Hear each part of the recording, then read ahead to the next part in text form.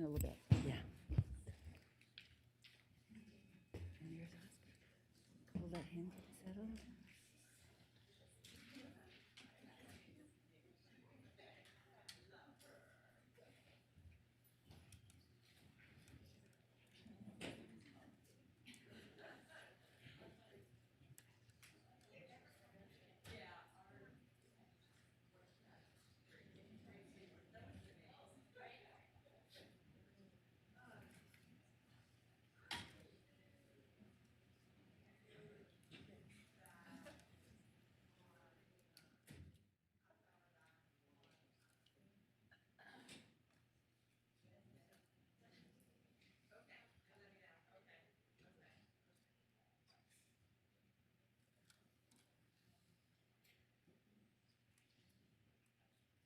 All right, Madam, oh, is it me? Madam Vice Mayor, we are ready to go. Thank you, Madam Clerk. We'll call the meeting to order for, I want to make sure I have all the right information here. We'll call the meeting to order for the Reno City Council and we'll start that over. We'll call the meeting to order for a joint regular meeting, Reno City Council and Redevelopment Agency for Wednesday, July 28, 2021. Madam Vice Mayor, if I may, a point of personal privilege, I'd like to introduce someone who we've asked to do the Pledge of Allegiance today for us. And in the house with us today is the championship Nevada Storm football team. So we're excited to welcome them, having just won the Division II National Championship, as I understand it. And so we'd ask that Sarah Colangelo and Chris Garza lead us in the pledge today.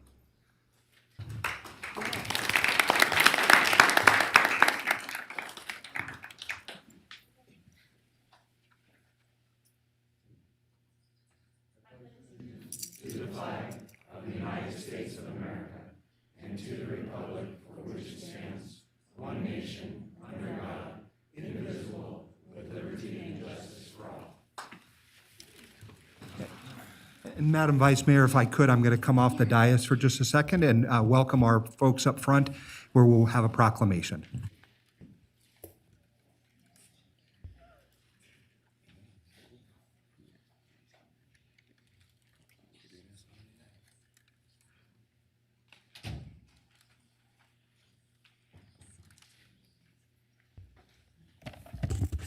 Thank you, and if the members of the group can come down here in front. I'm going to stand looking at you, but you're going to look at the audience just because it's easier that way, and then we're on the microphone. So come on down if you're here today celebrating with the Nevada Storm women's tackle football team. Yeah, let's make sure that we get that trophy down in front. So exciting. Canton, Ohio, site of a lot of great football tradition and history, and you're now part of that as well. So I'll read on behalf of the mayor. It says, whereas the Nevada Storm women's tackle football team is located in Reno, Nevada, and has been around since 2010, and their mission and goal is to provide women with the opportunity to play and compete at the top tier of tackle football. And whereas the team is active in our community and throughout the past few years, their athletes have volunteered their time and helped with various collections to give back to the local Northern Nevada organizations such as our center, the Nevada Veterans Resource Center, Safe Embrace, Trunk or Treat, Step 1, Step 2, and Sierra Girls on the Run. They've also teamed up with the Mary War Theater Group and their Harvest of Hope event, helping serve over 750 warm meals to those in need. Whereas in 2019, they finished the season with a winning record of 10-1, earning an appearance in the Women's Football Alliance Division III National Championship game for the first time in team history, coming out victorious over the Orlando Anarchy in Golden, Colorado. They came back home with the WFA D3 National Championship trophy. And whereas the 2020 season being canceled, the team is taking 2021 with force, and after a 6-0 record, it made another appearance in Canton, Ohio, at the Tom Benson Hall of Fame Stadium for the WFA Division II National Championship. And here at the biggest little city of Reno, we couldn't be more proud of your accomplishments and feats, And now, therefore, I, Devin Reese, on behalf of Mayor Hillary Sheeby of the City of Reno, Nevada, do hereby proclaim Wednesday, July 28, 2021, as Nevada Storm Women's Football Day.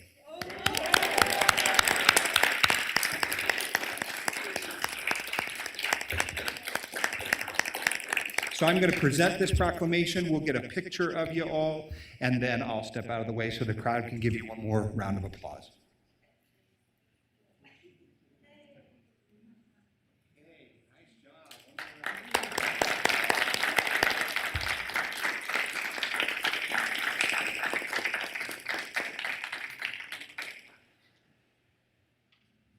All right, let's start over here, guys. Ready? 1, 2, suck it in.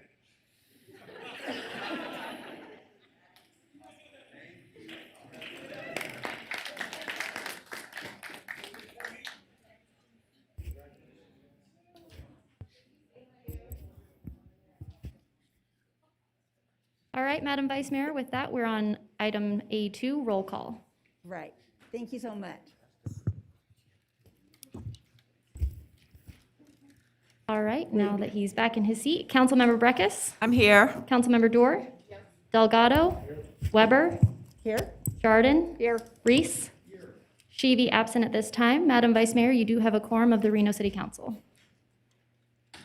Thank you so much. Moving on to approval of the agenda. Oh, we're on item A3, public comment. Public comment. Thank you so much. Absolutely. So our first item today is public comment. It should be noted for those in the audience that comments are to be addressed to the mayor and council as a whole.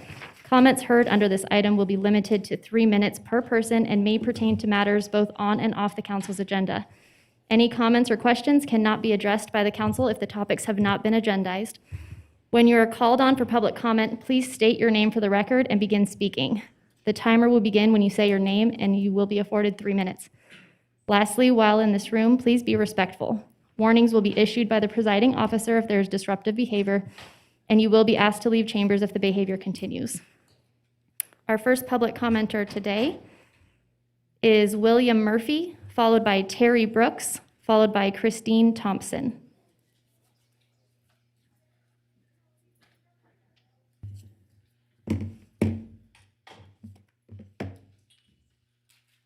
Morning. My name is William Murphy, and I wanted to talk about 2 things today, ethics and water. I think ethics can easily be described as doing the right thing when no one's watching. You can do unethical things without violating the law in some cases. I hope someday the city council, either you folks or someone that comes after you, establish ethics requirements for you folks that don't allow you to have a financial interest in an issue that's brought before the city. There were a couple of council members that voted for Daybreak that took thousands of dollars from the developer. That comes from the reports that you guys have to file. It's just wrong when you do things like that. You shouldn't be allowed to discuss the issue. You shouldn't be allowed to vote on it. But that's a personal choice you guys are going to have to make. The second thing is water. As far as I can tell, the state of Nevada has 2 drought conditions, drought and severe drought, and nothing else. It's a desert. I think we get most of our water from snowmelt. These large developments that keep getting approved, where's the water coming from? We've already got water rationing.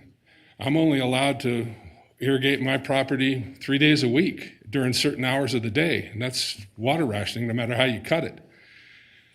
I challenge each of you, go drive around southeast Reno and look at the water stains on the streets. And it's all from irrigation runoff, and nobody's controlling it. So thousands of gallons of water a day are getting wasted. Now, I don't know where all that water comes from. I know we've got wells here in the city that are recharged at times and used for things, and I know there's non-potable water that's used for a lot of irrigation, but I just don't get where the water's coming from for all these huge developments like Daybreak. That's not the only one. There's a lot more coming down the pipe. So at some point, you or people that come after you are going to have to accept reality for what it is. And we don't have water for these developments. It just isn't there. Unless you folks know of some huge aquifer that I can't find any information about, I just don't know where the water's coming from. And someday I'd like somebody on the council to explain to us where we're getting the water for all this stuff. Thank you. Our next public commenter is Terry Brooks, followed by Christine Thompson, followed by Carrie Harrington.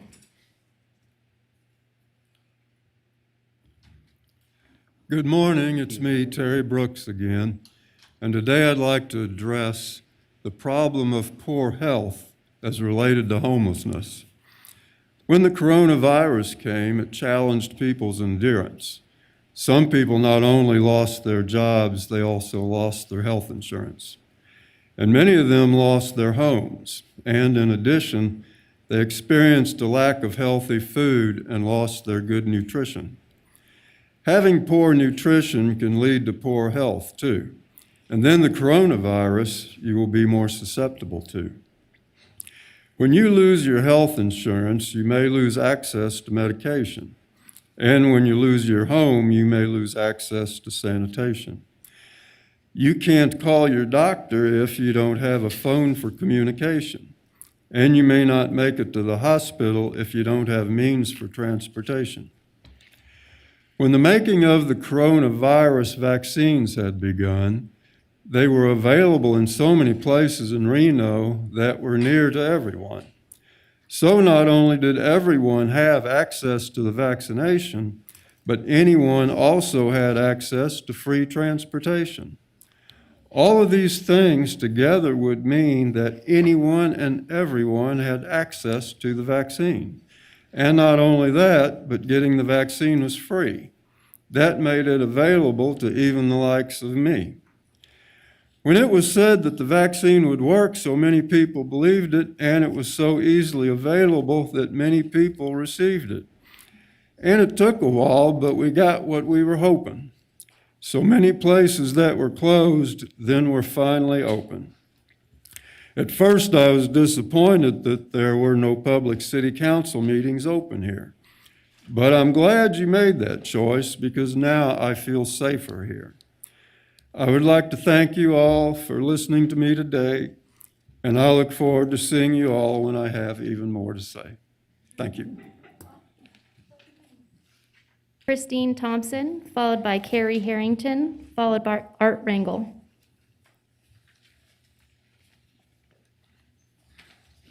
Good morning, council members.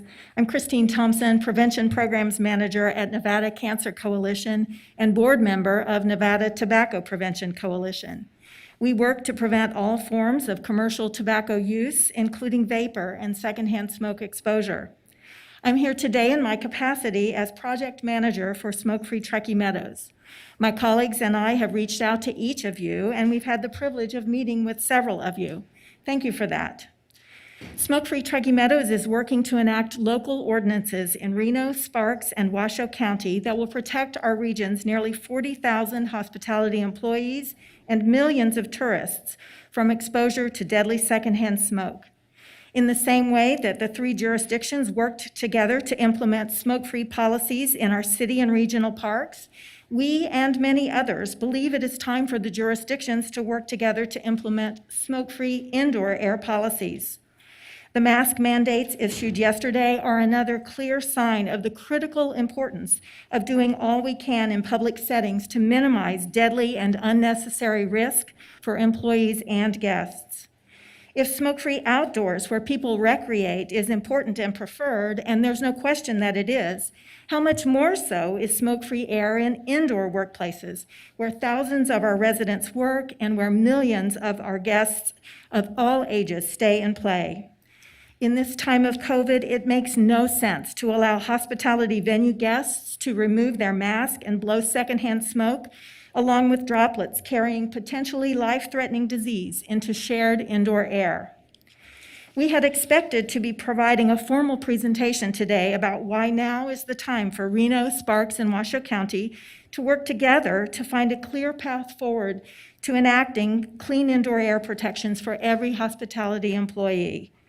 I'm here today representing dozens of advocates for this effort and to ask this council to hear our position as an agenda item at a city council meeting in the very near future.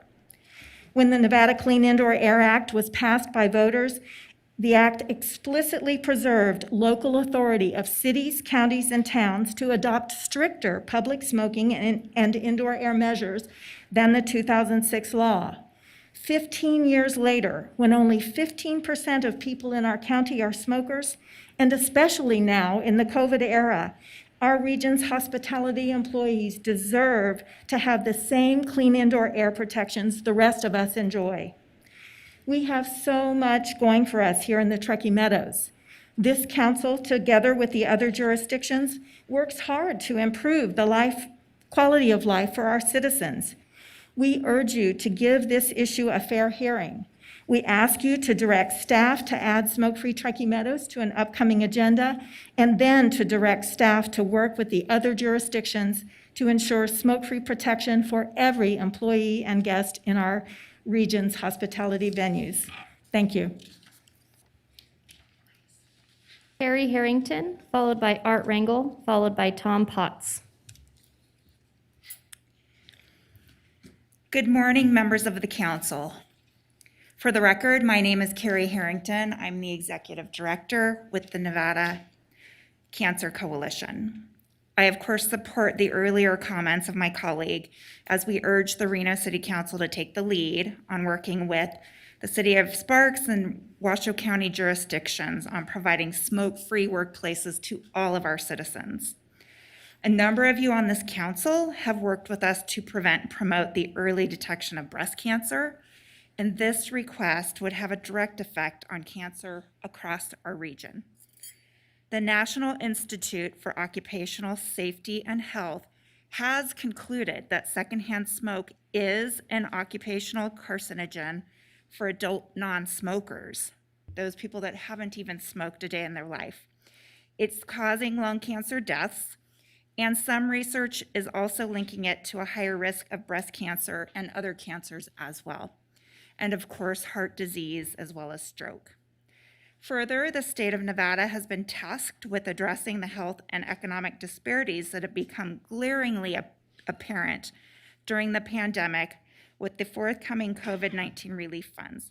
There's absolutely no question that workplace exposure to secondhand smoke created and continues to cause additional health burdens to exposed employees as well as our visitors, which in the Truckee Meadows affects many of our more disadvantaged and underserved citizens who work at establishments allowing smoking and vaping. Welcome to Zoom. Enter your meeting ID followed by pound. Impact the health of our region's workforce and our thousands of visitors every year. Ensuring safe and smoke-free workplaces for all will directly affect our citizens, and ultimately it will save lives. Thank you, and we look forward to... Enter your participant ID followed by pound. Otherwise, just press pound. Art Rangel, followed by Tom Potts, followed by... You have entered the meeting as a panelist. Morning, Council. Attendees can now hear you speak. I live in the Montage here in downtown Reno. I'm on the board of directors for the Montage Owners Association. I'm also a certified city planner. This meeting is I'm being speaking recorded. on behalf of myself as well as some downtown residents who are extremely concerned about the current level of noise and crime in downtown Reno. And we believe that noise and crime is just going to get worse unless the city makes changes to control businesses who are not being good neighbors in downtown Reno. You'll hear later from some of our other residents in the downtown area. Downtown Reno has no limit on the number of bars, lounges, and taverns that can be opened and operated on properties zoned mixed use. And neighboring residents have no say. There are 5 large condominium buildings in 2 of the mixed-use districts here in downtown with a total of 781 permanent residential units. There are other condominiums and apartments in the mixed-use zone districts that are predominantly permanent residential uses. Bar noise and crime throughout the night conflicts with the planned growth of downtown residents. Goodbye. Crime around these bars and clubs is increasing with more calls to Reno police. The recently adopted Reno zoning ordinance does not allow bars, lounges, and taverns on multiple family residentially zoned properties. Yet, these uses are allowed by right on mixed-use zone properties, which are predominantly residential. As an example, out of the 380 units in the Montage, 376 of those are permanent residential. And there's provisions out of Article 14 of residential adjacency in your code that's designed to protect adjacent residential uses, but those sections do not apply to the predominantly residential mixed-use zone properties. A reasonable application or a compromise for mixed-use properties would be for the city to limit the number of bars and clubs in future development and only approve bars, lounges, and taverns with a conditional use permit. This discretionary action would help mitigate nighttime noise and crime in the downtown areas if conditions were placed on the bar operators that would make them more accountable for allowing disruption of neighbor and permanent residents. I want to commend the city for the action it's taken on the CARES and teaming with the city of Sparks and the county. But these issues of crime and noise in the downtown area is not only not fair for the residents in the downtown area, it's not fair for the residents and businesses throughout the city.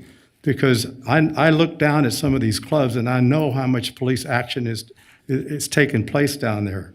An inordinate amount of your resources are being spent on these bars that are just magnets for these issues. And that takes away those resources from other parts of the city. Thank you so much.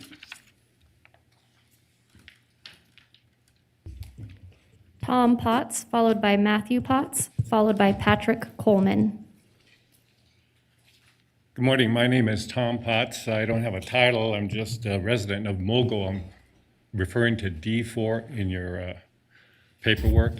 We've been fighting this problem in Mogul for about 2 years. This trucking company wants to come in and build a little station there, a little transfer station. But this area is very dangerous. In fact, we just had somebody lose their lives there just 2 days ago because it's so dangerous. You have to consider that it's not made for trucks. It's made for just the neighborhood coming in and out. And we've been fighting this to keep the trucks away from us because we have little kids, we have a lot of dog walkers, people. This is the main route for the bicyclists in this area. And if we let those big trucks in, I can almost guarantee somebody's going to get hurt. I am a brakeman for the Sacramento Southern Railroad, and let me tell you, the railroad is super dangerous. It is very dangerous. The timing on that gate, when the gates cross, where you have to cross that street, is only 20 seconds. A big truck can't get out of the way in 20 seconds. Somebody will definitely get hurt here. We have to be careful. And please keep it in your sphere of influence instead of moving it to the county. Thank you for your time. Matthew Potts, followed by Patrick Coleman.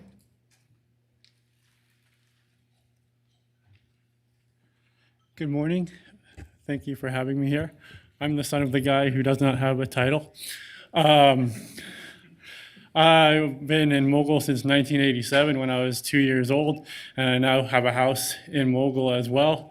I came far in my life, went one street over from my folks. I've grown up, my first memory is on the Truckee River. Against my dad's better judgment, when I was 3 years old, we went down on a raft. Ended up having to bail out, hitch a ride home, and I was blue, and I had to get into the bathtub to warm up. Basically, this Mogul means a lot to me. I've grown up here, and I don't want to see more infrastructure around there, especially if we don't have means for safety. These are my neighbors. I now have a daughter, 17 months old yesterday.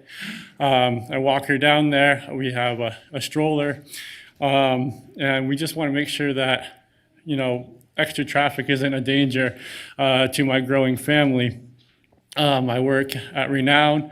I'm a speech pathologist there. I work with many people who have head injuries, car accidents, motorcycle accidents, and I also work as a motorcycle safety instructor. So my life here in Reno has been dedicated to the safety of people, and I just want to make sure that their safety is one of you guys' very top priorities, and that our little community is protected. And I appreciate you guys' time today. Thank you very much. Our final public commenter today is Patrick Coleman.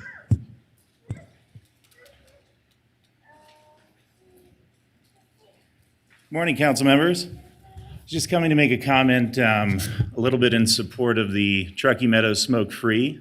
I think that it's a great agenda item for Washoe County.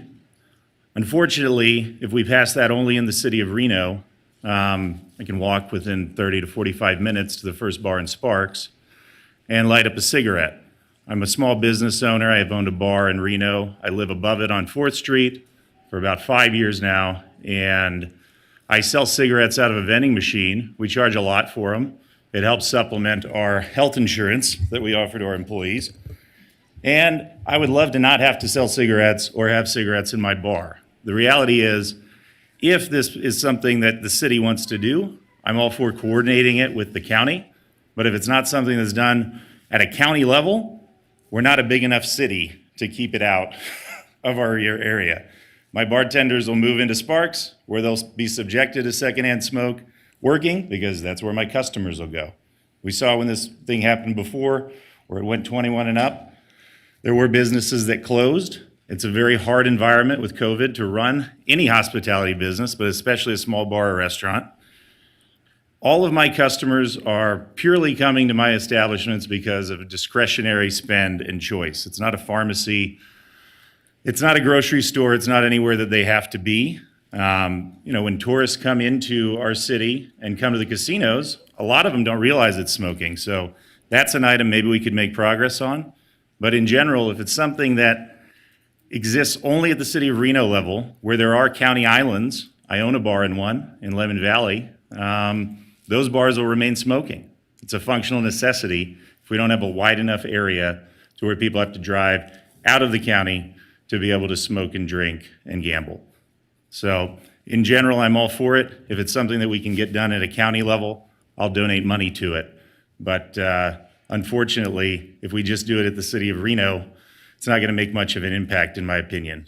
I think a different way that the city might be able to make some impact is put a tax on cigarettes. Use some of that money to fund our police a little better and stop some of the murder rates we've had. We had 6 in 2018. We've had, I think, 23 to date this year.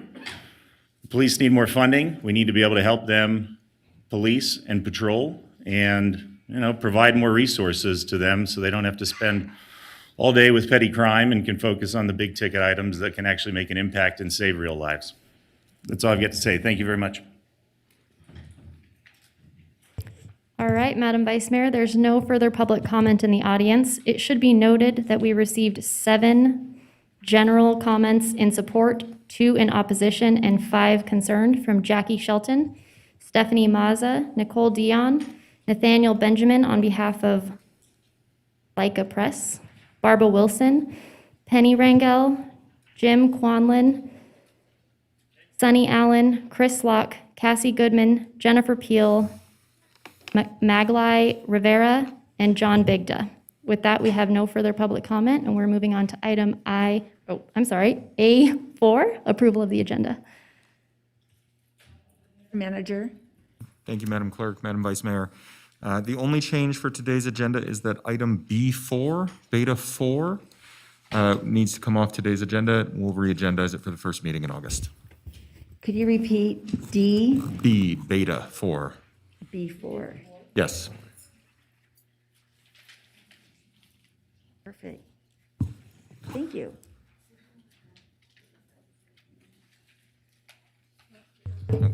Yep, and then we do have a request for a continuance on item, 2 of them.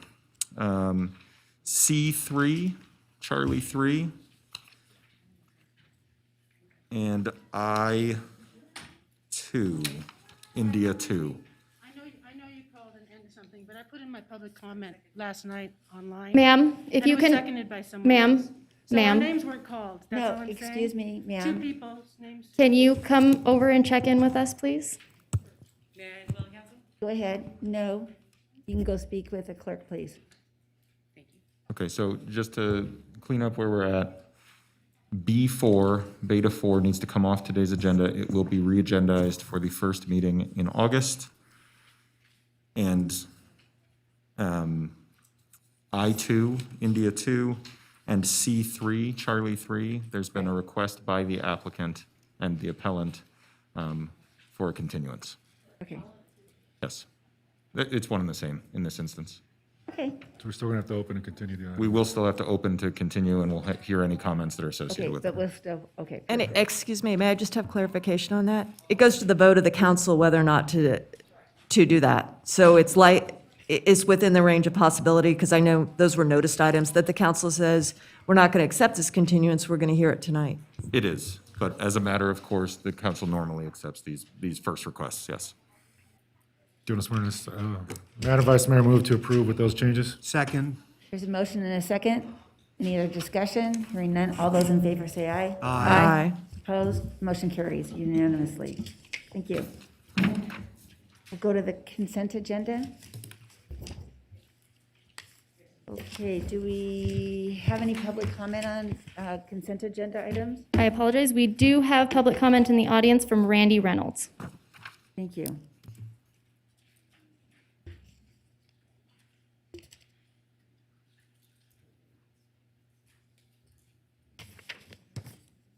Hey everyone, thank you for having me. I'm Randy Reynolds, and I'm the new vendor at the Reno Tennis Center.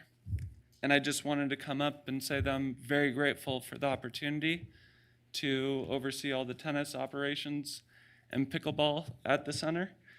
I was born and raised here in Reno, grew up across the street from the Reno Tennis Center. So it's always been a dream of mine to do it. And I think that we have one of the largest centers in northern Nevada with the Reno Tennis Center. And we have a really great opportunity to grow the sport of tennis and pickleball and include people that may not have had an opportunity to play, whether it's their background, income level. And now I feel like we can all work together to get more people involved and play the sport. I'm really excited to bring more events and tournaments back to the city and have things like wheelchair tennis and other events that were around when I was a kid. So then we can get more people traveling over the hill, staying in the city, and hopefully relocating because they know that we have racket sports here. In all, I'm just very grateful for the partnership with all of you. I look forward to bringing a lot of value to the city and to the community through racket sports.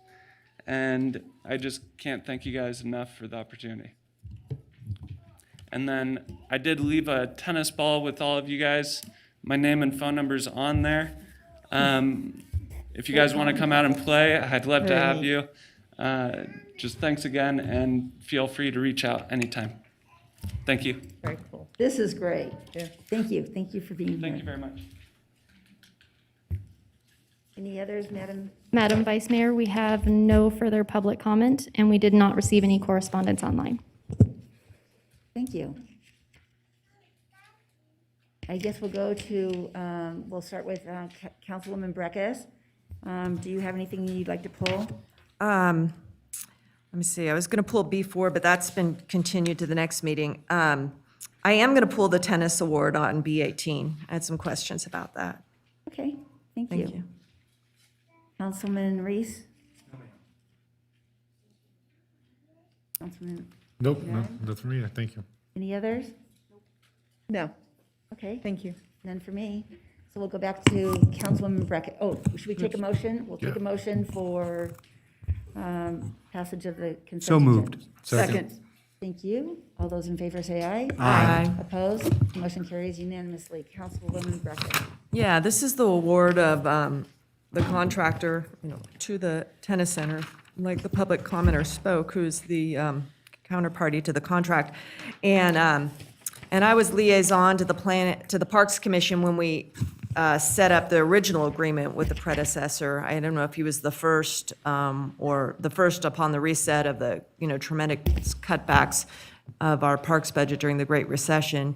And it worked well. The only concern I saw in that contract is that the extensions will be granted administratively. And I would submit to the council that's not a good idea. I think they should come back. What are they, 2-3-year extensions? Hello. Ms. Schroeder. Thank you, Councilmember Breckus. For the Parks record, Director. Jamie Schroeder, Director of Parks and Recreation.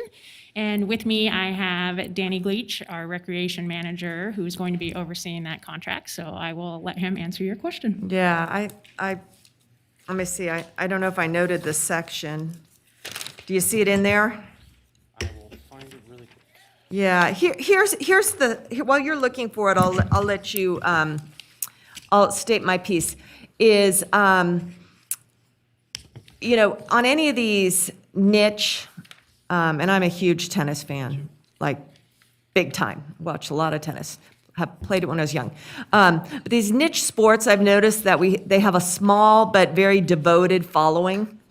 And I think that it's good for the council to have an agenda item so it circulates out in that population, that it's going to be in a public forum for the council to know and get some feedback, if there is any feedback, good, bad, indifferent, on the management of the contract. And I will reference the one with the Youth Sports Association that I think was done administratively also.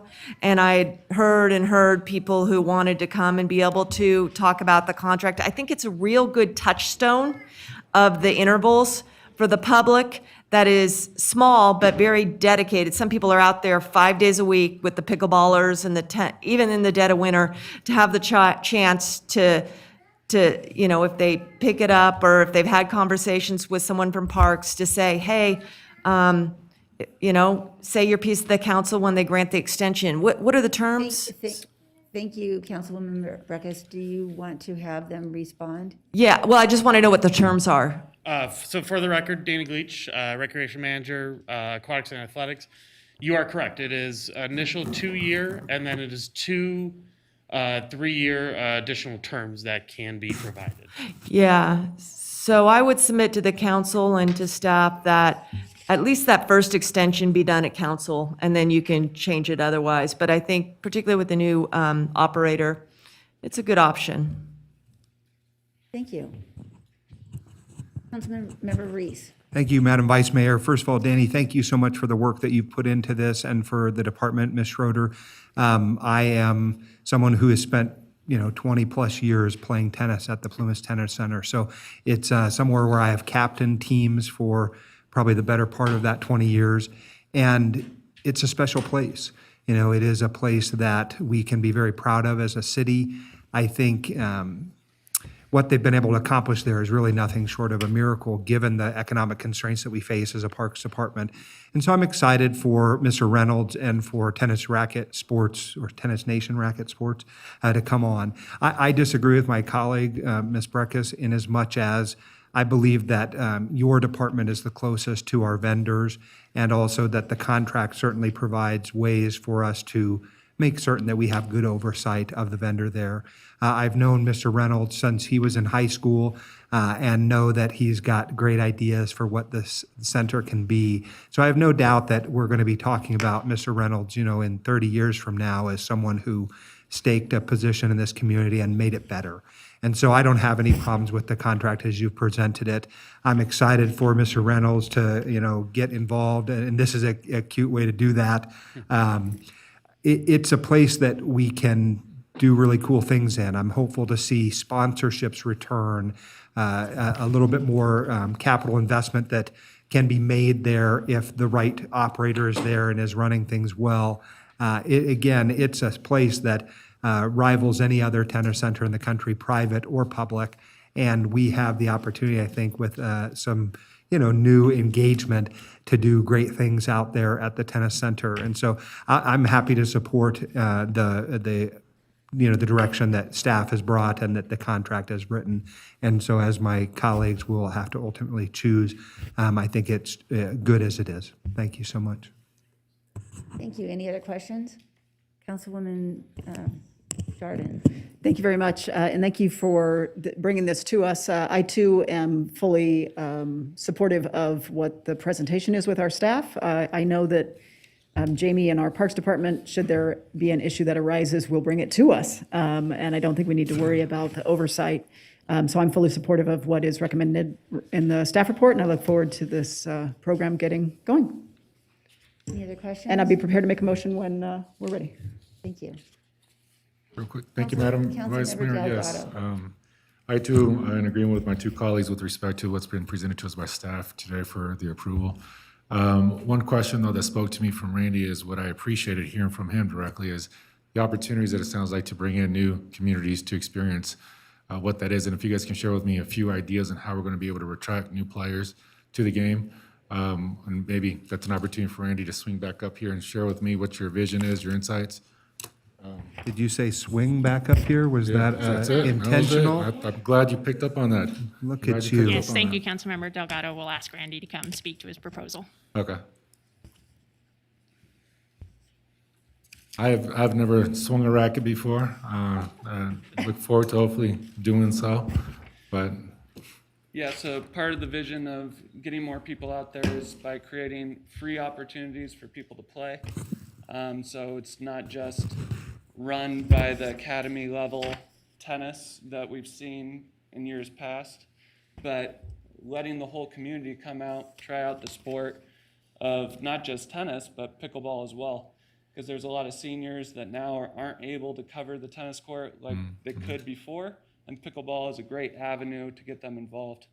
And then there's a lot of our youth that are playing other sports, and I just don't think that they're aware that tennis is an option. So I'd like some of my staffing to reflect our community and have them reach out to other members of the community, such as Latinos. Like my wife is from Peru. I want my daughter to feel like she has other Latinos out there to play with, and really just leverage the people that I have on staff to bring about change and bring more interaction with other groups. cool. No, I appreciate it. Just wanted to get you on record. And it sounds like it's a great opportunity to engage with a lot of different nonprofits, a lot of different groups to go out and play for free. I think that's always one of the holdbacks, right? And especially with the welcoming staff and what you've already kind of set out. So look forward to it. I appreciate, again, the work with Jamie and your staff. And so looking forward for the motion so we can get going. Thanks, Randy. Appreciate Thank you it. very much. Mr. Reynolds, before you step away, I just want to ask another question. Mr. Delgado, my colleague, has been very creative with the use of council funds. So for example, a week ago, he had a free day at the pool where there were popsicles, and it was just a really great community event. And for my part, I hope that you'll consider that kind of a model, not only at the Plumas Tennis Center, but maybe you'll be able to bring it into the neighborhoods as the vendor, and you'll work with parks to be able to do that, because certainly distance from a tennis center is one of the barriers. So if we can get you going at that tennis center, and I know you'll do an awesome job, but then you'll pop out for a Saturday in, we'll say, at Huffaker Park, where they resurfaced the courts about a year ago. Just beautiful. Or you'll be at Barbara Bennett downtown, where you could run a morning clinic for seniors. Whatever it is, my point, I suppose, ultimately is that Councilmember Delgado has paved the path for you by offering a model that gives you the opportunity to get into the neighborhoods. And for my part, I think that's the model of the future too. It's not just the facility, which is beautiful, and you'll be able to expand, but it's the opportunity for you to sort of cast out into the other neighborhoods and the other wards, because that's ultimately why, something like this is meaningful. Because now Councilmember Weber can say, hey, let's do a tennis day up in, her ward. I think we are in Ward 2, right, for the Plumas Tennis Center. Yeah. So what I'm hoping for is that Councilmember Dewar and I can do a free tennis weekend or a day or something together in Ward 2, So that's the idea. Yeah, and I think that's a community center, and we have lots of people in the community that are excited about racket sports, so we can leverage them and all work together on it. Appreciate it. Thank you. Thank you. Thank you. Okay, we'll close debate, and you want to speak? No, I was just going to make a motion. Although, Go ahead. didn't Councilmember Beckus pull this off? Well, I just called on you to go ahead and make the motion. Okay. Well, I'd move to approve staff recommendation. Second. Thank you. There's a motion and a second. Any other discussion? Yeah, I'm going to support because I'm excited and a big proponent of the tennis center, and I know that the contractor relationship is very important to its success. But I do think this is a miss by the council. We have a practice of having our large contractors like Sky Tavern and even baseball, who we give, upward of $800,000 a year, come and tell us how they're doing at their facilities.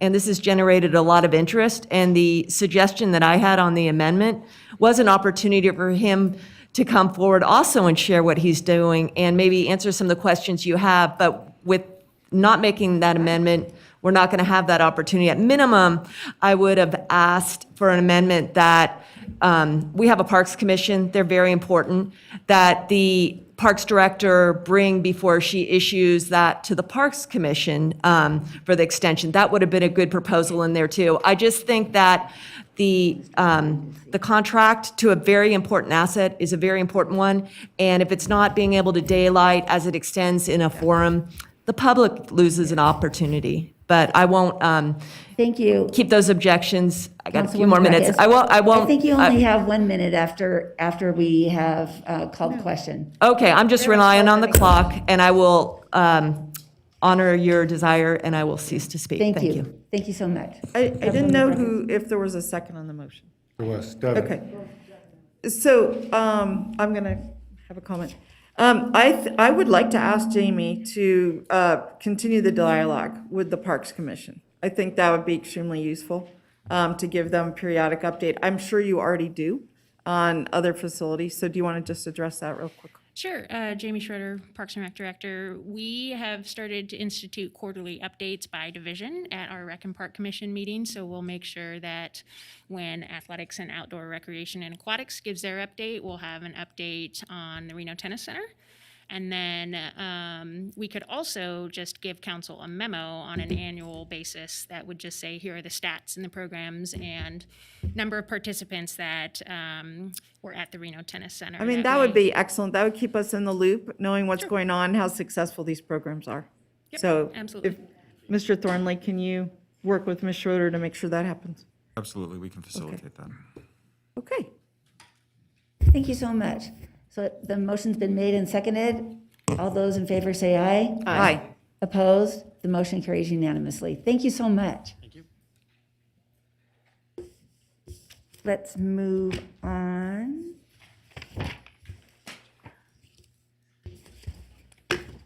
to, Madam Mayor is here, and Madam Mayor, would you like me to go on, or do you Yes, want to please. go ahead?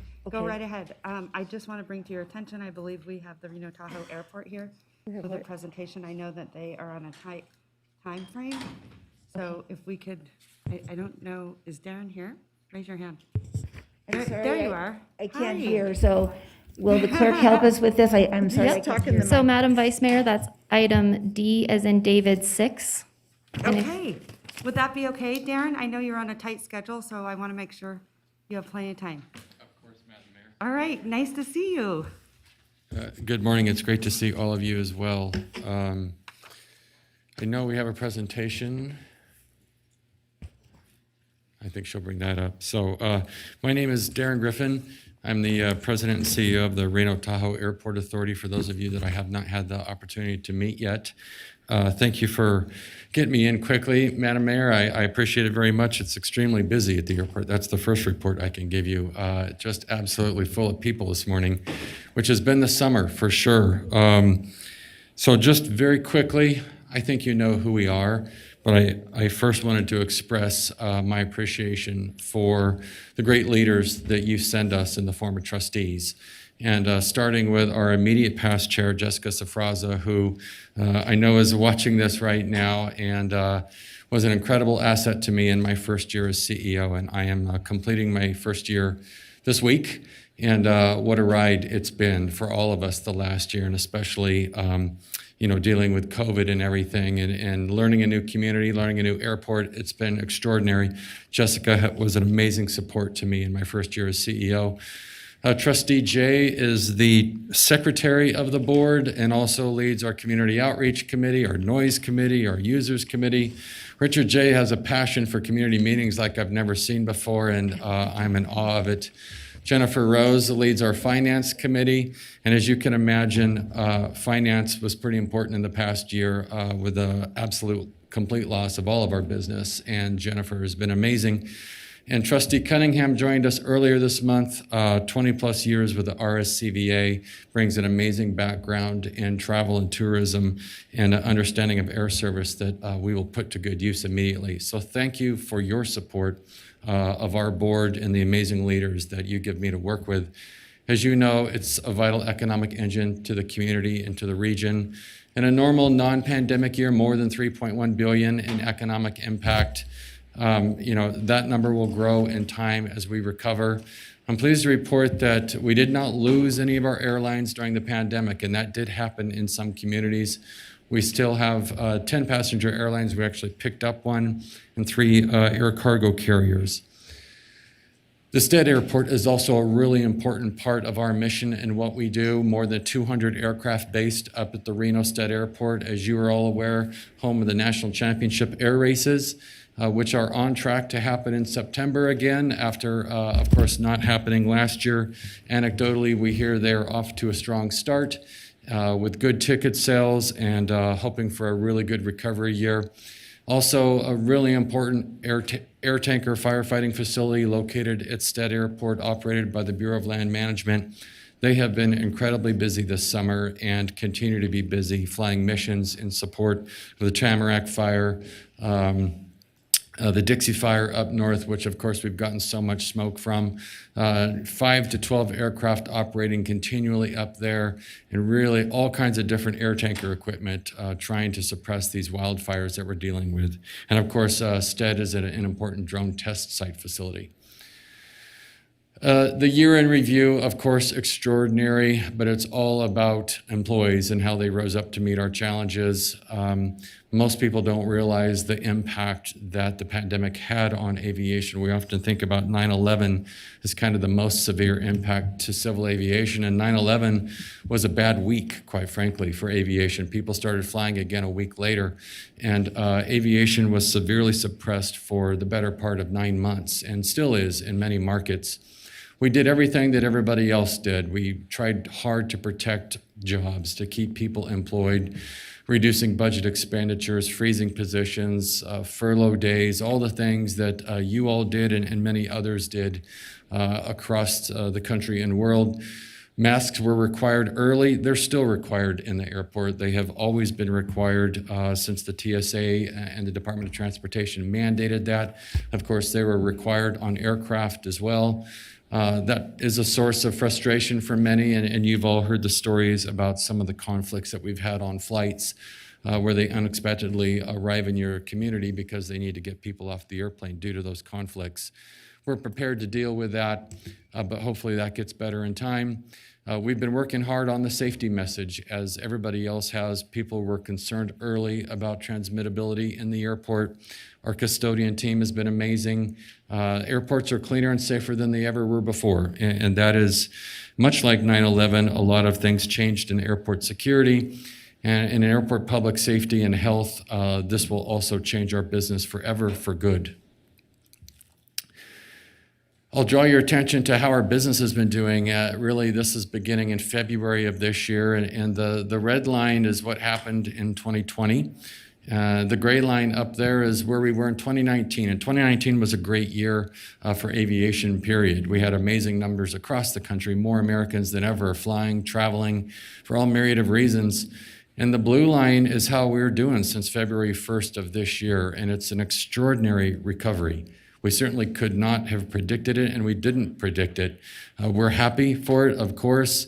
As the chart there on the right of the screen actually shows you what our 7-day moving average is, and we passed our 2019 passenger numbers Memorial Day weekend and haven't looked back, quite frankly. We have been somewhere between 5 to 15% above 2019. I can tell you we are near the top of the pack in terms of airport recoveries and people flying and traveling, and it's because of the amazing leisure opportunities Northern Nevada has to offer, the resort destinations, the gaming, all the things that this region has to offer. There has been thousands of people coming to visit us, and you can tell just by how they are in the airport, and it's great to have those visitors. We were on a lot of people's vacation lists this year, and these numbers show it. This is through July 24th. I can tell you just the numbers in the last 3 days are just as high. And I mean, literally, as I mentioned, the lines are almost out the door this morning. So it's a great place to be in terms of recovery. So we've been taking off. In spite of the pandemic, we added a new airline, JSX, which you are familiar with, I'm sure, is flying to Orange County, Burbank, and also Las Vegas. They tried Oakland earlier this summer, didn't do too good, so they're taking a pause there, but amazing to be able to add an airline during a pandemic. They started service here last September. We've added 7 new destinations, and air service is something we all care about. This community has worked incredibly hard for air service. Airline decision-making is more unpredictable today than it ever has been in my career because they are looking at numbers and making decisions incredibly quickly. We've added 7 new destinations, some of them like Austin and Charlotte we've wanted for many, many years. And all of a sudden you get a call and they tell you it's coming. Austin is coming September, every day, all year. I mean, it's amazing. Charlotte is another example where they called us and said it's coming.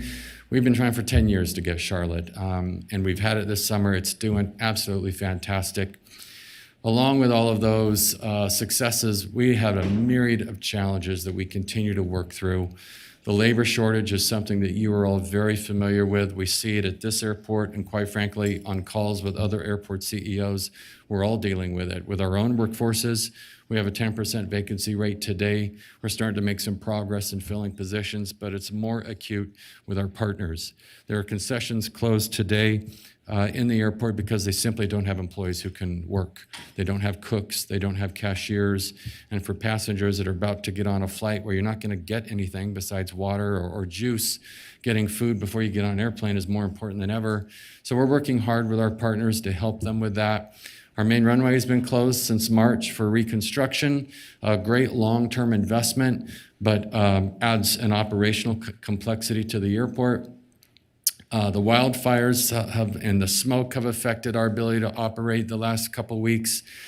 Most acutely, and national news, is our fuel shortage, and I'm sure you're all familiar with that. And just by way of update, we are working around the clock to alleviate that situation. We're working with all of the airline partners and their national lobbying firm. The governor's office is helping us with this.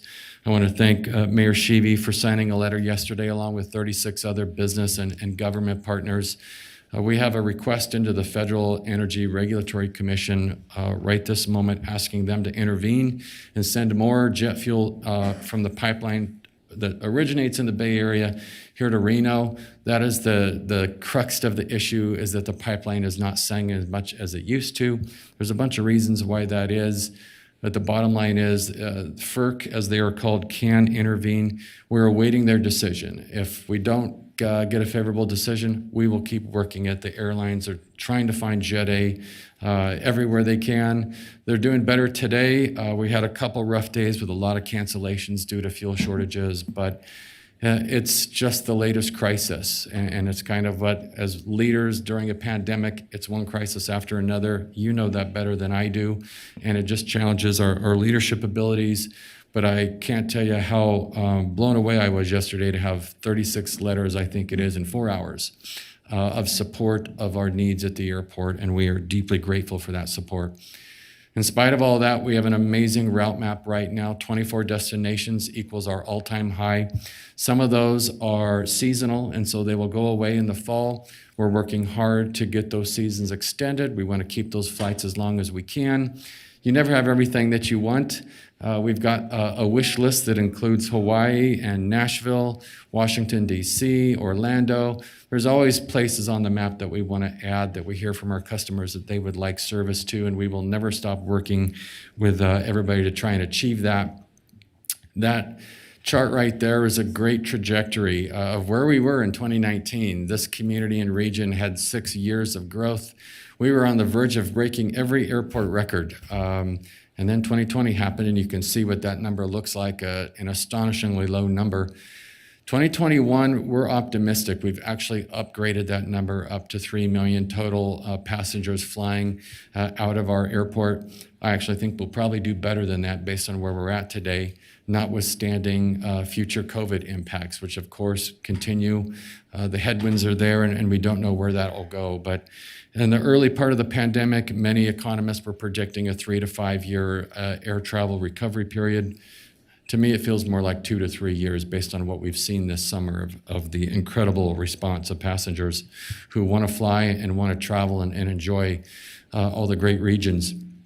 We never do it alone. We have amazing partnership with the mayor's support, all of our partners in the region when we're talking to airlines, when we're making the case for air service, when we need letters of support to get fuel, which you never thought you'd have to ask for. You know, it's a great, great story that as a region, we speak with one voice. And make no mistake, we are competing with every region in the country. Every city wants more air service. Sacramento wants to call Lake Tahoe theirs. We're competing for everything, and we're used to that. And the more that we speak with one voice like we do, the stronger message we send across the country to Dallas and Chicago and New York and Atlanta and all the corporate headquarters that we talk to in order to get more of what we need for our region. A minute here about the Stead Airport, a really important asset to this region.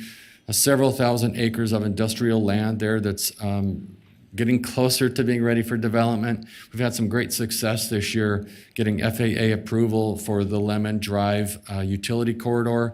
We have FAA approval for that now. We have their approval on a form of easement that will allow utilities to place their utilities through that corridor east to west across airport property. We're working on the same for the Moya Drive, which will be a north-south corridor.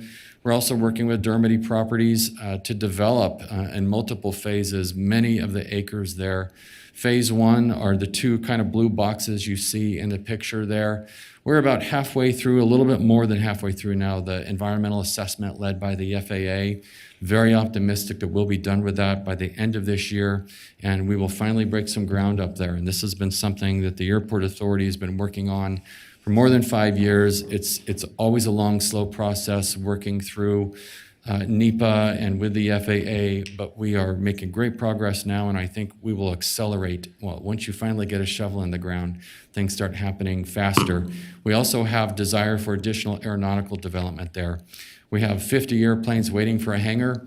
We don't have enough hangars at either airport, and so in red there is land that we are working with current partners to find a way to get more hangars built so we can accommodate more aircraft at the Stead Airport.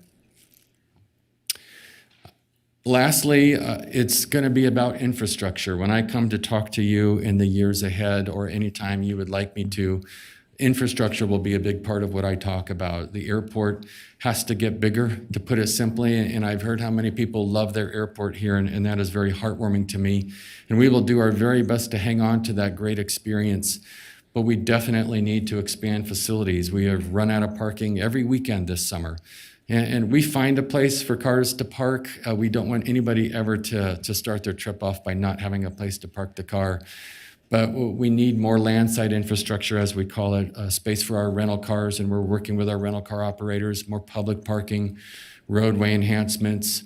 Automobiles will change in the years ahead, and we need to be ready to handle electric cars and driverless cars. We are beginning with a ticket hall expansion, which will begin a design in another month or two and construction in 2022. And that's just to give us more room where you're checking your bags. A lot of golf clubs, a lot of skis, a lot of snowboards. We have a lot of that here, of course, and we need more room for that. The big project will be our concourses. You've flown through this airport.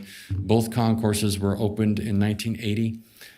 They are small, they are undersized. Airplanes keep getting bigger. The 737 MAX 10, I think, holds 225 people, which is almost as big as a 757 at this point, and the hold rooms are not getting bigger.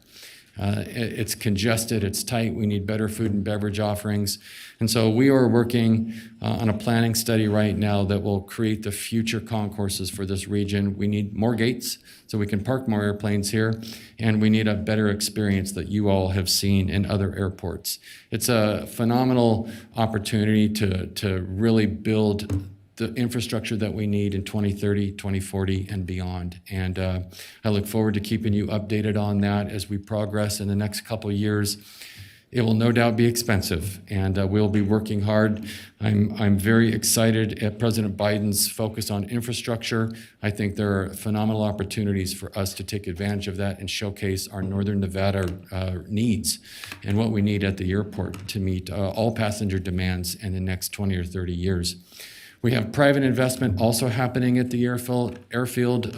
Stellar Aviation, if you're familiar with them, in purple. At the top of the screen there are beginning their environmental process for an almost $25 million investment in hangars, terminal facilities for private aviation. Stellar has been an incredible partner. At this airport, we have 70 airplanes waiting for hangars. We all talk a lot about the in-migration, the influx of people from Northern California. They're buying homes with cash. You know, we talk about this in our circles. Some of them also have airplanes, and they would like a place to park them, and we are really straining right now to accommodate all of those needs. And it's a great problem to have at both airports. Business is strong, private aviation is strong, and passenger activity is really just taking off. So there's a lot ahead of us in terms of infrastructure, modernization, technology enhancements, and improving the experience of everybody who is flying through this airport in the years ahead. Mayor Sheevy, that completes my update presentation. In front of you is a picture of our main runway under construction right now. That will be completed at the end of September. We will be back to full operating conditions and look forward to that. I am very pleased to be here and happy to answer any questions. Thank you very much. Thank you so much, Darren. I have to say, your board sings your praises, and I can certainly see why I've had the opportunity to work with you. And the retreat that we just held was phenomenal. We had every national airline to the table, and it was impressive to hear their feedback, but their praise for our region. It was pretty phenomenal. But so much of that is, I really believe that is a testament to that airport. It really is phenomenal. People tell me all the time when I'm traveling, oh, I love your airport. It's so easy to get in and out of, and everyone's so incredibly kind. So I just want to say thank you so much. And like I said, I think you are doing phenomenal things there, and I hope you're loving it here. Thank you. Are you loving it? I am loving it, yes. It has been a great move for my family and I, and love the winter here and excited for all the activities that are happening this summer. So it has been an excellent move. Thank you. All right, thank you. Any questions from the body? I have a question. Okay, and then I will go, sorry, I'm going to go to Devin, Councilman Reese. Go ahead, and then Councilman Delgado, and then Councilwoman Dewar. Thank you, Madam Mayor. Mr. Griffin, thank you for being here for today's meeting. It's important for us to understand what you've got going on out there. And obviously, having flown in and out of the airport for a number of years, you're doing some great things. So thank you and stay the course. I wanted to ask two things. One is about sort of the Reno's the joint efforts to attract more flights here. So you said that there were always ones that we wanted, and so I'll put it out there to you that we certainly would like to see a DC flight at some point in time, perhaps the highest on the thing. But what can we do as a body to help you in that effort? I mean, it is a joint effort because you are representing us, and obviously we want to represent you well too. So how can we help to ensure that we are getting the opportunities and perhaps putting the resources behind, inviting and wooing those airlines to expand services to our region? Thank you for the question.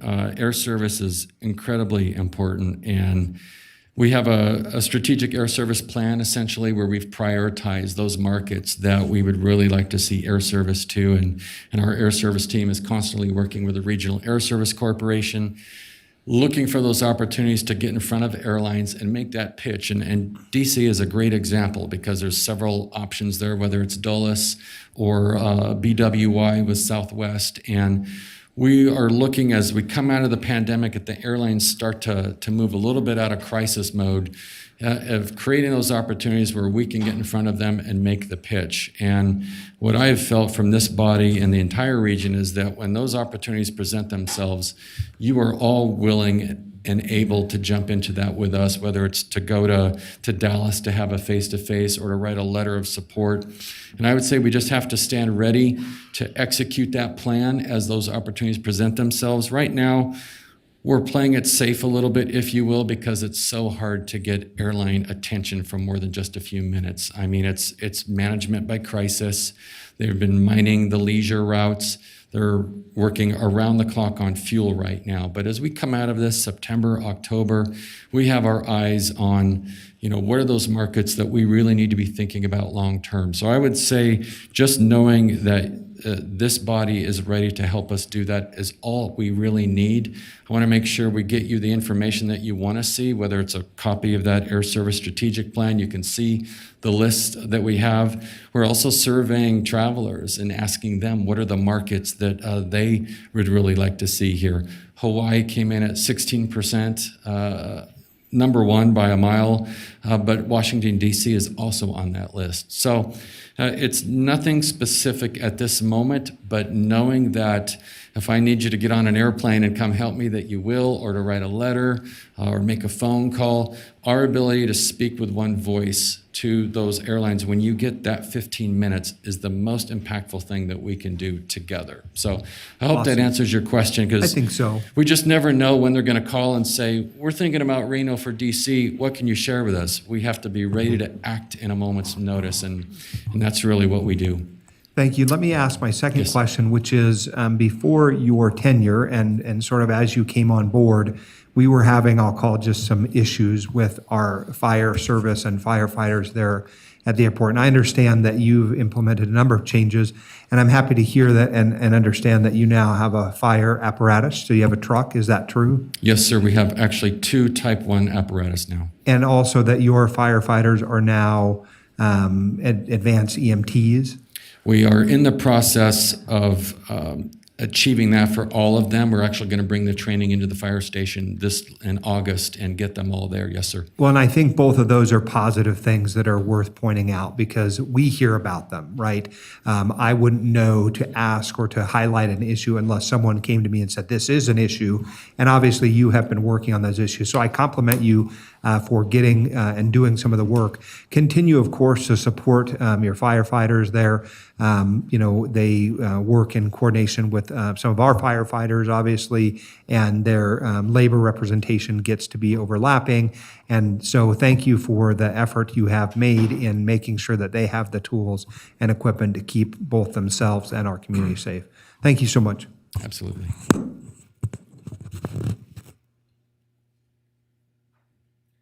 All right, Councilman Delgado. Thank you, Madam Mayor. Welcome. Pleasure to see you. I know we briefly passed each other at an event about 2 weeks ago. Question is international flights. Is that, we know Tahoe International Airport, not really a lot of international flights there. What's the conversations there for the public? Thank you, sir, for the question. And, I've studied some of the history on international flights here in the region. Of course, our Volaris service to Guadalajara came back last September. It actually has done really well.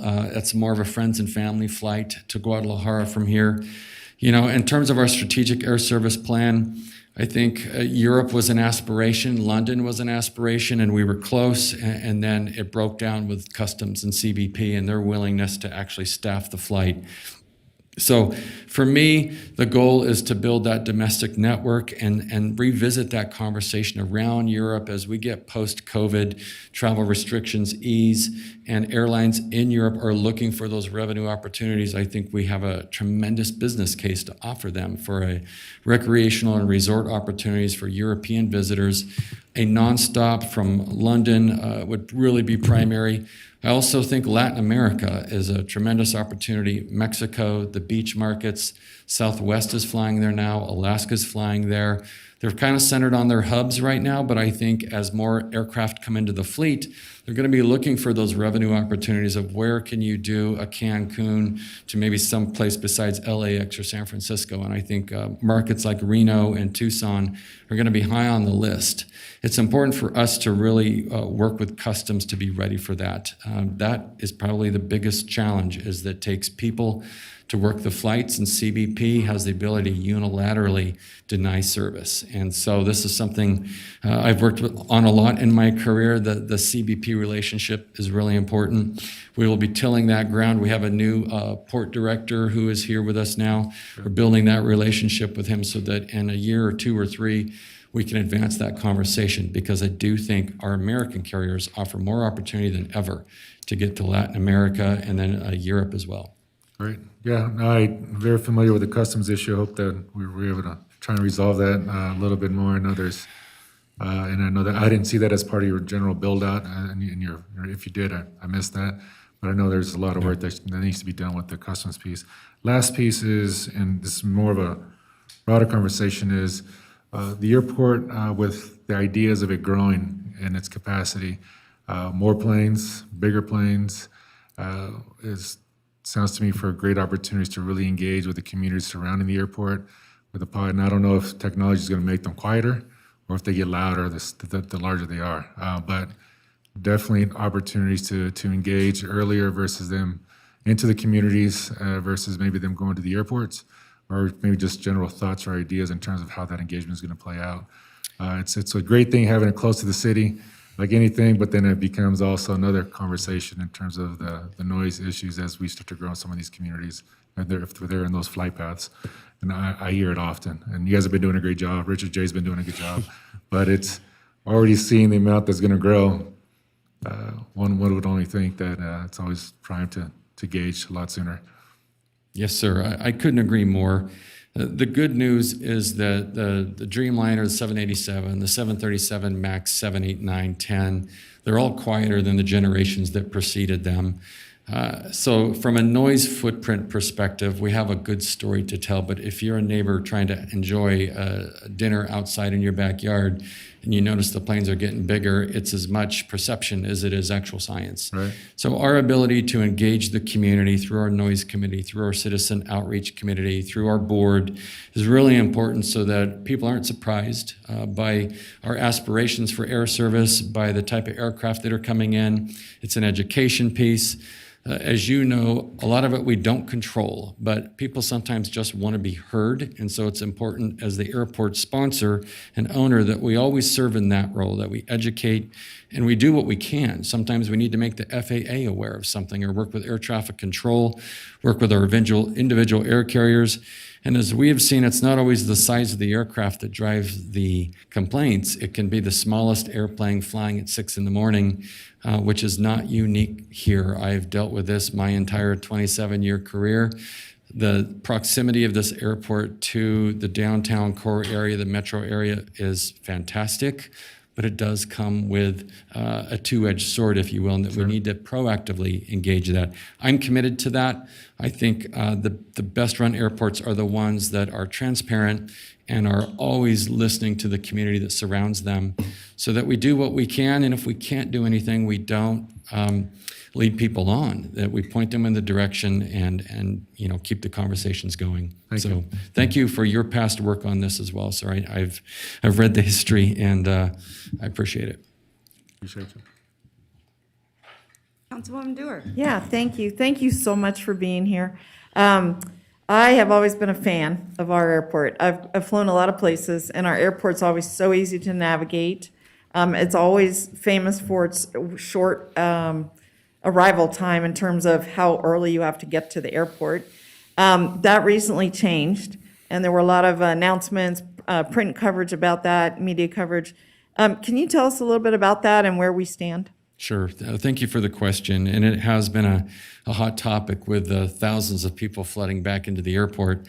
Like all other employers, TSA has struggled with their staffing model. A lot of their employees left the workforce during the first 9 months of the pandemic, and they are still down 20 to 25% of their normal staffing model. They've implemented a lot of mandatory overtime. They're also offering bonuses to their employees who do not call in sick in a pay period of $500 bonus, which I got to give the federal government credit for. That's pretty creative and aggressive, and as we've been told, is really working for them. So kudos to them. Since I would say a week or two before 4th of July, it got a lot better. Wait times, our busiest hour is 6 to 7 a.m. And so that's why we are messaging 2 hours before the flight, because it could take you 30 to 45 minutes to get through that checkpoint. They have kept it at or below 20 minutes since that time period. So I have not heard any more complaints. I haven't seen any more pictures of lines out onto the street, and we're watching it. We have staff there 24 hours a day. We really appreciate the work of TSA this summer in an understaffed model. And hopefully, as things progress and the labor market loosens up, they get more of their workforce back. It's an incredibly important part of the travel experience. And you hate to see people missing flights because they misgauged how long it's going to take to get Exactly. And TSA, I'm so glad you brought it up. I mean, they're a federal employees, right? Yes. And is their pay set by federal pay schedule then? It is. And I heard, had that changed recently to address these issues? I know that I don't think their pay scales have changed, but the incentive pay has changed. They created the ability to give people bonuses to increase that paycheck for not calling in sick, and of course the overtime is driving pay up, not necessarily in the way you want, but I know they are also looking at pay bands. Like everybody else, they realize they have to compete. And it was, well, you get a federal retirement, and you're working for the federal government, and that's not working for them anymore. So they need to compete for talent. So do they have like pay scales based on the local pay structures? So they pay TSA agents in bigger cities more? Is that true? They do adjust for locality. So they're monitoring inflationary indexes. And of course, a TSA agent in San Francisco is living a different life than one in Topeka or someplace where the cost of living is very different. So they do adjust for locality. They have a base pay band, and then that gets plussed up. And I don't know if that has changed, on what cycle that they update it, but they are trying to be responsive. Yeah, well, that is great. And did you say $500 per paycheck? I mean, per pay period? Pay period. I mean, that's every 2 weeks. That's every 2 weeks. And so if you're an hourly employee who doesn't call in and you have that waiting for you, that's a good incentive to come to work every day and keep people coming Every through the 2 weeks. checkpoint. Wow. Yeah. Lastly, I just wanted to ask, well, there's two things. I was very active in the fire issues at the airport and helping get those resolved, and I too am so appreciative. I understand that the union of firefighters at the airport and at Reno have joined together. Is that correct? That's correct. Yeah. So that's probably a good thing. I mean, in terms of management and consistency across the region. Last thing I wanted to ask was just about your current board structure. Like you said, Jessica Straza was past board chair. I was wondering what's the current structure? Sure. Our current structure is Sean Carey from the city of Sparks is our chair, and he assumed that position earlier in July at our board meeting. Our chairs serve for 1 year, and they rotate between the city of Sparks, the city of Reno, Washoe County, and the RSCVA appointment. So we get a new chair every year. It's honestly, the governance was one of the things that attracted me to the job here. It's an excellent board structure. It's the communities that have so much skin in the airport game, if you will, and it's balanced, and they work great together and in support of me. So I couldn't be happier. And then who is your vice chair? Vice chair is Adam Kramer, who just joined the board. Adam is from Washoe County, and so Adam will take over chairmanship in July of 2022. Okay. All right. Thank you. Thank Thank you you. for being here. Sure. Thank you. Ms. Breckus. Yeah, thank you. And welcome. I don't think we've had the chance to meet. I'm Jenny Nice to meet Breckus. you. I just want to raise, the commentary about the Lemon Valley, North Valley's development. I saw that you did an agreement there. Looks to me the contractor's Dermody. I would presume that'd be logistics. I'm not so sure from my perspective that it's very neighborhood-based and land-use-based, that that thinking and that connection to Lemon Valley up to large swaths of development is something contemplating in our neighborhood plan, even our services. And I would really encourage you to work to integrate that in and be very outreach, your own outreach into that community. We're building neighborhoods there left and right, and it's starting to be a diesel desert. And I just don't know how long the tolerance will be to have that sort of land use in conjunction together up in there. And I'll leave it at that. My next question, since you mentioned 2030, 2040, and all the infrastructure, is along my colleague from Ward 3, his comments.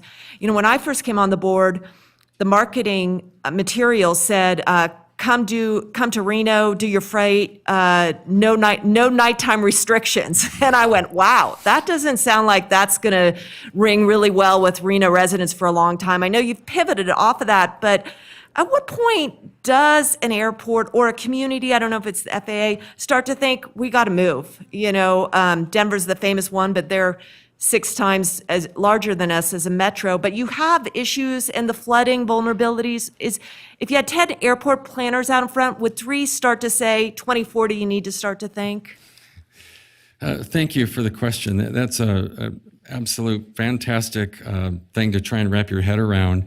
You know, first, when we look at airports, we look at it from a capacity perspective. And an airfield has a certain amount of capacity to accommodate airplanes of different types and sizes.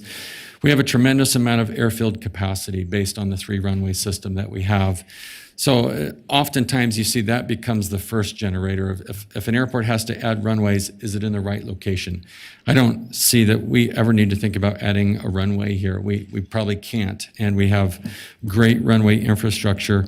The next issue really becomes incompatible land uses around an airport. And as the communities grow up around airports, at some point that conversation may be raised. San Diego is a good example where it was the capacity issue that drove the debate around how do we find a new location for an airport.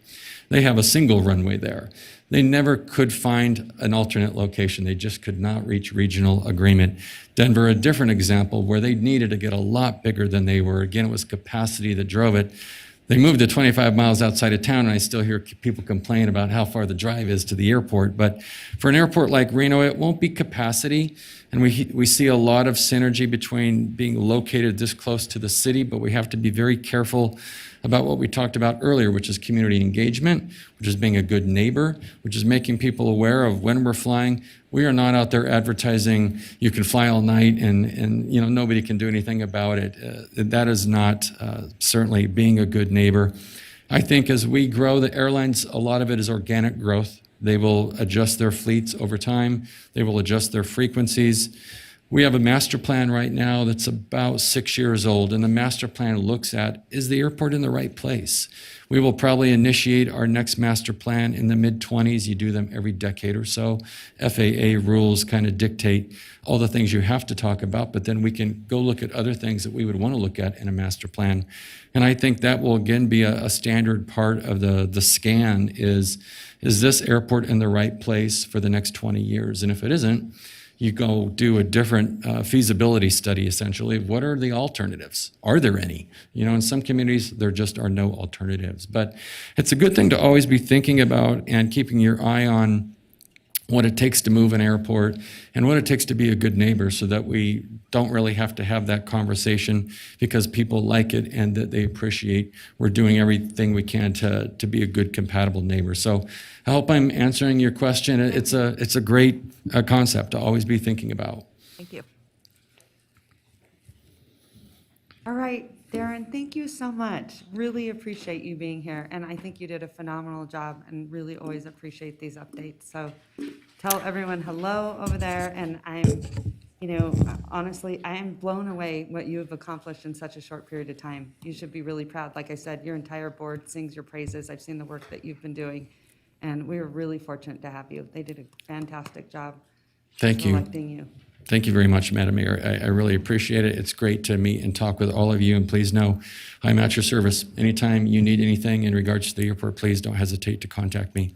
Thank you very much for the time. And just really quickly, I want to recognize, I think there are some board members that are Did we here. get some in the room? I think we did. Richard J., of course. Is Richard here? But I There just he is, wanted you to Richard know J. that Thank you your so much board for coming, members are Richard. here in support of you. So, Darren, thank you so much. Thank you very much. Yeah, and thank you to the entire board. Please let them know, Richard, even though I get to work with all of them regularly, I just, want to say thank you to all of you guys working so hard.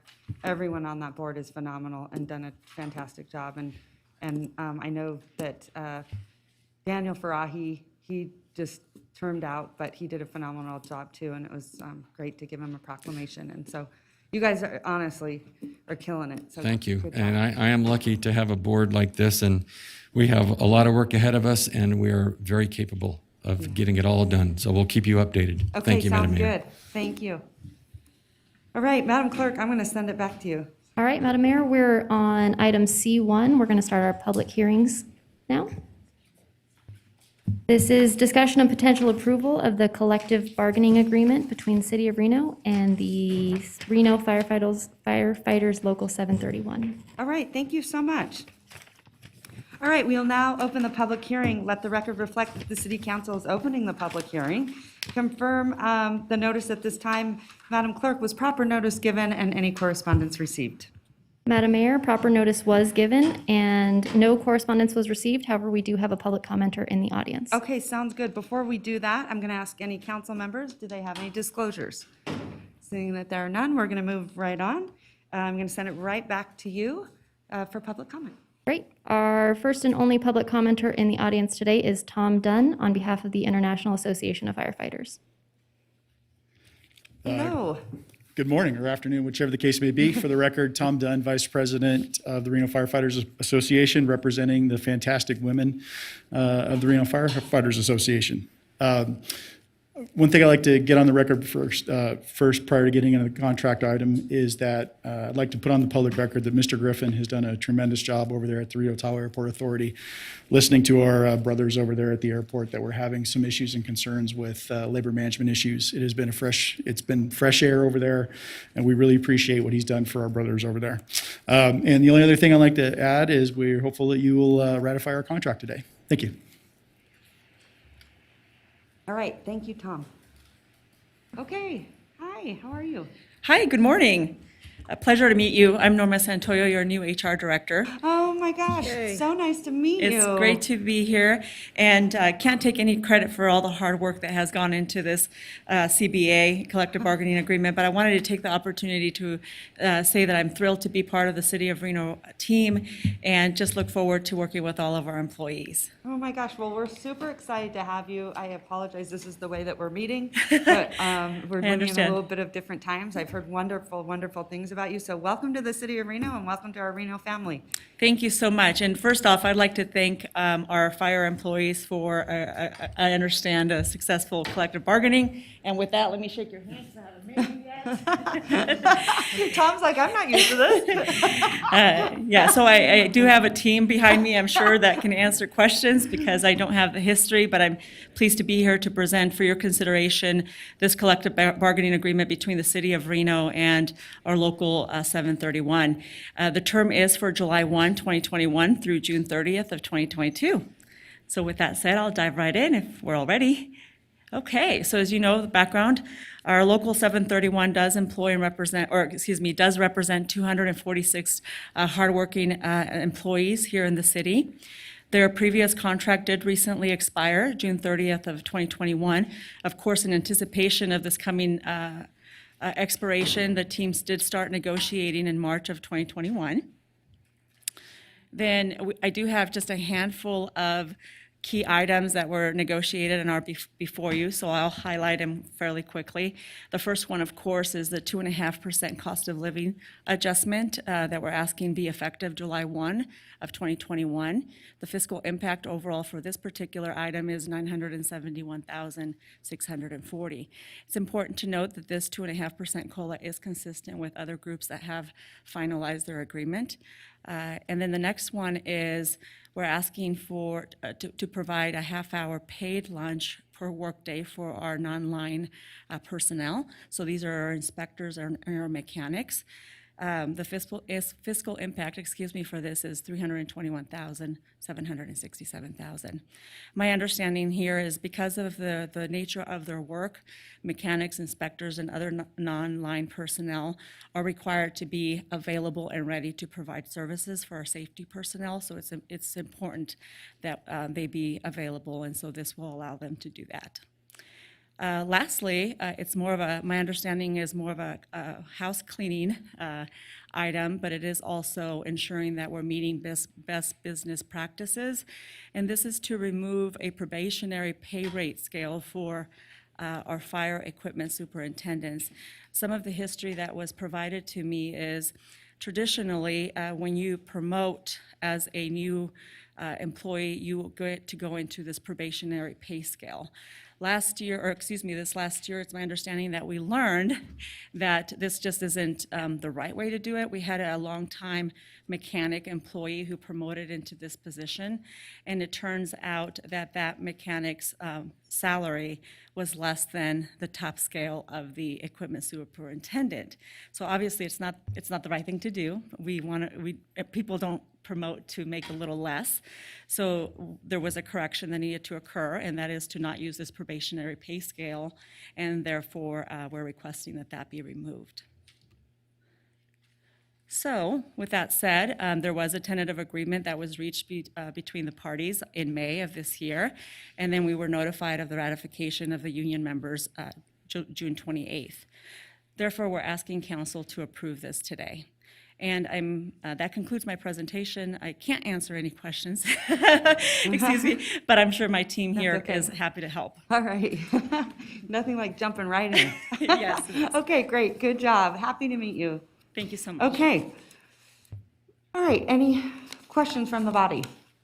Go ahead, Councilman. Thank you, Madam Mayor, and I'm excited that you brought this forward. I'm certainly someone who believes that our local and the management team worked very hard to get to this point. Ultimately, for my part, I want to make sure that we continue to remember as a city that our greatest asset is our employees. And so I have a couple of questions that I want to ask that are not specifically related to the collective bargaining agreement, but some of the introductory materials in it. So it might be that the chief has got to answer some questions for me or our manager, but I want to start with staffing. So in your very first slide, Ms. Santoyo, and thank you for meeting with me this week and introducing yourself to me. I'm excited that you're here. I guess for my part, I am growing concerned that we do not have adequate staffing. It's resulted in some of our fire stations not being open. I think it's also resulted in a number of our employees being forced on to serve in overtime capacities. So for my part, while you're addressing the needs of our current workforce, I want to understand that we are planning for the future, that we are going to have staffing that is commensurate with our needs region-wide. We've obviously, as a body, Councilmember Dewar and I think, have been asking this question about the SAFER grants, and I understand those. Hopefully, we will learn about them soon. So, Chief, could you maybe just help me understand? I don't know that slide that we saw at the beginning was accurate, because I think there are a few more firefighters that are here, or a few less than what was represented, because I think we're having retirements and we're having sort of stuff happen. But where are we going with staffing, and what is our plan?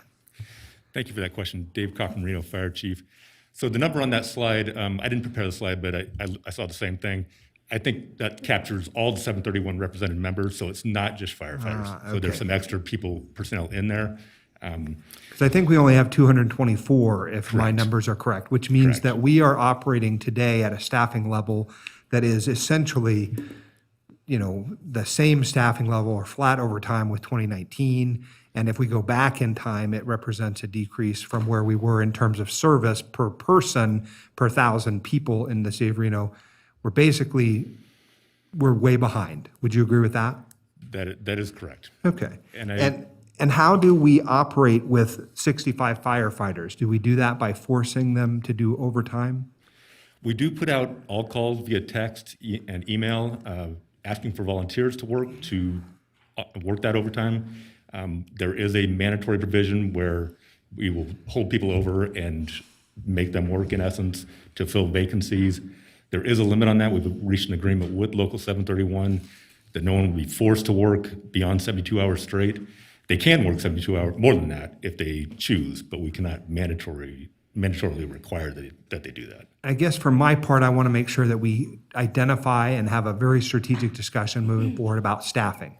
We've got to get more academies going. We've got to get more firefighters protecting this community. And so this collective bargaining agreement, of course, represents the opportunity to honor our current employees. I'm asking that we make dedicated strides towards having staffing discussions. And that'll be up to you and also the manager to make sure that we are planning for the future we want to see.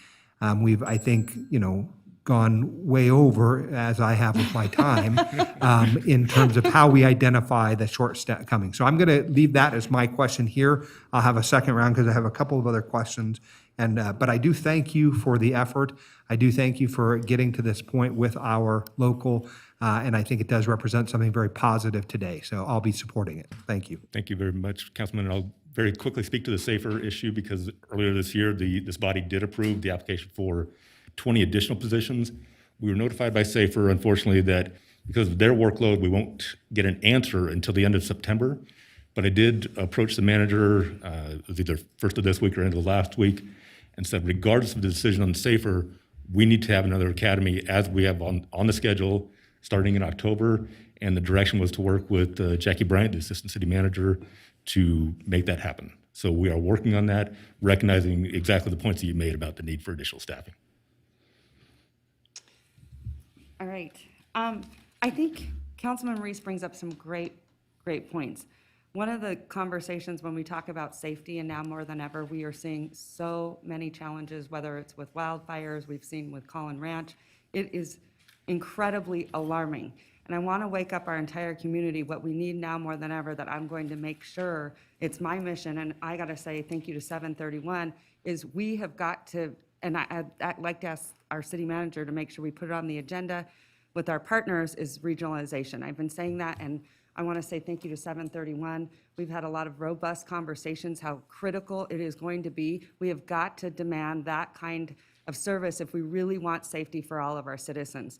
So I just want to make sure that that is going to be top of mind. And, to Councilman Reese's point, we can't do it alone anymore. I think people need to realize it has to be a regional effort, regional cooperation. And, now more than ever, I want to say thank you to 731 for really stepping up and, really looking at how we can be a much better fire service regionally instead of saying it's so siloed, because that's not fair to our citizens. So I want to make sure that that's going to be top of mind now more than ever, because again, our citizens really deserve the best fire service, and I do believe that we do have the best firefighters. I'm, of course biased, but if we're all together, then we're all going to be the best firefighters. So thank you so much, Chief Cochran. All right, Councilwoman Dewar. Yeah, thank you. I just wanted to say, first of all, thank you, Mayor and Councilmember Reese, for daylighting several issues that have been on my mind as well. And I would have asked the same question, so thank you for doing it. One of the first thing I want to do is thank our staff for coming forward with such a, I don't know whether to call it compact or straightforward agreement this year. There were very few changes. It seemed to go very smoothly. I think that's a hugely due to your predecessors and your staff, to our HR director, but also mostly to our firefighters who seem very intent in getting the job done here today on this contract. So I really appreciate that.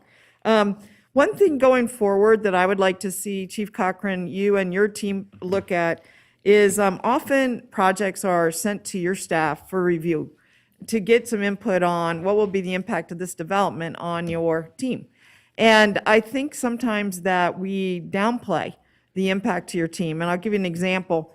There was an annexation proposal that we turned down 7-0 here at council. It was for what's called the Evans Creek Ranch or Ballardini. It's near a fire station, just down the way from the Skyline Station 7. And the answer from your staff was, well, it's 2 minutes from the door of the fire to the door of this 1,000+ acre development. But it wouldn't be 2 minutes, into the development. The development will go all the way down to a half acre, way south into the county. And so I guess I'm just asking going forward if you can take a really critical look at that, because when we did turn it down and fire was one reason, but your fire staff said it would be fine. That was the answer on the community development worksheet. And I think that would have been a big impact to your staff, frankly, if that had moved forward. And so we're thinking about it up here, and I would like to make sure you're thinking about it there, and particularly your staff when they're reviewing these things. And the second issue is the wildland-urban interface. It's a similar type of question, not response time, but more what is the risk for fire in certain areas. I know we had a project not that long ago where I was very concerned about that, and I asked the question whether sprinklers would be required or whatever, and they weren't really sure, and I was pretty sure that they would. But I mean, I think our firefighters do a tremendous job, and they got heart and soul into the job, and I just don't want to stress them to the extent that we are stressing them, which I understand we've closed down. We've been having rolling brownouts, if is that the right term? Yes. Of the stations recently? As staffing dictates, yes. Right. Well, so our staffing, I mean, it all comes back to that, right? Yeah. Staffing, response time, and all the growth that we're experiencing. So I don't want to exceed my time, but I think these are great things for you to look at this next year. How we respond to development's impact on our fire staff. And again, thank you to the fire staff for the labor unions for coming forward with a really solid agreement. Thank you.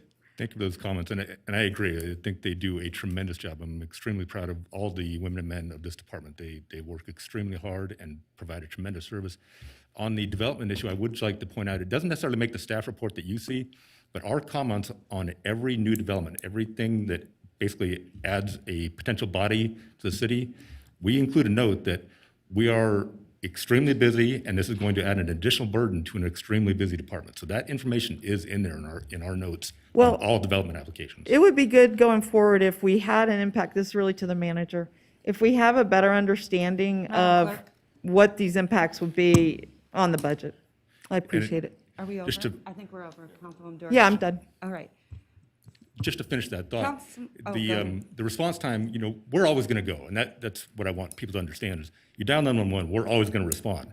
That doesn't mean it's not an additional burden. So I don't want to blur the line between we can provide service with where it's going to be an additional burden on us. Okay. So, Yeah. thank you. And I know sometimes there can be a different perspective. I do like it when 731 comes and gives us those perspectives. Sometimes it's just a little bit different as we see things on, sort of different views because of the positions in which we hold. So I appreciate it. And thanks to you, Chief Cochran. Okay, go ahead, Councilman Reese. Thank you, Madam Mayor. I suppose on that note, I'd just like to say thank you to 731. I know that Dan Tapia, I don't see him in the audience, but Darren Sweeney, Tom Dunn, thank you for the work that you're doing. I think we would be missing an opportunity if I don't ask a couple more questions. So the first is, I don't believe we've had a strategic plan put together for the fire department in some years. And so for my part, Madam Mayor, as we're talking both about regionalization, which I think is absolutely a critical conversation, something that we should be addressing through the city manager's office and with the chief and with Local 731, we also have to ask ourselves, where are we going to be in the absence of regionalization? Because I'm someone who believes that we should have the hard conversation about regionalization, but we also can't delay the opportunity to have some kind of strategic plan. I don't think we've had one for nearly 10 years. I think that means that we aren't in a position to best help you, meaning I'm not here to micromanage your department. We get to lean on the manager to then lean on you in that way. And so I'm hopeful that we can do that because that also addresses what I think is a very high call for service volume that we're seeing. That alarms me, right? The higher our calls for service are, that means our people are being worn out. Our equipment is being worn out. And so we then are asking you questions about why are we responding to certain kinds of incidents and calls? What are we doing? So either we're going to have a robust conversation about regionalization or we're going to need to focus on a strategic plan for this department. Is there anything you want to say about that? Absolutely. So we had actually started the process of developing a strategic plan pre-COVID with labor, and then that got derailed for any number of reasons. We have reinstated that program. In fact, I've met several times with my staff to develop the overarching goals. We're going to bring labor into that process, and it's going to be a long-term plan. It's a long-term process, but it will be a long-term plan as well, encompassing every division within the department, from administration to operations to prevention. The other thing we're doing in terms of planning at the direction of the manager is developing a long-term plan for station locations based on hard data in terms of where we expect the growth, where we expect the population, where we expect the call volume, so we can plan for where those stations are going to be. Not down to necessarily the address at the intersection, but in this zone, we're going to need additional stations. And some of those are self-evident, but some not as much. But we are working on that. Fire Marshal Palmer, working with community development, has that data. In fact, we have a rough plan that will be ready, a rough map that will be ready probably within the next week or so. So you're talking about the GIS data to support the decision-making that we need to engage in? Correct. Okay. Madam Mayor, if you would indulge, I'm hopeful that, Mr. Dunn, did you, you wanted to get their perspective? Was that what you were saying? Oh, no, I was just saying, you're more than welcome to come up if you would like to, Tom. Yeah, thank you very much for that opportunity. We are definitely concerned about our call volume and staffing, and to give some perspective to that issue specific to staffing. Every year, with the exception of 2020, I've come to this council since at least 2014, saying, here's our call volume, here's a number of retirements we've had and everything, and give you basically a big picture of what we're up against. As of today, within the Reno Fire Department, there are 62 employees, myself and Chief Cochran included, that have over 20 years of service, 20 years or more of service just to the city of Reno. And I have come to this council several times and just general comments saying, here's where we're at. And we're seeing that now, that the fact that we have 62 employees that have 20 or more years of service, these employees are starting to leave, and they're starting to leave rapidly. We've had at least 10 retirements since last November. I've got, I think there's at least eight more that have identified that they're already retiring this year. One of the things I've said before is we're going to be on this threshold of we are not going to be able to recruit, train, retain, and promote fast enough for those vacancies, and we are starting to see that right now. The second thing is, as far as our call volume goes, I think it's important to recognize that in 2020, Truckee Meadows Fire Protection District ran a total of 11,017 calls for service. City of Sparks ran 13,038 calls for service. And the city of Reno as a whole last year for the fire department ran 42,706 calls for service. As we sit here today, I just looked at my phone, the city of Reno so far this year, within the last 5 minutes, has run 25,775 calls for service. So our staffing is starting to diminish. Our call volume is going through the roof. And with the existing development that we have going on, the infill development, as well as all the other projects that are on our horizon for our community, staffing, fire station location, call volume, workplace stress is all on our minds currently. And I'll be able to answer any other questions you may have. Thank you. All right, thank you so much. Okay, I'm going to send it back to you, Councilman Reese. Madam Mayor, I'm not sure that if anyone has any other questions, I'm prepared to move to approve the contract. Yep, I'm looking for a motion from Okay, you. so moved. Second. All right, I have a motion and a second. All those in favor say aye. Aye. All those opposed? Motion carries unanimously. And I would just remind our city manager to make sure that we can agendize to work with our regional partners and 731 on regionalization. Of course, before we move on, though, if I could have just a moment to offer my most sincere thanks to the leadership and membership of 731, our team here at the city. I think you all did a wonderful job working together to come to a fair resolution of this contract, and I appreciate it. Thank you. All right. Thanks, you guys. Okay, Madam Clerk, I am going to send it right back to you. All right, Madam Mayor, we're on item C2, which is case number LDC 21-00067 and 00074, master plan amendment for the zoning districts. Okay, thank you so much. At this time, Madam Clerk, let the record reflect the City Council is opening the public hearing. Madam Clerk, was proper notice given and any correspondence received? Proper notice was given and correspondence was received by Donna Keats on 2 different occasions with 1 letter of opposition. Additionally, we have no commenters in the audience. Okay, thank you. Do any council members have any disclosures on this item? Seeing that there are none, we're going to move right along. to a staff presentation.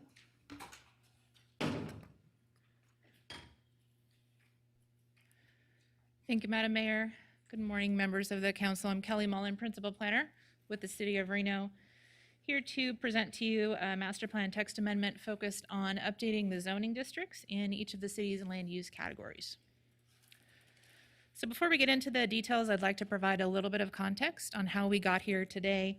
Back in January, the new zoning code was adopted, and the majority of zoning districts were consolidated into fewer categories and renamed.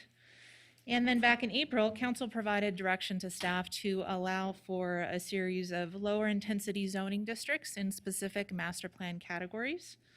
Back in June and July, the Planning Commission recommended approval of those changes, and that brings us to today, which is a critical step in the upcoming work following the zoning code adoption.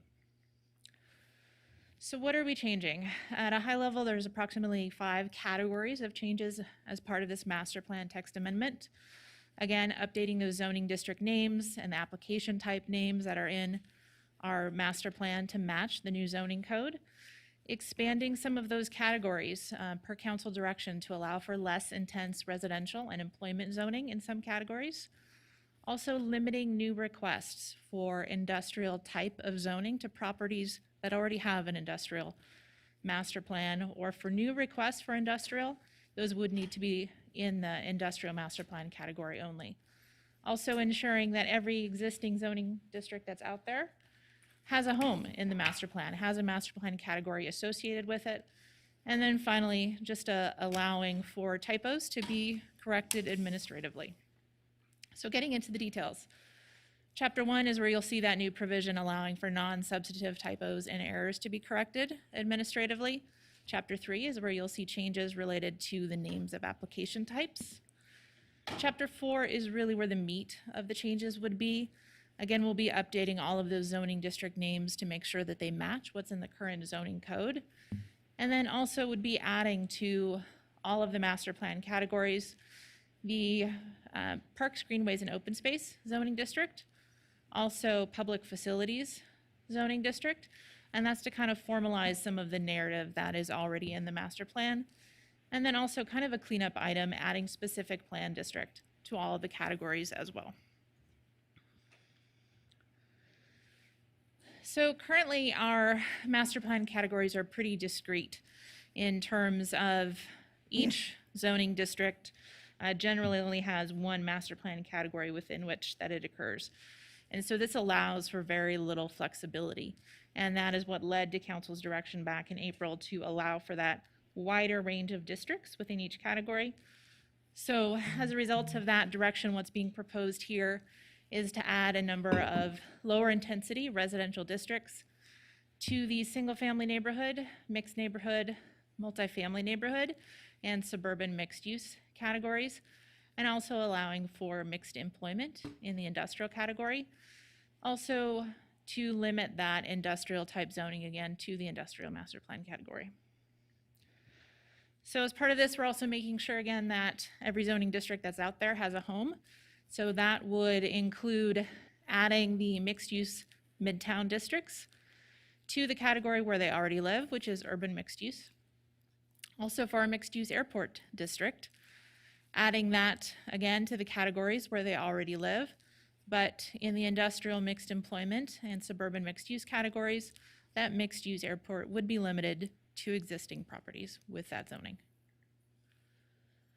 Appendix D is our neighborhood plan supplement, and that lists the land use categories and conforming zoning districts for each neighborhood plan area. So similar to chapter 4, you'll see all of those district names updated. Also some changes in the Mortensen-Garson overlay district, adding suburban mixed use to the mixed use suburban category, and then a cleanup item of adding single family residential 3 units per acre to the single family neighborhood category. That's something that exists on the ground today, so we're just cleaning that up. So back in June and July, again, Planning Commission did recommend approval of the request. They did make a request for those expansions as a result of council direction to have those be subject to additional public outreach. And they also suggested that council request data on how those amendments could potentially impact policies related to infill and density. With that, I'd like to conclude my presentation. Possible motion is available for you on the screen. Thank you. All right, good job. Thank you so much. Okay, I'm going to send it back to the body. Questions? Ms. Breckus, 3 minutes. Thank you, Madam Mayor. Thank you, Ms. Mullen. I think maybe this is the first time you've been before us, so welcome. I have a few questions. First of all, this is titled LDC 21 and LD 67 and 74, and it appears that it's two cases. It was two different cases on 2 different days to the Planning Commission. It's rolled up to us as one item, which per our rules where we very much time our ability to talk on anything is a problem for, in my view, for deliberation. So I would just say if you're going twice to the Planning Commission on 2 cases, you should probably have 2 items on our agenda so we can have more advanced discussion, involved discussion. And there is quite a bit of discussion that I have and things I don't understand on this. And I stand with the 2 planning commissioners who opposed one of the case items. So can you explain to me which each case did at the Planning Commission? I think they both also involved 2 different resolutions that the Planning Commission adopted. They did. Thank you for the question and the opportunity to clarify. So the first case, the one ending in 67, that had the meat of the changes in it. So that was the updating the zoning district names, the expansion of the categories per council direction, the updates to the neighborhood plan area, Appendix D, and then the second one ending in 74, that was a cleanup item, items that probably should have been included with the first one, but that came back afterwards. That was where we were ensuring that every zoning district that's out there has a home in one of the categories.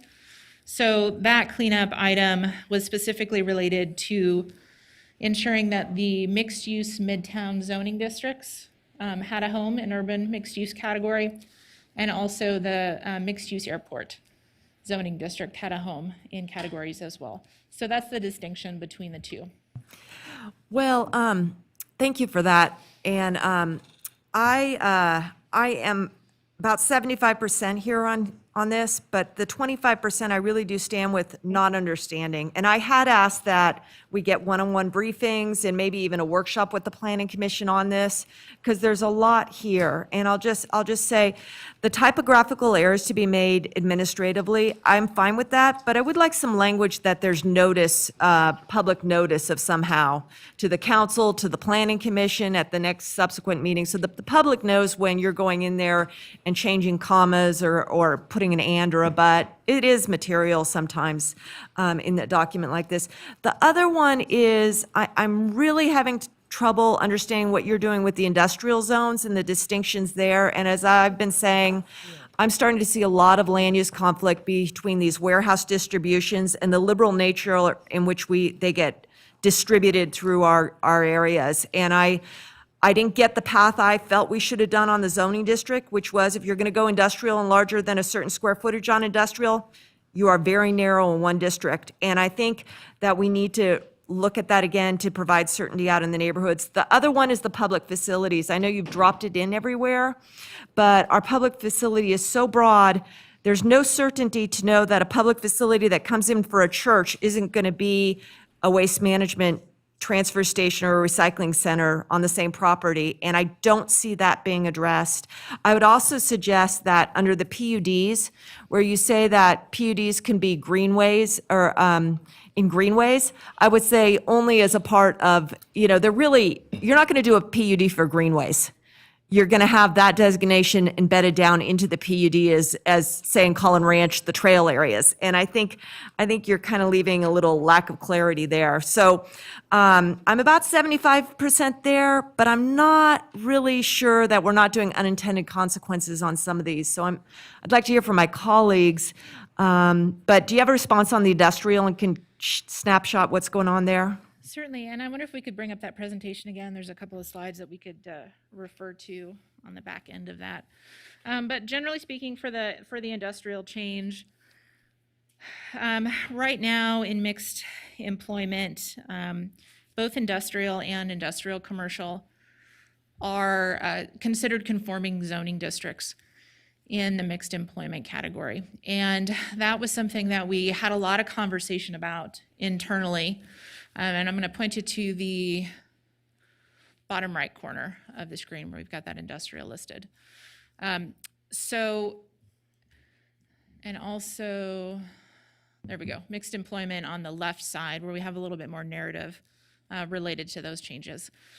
So the proposal is to take the industrial and industrial commercial out of mixed employment only in the sense that for new properties coming in that are wishing to have an industrial or industrial commercial zoning district, they would need to be in the industrial regulatory zone.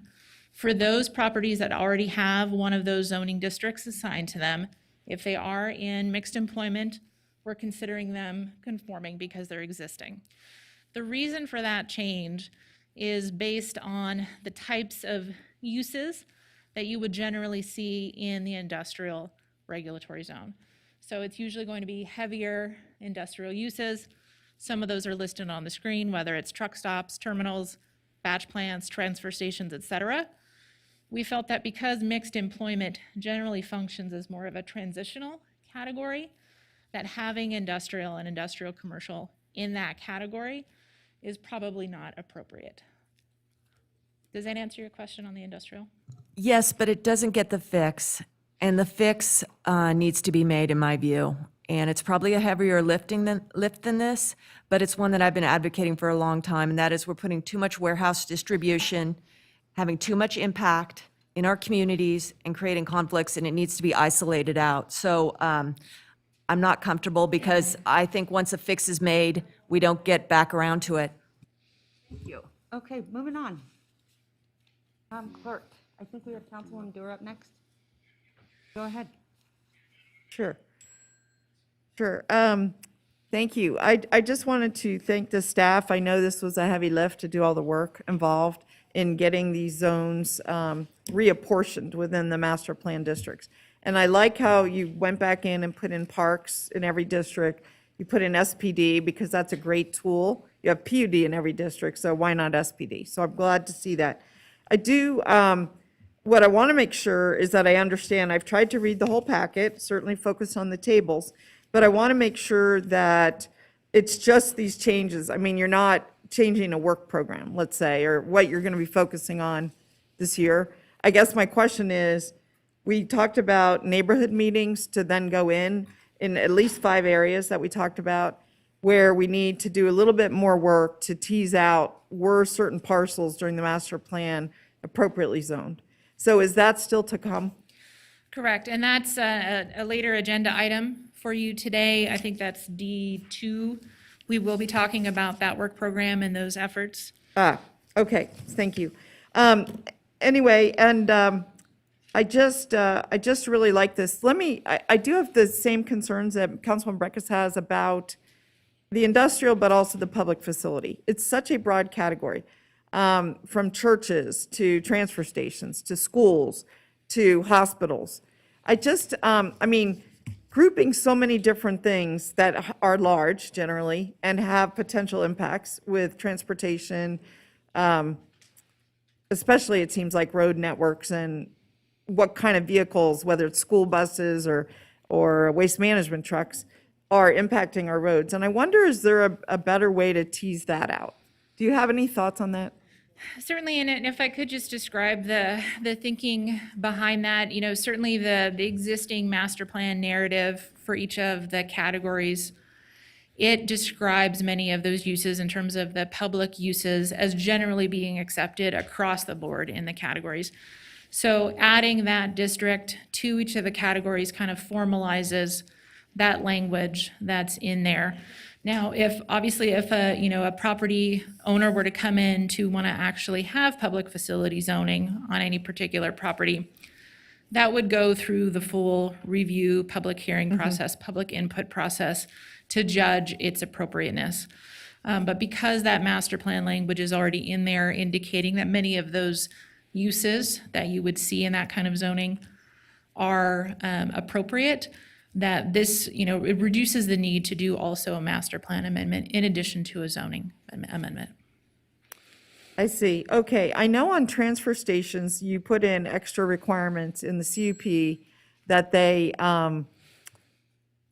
have to come in with beyond I think a staff review, it has to go to the planning commission, is what I recall. I'm going to defer to Arlo Stockham on that. Arlo Stockham, Community Development Director. That is correct. In addition to the public process for any zone change, heavier uses, including transfer stations, require a conditional use permit review. And are there any other heavier uses, to your point, like is a hospital a heavier use or school? There are, what you define as heavy is kind of in the eye of the beholder, but there are. But in the more sensitive areas, say a residential zone district, residential adjacency gets triggered for all those types of projects. So we feel that there's a discretionary review process kind of safeguard in place without elevating it up to the roughly 6-month-long process to do a master plan amendment. Okay, so I am a little bit confused because I thought in previous conversations, residential adjacency, we were back and forth on how that was to be handled. Can you just clarify that? For a non-residential project that is either adjacent to or within 150 feet of a residential zoning district, it goes to a minor conditional use permit process. What that is a 30-day administrative process, but there's public notification of all the neighbors and ability to appeal that up to a city council if any individual disagrees with that decision. Or appeal to the planning commission first? The appeals would go straight to council I for got the you. minor CUPs. Okay. Well, again, I'm glad you came up, Arlo. I'm really, really pleased that you're able to, focus on this and kind of address a lot of issues. Yeah, and I really appreciate all of Kelly's great work on this. It's I a agree. big bundle, but looks pretty good to us.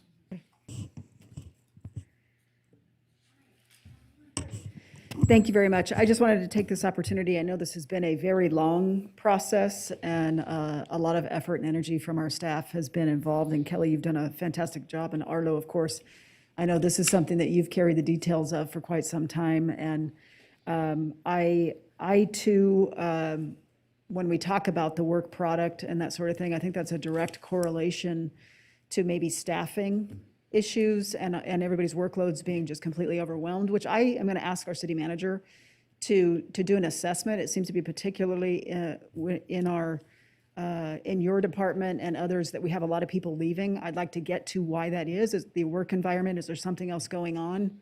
And why we may be having difficulty in attracting people in these areas? Is something happening that we need to correct to make it better environment? I think that's really important. So I do, and I'm concerned about that, because when we talk about the need to turn things around faster and in a more higher level of work product, it can be directly correlated to the staff, how many, and their level of expertise. And we continue, and just this week, I understand we're losing another senior planner, and that concerns me greatly. So, yeah, so I would like to get to what is going on and what is happening there and how we can figure out what's going on there. So Arlo, I don't know if you have some comments to that effect, but Is that 3? Have you lost 3 people in that department in the last? We've had some very significant resignations at high levels, especially in the planning division. It's very concerning to me. There are a combination of factors contributing to that, but we got the final numbers from last year, and our permitting volume is $3.4 billion annually in the city. That is double what we did 2 years ago, and our staffing levels have not increased commensurate with that, and it's creating challenges. Good, thank you. And thank you for saying that. I think it's just important that we do a deeper dive. This area in particular seems to be one that we're really suffering with that, and we need to figure out what is happening there. The work environment is so different, competition is so much higher. Is there something occurring that needs to be addressed? We need to daylight that and quickly, because we have great staff doing great work, and if something is running them off, we need to address that. So that's my only comments. I think you've done a great job. I know another agenda item will talk about the public process and the outreach, and I'm looking forward to that. So thank you very much, Kelly. And I'm glad that you brought it up, Councilwoman Jordan. I'm also curious to know, exactly, what your plan is, and if you could do like a 360 review within the whole department, not just the people that left, I think, to get a really good base of sort of the culture and things that are going on there. So it's, very much more broad, because I think those, and I don't know if you're doing exit interviews, but those can sometimes be different than, the entire picture. And so I think you bring up a great point. I don't know what your strategy is, Arlo, but, I appreciate you, and I know how much you appreciate your team. You are very much behind your team. So, and they sing your praises for that. So that's really, really encouraging. Yeah, I look forward to that type of review. We got rocked with these resignations. People around the country are dealing with labor issues, but this is a big challenge. I think we're slipping off our agenda item now, but I welcome further discussion. Well, like I said, I think we just get concerned when we know we lose good people. So, thank you. Councilman Reese. Thank you, Madam Mayor. I want to try to ask a few questions about this agenda item. I think Councilmember Breckus raises a good point about very specific items. And so for me, though, by the point in time that you've gotten here and you've gone through the Planning Commission, my focus is not necessarily on a singular subsection on page 973 sub 4 of a particular thing, right? I don't think that that's really the best use of my particular time or skill set. And so for me, I want to sort of talk more broadly about this process. So Mr. Stockham, maybe first I might address my question to you. So we went down this path over the last, I would say it's 3.5 years and perhaps even 6 years in the making. But for my part, we've started to try to get a handle on a lot of the various code and text amendments. And so we made some progress, significant, over the course of the last 6 months. And now you've come to us with very specific modifications of things that we did. I make an assumption that when you have something as big to eat as an elephant, you eat it in bites, right? And so we kind of shaped the elephant. We did that in January. Now we're taking a bite at it. I make an assumption that there will be more changes potentially to come as we either identify unintended consequences or someone comes to us and we say, oh gosh, that was not what we intended, but now we see the mistake. So are there likely to be other text amendments as we move forward? Yes and no. I think we're going to be pretty good on the master plan itself. This is a critical implementation step of the master plan update and the code update. Most of this is cleanup, kind of necessary to make them consistent. The big substantive change here is allowing lower density districts in the master plan categories, which has the effect of essentially not requiring upzoning on certain properties. We reviewed a few cases.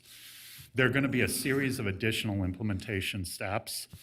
Kelly has 2 future agenda items today to kick off some of those.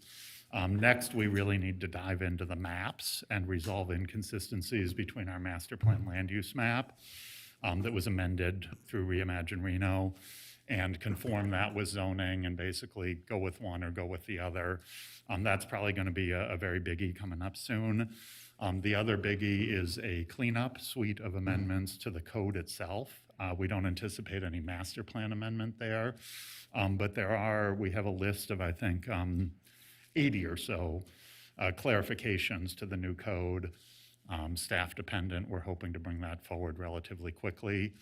And then the final kind of big implementation step would be the 3 conservation districts and populating those zoning ordinances with conservation standards focused on historic preservation.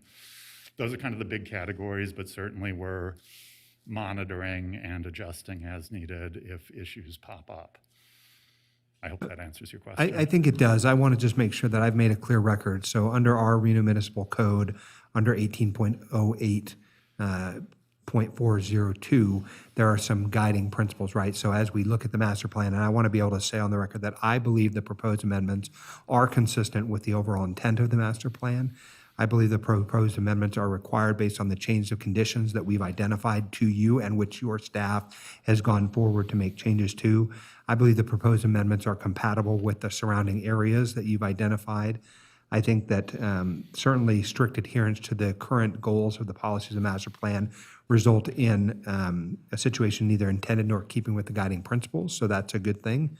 And then I believe the proposed amendments will not cause detriment to the public health or safety or general welfare to the city and the citizens, the people of the Reno. So thank you for that. Okay. Any other questions? Madam Mayor? Go right ahead, Councilman Dorr. I don't know if it's timely, but given the findings that Councilmember Reese outlined, I agree with those findings, and I'd be willing to make a motion to approve this item. All right, I have a motion, I have a second. Is that a yes? No? Are you calling for discussion? No, not yet. I have a motion and a second. Discussion. Councilwoman Breckus.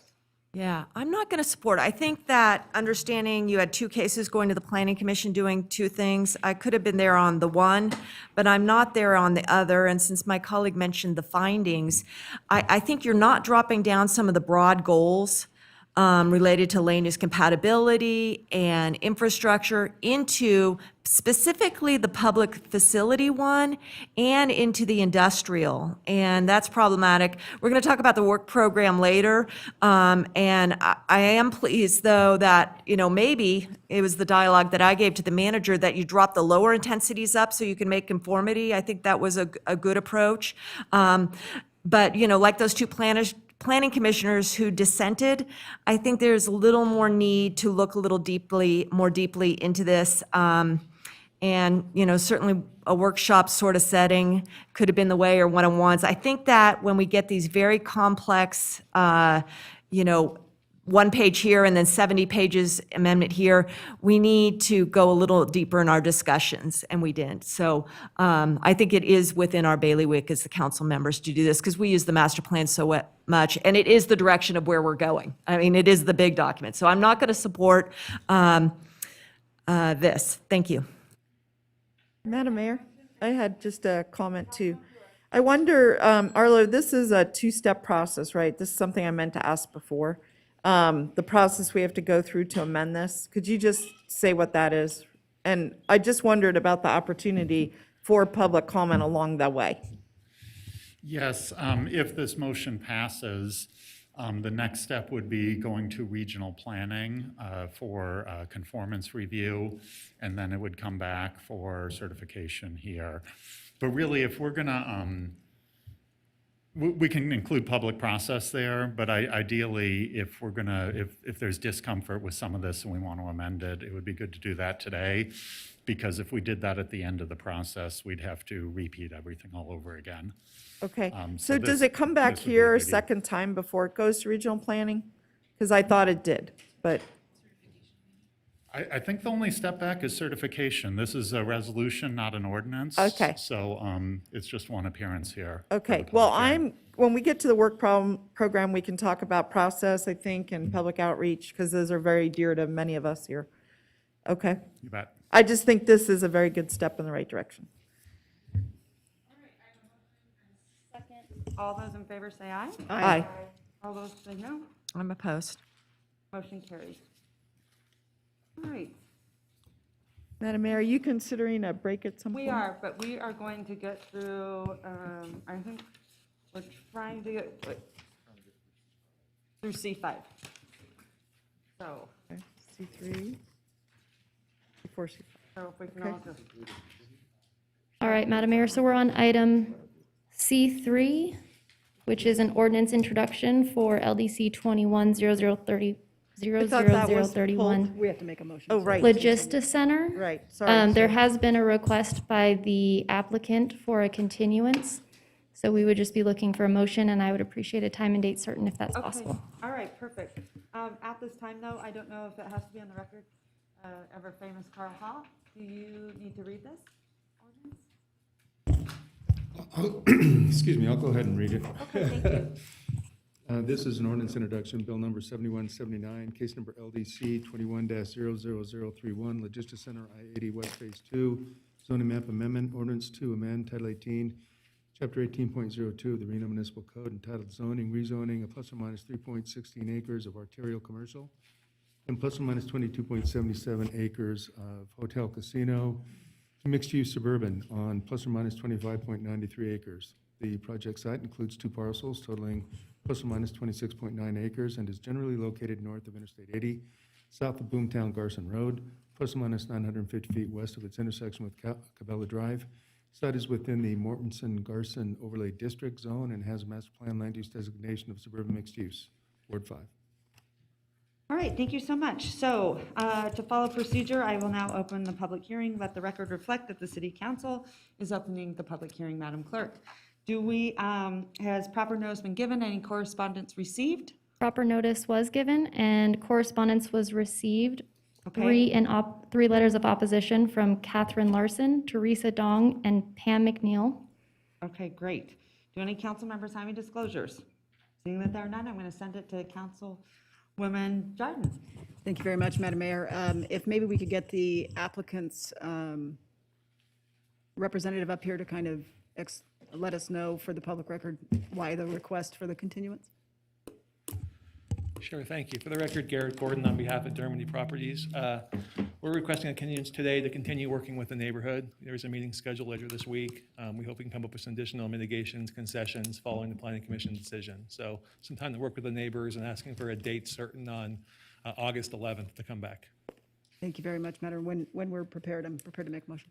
And Madam Mayor, it should be noted, we have a public commenter in the audience. Okay, perfect. So let's go to public comment first. Scott Wilson.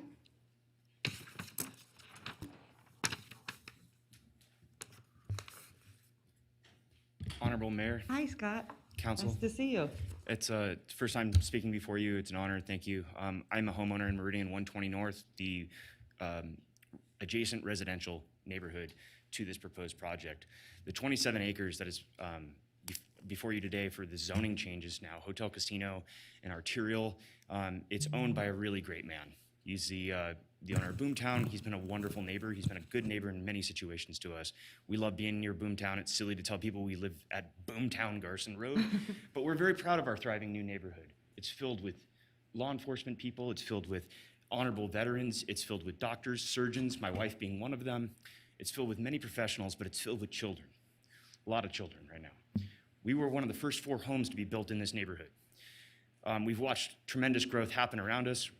We didn't get a chance to meet a lot of our neighbors during COVID, but what was incredible was after things settled down, we've had a lot of community outreach, a lot of gathering, a lot of people getting vocal, concerned. There wasn't sufficient outreach. My postcard landed in May. We had no idea this land was for sale. The builder didn't disclose that to us. That's their prerogative. They're trying to sell homes. But the scope and the nature of this project will directly impact our neighborhood for a generation. It will effectively block out the Meridian 120 North neighborhood forever. We have an industrial center down below that you will hear mention of called Logistics Center Phase 1. It houses Patagonia and Masonite. They're good neighbors. That facility doesn't share the only unimproved narrow road to our neighborhood. This project will. We've heard a lot of discussion today about fire safety, wildlife interface, concerns, response times. We share those same concerns. We heard about a fire station coming, but there's a lack of staff. Builders are ready to build that station. We don't have people to staff it. I ask you to please consider this application and this change very carefully. We are excited about a mixed-use change and what that could open the door to, but a logistics center 150 feet from where our children sleep, having to share the only road we have to and from our home is not sensible. Thank you for your time. Our next public commenter is Mark Anderson. Okay, thank you. Madam Mayor, we're ready for the motion. Okay, thank you. Go ahead. It's your. Could we have discussion, please? Your word. Yes, we will. I will let you go make a motion, then we'll do discussion. Well, I'd like discussion on the request before discussing the motion. I think the rules allow us to do that sort of thing, and I feel I'll call for the question. Okay, thank you. Go ahead, make your motion. Wait, Thank if you he's very calling much. for the question, that's a question to cut off discussion. Yeah, I understand. Exactly. Thank you, Madam Mayor. At this time, I would approve the request for a continuance of this item to a date and time certain. Okay, so I have a motion. I have a August second. 11th. Go Can we ahead, just Councilwoman. clarify the date and time certain is August 11th? Yes. Yeah, I think we Okay, just. Councilwoman Breckus. I think we just violated our procedures. I think when he called for the question, it was a question to cut off debate, and we went straight to a motion. So it should have been a motion to cut off, a second to cut off debate. So I have a problem with that. And I think we've gone out of procedural order here. I think there's some material questions to be asked here. I've sat up here for 8 years, and I've never seen, and even my time before, I don't think I've ever seen a continuance on the zoning change by an applicant. Now, I would presume then the applicant has made the same request for the special use permit, but the need to work with the neighbors on a zoning change, there's really not work to be done in my view. It's not a driveway here or this there. So I'm having a hard time with that. And for me, with this very stacked up council agenda and work that we do, coming in and saying I need to work with the neighbors, well, what were you doing before you came through with the zoning change and designing a building? And so to me, you work with the neighbors after you would withdraw your request and submit again, or before. You don't work with the neighbors when you've taken up a lot of time at the planning commission and at the city council. I have a real problem with that. And also, I thought ordinances, and this is where having a motion is problematic, because we're really not supposed to be asking for information when we have a motion on the table. That's not how you do it. But I did have a question. What is the timing on a ordinance? Is it between first and second reading, or are we under a time clock when a recommendation comes up on a planning commission? For the record, John Shipman. So yeah, an ordinance, once you have the first read, then you can't be read for a second time less than 10 days or more than 45 days. Okay, so that clock doesn't start because we've continued the first motion? Correct. Okay. I'm still not going to support. I think that it's a twofold thing. If you're going to work with the neighbors, you're going to have neighborhood meetings before you come in through our planning commission door and have a lot of analysis. I can't support this. Or you withdraw and you start all over again. Thank you. All right, thank you. I want to make it clear, Councilwoman Jordan said she was prepared to make a motion. So I was trying to honor that, Councilwoman Breckus, wasn't trying to cut you off. Okay. All right, so so I have a motion from Councilwoman Jordan. I have a second from, I think, Councilman Reese. All those in favor say aye. Aye. All those opposed? I'm opposed. Motion carries. Okay.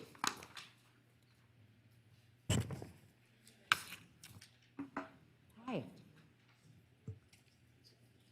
All right, Madam Mayor, we are on item C4 and C5. These should be opened jointly with the redevelopment items on L5-1 and L5-2. So at this time, I'm looking to open the redevelopment agency board. So I'm going to go ahead and call roll. Breckus, absent at this time. Dorr. Here. Delgado. Weber. Jardin. Reese. Sheevy. Madam Mayor, you do have a quorum of the Redevelopment Agency Board. So we're on item L2, which is public comment. We have none. Item L3, approval of the agenda.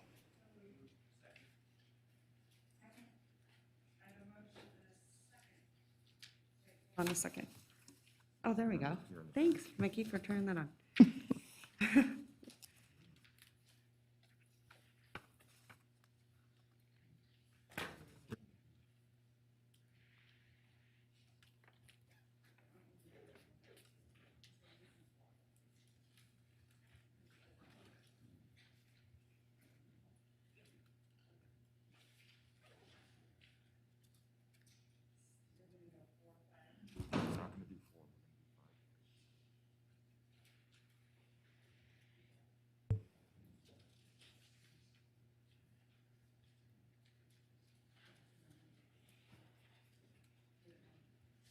Wait, so Madam Mayor, we're on item L3. You have a motion and a second, so we're Yeah, just. I have a motion and a second. All those in favor Oh, I'm say sorry. May aye.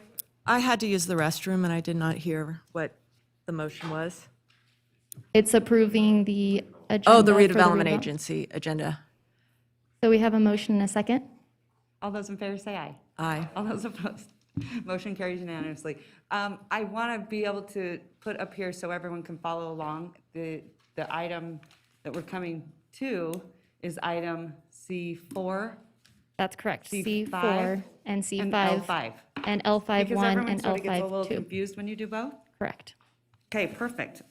Before we move on, hold on one second. I want to make sure I read this disclosure like I've been doing for the last 8 years.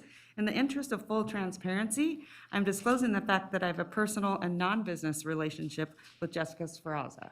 I understand she has been retained by this applicant as a consultant on this project. On this matter, I've sought guidance from our city attorney. I do not have any commitments, financial ties, or obligations to her. Please accept this disclosure for the record, Madam Clerk. Thank All you. right, thank you. Okay, Madam Clerk, let's let the record reflect that the City Council is opening the public hearing. And was proper notice given, any correspondence received? Proper notice was given and correspondence was received in various forms on all of these different items. We have 3 letters in opposition and 2 letters of concern from Art Rangel, Robert Goldberg, Alicia Barber, Leah Sanders, and Donna Keats. All right, do any council members need to make any disclosures? Seeing that there are none? In addition, we do have 1 public commenter in the Perfect. audience. Let's do that always before we take staff presentation. Father Chuck Durante.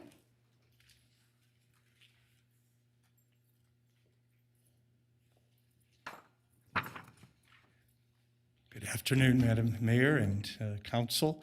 I appreciate the opportunity to come before you, and I submitted a letter as well.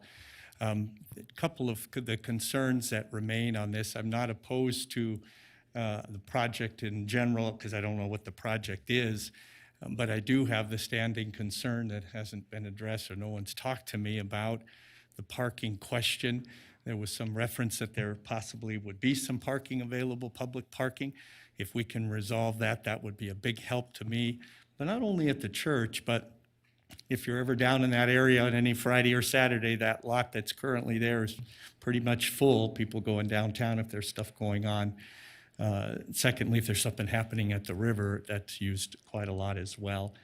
And then the other point, and I'm just a little confused on this, so maybe the presentation will help, but if this is being proposed as being conveyed at substantially less than fair market value, then I would propose it's a windfall and maybe something that would be really helpful, and I've mentioned this to some individually before, is that we designate 15% of the housing that's going in there to be affordable housing. We keep trying to address that issue. So I would submit that and my other comments there in the letter, and if there are any other questions or after I hear what the presentation is, that would be helpful as well. I thought I might be going after that, so maybe raise things that will be raised already. Thank you for your time. All right, thank you, Father Chuck.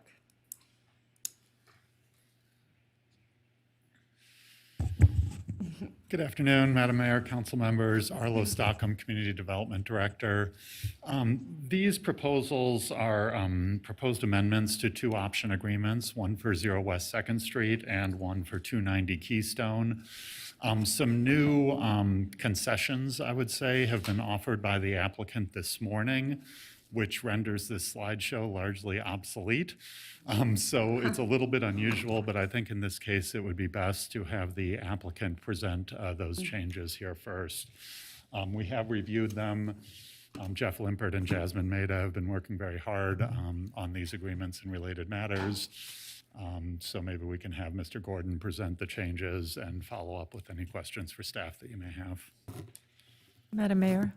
Go right ahead. Before the applicant makes his, if you will, pitch and concessions, can we ask some questions of staff or legal for framing the discussion? I'll move forward with those. I have a question about what the item is before us today. Is it a resolution? There's a resolution for us today, correct? Yes, there's 2. There are resolutions, correct, to amend the existing option agreements for each of the 2 properties. Okay, because when I did my weekend review, I didn't see the document. So it's a resolution and giving the go-ahead for the mayor to sign an amended and restated agreement. Is that correct?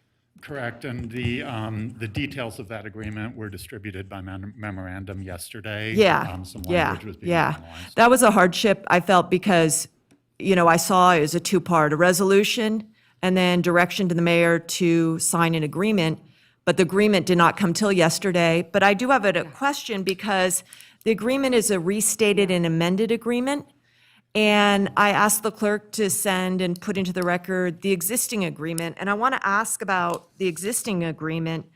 Has the existing agreement still been in effect? Is it in effect right now? Yes, the expiration date is Saturday, I believe. This coming Saturday. Saturday. But there's some option fees that they had to meet, $25,000 within 30 days, 15,000 within 30 days from the first anniversary of the effective date. Were those met? Yes, they were. And then isn't there something where appraisals should be prepared and purchase price negotiated before notice of intent to exercise option? When did they have to give us the notice to exercise option? Jasmine Mehta, for the record, the notice of intent would have to be exercised by the deadline of July 31st. Okay, and where are these appraisals? The appraisals, there were two appraisals done for 0 Second Street. There were no appraisals for 290 Keystone because the purchase price was already determined in those agreements. Yeah, I'm just on this one. I just wanted to make sure that they had the appraisals, because I didn't see them in the packet, and that if we're amending an agreement, all the conditions of the agreement have been met, because you can't amend an agreement where the conditions haven't been met, in my view, because you would be creating a new agreement. So they're in compliance with all the conditions of the original agreement on this one. Well, I would disagree that you can't amend the agreement without having met all of the conditions. That's part of the reason for amending and restating. Amending, okay. And it would be a restated agreement so that it would be, the old agreement would no longer be in effect. It would be the new agreement. Okay, but in terms of, so it'd be a catch-up. It'd be a catch-up, and that's the restating. But they've had 2 years. Have they met all the requirements of the original agreement? They have met the. Ms. Mehta, can you pull the microphone down? Thank you. They have paid the option price. There were two appraisals on 0 Second Street, and the notice of intent has not yet been exercised. And the appraisals, when did those come in and when did those expire? Those came in November of 2020. Uh-huh. And they're still valid? Well, under the statute, under 268063, they need to be within 6 months, so they're slightly stale. They're stale. Okay. Thank you for helping me frame that, and I appreciate it. I was confused not having the original agreements before us. Thank you. And the new one we're All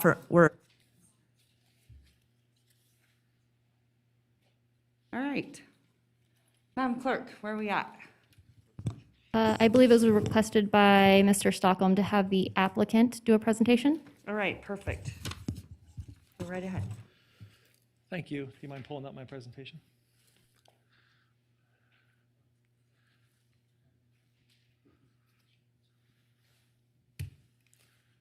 Perfect. Hello again, for the record, Garrett Gordon, today on behalf of Jacobs Entertainment. I appeared before you in 2019 twice for 2 option agreements for 2 city properties. You can see here they're identified in blue.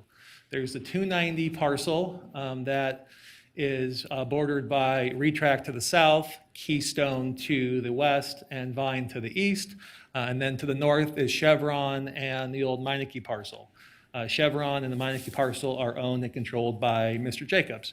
I came before you and you granted an option agreement to Jacobs Entertainment, given the idea that these parcels would be consolidated and build a beautiful gateway project in the Reno's Neon Line District in the next exercise in the next 2 years. The other Property 0 2nd Street is blue. You can see it's bordered by the UNR parcel, which is now owned by Mr. Jacobs. You can see the townhouse parcel, which is owned by Jacobs Entertainment as well as the parcel to the north. This body has again and again said we're going to look to adjacent property owners first when selling properties to combine them for purposes of development. So I'm here before you today. The two option agreements contemplated purchase option prices, which we've paid, and then contemplates coming back to this body within the option period, which expires on Saturday, to set the price and the final terms of the agreement so we can go ahead and close and move forward on our development. So today before you is two amended and restated option agreements. The first is 290 Keystone. The amended and restated option terms are as follows. Purchase price, $631,600. That, as Jasmine said, Ms. Maida said, is referenced purchase price in the original option agreement. The property, I think it's important to remember, it's about 48,000 square feet, but only about 37,000 square feet is developable, given it's encumbered by significant easements and retract development prohibitions. The closing, we would exercise our notice by October 31st, 2021. Closing occurs 30 days later. Right of reverter, this was important for this property, given if Jacobs does not pull a building permit within 18 months of closing, commence construction within 6 months of the permit issuance, and complete construction within 48 months, the city has the right to take the property back. And finally, this is really, I would say, innovative and something that I've been before this body for many, many years. And really, we've talked about public-private partnerships in many different forms, and never has a developer, except for today, offered the profit share with the city of Reno. The idea is not only to give you the purchase price, but the profit share. If and when Mr. Jacobs consolidates those parcels and goes on the market and works with a residential developer to build a phenomenal, beautiful gateway residential project into the Reno's Neon Line District, Mr. Jacobs wants the profit share with the city of Reno.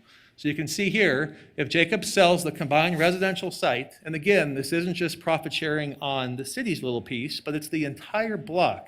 And Jacobs sells that combined residential site to a third-party residential developer to build a project. Jacobs will pay an additional purchase price of 25% of all net proceeds. So again, you're getting paid $631 today and have the opportunity to profit share in the future, as well as have some pretty strict development timelines as the project moves forward. So a very innovative public-private partnership that we think is a win-win. Just wanted to note, this is the Keystone parcel. You can see with all the different colors and lines and grids, it's severely encumbered. There's 20 or 30 feet of no build along retrack.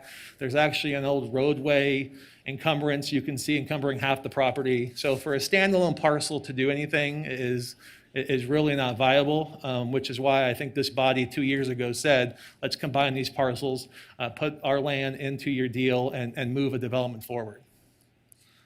So that's 290. As 0 2nd Street, the terms are as follows. You heard Jasmine say there was two appraisals. One was at 23440 and one was at 2,005,440. As always, you take the average. So purchase price, Mr. Jacobs Entertainment will write a check to the city of Reno for $2,440,000. The property will be incorporated into Reno's Neon Line District Master Plan. This particular parcel will be included in both residential and commercial uses. Same closing date, exercise notice by the end of October, and close 30 days later. Timelines should also comply with 18 months pull a building permit, commence construction 6 months later, and complete construction within 48 months. And again, that really innovative, creative way to sit at the table with this city and profit share as this development moves forward, the plans come together, a residential site is created, and the private or public, actually, a residential developer comes in to develop. When that property is sold, if and when, this body, the city, will receive 25% of those proceeds as well. So paying $2.4 million and also profit sharing in the future, again, we thought very innovative and hits a lot of your policies in the Downtown Action Plan for public-private partnerships and working for creative and innovative solutions on development. So in summary, Jacobs will pay the city over $3 million by the end of November of 2021. The city will also, in addition to that, participate in profit sharing on both residential projects. And we believe this public-private partnership will contribute to the development and success of Reno's Neon Line District. I'll be back before you at the end of next month on the development agreement. We'll give you more details on how the project's moving forward. And obviously, all of you, all of us, this community's been looking for a long time to redevelop downtown Reno. I think this is a huge step in that direction. And I'm here for any questions. Thank you. All right, thank you so much. What do you want to do?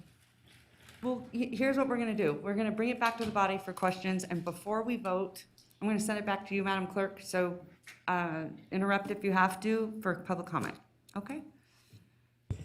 Okay, Jenny Breakfast. Thank you, Madam Mayor. I'm going to just address the 02nd Street one as the ward representative. And these are the comments that I made at the time, is this is an important public resource. What Father Chuck said there is correct. I live very close to there, and that parking lot is full. His parishioners have used it for a long time, but more so, and I said this exactly in July of 19, is the public, particularly people from outside Ward 1. The river along here is a Ward 1 resource, and many people that I represent in Ward 1, like myself, can walk down there and enjoy the river. But people come from all over town to enjoy this river walk, from Ward 5, from Ward 4, from Ward 3, from Ward 2, and they need a place to park. And this serves that function. And I don't believe that it should be sold off to someone. I think we need it. And I think, frankly, if Mr. Jacobs ever builds anything and gets that synergy there, we're going to need more public resources. And I'd call your attention right across the street to the apartments going up by the Mod. And there's actually 3 other apartment buildings going up in the area by people who haven't asked for property. They have property and they're building on it. From there to Keystone Avenue. So I'm really asking the council to not sell this property again. He's had 2 years to do something with it. People use it. Your constituents use it. They need a place to park when they want to come down and enjoy our shared jewel, the Truckee River. And it's people from your ward particularly. Thank you. Okay. Councilwoman Dewar. Thank you. Mr. Gordon, could you come up to the... I just wanted to follow up on this issue, and I spoke to you offline about this as well, and that is, what is the parking plan down there, as you, to our colleague's point? And you recognize the issue too. And I thought you had said at some point in the past that Jacobs or Jacobs' successor, which you can't bind, are planning some kind of parking, shared parking. Could you just address that? Is that with regards to Father's comments? Yeah, exactly. Sure. So when I came here in 2019, we heard from Father about his concerns, left him a message and have assured him that if and when when this development moves forward, and if he loses his parking, that we would find a way to help him out with some replacement parking. Certainly a vast 10-block redevelopment project will have many parking opportunities. So I stand here today on the record saying we'll continue to work with him and find a place for him and his parishioners to park on Sundays. Okay, so have you identified what their current parking need is? I mean, do you know what your target is? If I recall correctly, there's very little parking spaces on that parcel. There might be 30 or 40 spaces, if I believe. So we would, work with him on finding, again, some replacement spaces on Sundays as necessary. Okay. Okay, so 30 or 40 spaces, in other words, the current usage of the lot is for this 30 or 40 spaces, and that you're making a public pledge, you just said, to work with him to find some alternative parking resources. Yeah, sure, we would work. And with that's him, for a Sunday. But remember, though, this is a public lot, right? So Yeah. it's not just his interest. I was right? just going It to would say be- that. Thank you. So that's why, I think this body wisely, like the California district, no longer requires parking. And I think your last master plan even has expanded that of not requiring parking. So yes, this district will have parking. Yes, we'll be happy to work with Father on alternative locations. I can give you my word today. Okay, fantastic. And then one second point, you brought this up about the agreement that you're going to be bringing back next month, in August. And I just wanted to remind our manager that when we took a vote on that agreement, and you can check if you'd like, we agreed that there would be a public workshop so the public could, get their questions asked and answered, not in this kind of formal council setting. And I just want to make sure that that moves forward. In other words, it's not tied to this decision here today, but since you brought it up about the next time you're planning to come in front of us, I want to just make sure that that's on the record. It was discussed at the previous item, and that was my understanding of what the motion was included. So. And maybe if I can just clarify, yeah. so I understand, I recall your motion was, as we move forward with tax increment financing and those potential framework of a deal, that would be in the workshop realm. But our development agreement, which now that these properties are no longer part of it, there's not that much to it, would come forward next month. But we would do some kind of public outreach before tax increment financing. That was my understanding. If I'm incorrect, let me know. But it was on the TIF piece that was, you wanted some public input given you're using public money versus our development agreement. Right. So I'm going to just ask our manager to go back, but I recalled it was more general than that, than just the TIF was a critical piece. That's sort of our linkage to this whole thing. But anyway, just if you can just follow up, Mr. Manager, and just make sure we've touched the buttons. But anyway, I am supportive of this moving forward. And I have to comment that it's a much different presentation than I had heard before. And I think it's a much better presentation. So, If I can just commend your staff, it was great working with them over the last couple weeks and months, as well as others as we got to this. Okay. All right, Councilwoman Downey, go ahead. Thank you very much. I just wanted to take an opportunity to thank everybody that's been involved with some of these discussions. And to my colleague's point, yes, these discussions did not start out where we are today. And they have come a long way, and I appreciate that. I think any good, particularly large developments, take everybody at the table, understanding what the visions are and how we get there and how everybody benefits in that. And I think getting the full appraised amounts plus a potential profit sharing, plus knowing that projects are going to be going vertical sooner rather than later, I think is a win-win-win. Particularly on two parcels, I will remind the council that we have gotten, correct me if I'm wrong, no property tax on since I've been on the council. They've been vacant and underutilized, and this will put them on the rolls and get it going. And with the comments about working with the church and others for some sort of, parking, which is always an issue, I think there's great benefit in having those discussions. I know there's a lot of people that are eager to see what Jacob's vision is for the totality of the properties. And I appreciate all of Mr. Jacobs' commitment to this community, his $1.5 million to affordable housing, his renovations of Renovo on affordable, and this was stepping up to the plate in a big way. We didn't come to this point initially. I'm glad we are here now, and I think this preserves the taxpayer dollars, benefits the taxpayers ultimately, and gets the projects going. So kudos to Garrett, your team, and Mr. Jacobs for helping us get to where we are today. Thank you, Madam Mayor. Okay, thank you. Councilman Reese. Thank you, Madam Mayor. I want to speak first probably to the community who's watching, because we don't have a lot of people in the audience.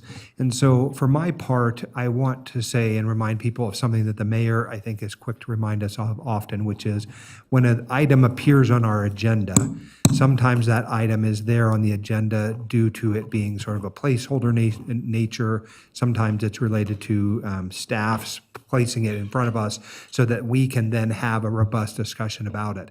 The problem, I think, happens when people with their own blogs and Substacks then see the item and think the outcome is predetermined, which it is never. An item is not predetermined when it arrives on our agenda. it also creates the distraction, right? Because people think that a certain thing is set to happen and they are upset about it, and understandably so, because in this specific case, there was a general, I would say, concern within the community that somehow we were going to give community-owned assets away for nothing, or that we were going to significantly undervalue those assets in a way that would be a disingenuous or disservice to our community. And I think that that is also dangerous. So don't believe everything you read on the internet or on someone's Substack, right? That is not ultimately the way that policy is made. I think it's made by having committed partners in the community who engage in the discussions both with staff and council members to create a better reality for us, right? And that is the work of council members when they continue to be engaged in those discussions thoughtfully and transparently, right? So while, again, some people thought we were going to give away the farm, it appears that based on the discussions that have happened and the instruction from staff and the work that's being done, that we're now to the point where we're talking about obtaining fair market value for 2 properties, with sort of we'll call it a kicker. I don't know if that's the right way to say it, but with another incentive. And I think it behooves us to point out that because we are sitting as the redevelopment agency board, that we are tasked with, as a body, of encouraging redevelopment when we can. The city does not have a lot of tools in its toolbox to do the kinds of things that we want to have happen in a community, because sometimes zoning kind of takes the forefront and we lack the tools we need to make choices that we want. So our community is asking for housing, our community is asking for redevelopment, and we're talking about an area of town that is essentially vacant. It's not so much that it's blighted. I think blighted refers to seeing a parcel that has a house on it that's kind of unoccupied and weeds are in the yard. That's not exactly it, but these are underappreciated properties that now can be placed in the service of the community. And so for my part, Madam Mayor, I just think it's important that people understand the story of Reno and what it is that we're tasked with doing the work for. Because if we are not telling our own story, then someone is telling it in error on the internet. So I appreciate the presentation. It is certainly not what I anticipated we would be having, the kinds of conversations we're having today, but it is very positive, and I will be supporting the efforts to see the options exercised. Okay. Madam Mayor, I apologize. We're having some Yeah. technical issues on our end, but Okay. it looks like Councilmember Breckus has pressed her request to speak. Okay, before I go on to Councilwoman Breckus, I wanted to ask you, since we were having the discussion on parking, Arlo, when Bill Thomas was here, we looked at the downtown and identified areas, and we really kind of, we're talking about, building parking garages, parking structures down there. And we were doing a study, I thought, weren't we? I mean, can you refresh my memory? There are a number of related efforts, but in general, the movement on our development standards is more towards a larger city type of regulatory framework for the downtown area, whereby every parcel doesn't have to provide their own on-site parking. That would be a market decision, but we would continue to build and expand public parking and shared parking spaces. So the ordinances in our development code were updated to that effect. Some various parking studies have been underway with the city, but also I think the current work is really focused on partnerships with RTC and hoping to bring in some monies that they have available to them to help fund some of these parking facilities in coordination with the property owners. So those discussions are ongoing with Mr. Jacobs and his team. I just wanted to jar my memory, because I remember it was a big topic of conversation. So thank you so much, Arlo.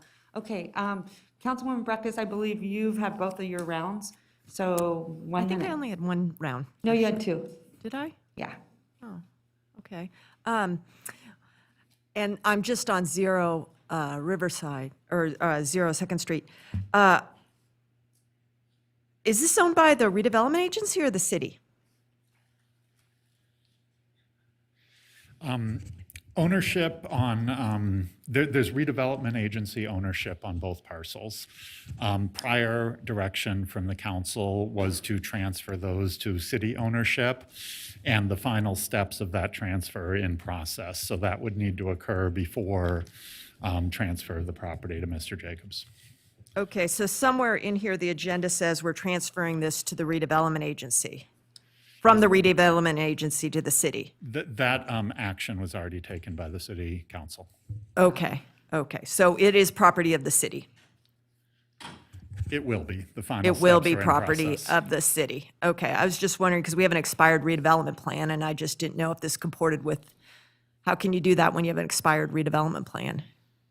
Okay, Councilwoman Dewar. Yeah, I just wanted to follow up, Arlo, on your comments in response to Mayor's question, which were that we're looking at parking. But what I'm concerned about, I mean, you know that the very first thing I did when I got on the city council was to work with our staff and acquire this parking garage, right? Because parking, we're always coming here, we got to park.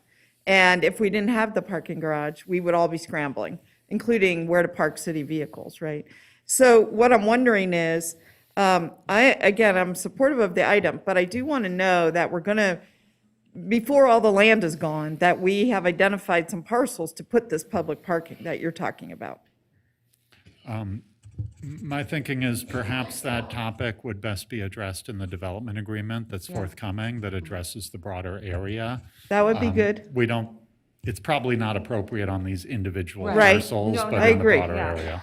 Yeah, But and it's not that even- is a really good place to put it, and that's why I've said things like the public needs to know what the issues are and have a chance to opine, because I'm sure we would hear from them I that, mean, overall, general in downtown. Yeah. Because it's going to get, so popular. And so I know that we were, so I don't want to. Exactly. Okay, good, But I think it's good. good, thank you. Okay, Councilwoman Jordan. I'm prepared to make a motion, but I think we need to take public comment first. We are. We're going to send it back to Madam Clerk. Thank you, Madam Mayor. We have another public commenter in the audience, Richard Daly.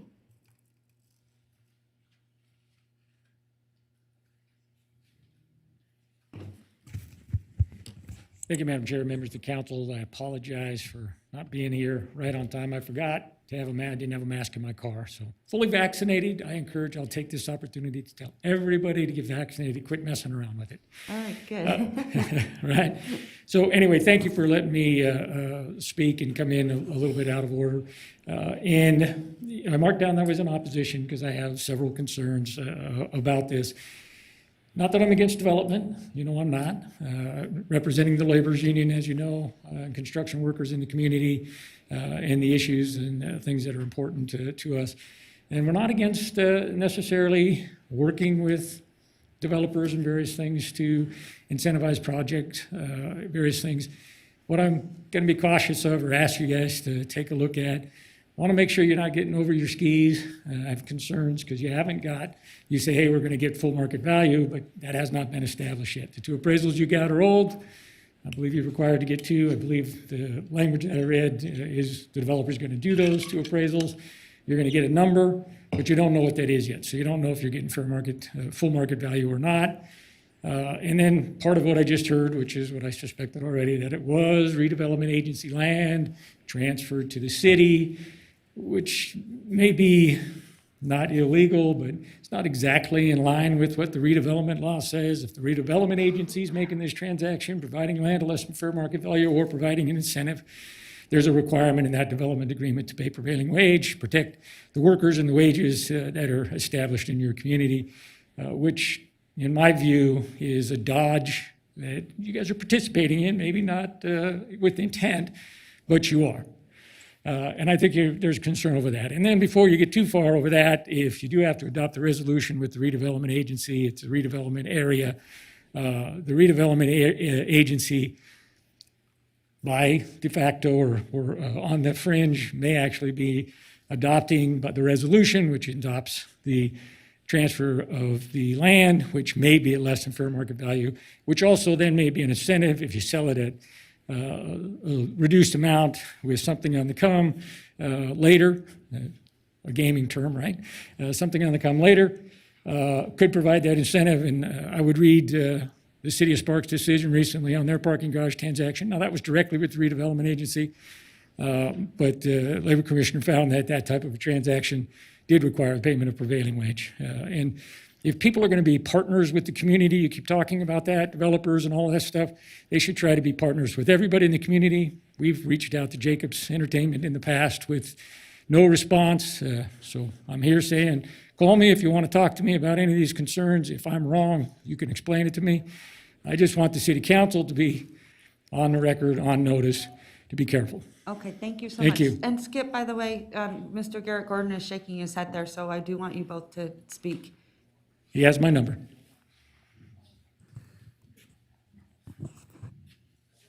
Okay, I believe,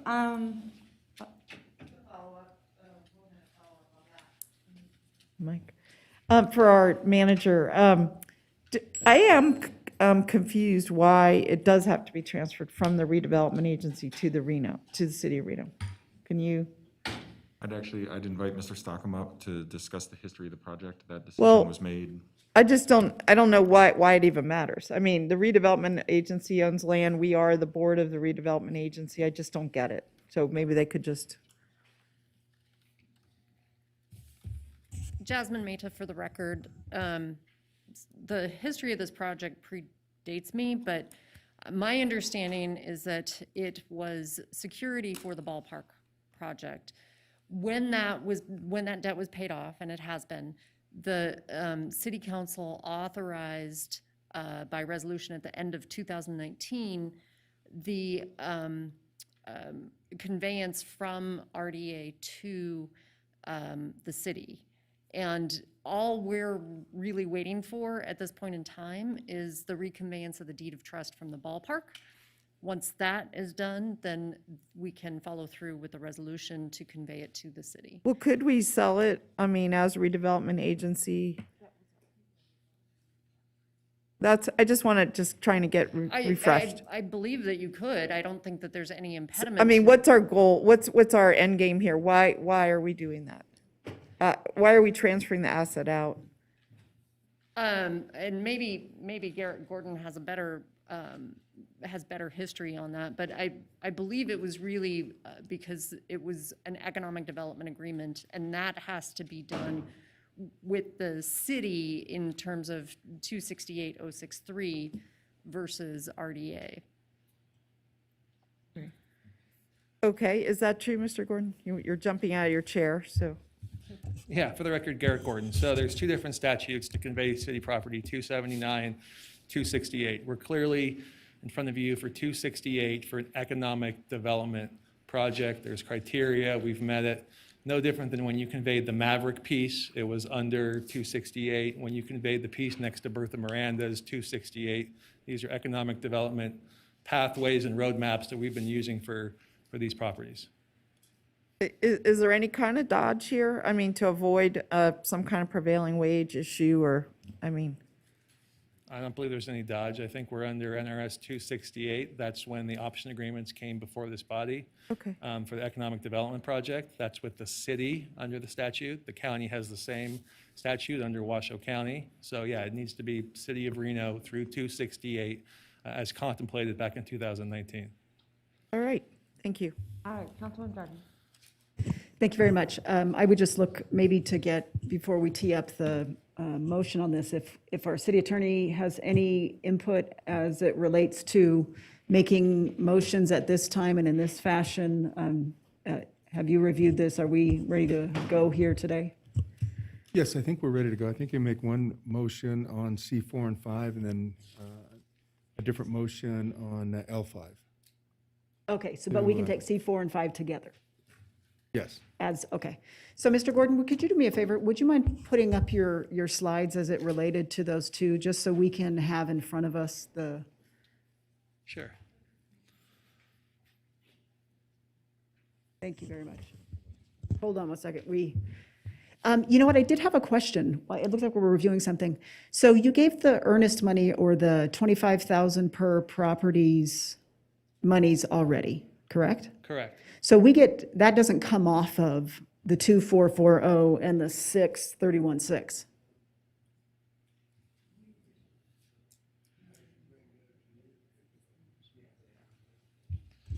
Yeah, it is in addition to. Okay, the purchase. so I just want to correct for the, or clarify for the record, we've got 50,000 already, correct? Correct.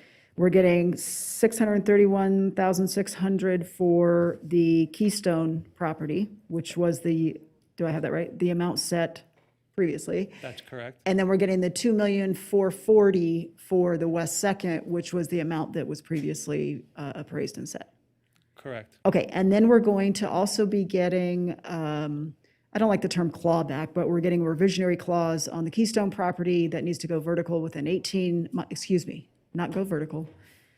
Needs to have a building permit pulled within 18 months, is that what that says? Building permit applied for in Okay, 18 months. within 18 months, and then you've got the provisions there. And then we get 25% of the totality of the block sales, assuming Mr. Jacobs sells off the totality of the projects, we get 25% of the net up, for lack of a better term, net difference. 25% of the net sales above Mr. Jacobs' basis in. Which is the pro- 2440 and the within the 631.6. property. So that would include purchase price, other hard costs. Okay. And then, if there's a real estate commission or something that comes off, but anything net, that's why I I use got the it. word Yeah, profit. I got all true the profit. fees for that. I get it. Yeah. So we'll be getting $3,071,600 by November. That's the two amounts? Correct. And then we'll be potentially getting 25% of any future net. Okay. That's the deal, yep. Madam Mayor, I am prepared to make a motion to approve the two as presented to us today. Okay, thank you. I have a motion and a second discussion. Councilwoman Breckus. Yeah, and I just understand we're just talking about 02nd Street at this point. Is that correct? No, we said we could do both of them together. We open both? Yeah. Okay, I didn't get a chance to, I'm going to object a little bit They were when. open together. Yeah, when we open two things together that are two agenda items and then we stick to our rules of questioning, it really is problematic. It almost seems like it's cooked. But I guess what I'm going to say here is on 02nd Street, I'm just so disappointed that a public asset is being put into private hands, a utilized public asset. And it is just very disturbing. And it's not only that, it's one that is revenue generating to the city because it is parking, public parking. And I just will not support that motion. Now, on 02nd Street, also, we're doing it under economic development, and supposedly we're doing the other one under economic development. Whose economic development are we doing it under? Because our master plan says we do an economic development strategy. I had a draft of an economic development strategy prepared by our staff that never made the light of day, never went forward on implementation. We have a redevelopment plan, and if redevelopment is a tool for economic development, it's expired. So the only economic development going on here is for Mr. Jacobs' bottom line and whatever he's going to produce. But the public and their policies and their economic development interests are never part of the dialogue. It's just the one-way unilateral ask and ask from the city and transfer of public resources to private hands. And I think that's really sad. Thank you. I won't be supporting the motion for other property. And I will note that I did support before the Keystone one under certain representations that were going to be made, and none have been made. I've seen Mr. Jacobs continue to tear down property and build nothing and displace people. And that's why I won't be supporting also the Keystone one, which I did support in the past because I saw something there, but I have not seen something there. And I'd ask all of you to go around this area from Arlington to the Keystone, and there's 3 apartment projects going up right now. So someone else is building, but not Jacobs. Thank you. Well, and I do want to point out, it was a year of a lot of uncertainty. So I think when you point fingers at certain people, I don't think that's really unfair either. A lot of projects, Skip will tell you, no one knew what we were going to face. So everything this last year was put on hold. So I think you have to be very careful whenever we're talking about, we're still not even out of this pandemic yet. We still don't know what's going to happen. There's a lot of uncertainty even now.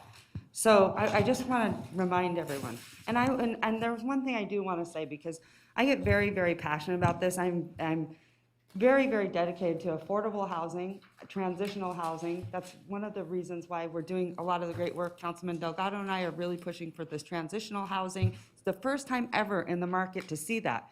But I'm gonna push back, and I just want to let you guys know that I think it's important to understand that housing was not affordable housing. That housing was horrific. Did you go there? Did you see it? That bedding was 30 years old. The roofs were caving in. Think about it. I don't know what the square footage was. Maybe, Arlo, you can tell me, maybe 200, 300 square feet, and they were charging $300 a week? That is not affordable housing. It was horrific. I'm sorry, but slumlords shouldn't be landlords. And that the motel housing was really only created for about a 40-year shelf life. So when we talk about that it displaced people, and they were relocated, I watched all of those. And we continue to do that. So I'm gonna push back a little bit when we talk about that. It's been a rhetoric out in the community. It's not true. It's not true. So I just want people to know that. That is just, it's wrong to continue to say that we took away people's housing. Honestly, what happened, it needed to happen a long time ago, and we let it go long in this city for way too long and subjected people to really horrific conditions for a very long time. So that's what we should be ashamed of. All right, thank you. I'm moving on. Madam Mayor, Yes, go ahead. I'm sorry, because you can't see that I've pushed my button to I'm speak. sorry. No, I just didn't want you to move on too quickly. You're moving us as we should be. First, I want to say, to my colleague from Ward 1, when items get combined on an agenda, I don't think there's any cooking going on. And to suggest that really is offensive to me as the council member at large, who does represent the entirety of the city. You have, of course, under our rules, the ability to ask that they be separated out. And to be able to speak longer, you can ask and motion for additional time. So our rules provide all the ways for you to do that. And I don't want to see anyone's opportunity to speak cut off.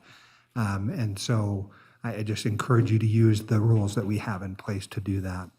Second is you've asked a good question about this being a city asset and who's benefiting. And I have long said that I don't think that the city should be owning vacant parcels or even parcels in this case, which had some historical use by churchgoers on the weekend. I don't believe they were paying for that use, but to be able to use them as parking.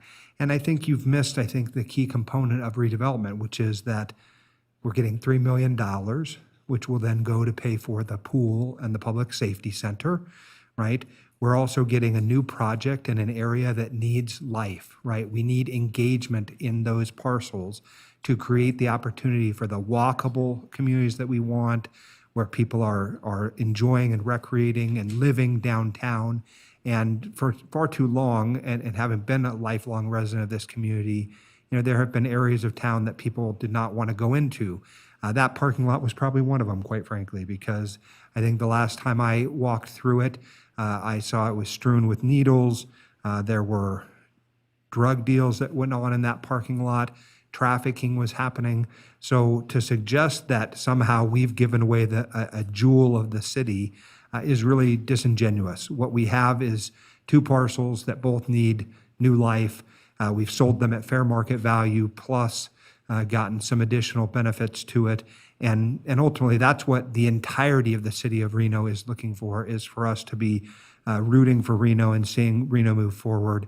And some of the barbs that you've taken at Mr. Jacobs, I don't need to be anyone's cheerleader, but I think what I'm seeing, both in the investment in Reno, that several $1 million that went to support Willie J. Wynn housing project, the relocation of people, the investments in the Sands property, which are pretty incredible. You should go check them out. I think it's just not accurately portraying what's going on in this community. So thank you, Madam Mayor, for the time. Councilwoman Weber. Thank you very much. I wish I could just say ditto to my colleague's comment. But I'd also like to add that Mr. Jacobs is proving himself daily. What he's done, what the projects are being done down there, it is awesome what's happening. And so, of course, with what's happening, we definitely need to move forward, and I definitely support this. All right. Madam Clerk, do you need anything else from us? I have a motion. You have a motion and a second? Yep. I have a motion and a second. All those in favor say aye. Aye. All those opposed? I'm opposed. Motion carries. Okay. We have to approve So- L4. Yep, so now we're on item No, L51 and L52, and I'm just looking for a motion. Okay, Councilman Madam, Jordan. Madam Clerk, may we take these together? The city Or attorney city said yes. May we take these together? Okay, Yes. I am proposing we take these together, and I would move to approve. All right, I have a motion. So I have a second. Any discussion? No? All those in favor say aye. Aye. All those opposed? I'm opposed. Motion carries. Okay, guess what? Lunch. Everyone's hungry and cranky and ready to eat. All right. Am I right? Yep, okay. So we will come back it's 1:30 now. Can we be back by 2? Mayor, Sounds good. I think 2:30 is best because I think that under the conditions, we have lunch in a very closed room among all of ourselves, and I think it's my comfort level to eat separately. I won't be eating indoors with people for a while, so I think we're going to need extra time to do that. We've been here since 10, so could we do an hour? Sure. Thank you. Okay. See everyone in an hour. So that 2:30. We will reconvene at 2:30.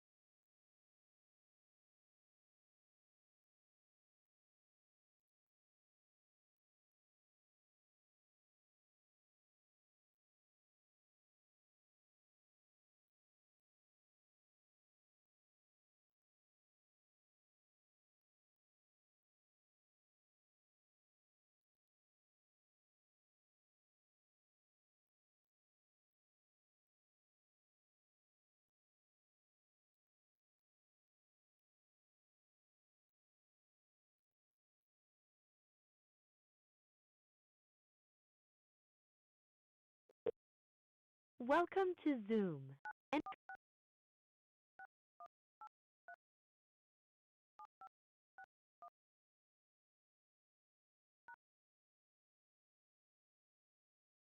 Enter your participant ID. You have entered the meeting as a panelist. Attendees can now hear you speak. This meeting is being recorded.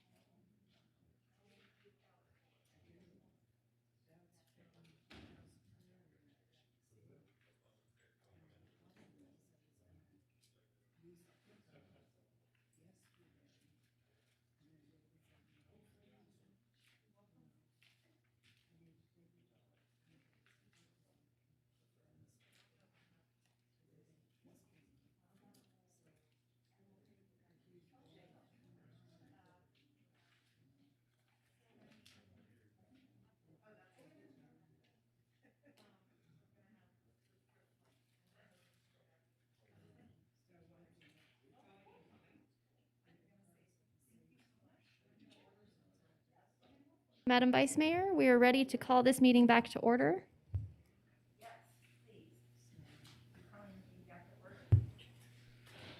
Great, and we are going to go ahead and start with item in the redevelopment agency so we can get that one closed out. We're on item L4, Riverfront Village. Madam Vice Mayor, before we get started with this, I know that we have some procedural requirements today, but enough questions have come up on this item throughout the course of the morning that it would be my recommendation that we continue this matter to a future meeting so that we have time to run some of this stuff down. Move to continue. Second. There's a motion and a second. Any other questions, comments? Say aye. Aye. Opposed? The motion carries unanimously.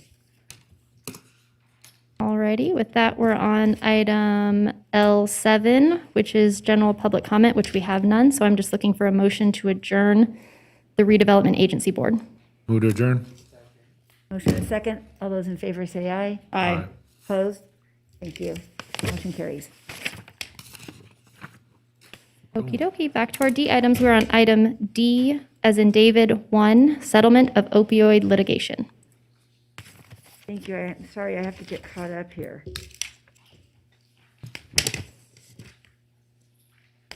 I think we probably need to go to Carl Hall. Do we, or is this just discussion? I'm sorry. That's okay. It looks like Carl Hall and John Shipman are our presenters today. Okay, thank you. So this is a request from our attorney and the AG's office to enter into an agreement for a joint settlement. And so we would recommend that you approve the agreement. Thank you. Councilwoman Breckus. Yeah, thanks for that presentation. I did have some questions on the allocations. And it was very specific, and I can't recall if I got an answer from it yesterday. I think it was in a memo. And the distribution, we folded up, as I understand, we folded up into statewide settlement. And then within that, there was a distribution to counties and cities based upon population and so on. And when I spoke with the manager, he confirmed what I thought I knew was counties were getting a larger proportion than cities because of their role in providing services to people who are indigent. And that was a service needing population that was disproportionately impacted by the opioid epidemic. But when I looked at that, and I know that Reno is unique from the Clark County, or Washoe is unique from Clark County, in that the city of Reno, in being the lead on homeless services, we provide a disproportionate amount of funding. We provide a lion's share of care to indigent people. So it seemed like maybe we should have been getting a bump up or a different calculation than what's going on in Clark County, where the cities don't provide that service that we provide. Did anyone look into that? Yeah, for the record, Councilmember Breckus, so we touch base with special counsel. So the allocation model relies on three main factors directly linked to the local harm rather than population. So we have, number one, the number of persons suffering opioid use disorder in the county. So that's the first thing that the allocation is based upon. Number two, the number of opioid overdose deaths that occurred in the county. And then number three, the amount of opioids distributed within the county using the data collected and reported by the federal government. So as part of the litigation, the city, as well as the Washoe County, had to submit proofs of claims. The Reno's proof of claim was about $152 million and some change. Washoe County's proof of claim number was $532 million. So there was a, kind of a 2.5 times size difference there. So it didn't have the calculation. This is across all localities is how this allocation came up. So it wasn't looking specifically at homeless, and it wasn't looking specifically at the city of Reno versus the Washoe County versus Sparks.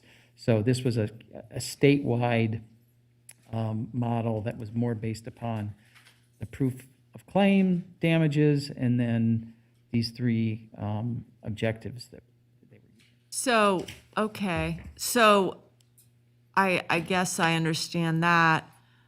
proof of claims, it's like what you show is your quote, reimbursement, or damages. Yeah, it's But part of could, that. could a single person who, suffered a death in Reno also be on the same damages ticket as Washoe County?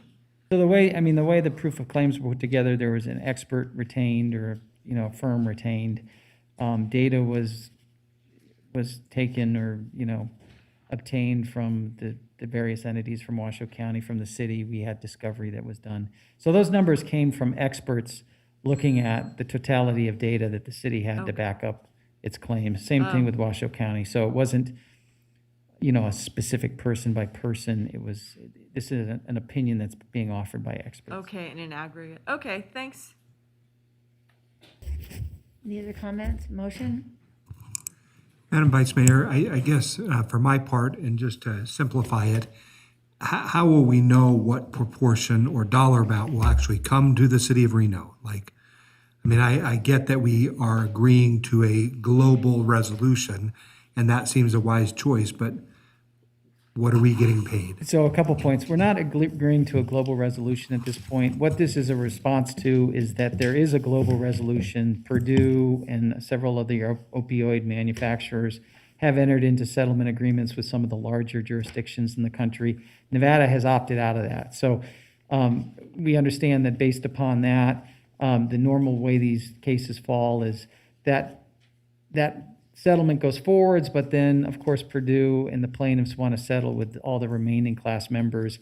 And so that's what the AG and what the legislature, when they passed AB 390, I think in the last legislature, were trying to do, talking, in terms of creating a streamlined approach for how a settlement can occur so that everybody's on the same page. And then, to your point, the city's not necessarily getting money per se. What it is there's a percentage of the pot, whatever is recovered, and then it becomes a question of the city applying for programs to help people who have opioid problems. So it's not like somebody's going to be writing us a check at the end of the day. It's going to be, we want to set up a half a dozen programs to fund substance abuse and specifically opioid abuse types of programs, be it through nonprofits, be it through healthcare providers, and that would be that would come through, and we can do that through this agreement up to our percentage, and that's listed in one of the exhibits.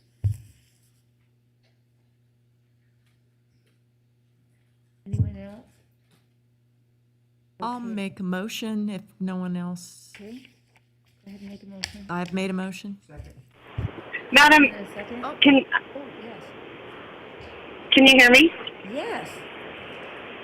Hi, just really quickly, Mayor. and I'll be there literally in 2 minutes if you can hear me. Can we ask Shipman, what's the time frame? Again, for the record, John Shipman. So what the time frame is that the settlement with these other jurisdictions is in the process of being finalized. We don't have a hard time on, because what would have to happen next is the state would have to settle with the Purdue's of the world. And so that, there is no hard timeline on that. This agreement just puts in place how that money would be distributed if and when there does come a global settlement with Nevada. So that we don't have a specific hard time. Okay, thank you. Thank you, Madam Mayor. Okay, we have a motion and a second. Is there any other discussion? Hearing none, all those in favor say aye. Aye. Opposed? The motion carries unanimously. All right, Madam Vice Mayor, we're on item D2, update to the FY 21-22 Comprehensive Planning Work Program. Thank you. Is there a presentation needed? Okay, here we go. Good afternoon, Thank you. Madam Mayor remotely and council members. Arlo Stockham, Community Development Director. Kelly Mullen will be presenting this item, but I just wanted to say a couple things on the front end. Bottom line is we don't want to be here recommending this refined work program, but we feel we need to be responsible. We have had explosive growth and a lot of demands on staff, a lot of vacancies that we're dealing with. And long story short, the work program as previously envisioned was very labor intensive. And we're concerned that if we embark on that program, it's going to interfere with our ability to get to other council identified priorities, affordable housing and otherwise. So Kelly has put together a great proposal. We've all discussed it in detail and put a lot of thought into it to really focus this year on the highest priority things that need to get done, and then get back to a more sustainable staffing arrangement to work on the things that we want to do. So I just wanted to say that at the front end, and I'll hand it over to Kelly. Thank you.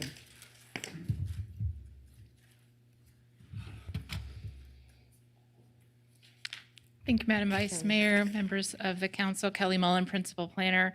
As Arlo mentioned, I'll be providing an update on that updated scope for one of the components of the city's comprehensive planning program.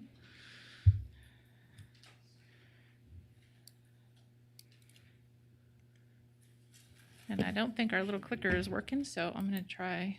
Arrow didn't work. It's not. Thank you. So to provide a little bit of background, back when the master plan was adopted in 2017, it included some targeted changes to the master plan designations on properties throughout the city. And those adopted changes were intended to better reflect the desired development pattern in the area, and it did result in some nonconformities between the master plan and the zoning district designations. And the intention was to address those nonconformities through a separate subsequent process. And that idea of addressing it through a separate process was confirmed when we went through the zoning code adoption hearing process.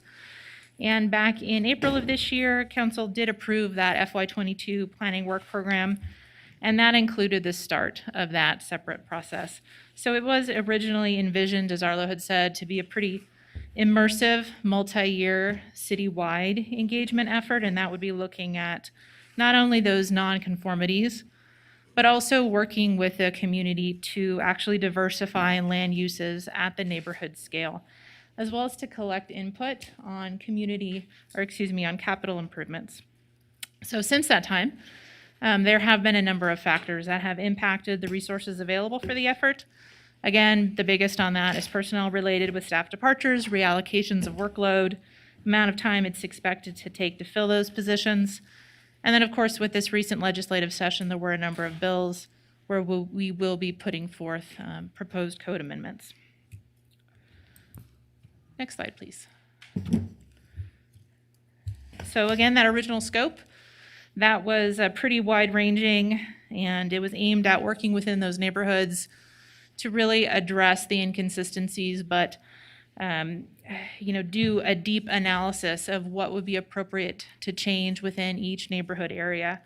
And although that level of engagement certainly is ideal, it's preferred, just currently with the resources available, that makes it infeasible. So what we are proposing is to provide a revised scope and really focus on the most critical parts of the project, which is the mapping inconsistencies.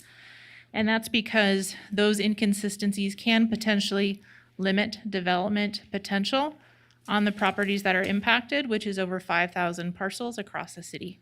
Next slide, please. So what you see on the screen is really that spread of nonconformities. Anything with a color on it is a parcel that has a zoning district and a master plan designation that don't match up. And on the left side of the screen, you'll see some of those categories that are more frequently occurring throughout the city. And some of them are pretty distinctly different. In the North Valleys, for instance, we have dozens of properties that have a suburban mixed-use suburban zoning district on them, but are in an industrial master plan category. Obviously, those are not compatible, and it provides a lack of clarity in terms of what the city wants to see develop on those properties over time. Next slide, please. So the other update is a simplification of the review areas. Instead of using customized boundaries to create smaller individual neighborhood areas, what's being proposed now is to simply go ward by ward and to address all of the nonconformities as we go through each ward. In terms of review order, that is proposed to be based simply on the number of nonconforming parcels within each ward. Next slide, please.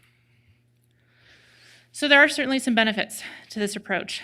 First, it allows the launch of the project to remain on track, to still get started this summer, and to address what is the most time-critical portion of it, which is addressing those mapping nonconformities.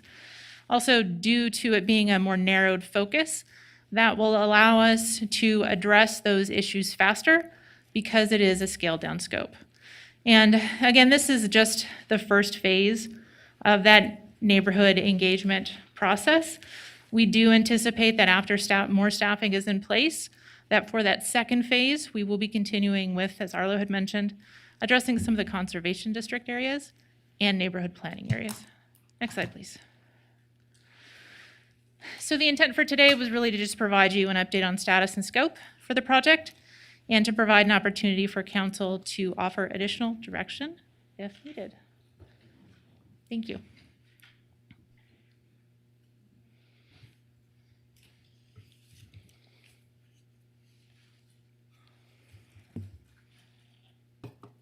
Yeah, okay. Hi, thank you, Kelly, for that update. I am a little bit confused. So I understand that you're trying to get a handle on the workload with the existing staff. I get that part. But what you explained, while the words, I understood the words, I didn't understand the impact on the ground of what you're doing.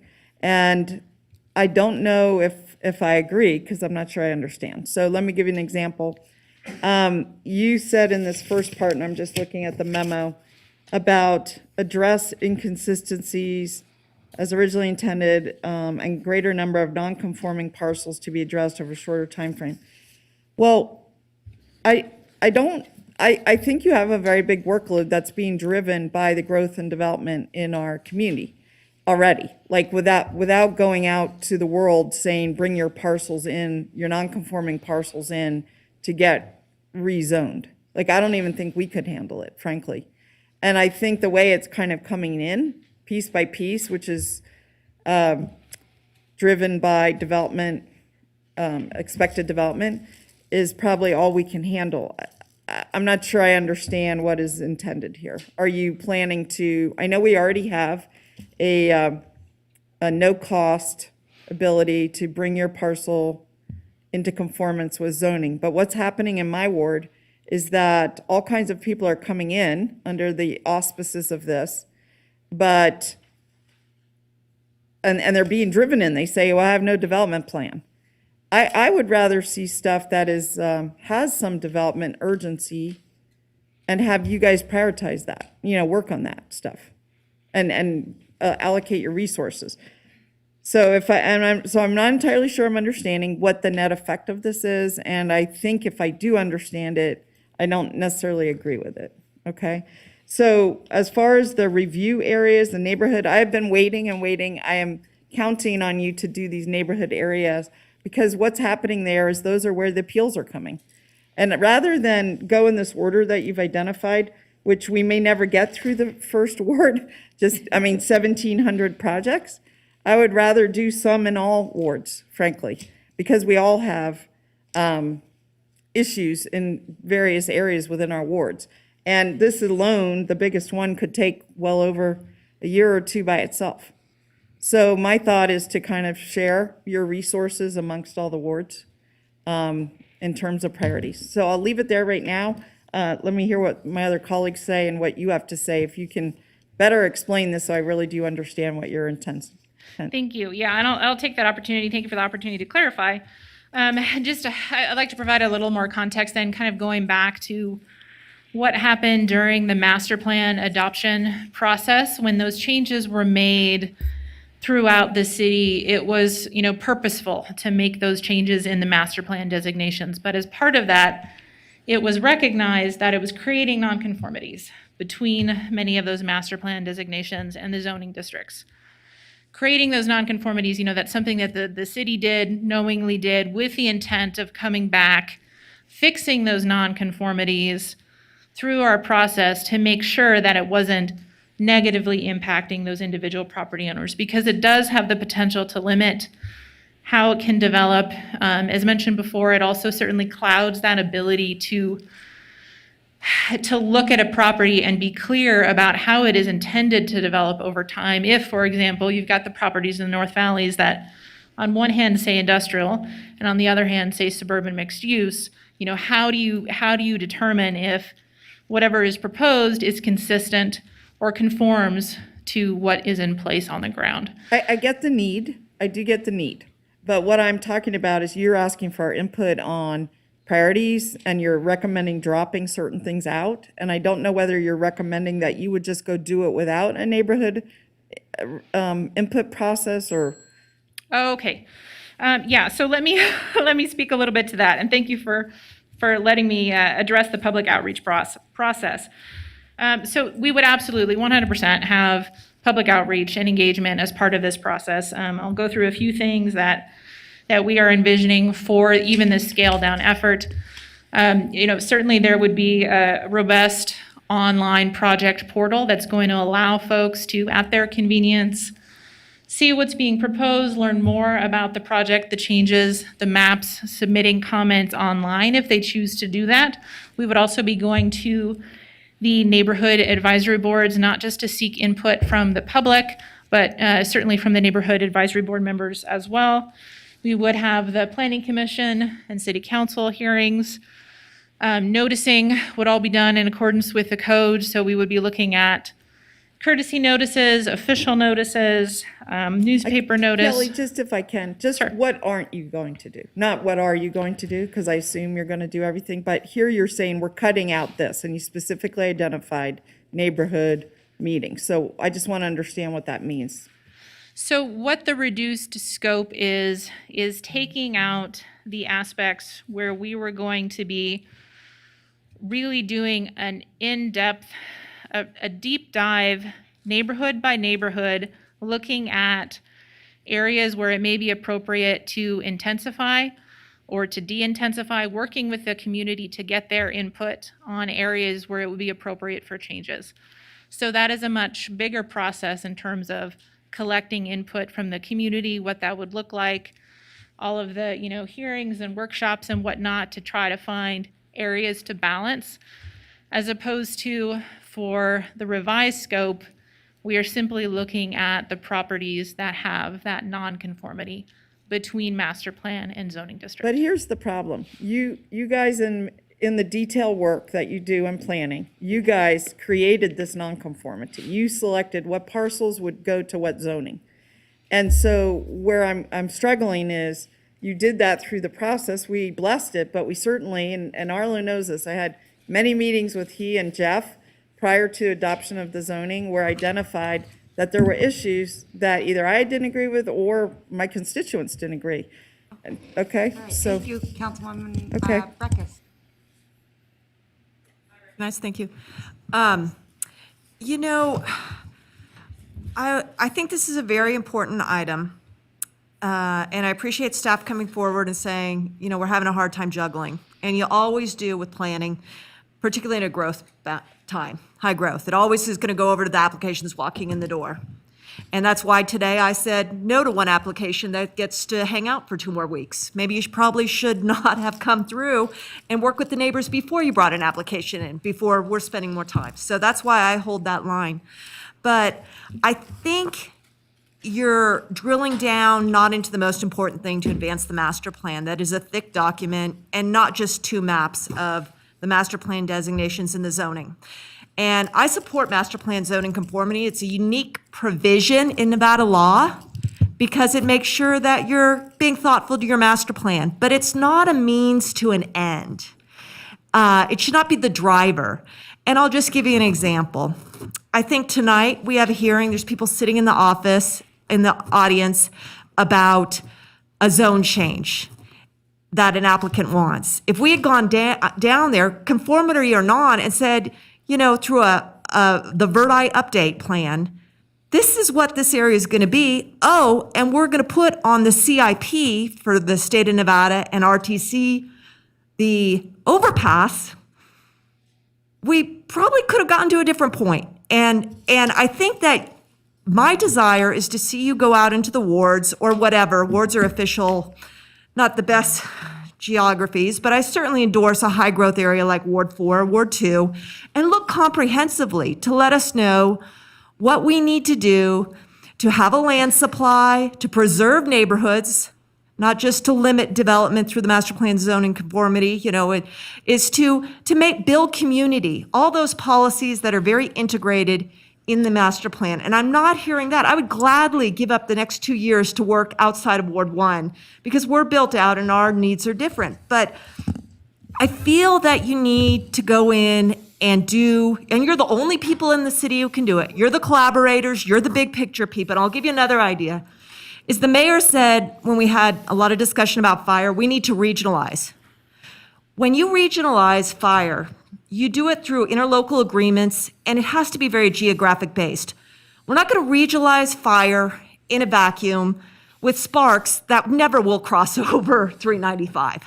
So we need to go over to that side of the valley and realize if we need an interlocal for that side of the valley and their regional needs. And I think that you're the only ones who can go out there and tell us what the infrastructure needs are, how we need to retrofit streets, where we're seeing decline and need reinvestment. And if you don't do that through area planning and you just come and tell us we need this zoning district to match this, mechanically, you're not helping us advance the master plan where we need to go, is in my opinion. I'm very committed about this, particularly in the growth areas, where we don't seem to have looked very thoroughly at infrastructure needs and service needs. Thank you. Okay, thank you, Arlo. Go ahead. If I could just briefly respond, we agree. We'd love to be doing that. We're going to drive our staff insane if we do that, along with the statutorily mandated work. So yes, if you can allocate significant additional resources to the team to go do it, we'd love to be doing that this fall. We're not seeing that as a reality, given all the competing needs. We just heard fire department needs. There's no shortage of needs for limited funds. So the recommendation here is to address all those critical areas, like in Councilwoman Doerr's area of nonconformities. Address all of those that are the real problems, the ones that are coming in project by project, trying to reconcile these nonconformities. That is hugely labor intensive, and we can be so much more efficient just resolving the inconsistencies. We see getting through the whole city in a year, not like 2 years for each ward.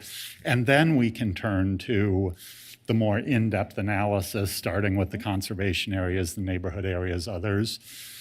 But it's just an unfortunate reality that we're sitting in right now. If we embark on this full detailed neighborhood scale program, most everything else is going to have to drop. Or we need significant budget augmentation in a very short time frame. So that's why we're in front of you. These nonconformities are a real problem for the property owners. The master plan predated Kelly or I. It was kind of a multi-step process that was put in place at that time. And we feel it would be really problematic to not finish that step now and leave people essentially hanging with inconsistent designations. So that's really why we're here, not because we want to be, but it's just the reality of our situation right now. Okay, Councilwoman Doerr. Yeah. So here's how I see it. If a property's sitting there and they have been put into a non-conforming state and they're a single-family home, I mean, let sleeping dogs lie, so to speak. I mean, they're just sitting there. They're not on a development path. Their people are living in their house. I think that you make a good point about the staffing, and I thought that we were going to be augmenting your staffing from the enterprise fund. Is that right, Mr. Thornley? This is ineligible for building enterprise fund work. That has to be related by law to building permits. So this needs to be a general fund topic.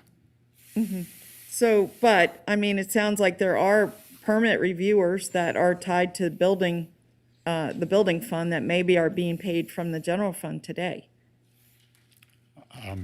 No, that's not the case. It's not the case? No. This is an ongoing topic of discussion between myself and Director Stockham, and we are looking at all of the options we have in front of us to make sure that the tools and resources that the Community Development Department needs to carry out its mission are made available. Okay, well, that's reassuring. I guess then I will just say, is it possible, you're looking for input, I have some kind of burning bush issues, areas within this. I know that you said you'll get this done in a year, but I don't know that we can predict, we might be in another year of COVID, et cetera, et cetera. I would like to see you do some portions, the wards are pretty big, some sections of wards. That would be my recommendation, rather than kind of sequentially. So do we. Part of the consolidation, though, is, 5 projects is a lot less time intensive to get through than 20 different areas. And kind of the way the preliminary input we were getting on the boundaries from you and other council members were, why don't you grow it a little bit and deal with this additional area? So this would, in effect, clean up all the inconsistencies citywide in a short period of time and allow us to also spend time on other priorities, including our next agenda item, tree protection. All right, Councilwoman Jordan.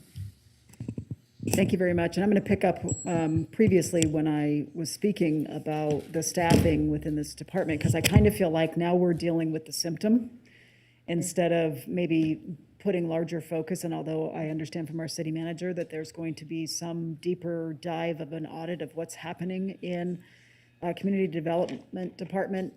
And I just wonder, Mr. Manager, if there's an opportunity to look at allocation of resources in areas that maybe can be viewed through the lens of just the consumption of hours. And I'll give you an example. So through our appeals process, any one of us can appeal a project for any reason.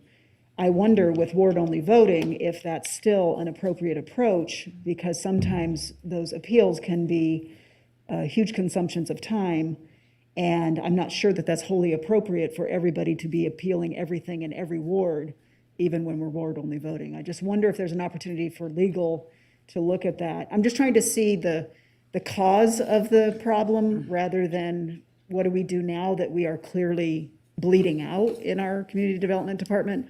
So I'm just going to keep bringing that issue up. We need to daylight whatever's going on there and come up with different processes and look at wherever we can to reduce staff's time from sitting through, maybe things in which they don't need to be, or it's certainly not efficient for them to be. Thank you, Madam Mayor. That's part of the discussion that Director Stockham and I have been having in terms of, where are resources being allocated at the moment. And I think, it's difficult to express, sitting here today, sort of just how great the volume of work in the Community Development Department is at present, and also sort of how broad the spectrum of projects they undertake. What they do a lot, right? I mean, I think you heard Councilmember Breckus mention that before, and so like you're acknowledging here, sort of the first step in getting our arms around it is understanding where this time is being invested, and that's something that we're doing. But of course, that's more time that isn't going towards some of the other things that are sitting and piling up. So we are working on that. We are continuing to have that conversation, and sort of to your point, nothing is sacred at this point. We will figure out sort of where these things are going and make sure that we have the best deployment of the resources available, and where we can make some strategic investments to improve the condition there. Thank you very much. And I'll just close by saying, I think in this, there's great opportunity in coming out of, fingers crossed, coming out of COVID, in reassessing sort of workflow, work approaches, workplaces, all of those things. And I think we as a pretty progressive council always want to look to those opportunities. And we're in the perfect storm right here of super tight labor market, difficult skilled positions that are difficult to get in the first place. And clearly we're having an issue with retention. So we're just in this perfect storm of work asks and projects going through the roof, but people are leaving for reasons we need to get to the bottom of, and sooner rather than later. And I think the work that your department does is stellar, and you do a fantastic job. And we just keep asking more and more of you. So does the community, and we expect that. But we're kind of missing what's happening with the turnover in this department. Not missing. We just need to dig in deeper as to what the causes are. And if I could, following up on your city manager's point, kind of the proposal here is to not make these property owners wait another 6 month or year to get these bigger issues resolved, and kind of leaving them hanging with inconsistencies.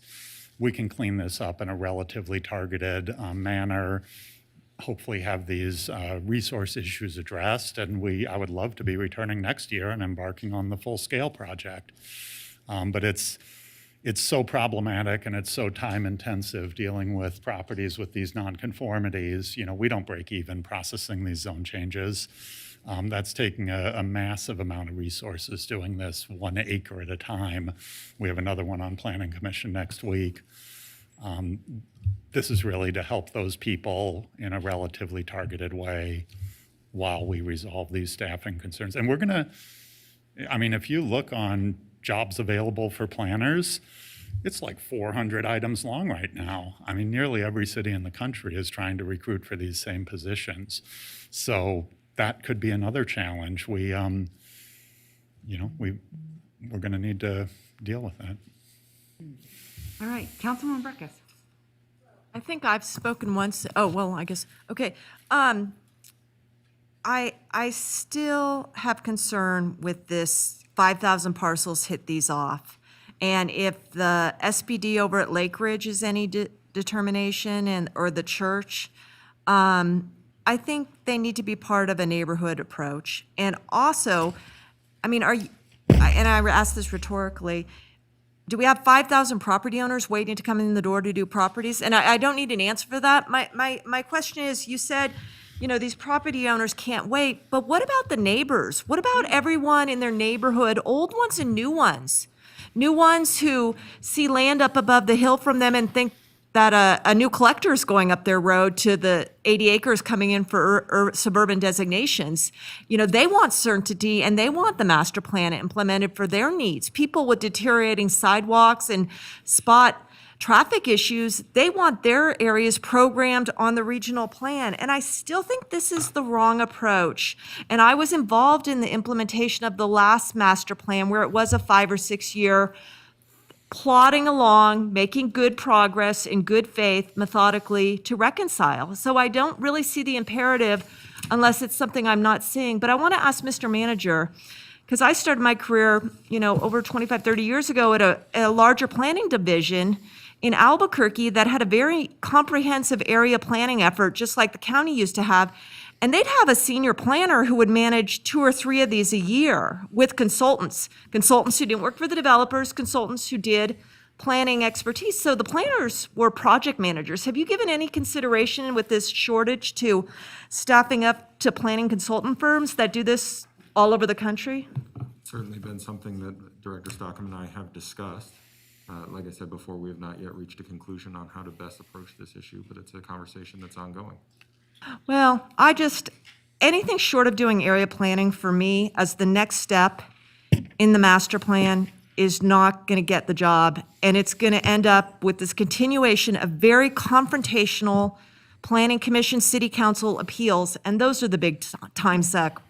And if people haven't figured that out, that we're doing something wrong, well, we'll see at 6 p.m. on Wednesdays for a long time, in my view. Thank you.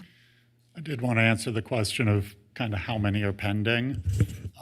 It's likely dozens, probably not 100, but we're likely to see dozens of these nonconformities come in one at a time. Just processing those is likely to take a similar amount of resource than cleaning up these whole areas holistically. Just wanted to add that. Go right ahead. Can you explain what cleaning up means? I'm really missing the process step, Arlo. I mean, if they come in one by one, they get daylighted, there's a hearing, the staff reviews them, we review them one by one. At least we know what we're talking about. But what, are you just planning to take 100 parcels and just say you're now something else? Like you're now MF30 or you're now MF14 or? It would be a review, kind of not unlike how we do it parcel by parcel as of right now, but ward by ward. So no, it's not intended to be just a summary, we're going to change this zone to that. It would have some consultation, is the master plan the right one? If it is, which zoning category within that master plan is right? Or in some cases, we found that council and people in those areas support the zoning. And maybe the change to master plan that came up in the Moana Lane area, we may want to consider adjusting the master plan on some of these parcels. But how would you do this? I mean, we wouldn't be involved, presumably. You're just going to... We could certainly do workshops with council or whatnot if we need to, but yeah, it would essentially be a participatory process. We'd be just looking at however many 100 parcels and how they should be designated. And there's other benefits because you get to see the relationships of, hey, this is an area that's likely going higher intensity multifamily. But let me just understand. So instead of people coming in to request this, you would just be proactively doing it? Correct. And once we're done with this, there would be no more of these coming in to get their designations consistent. We would have had So them all I guess my resolved. question is just how do we know it's right? Unless we're kind of relying on the public to let us know. It's kind of the noise factor. This is right, this is not right. And that's, that's why I'm highlighting the issue of public participation. Because if staff just does this, I mean, I could do it too. I could go to a table and just say, you were this, you're now this, you were this, you're now this, to come into conformance. But like you just proposed in the early agenda item, some 6 categories, let's say, for suburban mixed use. Well, how do you know? Like, you're not going to do an SPD, that has to be developer driven. You're not going to say something's a park. I mean, I guess are you going to pick a zoning category for them, like they're SF3 today? You're going to change them to something else? That's where I'm kind of confused. We're going to solicit input from the people whose properties are affected, from the nearby property owners, get that input, come up with recommendations. My expectation is that 90% of them or so will be non-controversial and there'll be widespread agreement, no issues. But chances are there will be some differences of opinion that will need to land at the Planning Commission and Council to resolve. Take the suburban mixed use that you're dealing with. Some of those areas maybe are MF14, maybe some are 21 or 30. But you would decide, right? I mean, and you would We wouldn't propose it decide. to We'd the... get a bunch of input. We'd make So a you kind of would be recommendation. doing a neighborhood meeting in a way. I guess that's what you're saying. There would be neighborhood meetings, absolutely. It's just a more targeted way. And the real thing that we're not doing is if there's an area that's zoned multifamily, it's master plan multifamily, those are the spots we wouldn't touch right now. Everything's consistent. Maybe we come back and do a more comprehensive effort when resources allow. But the current situation's a real problem, both for our resources and for the property owners affected. Jordan, give us a motion. Thank you very much. I'm prepared to make a motion to move to approve staff recommendation for the work. All right, I have a motion and a second. All those in favor say aye. Aye. All those opposed? I oppose. No. No? Okay. I think there should be more input into it. I mean, this is a big change, and I totally get that they are stressed, and I want to help. But I just think that we should be targeting rather than broad brushing the whole city. So that's just my And Madam Mayor, could I also, Go you ahead. didn't call for discussion, and I just wanted to discuss too, is, the commentary that, well, you'll go out and have a meeting on this parcel and this parcel. I mean, I'm sorry, I've never walked into a neighborhood meeting where one issue comes up. You're going to have 7 other issues. You're going to have the speeder here, you're going to have the park maintenance here, you're going to have all that. And that's what the master plan, it's comprehensive, it's interrelated. You just cannot go into a built area, an outlying of area, and talk about things in a vacuum. And that's where we're putting our resources as our strongest implementation measure. And I really think it's not going to deliver what we need in this community at this time. So that's why I voted no. Thank you, Madam Mayor. Okay, thank you. All right, I have a motion and a second. All those in favor say aye. All those opposed? no. Okay, motion carries. All right, Okay, Madam Mayor, Clerk. we are on item D3, initiation of the tree protection ordinance. Okay, at this time, I'm going to ask Madam Clerk, do you have any public comment on this item? We do not have any public comment in the audience. However, we did receive correspondence from Daniel Iwane from the Washoe County Health District in concern of this item. Okay, fantastic. I'm going to send it right back to you. Thank you, Madam Mayor. Sorry if you guys are getting tired of me today. No, you're fine. Kelly Mullen for the record principal planner. We're just bringing up the presentation now. And it looks like would you mind advancing to the next slide, please? So this item Kelly, is. is the clicker not working? I believe it should be. Oh, there we go. Perfect. Thank you. Thank you. So this item is asking council to initiate changes to tree protection, installation, and maintenance standards in both Titles 8 and 18.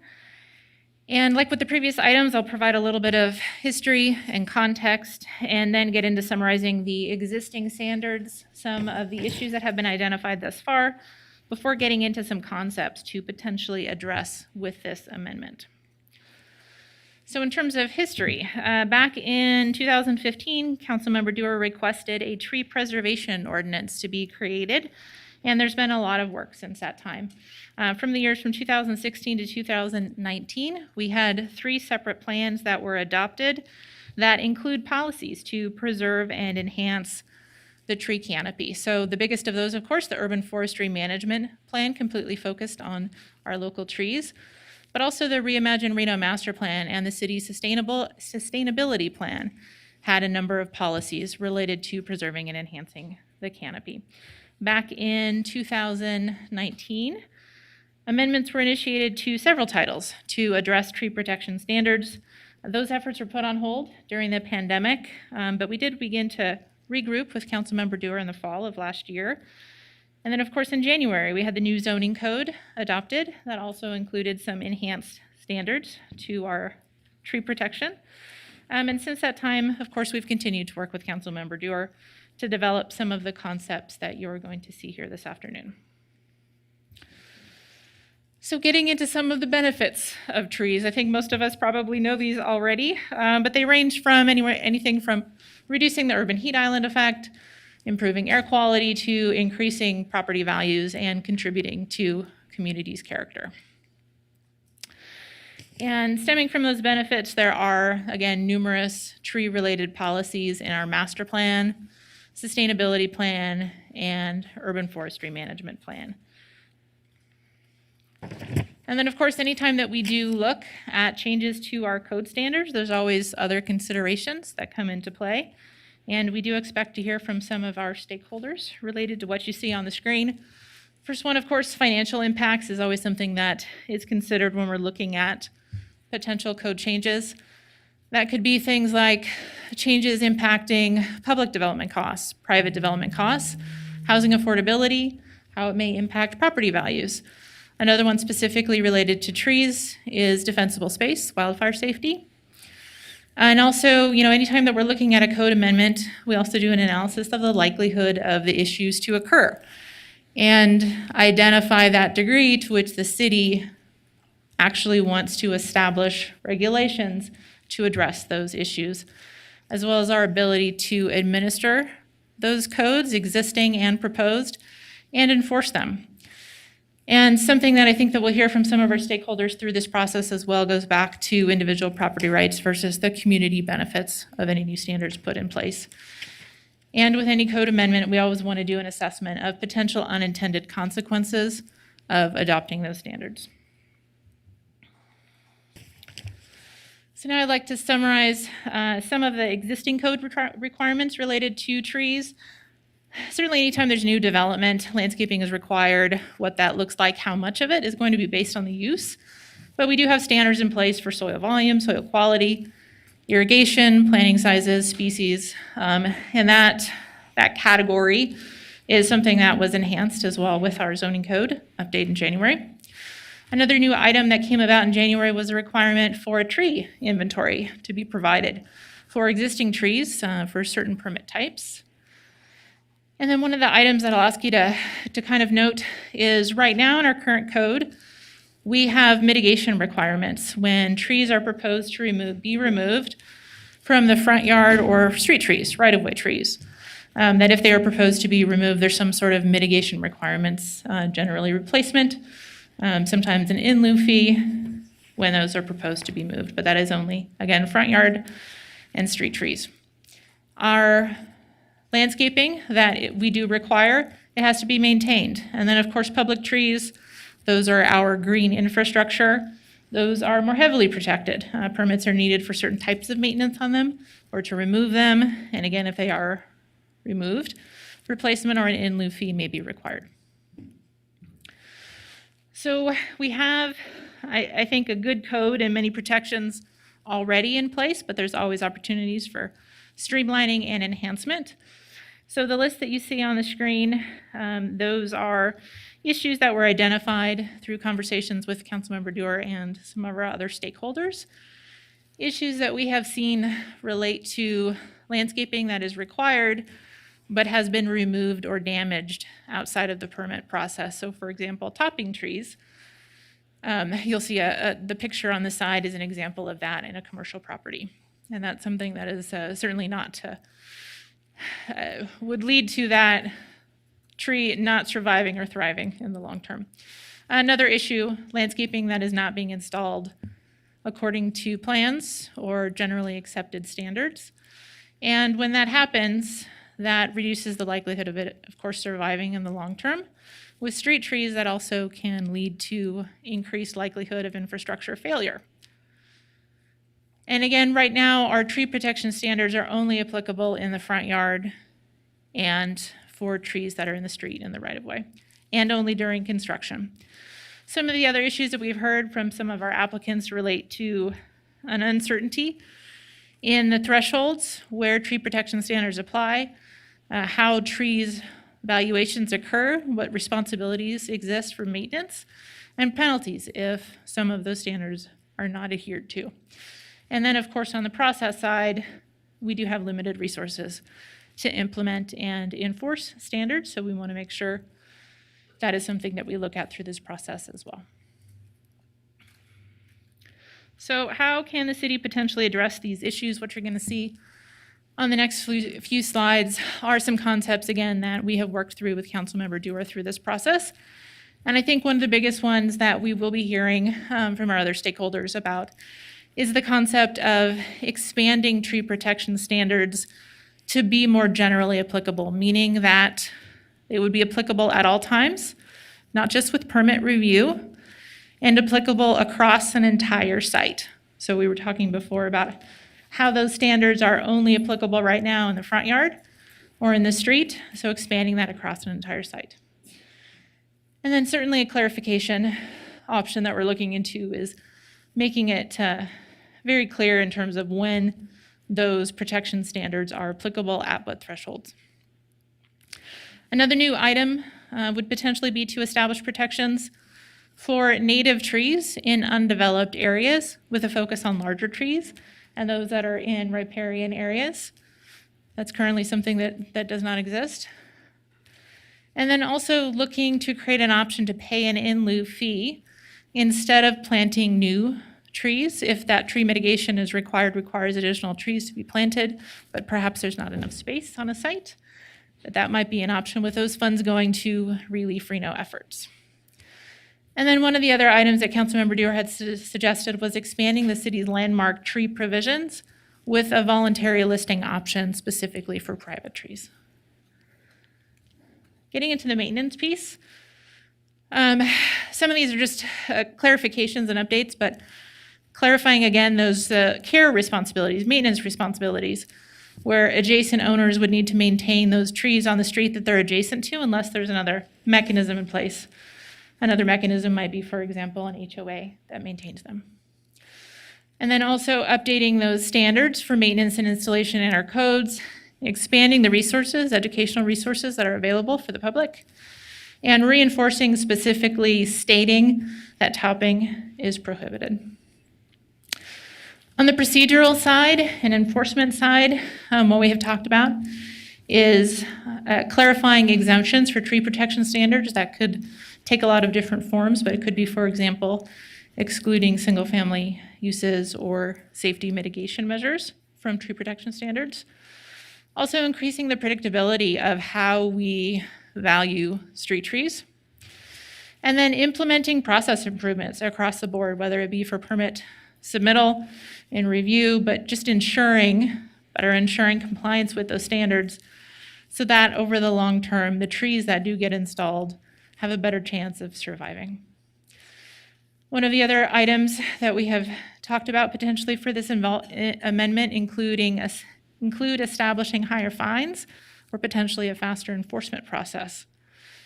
And then one of the items that would really be kind of behind the scenes to help with administration and enforcement of existing or new standards would be to potentially hire a landscape architect within the department, someone who would be focused on landscape permit review and inspections, actually looking in the field to make sure that trees are getting installed according to accepted practices and the approved plans. So now we have a list of our stakeholders on the screen, and the reason for that is because we recognize for this topic where there are a lot of perspectives, a lot of different priorities, and that's something that through the process we'll be looking to provide a balanced approach, provide options that hopefully get at some of the concerns of our various stakeholders, whether that be our Urban Forestry Commission, Planning Commission, this council, the folks who actually are working in the field on trees, whether it be designing them or maintaining them or installing them, our developers, the folks who are represented by BAN and NAIOP, or commercial business owners, private property owners who maybe live adjacent to a street tree. And certainly also all of the departments within the city that are impacted by any standards that we implement as well. So whether that's Public Works, Parks, Code Enforcement, Fire, et cetera, or other interested parties, perhaps our Air Quality Management Division with the Health District, or other folks who are interested. So next steps will be to gather feedback from all of those different stakeholders, draft up some language, prepare recommendations or options for the Council and Planning Commission and Urban Forestry Commission to consider. But at the end of the day, we're looking to be able to adopt improved tree protection standards with an eye towards implementation that is realistic.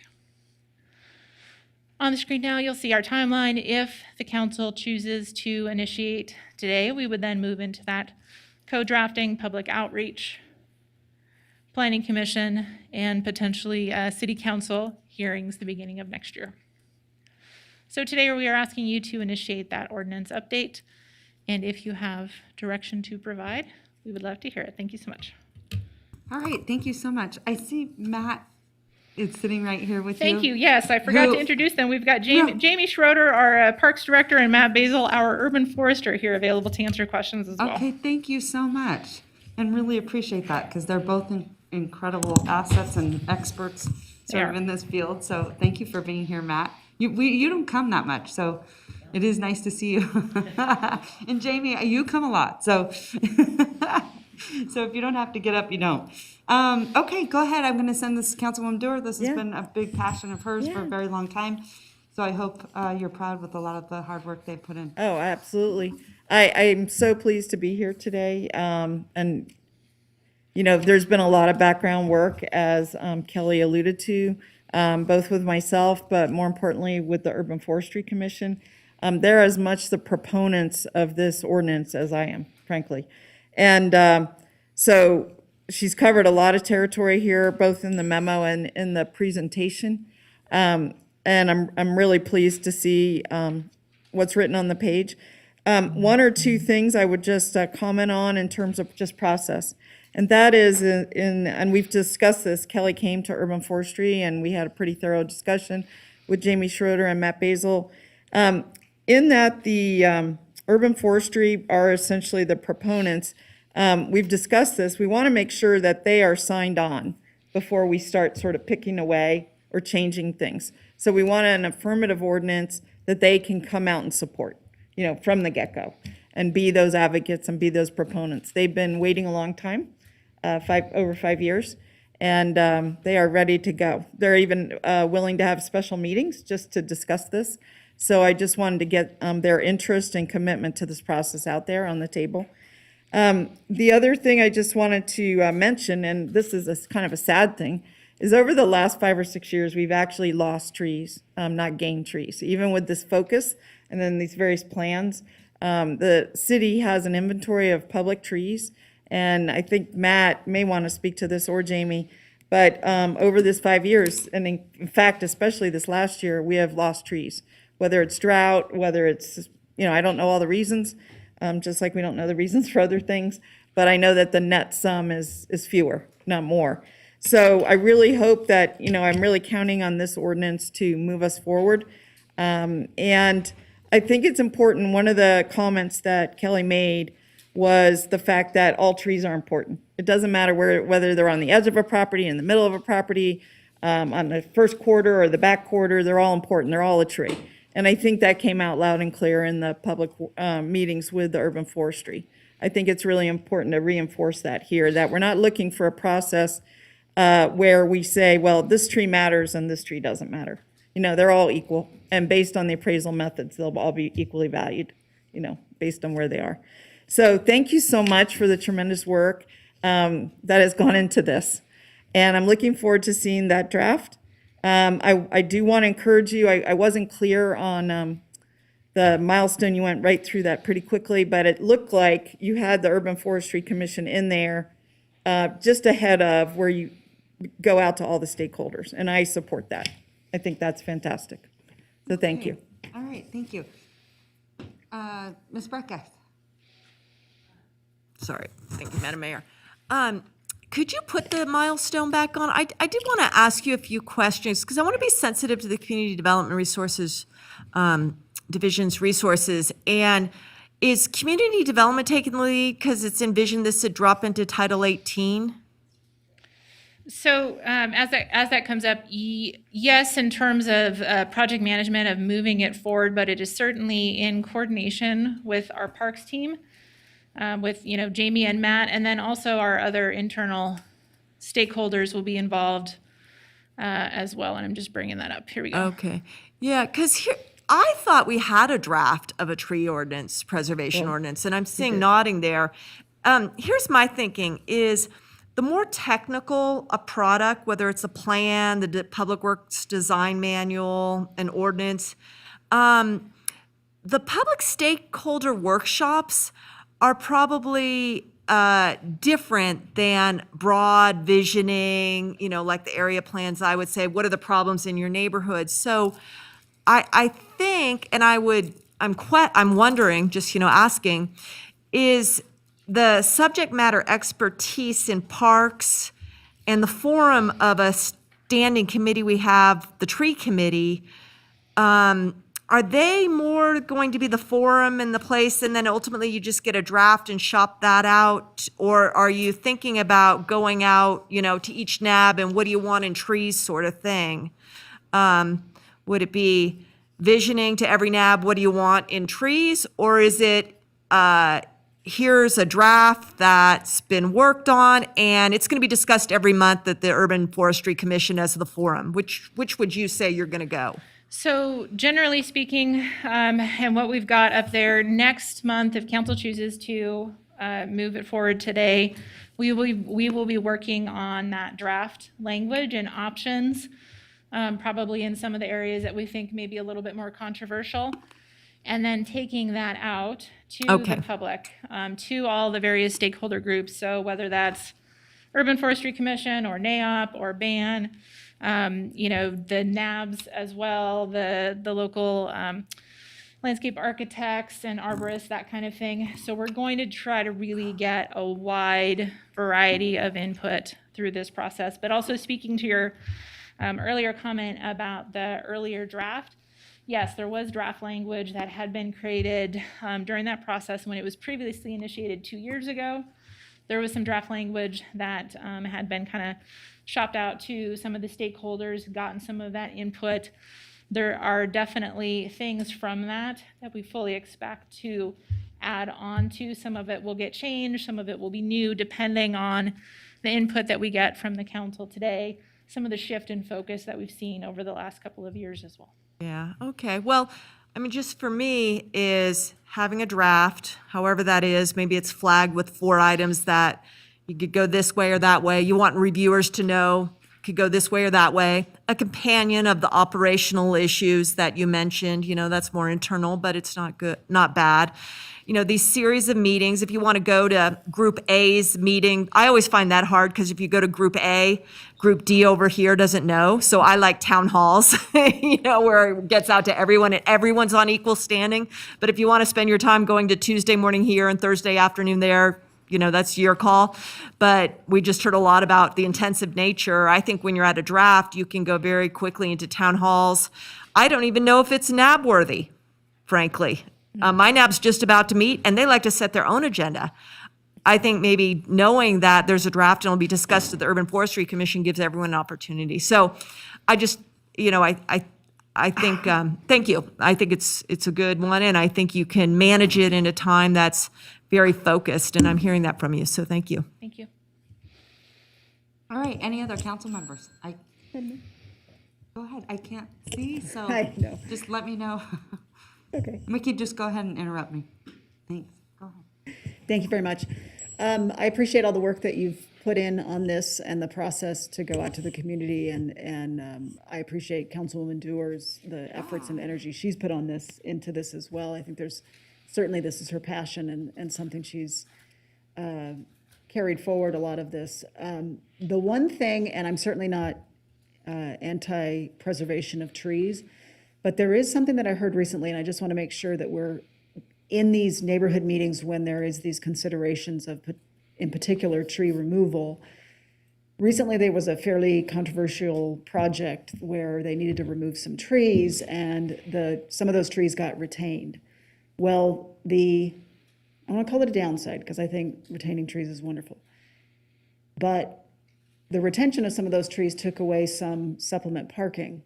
And I just wonder if the surrounding community understood that the preservation of a couple of trees took away the parking, which then could have more of an impact on the parking in their adjacent residential neighborhood. I'm just saying there's often some unintended consequences that everybody needs to be, eyes wide open as to what the benefits are versus the gives, and everything's this string. You pull one part of it, something else is affected. So again, I'm not anti-tree preservation. I just know some businesses in the area were very concerned about the elimination of some additional parking.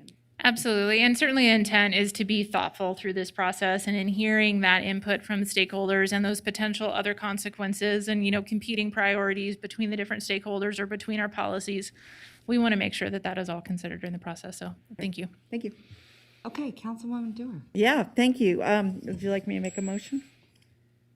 You go right ahead, whatever your All right. desires. Okay, well, I'd like to make a motion to initiate ordinance development around tree with a couple of provisos that we understand all trees matter. There is an option to mitigate instead of preserve, and we have talked, I'm sorry, I'm going into explanation instead of the motion, sorry about that. All trees matter, that we have mitigation as an option, that the Urban Forestry Commission would sign off on the draft before it goes out to public workshop, because they're not just a stakeholder, they're a proponent. And that I would recommend public workshops. I think general public workshops would reduce your time if you just had 1, 2, or 3, depending on your schedule. Get everyone at the table in the same room and not have to go to dozens of meetings, but rather maybe just 3. And that would be my motion. And that you work with your schedule that you've proposed here. All right, so I have a motion from Councilwoman Dewar. I'll second. And I have a second from Councilwoman Breckus. Yeah, I like the idea of putting impotence on the, if that's the right word, on the Urban Forestry Commission. We have these commissions, and we got to lean on them, and otherwise we shouldn't have them. Right. All right, so I have a motion and a second. All those in favor say aye. Aye. All those opposed? Motion carries unanimously. Thank you. Thank you guys so much. This is another stellar day. Yeah, you to know be what, here. just really quickly, Matt, did you wanna weigh in? Like I said, we never get to see you, and if, I know you came down, and I really appreciate you, and honestly, you're doing some fantastic stuff around the city. Thank you, thank you. Yeah, and I'm excited to, start to make some progress here and, preserve what we can, and also, as we continue to develop, make sure that we're doing that in a wise manner and making sure we're installing the proper trees and building our infrastructure in a way that we're going to have, trees for the future. So very excited to get this process started. Thank you. Good, great job, and really impressed with your expertise and all that you've been doing. So, and your opinion matters. It really does. So I appreciate you coming. I appreciate it. All right, thanks, Matt. Thank you. Okay. All right, Madam Clerk, we're moving right along. All right, Madam Mayor, we're on item D4, which is a presentation, discussion, and potential sponsorship of an amendment to the Truckee Meadows Regional Plan. Okay, hold on one second.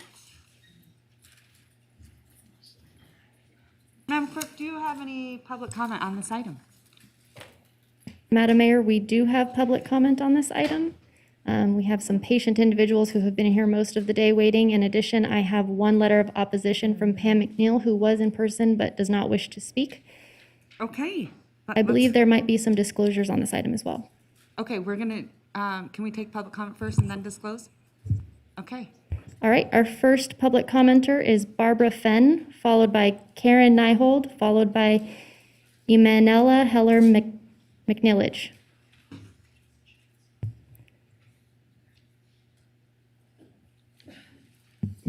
Good afternoon. I am Barbara Fenney from Mogul, the other side of Mogul, the Washoe County side, but I am representing Mogul and the surrounding areas against the proposal to remove 2 parcels from the sphere of influence and to be under fewer guidelines with the Washoe County.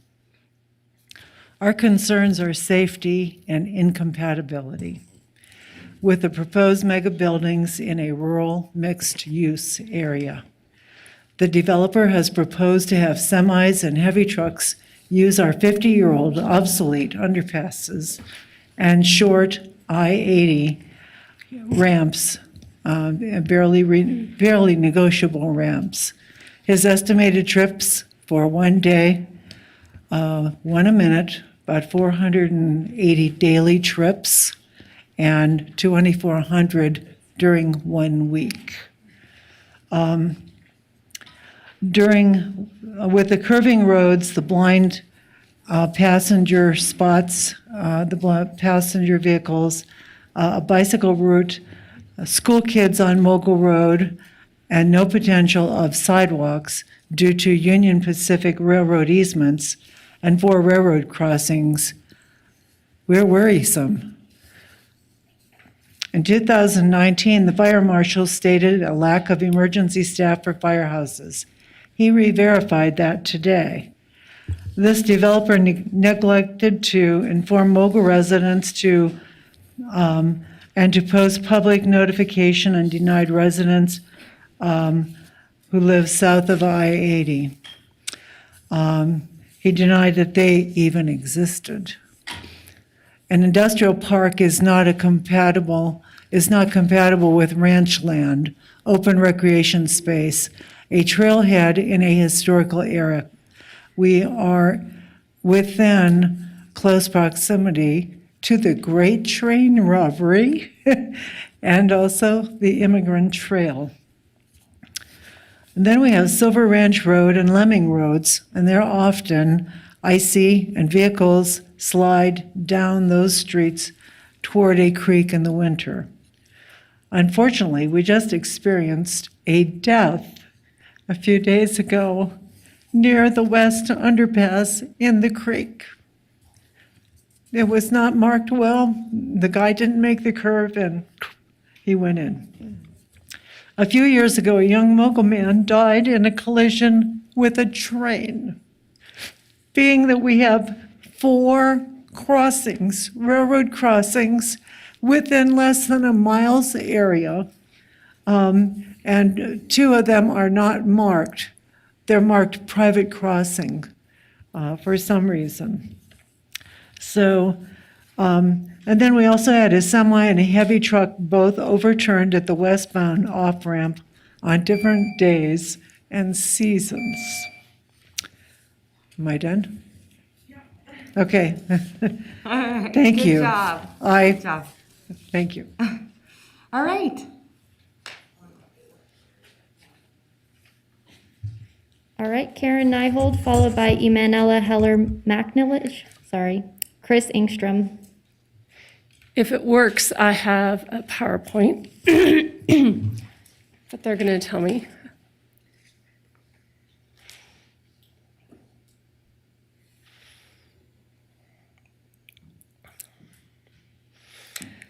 Hello, my name is Karen Neidhold. I'm a resident of Mogul, and I am here for item D4, and I would like you to consider to keep it in the City of Reno's sphere of influence.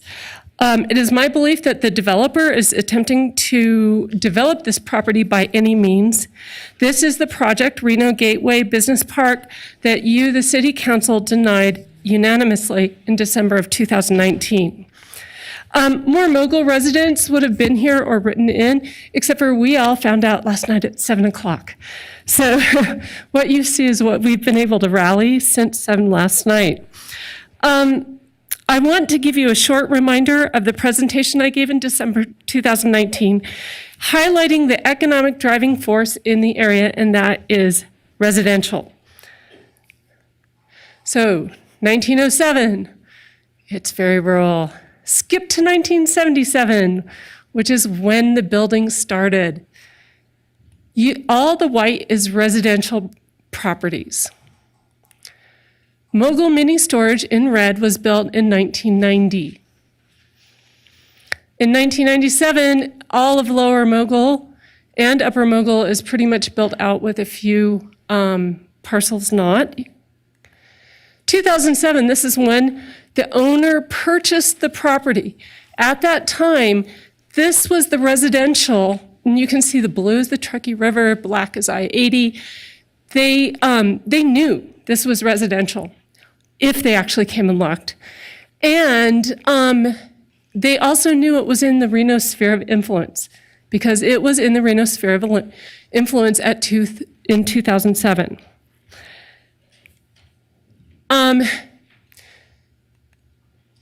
Then 2017, 18, I read that they tried to get it out of the sphere of influence again. They proposed the Reno Gateway Business Park. They did make changes to the plan at that time to try and make us happy, and definitely was better, but still means semis going at this really odd underpass. Mayor Shivi, you went out and looked around, and we really appreciated that, and you went, this is crazy. And it is. The Reno, the green are the federal, Nevada, Washoe, and City of Reno. So you can see there's a lot of green space, and of course, Truckee is our gem and it's our calling card in the Great Basin. Considerations, you have already upheld our appeal. The parcels have been in this sphere of influence for years, and the safety and the Truckee River recreation are our biggest concerns. Not included in those concerns are that if this reverts to Washoe County, there will be no public input required, and it will automatically go to industrial use. And we ask you to keep it within your sphere of influence. Thank you very much. Emanella Heller McNeilage, Chris Ingstrom, followed by Paul McNeilage. Hello, for the record, my name is Emanuela Heller McNeilage. I'm the co-chair and secretary of the Mogul Neighborhood Association.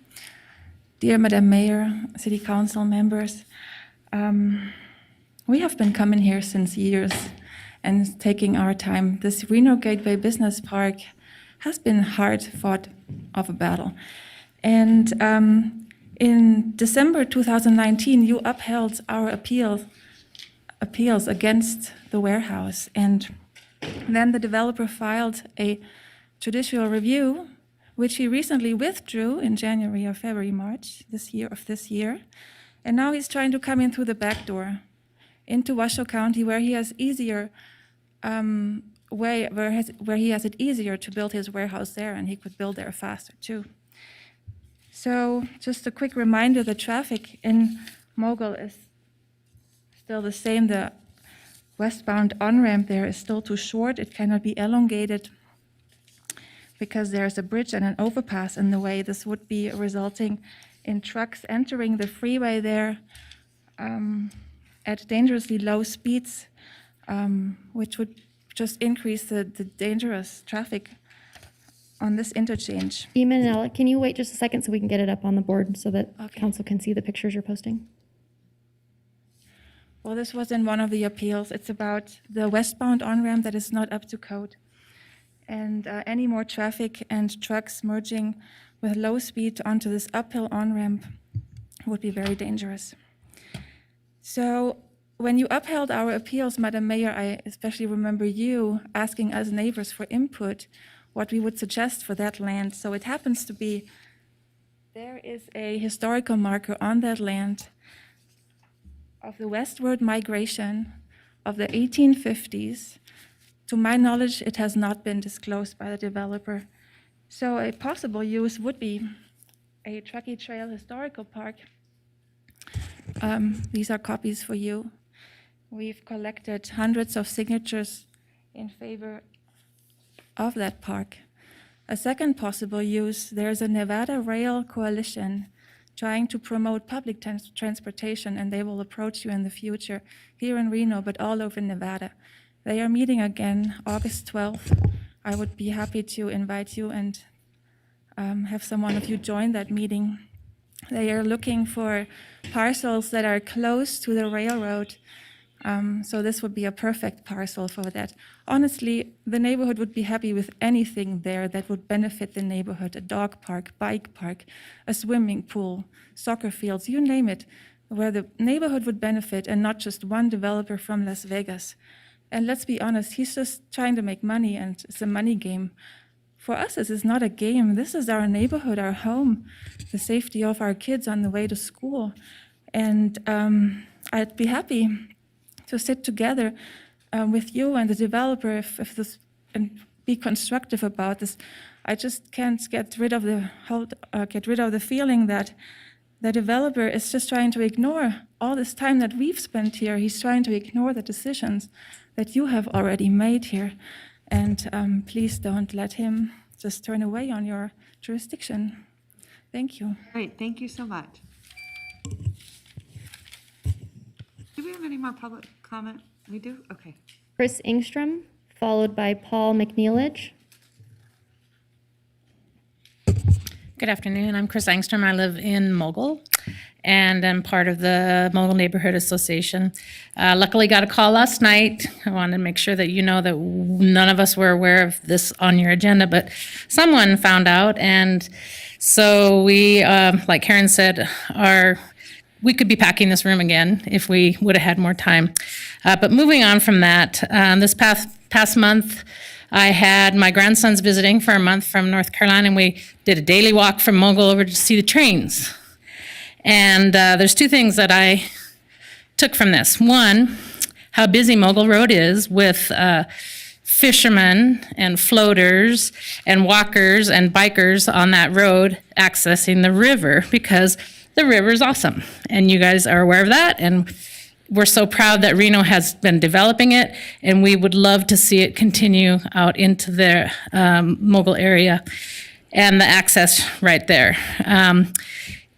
We are so hoping that you keep it in the sphere of influence, because it definitely is. Not only the river, but the mountains are right there, and it's a treasure that I would hope that you would want to continue and develop with some of our ideas. You were talking this morning about Boomtown. That's part of the city, and this is right on the way there, and you can see the growth going that direction. And this is also coming in from California to have a park or some sort of multi-use area for the public would be awesome. Also, I live in Mogul and hear the trains all day and night, which is wonderful. But walking to see them, as previously mentioned, the trains are right there. As was mentioned, there's no barriers, there's no flashing lights on that 5-access underpass. That underpass still exists. The poor traffic patterns and the potential for tragedy is huge. If you give this to the county, we believe that there will be fewer oversights, and it's not a good place for more traffic of trucks. If you give up on this plot of land and take it out of your hands, you will thus be completely taking away the potential of the area for the public and safety of all who currently live and recreate there. Please don't desert us. You've been great so far in the past in supporting that it is valuable land, not for a truck dock. And even though we live in the county, we do consider ourselves citizens of Reno and care about the success of Reno and the safety of everybody in it. Thank you. Paul McNeilage. Hello, Madam Mayor, members of the City Council. I'm going to tell you a bunch of things that I think you already know, which lead to the conclusion that these parcels should not be taken out of the sphere of influence. So what is the purpose of the sphere of influence, right? It's to make sure that development in areas that Reno is going to expand into is consistent with the priorities of the city of Reno and the people of Reno. With Reno growing at the rate that it is, does it really make sense to take parcels out of the sphere of influence? Or should we be rather adding parcels to the sphere of influence and adding parcels to the city of Reno as Reno expands? Well, I think the latter.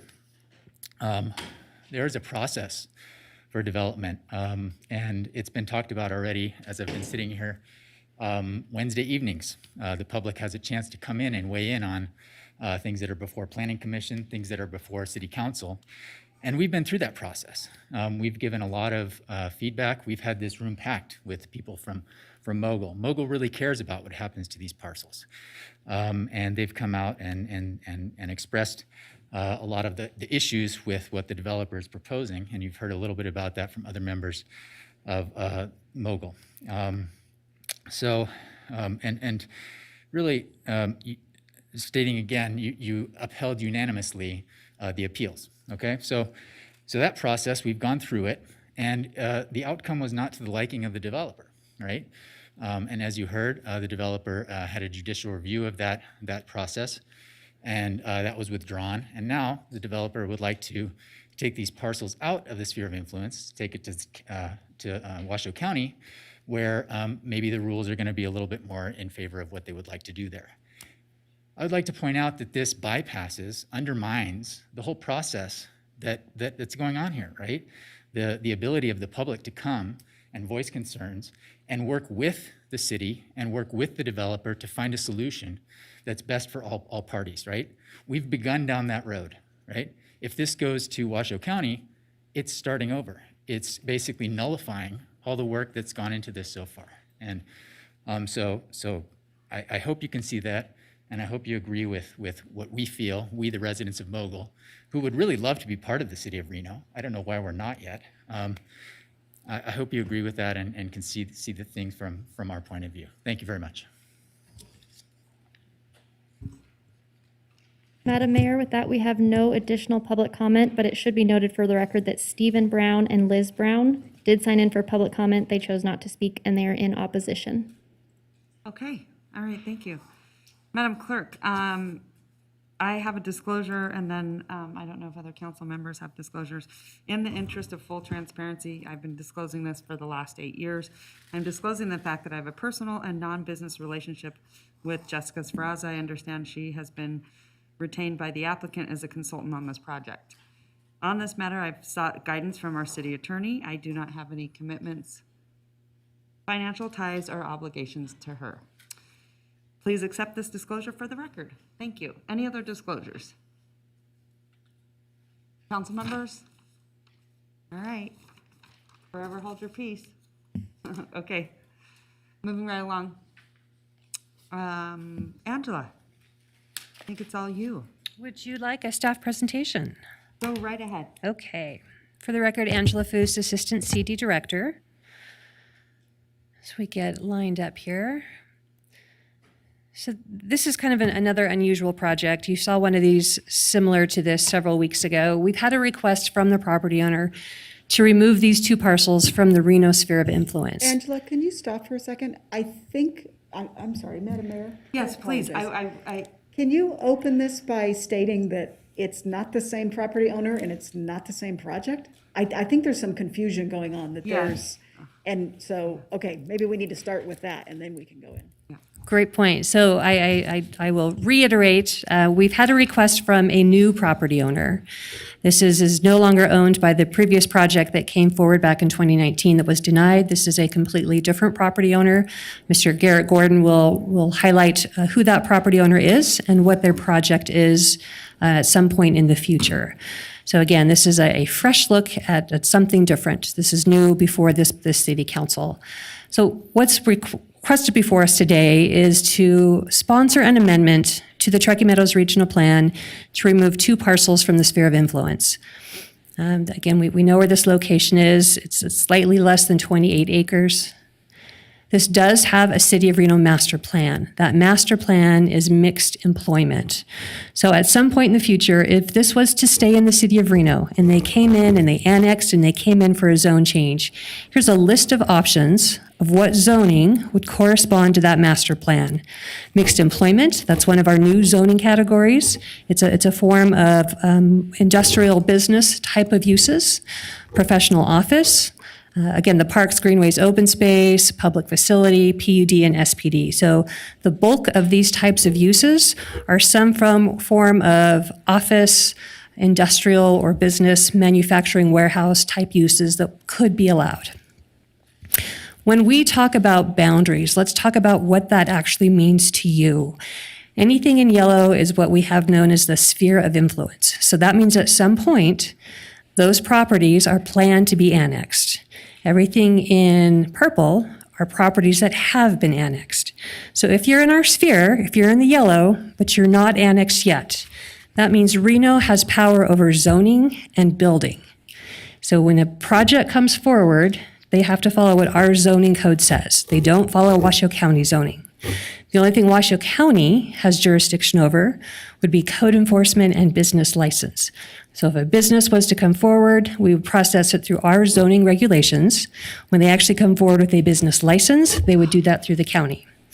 At some point, if this property were to be annexed, we would have full control over everything. Code enforcement, business license, zoning, building, everything. But until that time as it's annexed, our only jurisdictional power is related to zoning and building permits.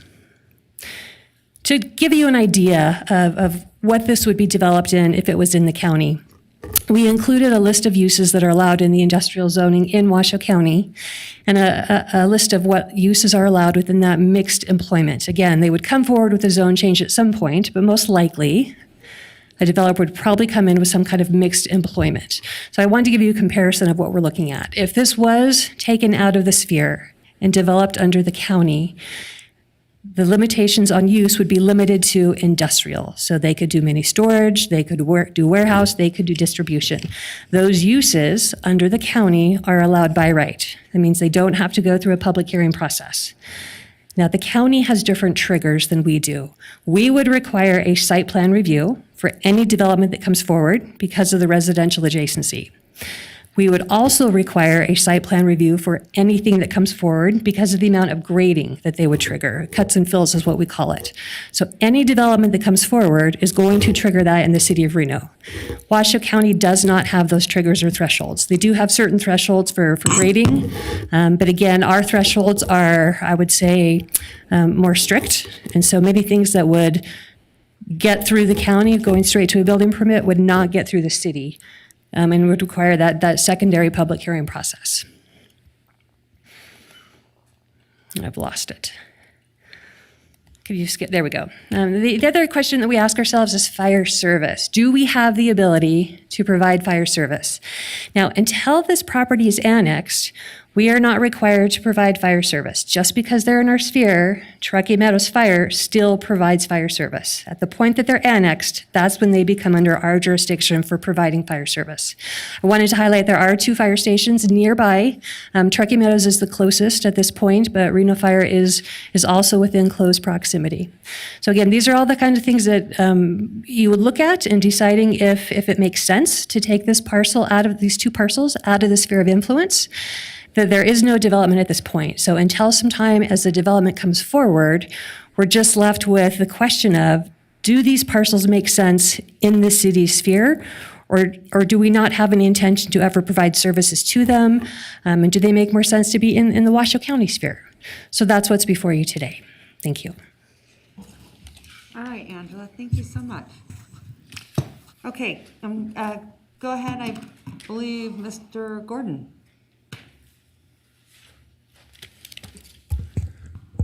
Thank you. Wait for my presentation to come up.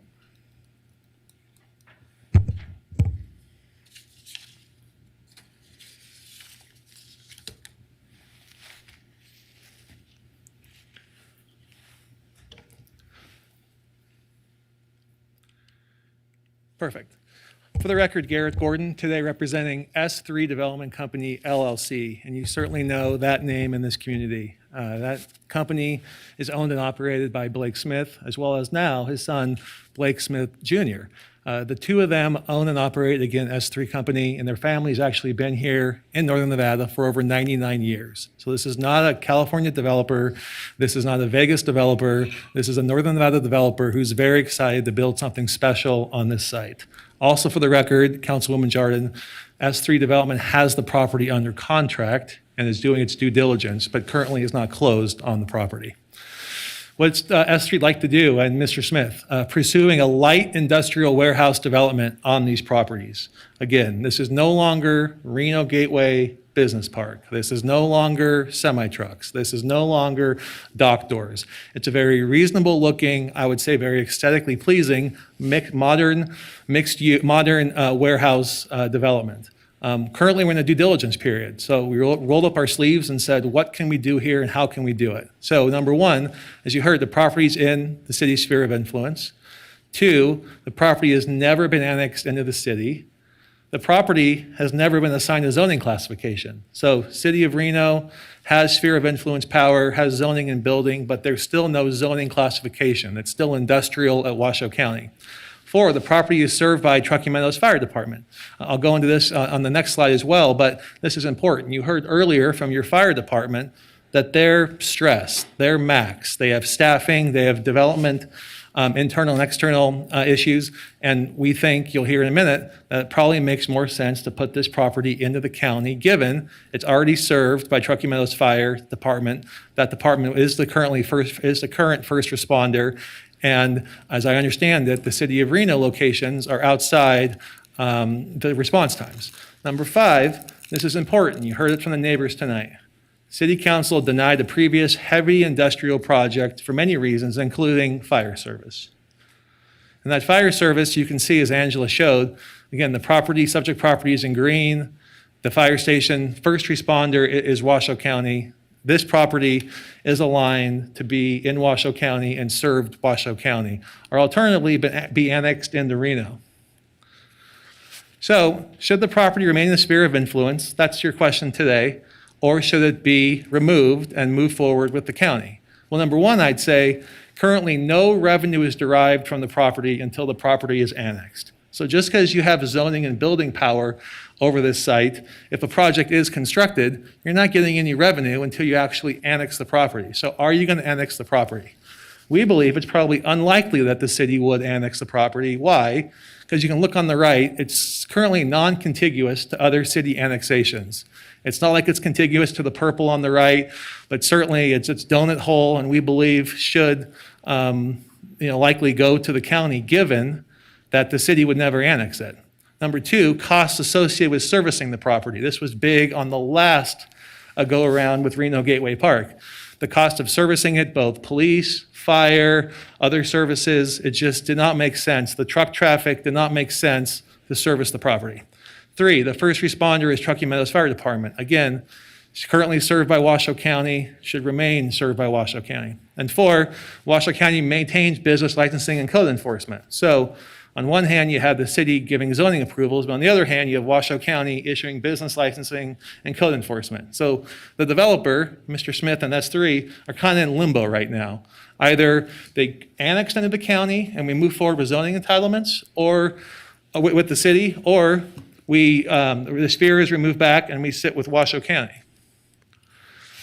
So the question before you, and based on this information, we sent in a letter and requested the City Council consider sponsoring a text amendment to the Truckee Meadows Regional Plan to remove the property from the city's sphere of influence. Or, alternatively, there's 2 options today.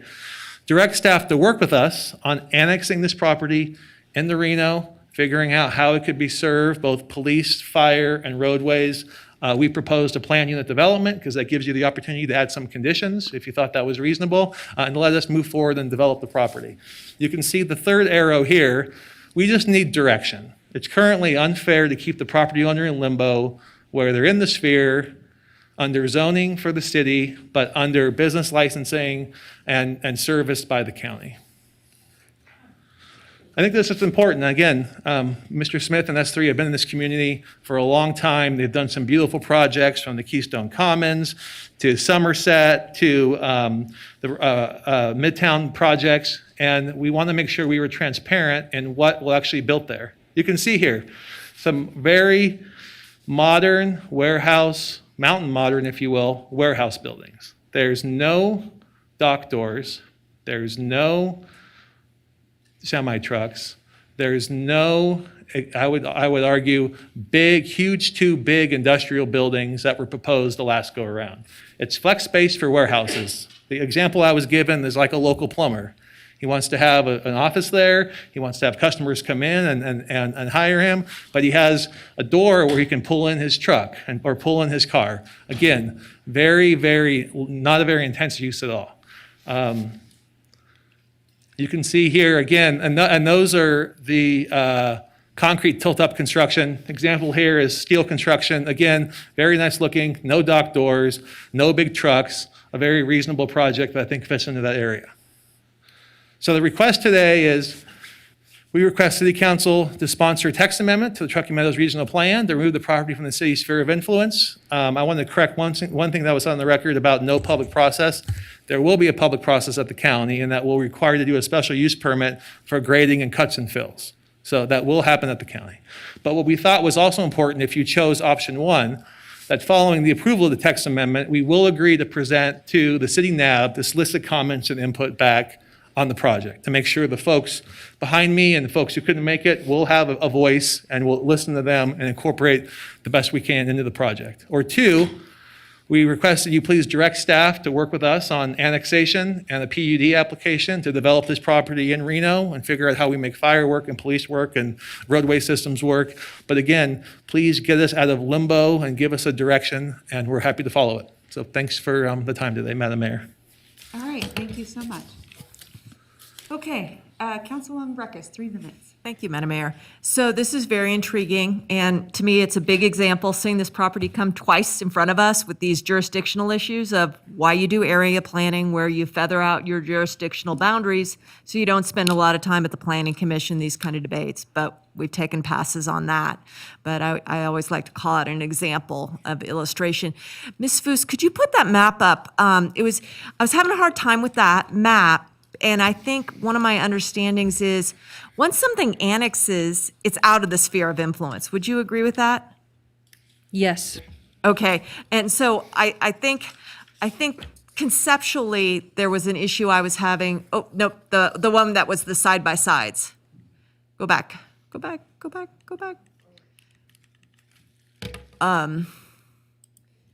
Yeah, you had it was the 2 where she said it was purple. Trying, pushing, anything. It's not working. I got nothing. Yeah. I can do, I'll let you guys, I think it's there. Yeah, right there. Because you have sphere of influence boundary, but I know a lot of that's been annexed. It has. So it's not sphere, yeah. The sphere boundary doesn't go away per se. We keep that boundary. These 2 maps show the areas that potentially could be in our annexed area, and that's the sphere boundary in yellow, and then, of course, everything that has been annexed is in purple.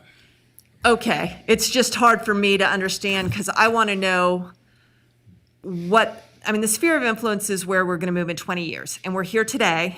And so the map that I'm trying to divide between the two is how much more annexed land, how much more land is there out there in this sphere to annex? And I see a whole lot of annexed land already, so that's the hard one. Would you say that the only land that's still out there to annex is that south of the, in proximity to the property? Well, obviously it's Mogul, but that's not in the sphere, and that it's that other land that's, you know, kind of carved up section lands, is that? It's everything in yellow that's not in purple. So there's hundreds of acres on this map that has not been annexed yet. Yeah, okay, I would have, what would be helpful to me is to see the yellow and then pulling out everything that's been annexed and then know what remains in the sphere. Now, the sphere is a construct of the regional plan, correct? It is, yep. But is it coterminous with our annexation plan? We do not have an active annexation plan. Our last one expired in 2017. Okay, so we rely upon the sphere as where we think we're going. That's correct. Okay. Of course, we haven't looked at that a whole lot. It's a tough one because we think we're going to the south there, but that's on the, so we think we have, Mr. Gordon's point about just annex us, I mean, could we annex him? I think there's a case to be made. There is regulation, state law, that if you are contiguous, and contiguous is also right-of-way. Yes. So I think there's a case to be made that the I-80 right-of-way directly north is contiguous to the Somerset area in purple. Okay, so most annexations occur by voluntary request. For him to say, well, you haven't annexed us is a hard argument I'm having a hard time swallowing because you haven't asked. Okay, so that's aside. And then he says you haven't put zoning in, but usually we have a classification of zoning, an automatic, when he comes in and puts his application in for annexation, we convert over. What would this convert over to annex it? The ME? So we do have a master plan. Within that master plan, again, we have those different zoning categories. Our current new zoning code needs to be updated to reflect the mixed employment zoning is consistent in the mixed employment master plan. So those are the things that are in process. We talked about it earlier today with Ms. Mullen's presentations. So if they were to come in today, we would ask them to also include a zoning map application. Again, based on categories that they could come in under. Most likely it would be mixed employment or professional office. Okay, so there's a path for them. And the argument that I'm understanding the Mogul people is you've already kind of been working in this area on this parcel. But then the other argument he's making is, you know, just let me go over to Washoe County and you know, there's issues over there and argue in fairness to that. That's a tricky one. I'll defer my time now. I have a follow-up question in a second. All right. Okay, so I just want to point out that was almost 2 minutes over. Okay, Councilman Reese, go ahead. Madam Mayor, thank you, and I'm interested to hear what the rest of my colleagues have to say, in part because I'm trying not to think too much about any proposed development that could be there, because I'm just trying to think about what are the issues when we talk about sphere of influence, annexation, and how it relates to that. And so the starting point for my uneasiness about this whole thing is related to sort of we'll call it a democratic principle, right? We have all these folks from Mogul who are here and they are thoughtfully beseeching us to impact in their mind positively this land, but yet they don't vote for us, right? They are sort of like the classic not being represented, right? So they get to vote for and elect members to the county commission. And so there's a disconnect for me in a democratic way because I want them to be able to have an impact. And if their impact is not felt in the way that they would want it to, then they have the ability to go to the voting booth and make those changes. But here, that is not possible. So this is something that is curious to me. And I suppose that means that in that regard, if I can't resolve it, and I'm just thinking about the democratic principles involved, then it sort of tells me that we perhaps need to let them out of the sphere of influence. Although I'm concerned because I don't want to see another body take a piece of dirt that we've had some issues with historically and just, I guess, rubber stamp whatever anyone would want to build there. So I'm sort of balancing those competing concerns, and I ultimately don't know where to resolve it yet. So the second piece of that is, I think at some point in time, there has to be some acknowledgement that either we're going to let this parcel out of our sphere of influence, or we're going to have to allow some development of a zoned use there. I don't believe it's fair to say that, and I apologize for those in the room who want it to be this way, but there was a commentator who thoughtfully said, well, we'd like to see a park or a pool. I think a previous commenter, when we were last meeting on this parcel, wanted an alpaca farm. And I don't know what to say about that. If that's what the owner wants to do with that, they will. In the absence of that, I suppose some people go out and form SADs and they buy a piece of parcel adjacent to them and they turn it into the thing they want.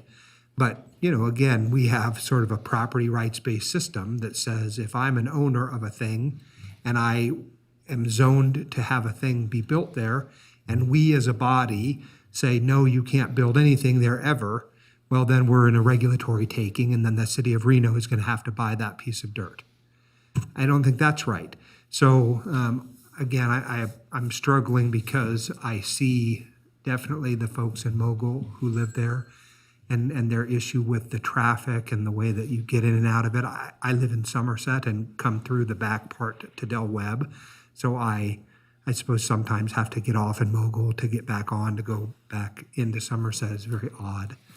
So I'm struggling, just being honest with my colleagues, and want to figure out how do we, try to honor both the land and the people who live out there. So can I get some clarity? Because I think we had a council member that said you haven't asked. I imagine this is the time that you're asking. Right now you're asking. Okay, so that is. I also heard that either way, you want to work with us or whoever this is under this new project that's coming before us. Okay, so my next question, you guys know how I feel about fire. Kind of explain again to me what would be the better fire service? What does that look like exactly? I think if you were looking strictly at location of fire service, the closest fire service is in Mogul. It's the Truckee Meadows Fire Station. And that's basically strictly on location. So response times would be quicker? It would. Okay. Yeah, that would be great. I would love to hear from you. This is one of my sticking points on every development that we look at. This one for me is the biggest, almost. Yes, thank you. For the record, Trey Palmer, Fire Marshal for the Reno Fire Department. And yes, currently this jurisdiction does fall under Truckee Meadows Fire Protection District. Their station, number 35. Okay, sorry, I was confused. I thought it was us, but it's. It is under their jurisdiction. So they are the first responder. Their station is less than a mile away from this property. Their response time is 2 minutes, approximately. Our closest fire station is Station 11 up off Charlins and Mayan, and that response time is approximately 6 minutes. So Truckee Meadows Fire definitely is the closest fire station, and they do have first response. That is their jurisdiction currently. Okay, thank you so much. Okay, you're welcome. Okay, Councilwoman Jordan. Thank you very much. I, like Councilman Reese, and I think all of us are trying to be very, very thoughtful in this. And I think there was confusion at first about what was being proposed here, why the question about the annexation, why the question about, removing out of the sphere of influence. And I think we're kind of going through all that here today. I do want to say thank you for bringing forward at least the framework of your proposed project and saying that wherever it lives, if it's in the city sphere or it goes to the county, you're not going to have semi-truck traffic, and you're going to have this project that you have presented before us. Can you say that for the record, that regardless of what direction we take today, that largely what you have presented, I know sometimes when you get in to do things, some little things get tweaked, but you're not going to have truck traffic, and it would be what you have proposed and presented to us today would be what you would propose and present to the county? Sure. For the record, Garrett Gordon. So we thought it was important to be transparent of what the project could look like. Of course, it's preliminary and it's a moving target. However, we wanted to make sure that the proposal was in the presentation and part of the public record, so it's clear. Yes, no dock doors, no semi-truck traffic, purely as I showed, just kind of local warehousing, car and truck traffic going in and out the warehouse door. Nothing other than that. Okay. Thank you, and I appreciate that. I know I did have, I think, a Zoom meeting with a number of residents out there, and they had lots of questions on this. And at this time, we weren't sure what was happening with the property, what was coming forward, what the proposals were going to be. So I appreciate you coming forward with a menu, just saying, just do something. I thought I vaguely remembered in 2017 or 16 that they asked to be annexed, or the prior owners asked to be annexed, and we didn't give that, or am I wrong? No, I know there was an application back in that time frame to be taken out of our ETJ, that extra territorial jurisdiction. It's a separate boundary. And that went before council. It was similar to this, where it was just a request to be taken out of that boundary. And at that time, the council denied that request. One of the main reasons that was brought up was the lack of a public hearing process if it was taken out of the city's jurisdiction. Again, the county does have special use permit triggers. So depending on what their project is and how much grading they do, there could be a special use permit associated with a future project. Okay, so it could have a public process there. Okay, thank you. That gives some background. It gives kind of where we are and where we might be going with this. I'm going to lean a little bit with the mayor. Again, this is, thank you for bringing this forward. I too agree that I'm going to guess the prior property owner probably purchased the property for millions. I'm going to guess S3 is likely to be in a similar position of paying millions for it. And I just don't see someone developing a park or something out of it, to Councilman Reese's point. They want to get something that probably creates some revenue. And how do we best make that happen and not leave this property and everybody else in limbo, but also include the public? So I tend to lean with the mayor a little bit on this one, with the proximity of the fire station. And they're serving it already, so just logically, that seems to make a little bit of sense to me. But I'm open to hearing from some of my other colleagues as well. All right, Councilwoman Breckus. Yeah, I mean, here's a couple of things. Is the fire issue, based upon our previous discussions and actions, is not compelling to me, because we just did all of Santerra, which jumps over this. And frankly, I anticipate a lawsuit on that coming soon, very soon. And if we go with this on fire basis, but then we went with Santerra saying, we have it there covered, we're probably being inconsistent. And that's a careful zone. And that's a zone that really can only be addressed through thoughtful area thinking. But for me, I'm looking at it from the sphere perspective, and I recently brought to this body, at the request of some county unincorporated residents who, banged on my door or, asked my email, to roll back the sphere to the west and north of the freeway up near Somerset and Mayan, because they were all built out and they were having hard time permitting already existing properties. I don't know how many of you remember that, and it's going to regional next month. So we have tinkered a little bit with the sphere as of late. And when we did that, I said, gosh, maybe we should roll back Mesa Park area, because generally you don't want to annex already developed land. You want to annex undeveloped land. To me, the big issue here is always at-grade railroad crossing. And I know Ms. Weber dealt with railroad crossings a ton when she was a county commissioner. I'm not entirely sure that you would get a better outcome when you get down to the project level with Washoe County being sensitive to at-grade railroad crossings than the city of Reno, to be honest with you. If you go to special use permit, one half does the other, how the planners look at it. And the county has been schooled over a lot of years to be much more careful about at-grade railroad crossings. We don't have a lot, just FYI. But my issue is really that sphere to the south there, and I'm trying to wrap my head around where we're at on that. Is that in the Mortensen Garson? Is that, No, the Mortensen Garson is further to the west. okay, Everything pretty much south, the big parcels that are in the yellow, Yeah. that are south of this, are mostly government. Some are Washoe County, some are state of Nevada, some are BLM. yeah, The big parcels, there's small parcels, those are all privately owned. Union Pacific also owns a number of those Yeah. parcels.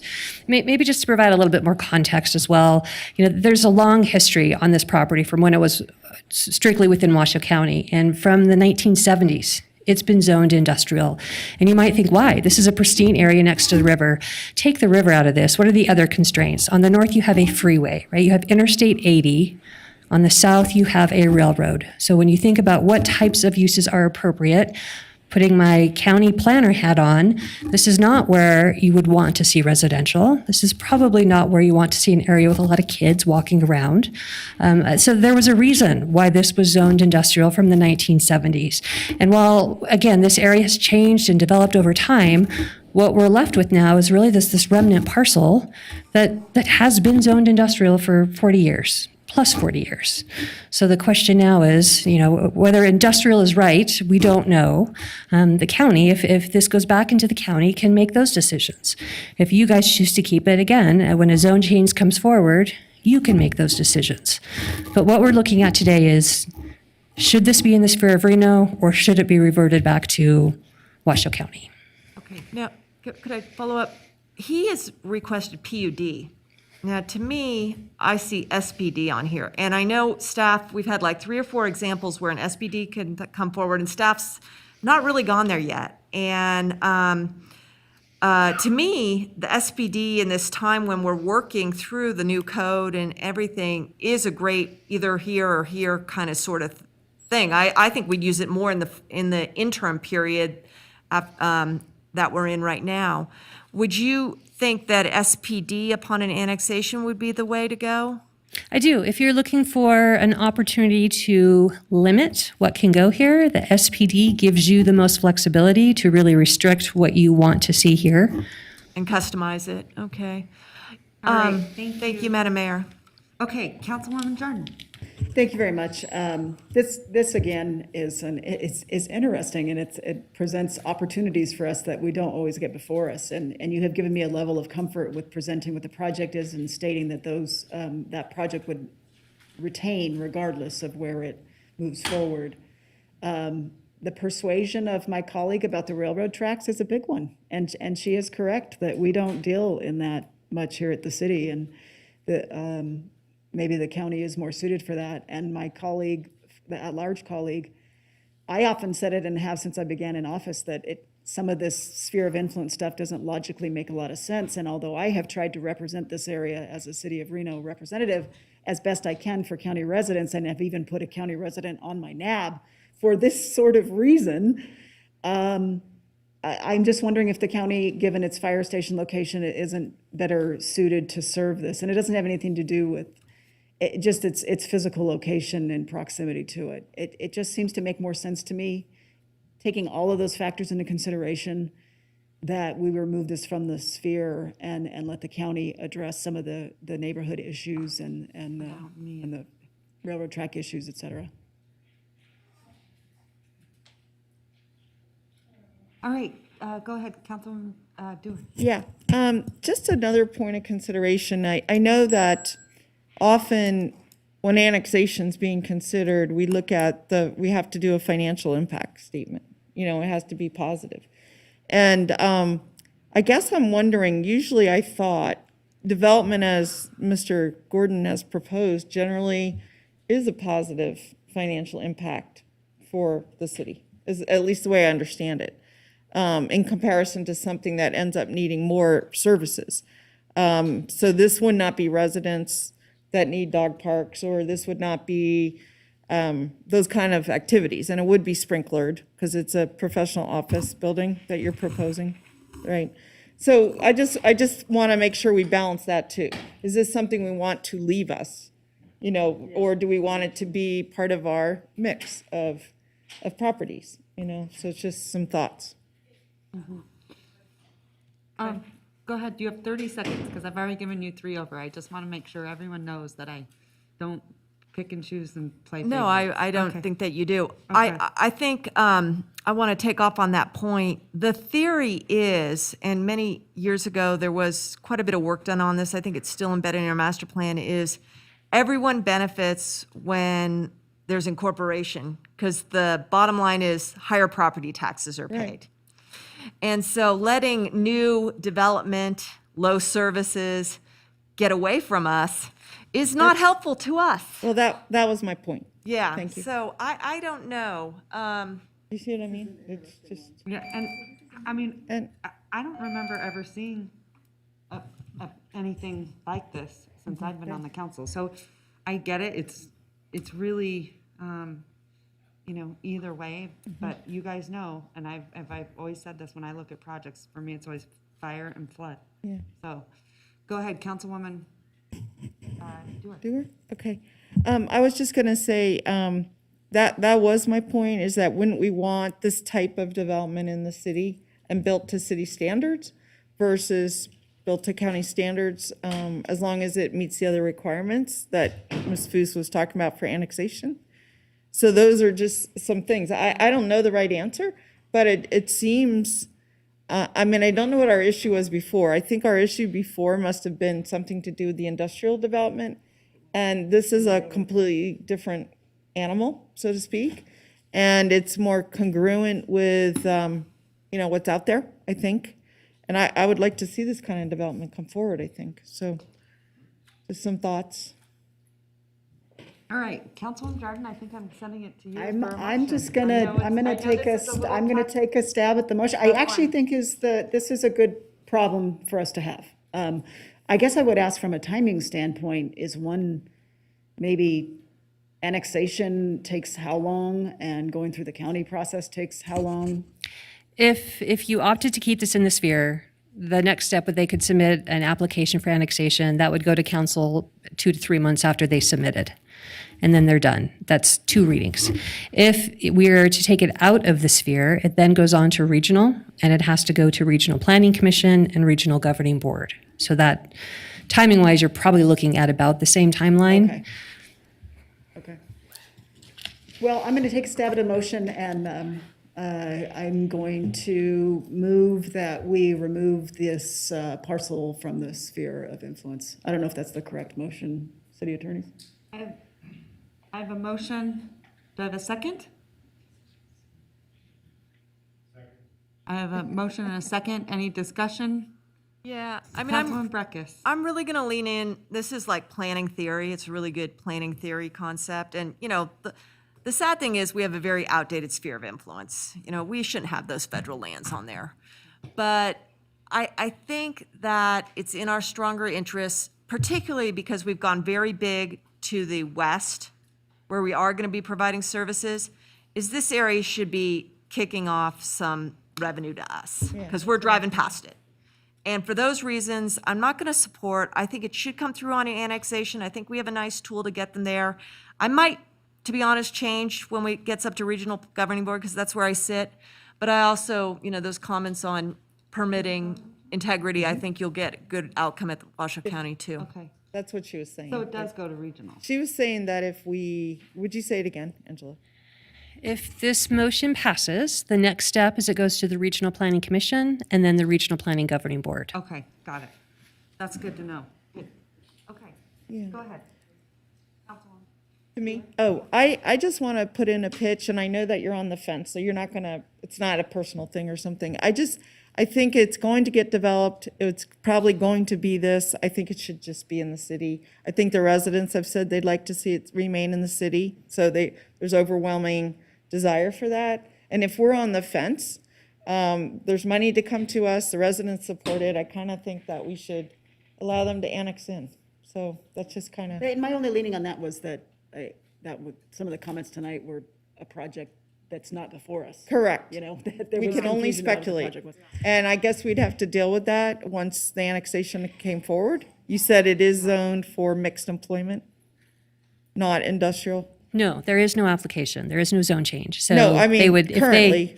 it's currently master planned mixed employment. Yeah, so that's good. And zoned, if it was in the county, the zoning is industrial in Washoe County. Yeah, So it would stay industrial if it went back to Washoe County. yeah, But the project remains the same. no. Then they would propose a project under the Washoe County industrial zoning. Yeah. Yeah, I'm not supportive of industrial in this spot either. I think I'd much rather see some kind of mixed employment area, and I don't know what you think at this point, but. Okay. All right. Anyone else? Any other council members? Seeing that they're none, I have a motion and a second. All those in favor say aye. Aye. All those opposed? No. Motion carries. Okay. Go ahead, Councilman. Madam Mayor, I wasn't sure what the vote was. No, I understand what the motion was. I didn't, what was the vote? Roll call. Madam Clerk, roll call. All right, a roll call vote. It's very rare. Okay. Breckus? No. Dorr? No. Delgado? Weber? Jordan? Yes. Reese? Yes. Stevie? Yes. Madam Mayor, that passes 5-2. 5-2. Okay. All right. Thank you. Okay, Madam Clerk, I'm going to send it right back to you. We're on item D5, Sky Tavern Annual Report. You would have to go and change the industrial. Oh, not that tall. Gotcha. No. I'm waiting. They're still chatting. What's that? They're still chatting. I want the revenue. Why not? Yeah. We're all ready for you, Danny. All right. Good afternoon. For the record, Danny Gleach, Recreation Manager, Aquatics, Athletics, Outdoor Rec. What we have in front of you is with our master agreement and lease with the Sky Tavern Junior Ski Area. This is their annual report that they present to you each year. The one thing that we wanted to possibly bring to the table today is, as they do this presentation to the Rec and Parks Commission as well, staff is recommending that future presentations can be done through memorandum rather than an in-person presentation such as this, if the council so would like.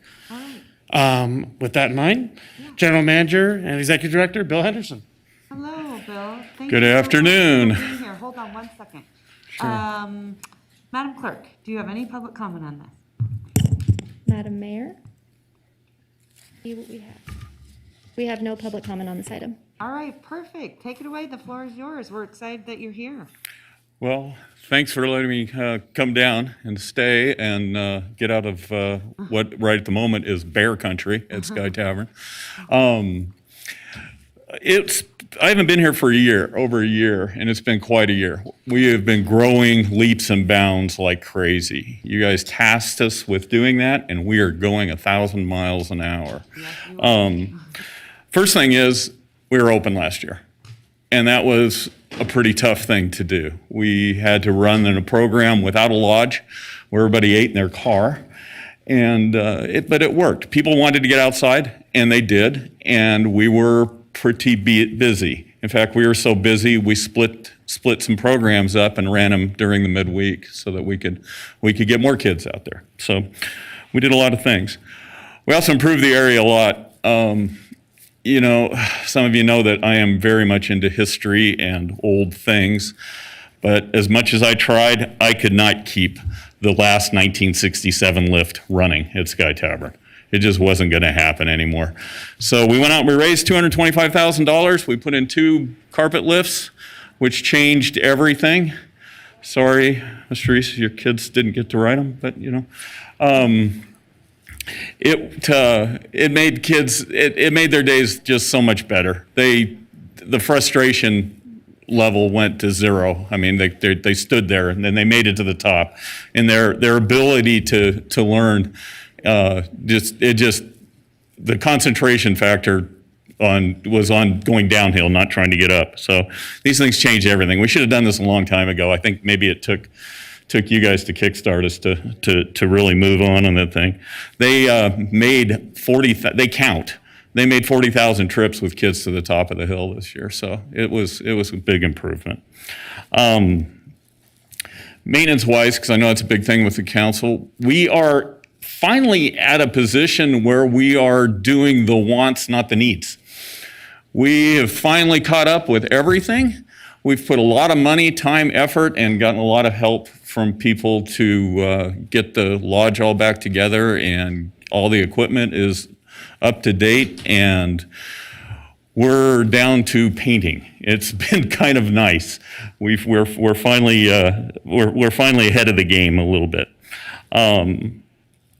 Again, we did a lot more with different programs during this year, and moved out, and these are some of the scenes that happen when we do it.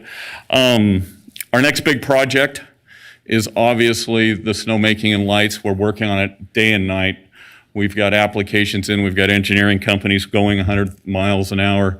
It's a big project, but we are going forward with it, and we're starting to see some light at the end of the tunnel.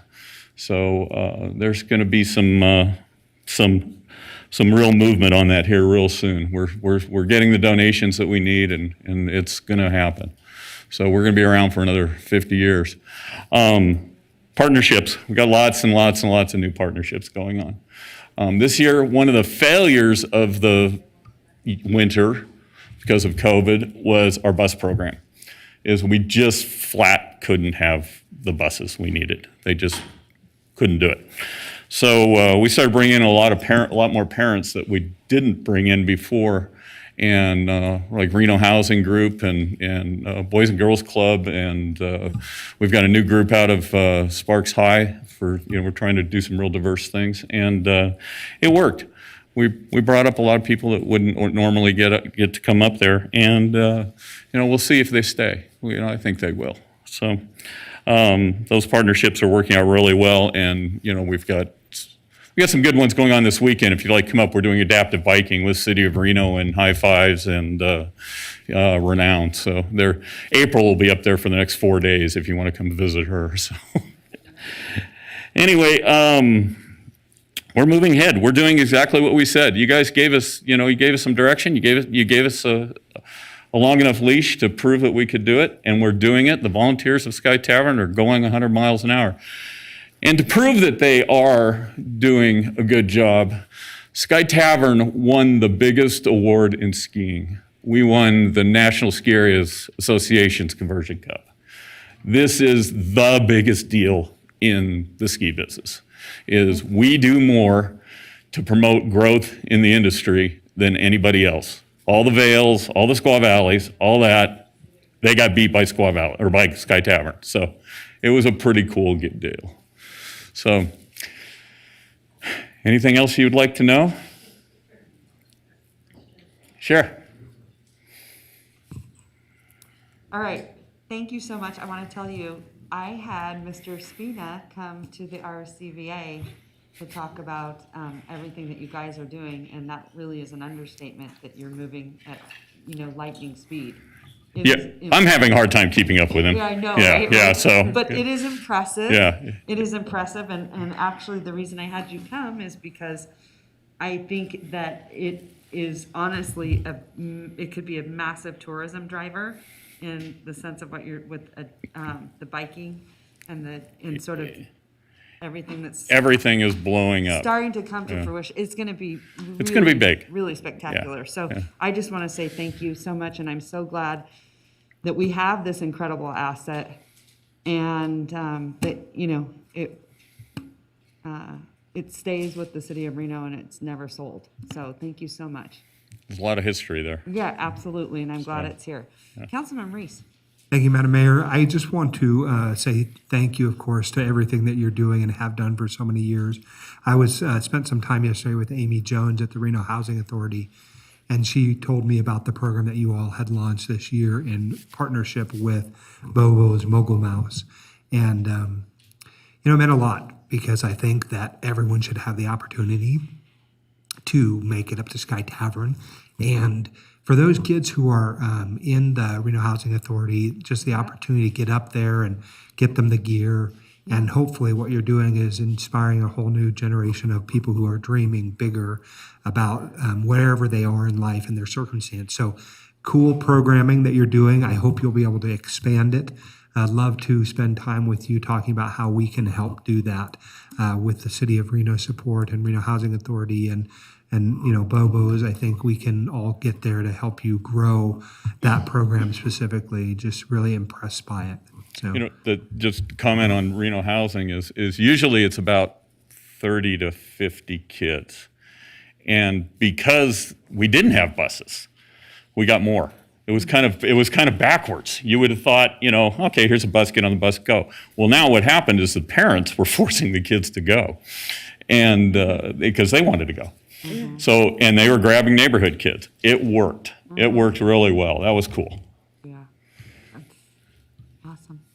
Councilman Breakfast. Yeah, I just had a question. When I was doing my agenda review, I noticed on the 3-month calendar, and asked the manager, he didn't know at that time, but is there an amendment coming up again on this? Are we asking is it being requested that we see this agreement again kind of soon? What is that about? Maybe just give us a precursor. Yeah, we'll be back here asking you for something again. I'm sorry. What is that? What is that? You want to tell them? Hi, Councilmember. For the record, Jamie Schroeder, Director of Parks and Rec. We are planning on coming back to council next month. There's an opportunity for us to partner with High Fives Foundation. And so currently the agreement with the snowmaking will allow for Sky Tavern to demolish the maintenance shed and relocate it in order to do the snowmaking. High Fives is interested in adding a second story to that maintenance shed to be able to provide year-round adaptive programs, and that will require an amendment to the agreement. The snowmaking portion does not, but if council supports this idea, we would need to amend the agreement to allow for that. Okay, thank you. So this is all about partnerships. Yeah. We've went out and found some new friends. Yeah, and they are some great new friends. They'll be there tomorrow. Roy and High Fives, amazing. And we do a lot of work with them in the tourism space. Right. And it's and actually Reno gets a lot of accolades for all the work that April does, and honestly, I think it's fantastic. Yeah, if you can't find April, she's up there, right? Yeah. So.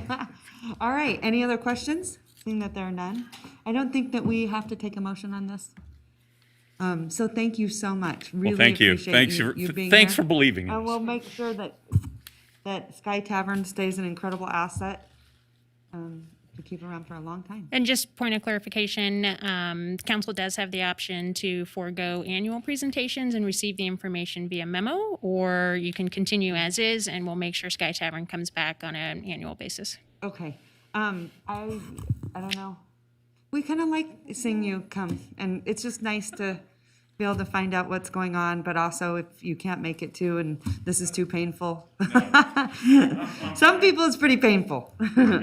So we never want to be that, but it is always nice to hear what's going on. I typically know, but the council might not.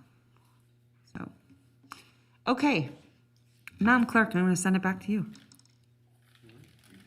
Madam Mayor, we're on item D7, which is a presentation and discussion for Title 16.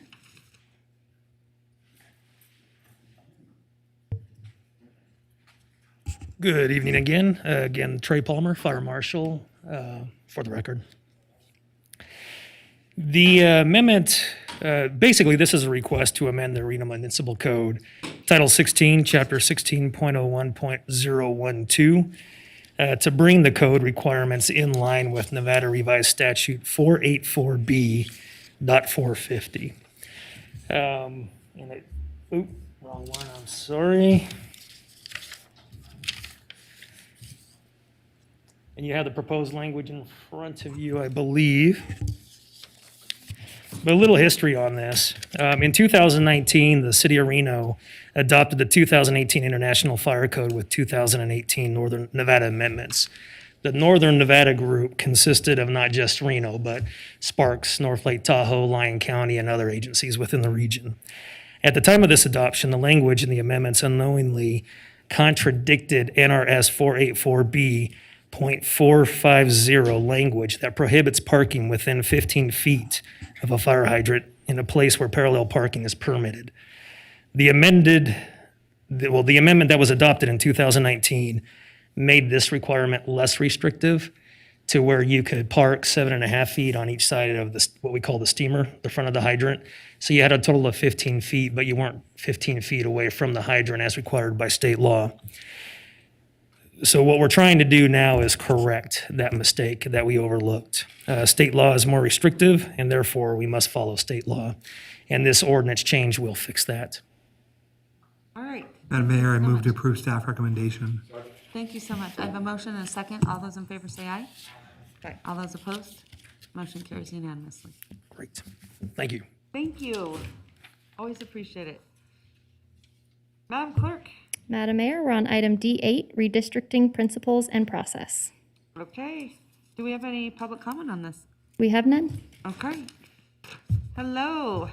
Nice to see you. Good evening. Go ahead, take it away. Thank you. There should be oh, perfect. Thank you very much. Madam Mayor, members of the council, thank you very much for having me this evening. For the record, Callie Wilsey with the City Manager's Office, today bringing forward an item to kick off the 2021 redistricting process. So why am I here? Following the national census, our city charter requires we update our ward boundaries following the census that occurs every 10 years. And if any ward exceeds the population in any other ward by 5%, we would adjust those boundaries. Our charter further specifies the how. Any boundary changes must be changed through ordinance, and it will require 5/7 of a vote by this body. What we're talking about today is a change of the boundaries for the 5 wards. You'll probably remember in our charter that beginning in the year 2024, we are scheduled to transition to 6 wards. That is not what we're talking about today or this year or this process. So I just want to be clear on what we're talking about today. In a normal year, we would probably already be involved in the redistricting process. As we all know, it's not been a normal time. COVID has impacted the release of the data from the federal level. Back in April, they were able to release statewide population counts, which showed Nevada had a 15% increase in the resident population. From Reno's perspective, we don't have that data yet to break it down for the city's perspective. In mid-August, we're expecting to receive preliminary data to the states that can be broken down. Thank you. And then on September 30th is when the census is expected to release the final redistricting data. So we are, it's going to be a much quicker game, much quicker process this year to be able to get through the redistricting in time for the 2022 election. We have a tentative plan laid out to reach our target date of December 1st in getting our new boundaries over to the county registrar's office. So today we are kicking off this process with the adoption of redistricting principles. And we will also be working to finalize an agreement with an independent analytics firm. Next month, we will start reviewing that data, meeting with you guys a little bit more specifically to go through our existing maps. Then we will really start to develop, review, and revise draft map options based on the big action that is in front of you today, the applicable laws and input received. We'll have a community input process, and our goal is to bring forward ordinance introduction at the end of October to adopt in November and get that information over to the county. So the action that's in front of you today is regarding proposed redistricting principles. We would use these as a guiding rationale and philosophy as we draft maps for consideration. Just kind of walking through these very quickly. State and federal regulations, we will of course follow and will abide by all applicable state and federal laws, including the Voting Rights Act. Equal in population, our charter states that the wards must be nearly as equal in population as can be conveniently provided. If any ward, again, we kind of talked about this earlier, if any ward is more than 5% larger based on population, boundaries must be redrawn to balance that population. Contiguous. Wards must be geographically contiguous except for non-contiguous areas, and the charter kind of specifies how to handle those. Neighborhood integrity and reflecting the core of existing wards will be an important principle as we look at redrawing these lines. We also will solicit community input on proposed maps. Current council members will be retained within their existing wards, and we'll use the 2020 data as the data source for looking at these lines. Just wanting to provide a high-level overview of what the opportunities for community input. So we're planning multiple meeting opportunities. There'll be an online tool. Our goal is to provide inclusive engagement opportunities for all interested community groups and to provide a transparent list of comments that we receive from all of those, including you guys as we solicit your feedback as we go through this process. Ways to engage now. So while we wait for the data, we know that there's kind of this portion of time that we're waiting. But we do want to start getting people involved. So if you or an organization you represent want to be involved in this process, we ask those folks to email redistricting@reno.gov. We'll be able to notify you as soon as those meetings and additional information is available. We've also set up a website where we will have information about the redistricting process. So today's recommendation is to adopt the City of Reno redistricting principles and direct staff to move forward with the process. Happy to answer any questions. All right, thank you. Any questions? No? I have a motion. I have a second. All those in favor say aye. Aye. All those opposed? Motion carried. Back at you, Madam Clerk. Madam Mayor, we're on H1, updates from council. All right, any council updates? If there are none, I think it's our 6 o'clock. Yep, so we're in recess until 6 o'clock. Okay, I'll see everyone back here at 6.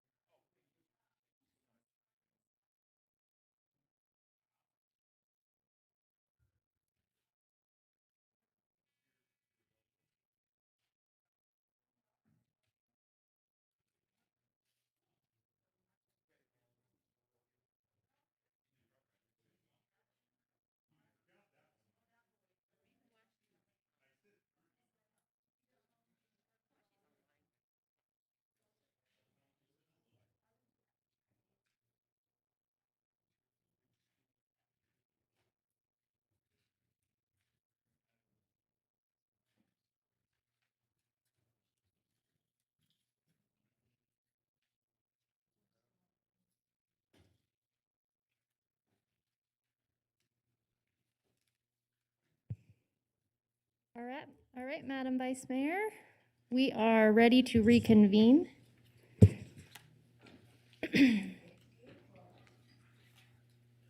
Get back in order here, thank you. And do you want to go ahead and introduce what we're, the next item? Yep, so if it's amenable to the body, I'd like to open item I2 as there was a request for continuance. This is related to the earlier item C3, which we continued to a date and time certain of August 11th at 10 a.m. So this, we would be just looking for, we're going to open that one first, I2. Thank you. Okay. Madam Vice So- Mayor? Yes, go ahead. Thank you very much. At this time, I would make a motion to continue this item to a date certain as August. 11th? Oh, 11th. but we do we have anyone in the audience? We do have public comment on this item. Oh, my apologies. Thank Okay. you. And let's go to public comment. All right, so we did receive correspondence, 13 letters of opposition of the appeal from Walt and Charlotte Voigt, Suzette Jordan, James Bennett, Kelvin Gonzalez, Kristen Wilson, Lauren Buck, Mark and Jennifer Anderson, Leslie Nafis, Dieter Nafis, Catherine Larson, Frank Caldron, Scott Wilson, and Teresa Dong. In addition, we do have commenters in the audience.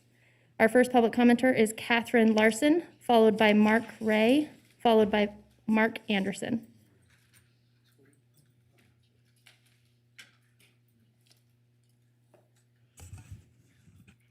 A reminder to public commenters, if you will announce your name for the record, and then I'll begin the timer, and you have 3 minutes. Good evening, I'm Catherine Larson. I'm a resident of Meridian 120 North, which is directly adjacent to this proposed project. And I was watching online earlier for the zoning change, and Dermody Properties attorney mentioned that they were seeking continuance to have more neighbor outreach, and there was a meeting later this week. Well, I have no idea what he's talking about. Dermody Properties has done a terrible job with community outreach to the residents of Meridian 120 North. They've only directly contacted residents who are within 750 feet of the proposed project, and they have not directly reached out to the owners of Scott Court, which is directly across the street from one of these proposed buildings. They've spoken, I know, with 2 of those people, but the other houses that are not yet occupied but have been sold for a couple of years, they have not tried to reach out to those people. And putting a warehouse within 150 feet of a residential community with upscale homes, there's one on the market right now on Scott Court for $1.5 million, will directly affect property values in that area. And the noise and safety issues, as well as any health concerns with having semis going in and out at all hours because they want 24/7 operation, will adversely impact our community. So I strongly feel that this should be denied when it is heard on the 11th. Thank you. Thank you. Mark Ray, followed by Mark Anderson, followed by Scott Wilson.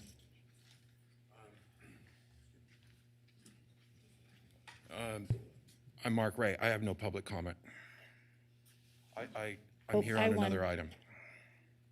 Mark Anderson, followed by Scott Wilson, followed by Kristen Wilson. My name is Mark Anderson. I live at 9000 Boomtown Garson Road, and as my neighbor, we were one of the first 5 houses that moved in to that area. I'd also like to point out I'm a retired firefighter with 35 years service, and once I moved up there, I realized that I was going to be I wasn't going to be receiving the type of service that I used to provide. Because we were out in the, basically out in the country. And then now that we've been there for 3 years, and after hearing the testimony of the fire chief and the union officials, it's got me a little concerned about the emergency response out to our area. One of the things I didn't realize until after I'd moved in, that we were actually served by Engine 11 up on Mayan Drive, which has to drive past Truckee Meadows Station 40 in order to respond to our area. And out of all my experience, driving past another department's fire station makes no sense whatsoever. I was involved with the San Ramon Valley Fire Protection District, and so we had Contra Costa Fire north of us, we had Alameda County Fire south of us. Borders were dropped, and the technology is there to be able to respond by vehicle locators, and why that's not happening, I don't know. The other thing is, now that they're talking about, they've already got 4 warehouses up by our development. Now they want 2 more. Well, the closest ladder truck that would be able to access the roofs on those is Truck 1 down on East 4th Street, which I drove that earlier today, and that's 12 minutes from their station to our neighborhood, and you add in call received, turnout time, getting all your gear on, getting out the door, that's 15 minutes. And we keep on adding more stuff, like a 11 building apartment complex in there that apparently has already been approved. Our development is going to be 375 units that's been approved, and Meridian 120 South is going to be adding up stuff like that.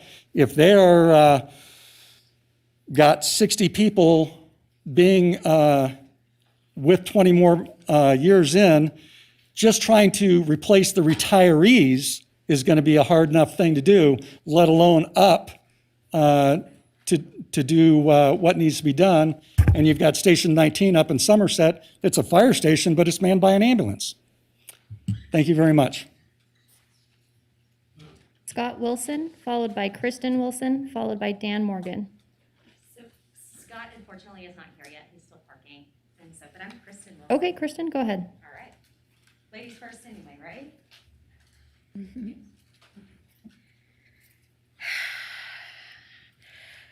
Good evening. Thank you for having us speak.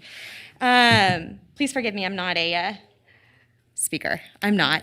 My name is Kristen Wilson. I am a board-certified pediatrician. I'm boarded in Nevada and in California. I currently serve as a general pediatrician at Reno Hospital. I also am faculty at UNR School of Medicine. More importantly, I'm a resident at 9010 Boomtown Garson Road, and most importantly, I'm a mother of 2 children that love to be outside. Very similar to so many of our fellows here, we have tons of kids in this development, along, of course, with grandchildren as well.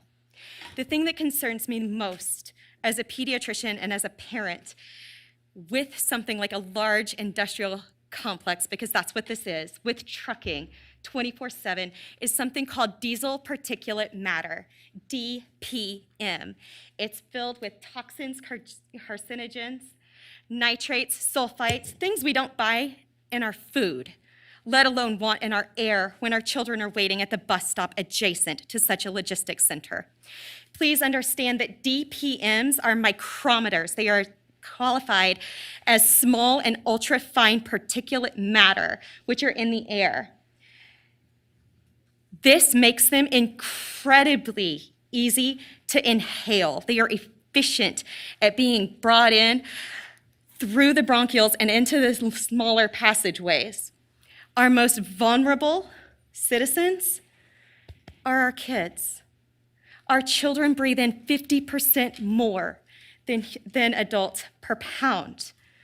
So our children standing at the bus stops, playing in the community, enjoying sledding in the Verdi Hills, well, the ones we make as we push them all together and enjoy, they're more at risk than you and I. And so I ask you, even as an adult, understanding diesel particulate matter and what it means to me as an asthmatic, it means ever so much more to my asthmatic children. They have done countless studies, and I wrote a letter for you, and I provided tons of references through the EPA. They have done countless studies as to living next to industrial centers, living next to freeways and such. Please understand, I know that I live next to I-80. I understand that the way that the Sierra wind flows through, we don't have a smog issue like very much of Reno does. They have done tons of studies on the EPA, again, listed in my letter, which talk about the most prevalent risks of living next to an industrial complex or living next to a traffic center are diesel trucks idling and diesel trucks accelerating. Why? Well, think about it. You're sitting behind. Is it easier? Is it more comfortable for you to be sitting behind somebody who's going at a constant speed or somebody who's accelerating from a light?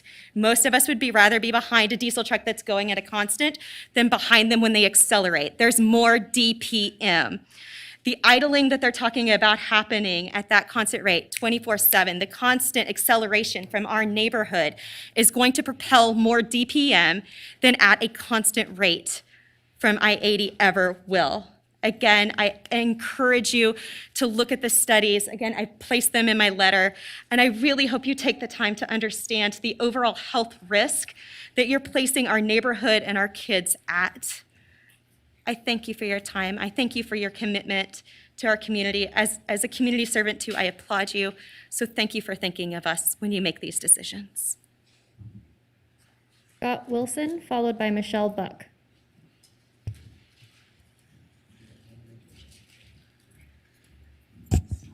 Honorable council members, Mayor, thank you very much for the opportunity to speak once again. It's good to see you again. This is not something I do on a daily basis, so I appreciate your patience while we come up and speak. I wanted to start first and foremost with a sincere thank you to council member at large, Devin Reese. Thank you for engaging our community. We made phone calls to council member from Ward 5. They went unanswered. There were emails sent. We can't thank you enough for spur of the moment, you got out there, you realized time was of the essence, there was an urgency, the air quality was putrid that day, you couldn't see the beautiful surrounding Sierra Nevada mountains that we were at. But I thank you for your engagement. It's not lost on us. Word has traveled far and wide in our community of your engagement. We appreciate you for that. I appreciate all of you, and I believe in all of you to make the right decision here on this matter. The Planning Commission came up with this, or they reached a decision of 7-0, a unanimous decision, that the current plan on the table is incompatible with what's going on in our neighborhood. I invite each and every one of you. There was a cool gesture. It was cute this morning, this tennis ball with a phone number. Well, if it was winter and I had a snowball and I could put a little flag in it, I would do the same. You're all welcome out to our neighborhood anytime you like. Open arms. Our community is thriving. It's unique. It's not a normal single-family home neighborhood. There are spec homes going in right now with 6-car garages, 6,000 square feet. $1.7 million is what they're looking for these homes. When we went into these homes, same thing. These are custom homes. This isn't just a track home neighborhood that got popped in Verdi. We put our hearts into these homes. We got to design them with the builders. These are our places where we're going to grow our families and our dreams and to be engaged and be a part of this community. Our tax money's coming back in here. We want to support this community. We believe in this community. Reno's rad. I mean, we can agree with that. I mean, this place is thriving. It's a beating heart. Verdi is just an artery of that. We can go out there. You have outdoor, unlimited recreational opportunities in Verdi. Our proximity to the Tahoe Basin is incredible. There were conversations earlier that Sacramento's trying to muscle their way in. Nonsense. Reno, Tahoe. We're Tahoe's backyard. It's not going to turn into Sand Tahoe. That's ours. This is our community. Our tailwater from Lake Tahoe to Pyramid, the Truckee River is a magical place. If you can put your waders on and walk your kids down to the river, 10 minutes from our house, you got something special. Special enough for us to uproot our family from Mammoth Lakes, California, to be here and to have other opportunities for our family, for our careers. This is where we want to be. We want to be here, we want to support you, we want to vote for you, we want to continue to work with you. Open arms. Our community wants to be involved, but we're begging you to do the right thing. Putting a second logistics center. The first one works. We're not sharing the same road. The road to that one is very wide. We're at 4,950 feet. We get extreme weather in the winter. Competing for access with tractor trailers on that street spells disaster. Please, please uphold the Planning Commission's 7-0 decision to not grant a permit for this project as it's presented. We understand that this land will be developed, but let's work together. Let's be good neighbors about it. Let's find a solution that makes sense for everybody. Thank you. Our final commenter is Michelle Buck.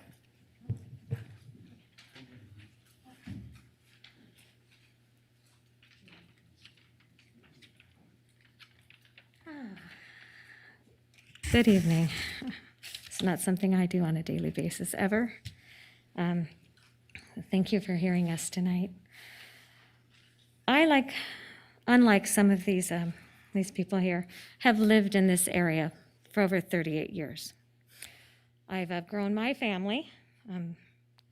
My last one is at UNR right now. He is a junior. I've got a family that's doing really well. I've got other members of my family that just bought land out in Verdi in the Bel Air Ranch area. They're really excited about developing that home and having horses and enjoying our scenery. We just recently sold our house. We stayed in our other house for 25 years, hoping that we could turn a nice profit to build a lovely home in Verdi. I live about 2 blocks away from the project that we're talking about tonight. My husband and I wanted to be out there. I've always wanted to be out there. We wanted to get away from Spanish Springs and what's happening out there. We spent a lot of money. I didn't even get to put as much money as I wanted down on this house, but I have a goal, I have a dream. I'm retiring out there. Please don't block me in, don't box me in, don't box these families in. We've paid a lot of money. We've dreamed to be out there. We're ecstatic to do the outdoor things that everyone's talking about here. Just please, please, please consider these families who've spent millions of dollars, have always wanted and dreamed to be in this area, and not to be boxed in yet again by another commercial nightmare. And like Tahoe, Verdi is a beautiful place. Let's keep it that way, please. Thank you very much for your time. All right, Madam Vice Mayor, there's no further public comment, and you do have a motion on the table from Councilmember Jordan to continue this to a time and date certain of August 11th at 6 p.m. Thank you. There's a motion and a second. Discussion. Yeah, I didn't get a chance to ask this. On August 11th at 6 p.m., do we have another hearing or appeal? I don't have that information in front of me at this time. Okay, I'm not going to support this. It's not my practice to support appeals, continuances. You know, particularly when the reason is to work with the neighbors. The time to work with the neighbors, in my view, is before you put in an application or when you withdraw an application, or through a comprehensive planning effort that the city initiates so everyone has a voice at the table for their community and how it's moving forward. So I won't support the motion, but I'll be here on August 11th, and I really hope we're able to give due consideration to them if we have another appeal that same day, because these are very involved, and I know we have several lined up. Thank you. Thank you. Anyone else? Okay, the motion and a second. All those in favor say aye. Aye. Opposed? I'm opposed. The motion carries 6-1. Is the mayor, do we have? The mayor is on the phone. Oh, okay. Yep. I'm sorry, I didn't hear that. All right, and with that, we're on item I-1, which is the consolidated appeals of building permit BLD 21-00655E Riverside Apartments. Okay, let me get caught up here. I'm not. There we go. Excuse me.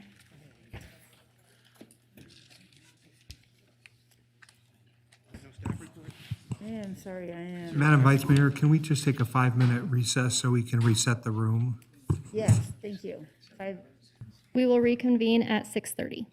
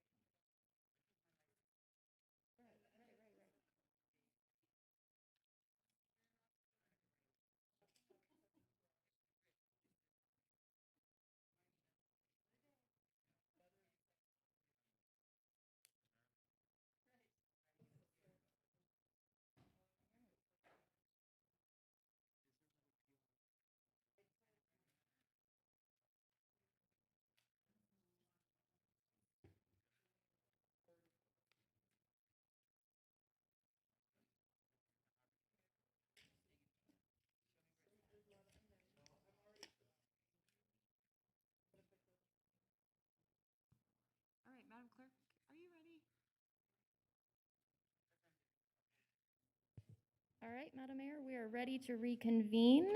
We are on item I-1, and just for purpose of process, I'm just going to say it out loud. We will do a staff presentation followed by a round of council questions, appellant presentation followed by a round of council questions. We will then take public comment. Following public comment, we will do the applicant's presentation followed by council questions and a decision. Okay, if I step out of line, let me know. Sounds Okay. good. All right, so before we begin, I will now open the public hearing. Madam Clerk, was proper notice given? Any correspondence received, and any council members have any disclosures? Madam Mayor, proper notice was given on this item. We did receive correspondence in the written form, 5 in favor, 20 in opposition of the appeal, and 0 concerned from Tom Sheenan, Frank Brock, Johnny Skronik, Ryan Kruger, Mark Tippy, Shayla Gifford, Corey Miller, Jeremiah Lee, Gary, I'm going to mess this one up, Scott Tone, Mike Hicks, Sue Smith, Dr. Nicole Hitchcock, Brian Kendall, Greg Sampson, Samantha Tippy, Jim McCall, Antonia Sanchez, Brian Egan, Patrick Turner, David Woods, Gerardo Acosta, Juan Maya, Jenny Estrada, Alicia Barber, and Leah Sanders. Okay, thank you. Madam Mayor, Madam Yes, Clerk. go ahead. I have a question. You said that you received 5 in support and 20 opposed, but there were 2 appeals for 2, so I'm unclear.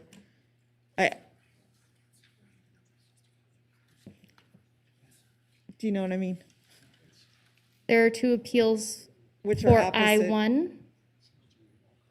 Oh, let me do research and I'll correct the record once we'll Okay. come back to it. Okay, because there's 2 different appeals saying 2 different things, so I don't know which they're supporting Right, or are which they they're in opposing. support of which appeal? I understand and I'll correct the record. Thank you.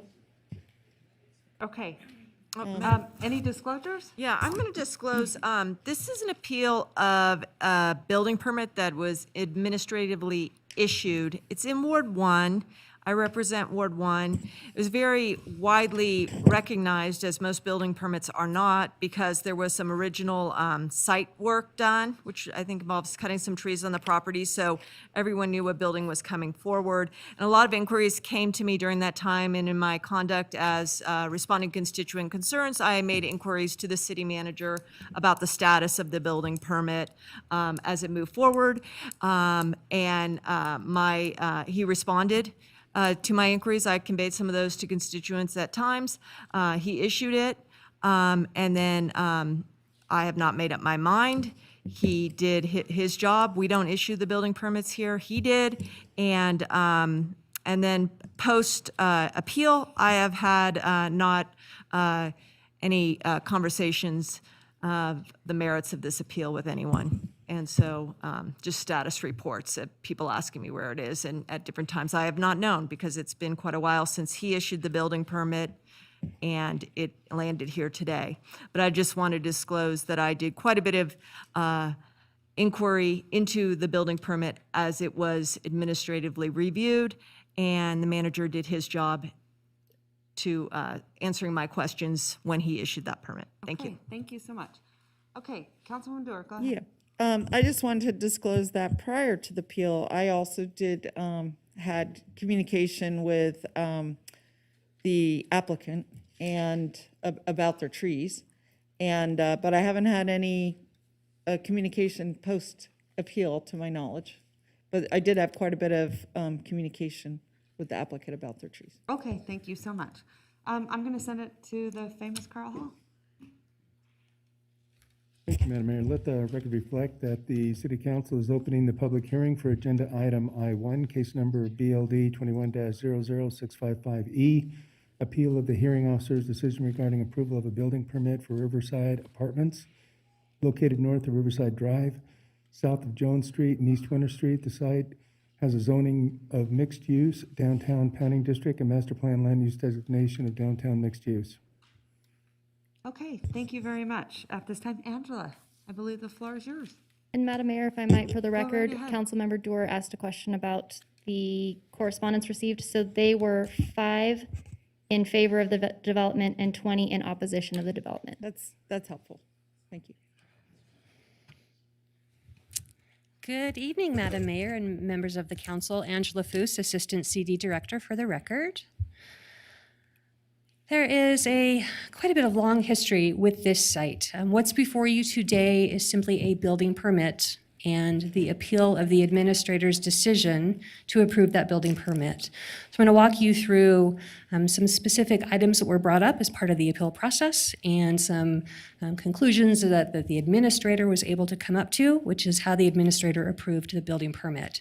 So big picture, what we're looking at is a new project that was proposed just this last summer. It initially came into us as a building permit in 2020. 34 units, 4 stories. It does include parking on the ground floor, a small component of commercial as well on the ground floor. That was approved. We had 4 people appeal the building permit. One of the appellants dropped their request or their appeal. So 3 appeals moved forward to a hearings examiner, hearings officer.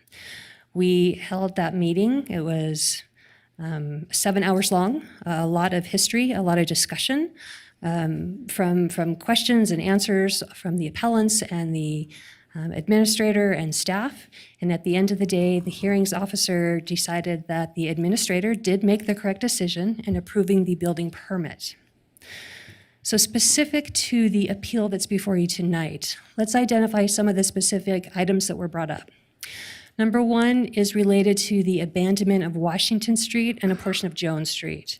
There's concern that that abandonment was done incorrectly back in 2006 through 2008 and is not legally an abandoned street. To give you a little bit of history, back in 2006, a project came forward. At that time, we had a very different zoning code, and it was a very different project. They were proposing a tentative map along with a special use permit and a variance. There was a number of things involved in that application, very different from the project that was before us with this application for an apartment complex. One of the items that was part of that was the abandonment of Washington Street. And you can see on that graphic, this is a graphic from what that project was back in 2006. So Washington Street was approved for abandonment, and a portion of Jones Street, there on the north side, was also approved for abandonment. That recorded. Once an abandoned road records, it's forever, it's permanent. There was no reversion clause that said, if this development doesn't come forward, then that road goes back to the city. That did not exist. So that road is forever abandoned once it's recorded. Again, the council at that time made the decision. They were able to make that one finding that there was no harm to the public in abandoning that road. So that decision was made. At that time, the project moved forward with a final map. They moved forward with a building permit. The building permit was never issued. Again, that was right in the heart of the recession. The world fell apart. That project did not move forward.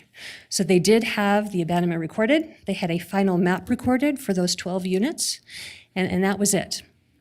Back in 2012, they took those 12 units and they reverted them all into one parcel. That was an administrative parcel map application. There was no public hearing for any of that. There's been a lot of concerns about whether or not the apartment project that's before us meets the zoning code. Remember, this was submitted last summer, so the new zoning code did not exist last summer. The old zoning code was the only code that was in effect. I've created a little matrix here so we could compare the previous zoning code compared to the new zoning code, again, that was adopted in January of this year, and then the project.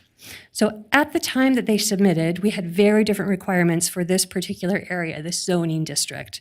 There was no limit on density. There was no limit on height. All of that was allowed, and it was encouraged. Again, you'll remember as part of our master plan, as part of infill, these are the types of developments that the city, as part of policies and recommendations, wanted to see. In January of 2021, our zoning code was updated, and it changed the regulations within this pounding district.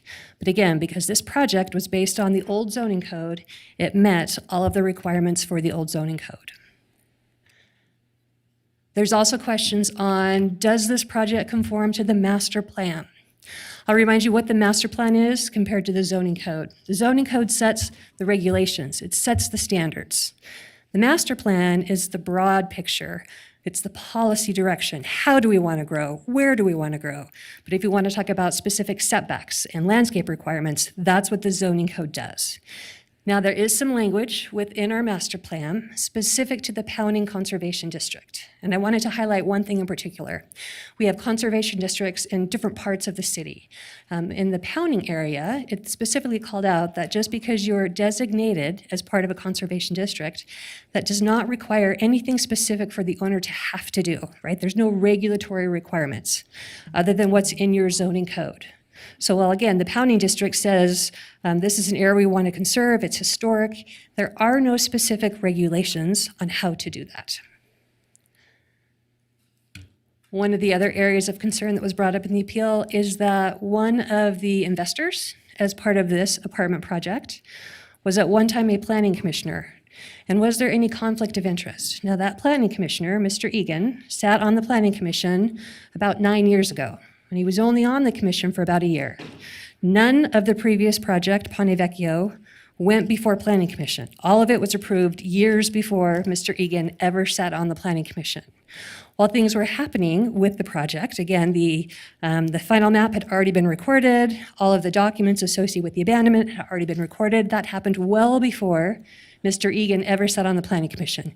None of that even went to the Planning Commission. That was all administrative level review. So just to be clear, there was zero conflict of interest with somebody who is now an investment in a property compared to 9 years ago when they sat as a planning commissioner.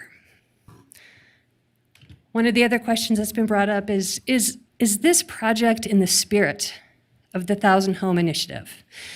And should this have been an affordable housing project? You'll remember when this initiative first came forward, it was before the recession. There were about 30 projects, I think, that came forward with the 1,000 Home Initiative. I think maybe one, possibly two, had an affordability component. The intent of that resolution, and again, this is verbatim from that resolution that was adopted by council, was to speed up housing, to get housing to the market faster. There was no requirement that you had to have an affordability component. At that time, we were struggling. We didn't have housing. We still don't have housing. But at that time, that was the purpose of that initiative. So to be clear, there was nothing in that initiative that requires this project to be affordable. They were approved as part of this. They are able to defer fees. There's nothing for free. They have to pay those fees back, just like every other development as part of that initiative. So those are the main components as part of this appeal. There are 2 appellants up tonight, and I will be available to answer questions now as well as after the appellant's presentation, should you have more. Thank you. All right, thank you so much. Really appreciate it. At this time, do any council members have any questions for Angela? Go ahead, Councilman Breckes. Yes, I have questions really maybe for legal. What is the standard of our determination today? I had a little discussion in my pre-meeting with the manager. I want to hear what is before us. How do we determine if this was appropriate? You know, how do we look at what are we doing? Are we making determination about the administrator?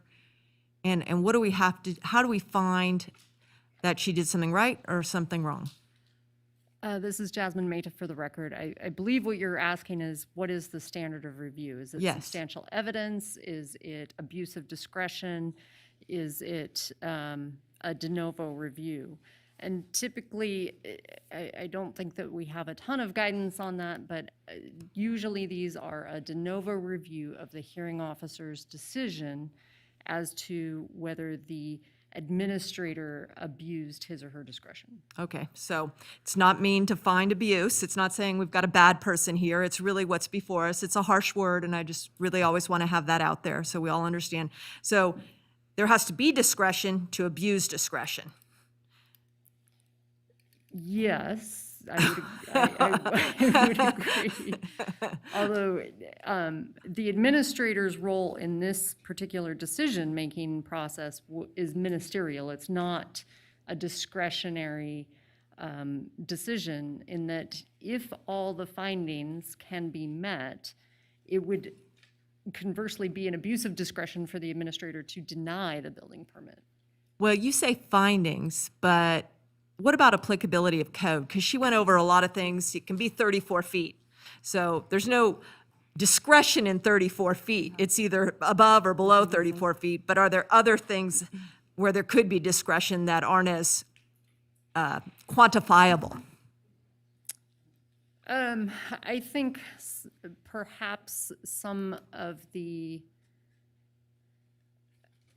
there is probably some discretion in terms of how much information is required in order to be able to verify whether something is within the code or not. Okay. Thank you very much. Ms. Mehta, if I Councilman could. Ruiz, go ahead. Ms. Mehta. Thank you so much. I want to go back to this question about what is the standard applicable. So you said there's not a lot of guidance. Where is the guidance you're giving us coming from? Just a general sense of experience based on past practice here? Because from my point of view, there are generally three types of review standards. De novo doesn't mean that we can't agree with the standards that were applied below. It just means that we're looking at it as fact finders. We don't have to take the hearing officer's factual allegations as true, right? It doesn't mean that we can't still find that they have an abuse of discretion or that they exceeded their authority. It's just that as to the facts, we can look at the factual allegations and draw conclusions different than the person below us. Is that accurate? Yes, that would be correct. So we are still reviewing for something more than just de novo, right? Because we have to take the application of error or application of law and apply them to the facts as we find them. We may disagree as to the facts, but as to the law, that's not a de novo review. So I'm trying to understand why the difference between what the guidance is and what our functional opportunities or limitations on our authority are. Well, going back to the original question, when I was referring to the guidance, I'm referring to the administrative hearing provisions in the code. And these are, and I may have to defer to Mr. Shipman or Mr. Hall, but these are typically, I think how you have stated it is correct, that you are conducting de novo review with respect to the factual findings, but you still have to apply the applicable zoning code regulations to those findings. Well, and I suppose as a practical matter, this is the second case that I've sat on in a number of, maybe at the course of a year, that has to do with reviewing a hearing officer's decision, right? And some members on this body, and the one I'm speaking specifically was the Lake Ridge hearing. So some members on this body said, I agree with the administrator, the hearing officer's decision, and I will just apply that. And I want to make sure that those same folks aren't going to now say, I disagreed with this hearing officer, so I'm going to disregard it, right? We have some weight to give to a hearing officer's decision. Is that accurate? Yes, I would agree with that. Okay. I think I've asked the questions I have for this particular, very specific legal question. Thank you for your answers. All right, do we have any other council members with any questions? Nope. Okay, Madam Clerk, sending it to you. Madam Mayor, we are moving on to the appellant's presentation. All right, thank you.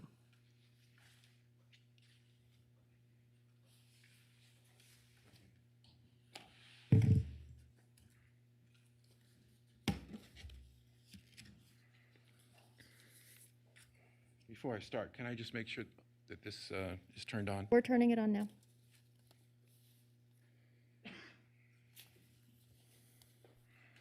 And Mr. Ray, just for the record, you do have 10 minutes. Thank you. Okay. Good evening.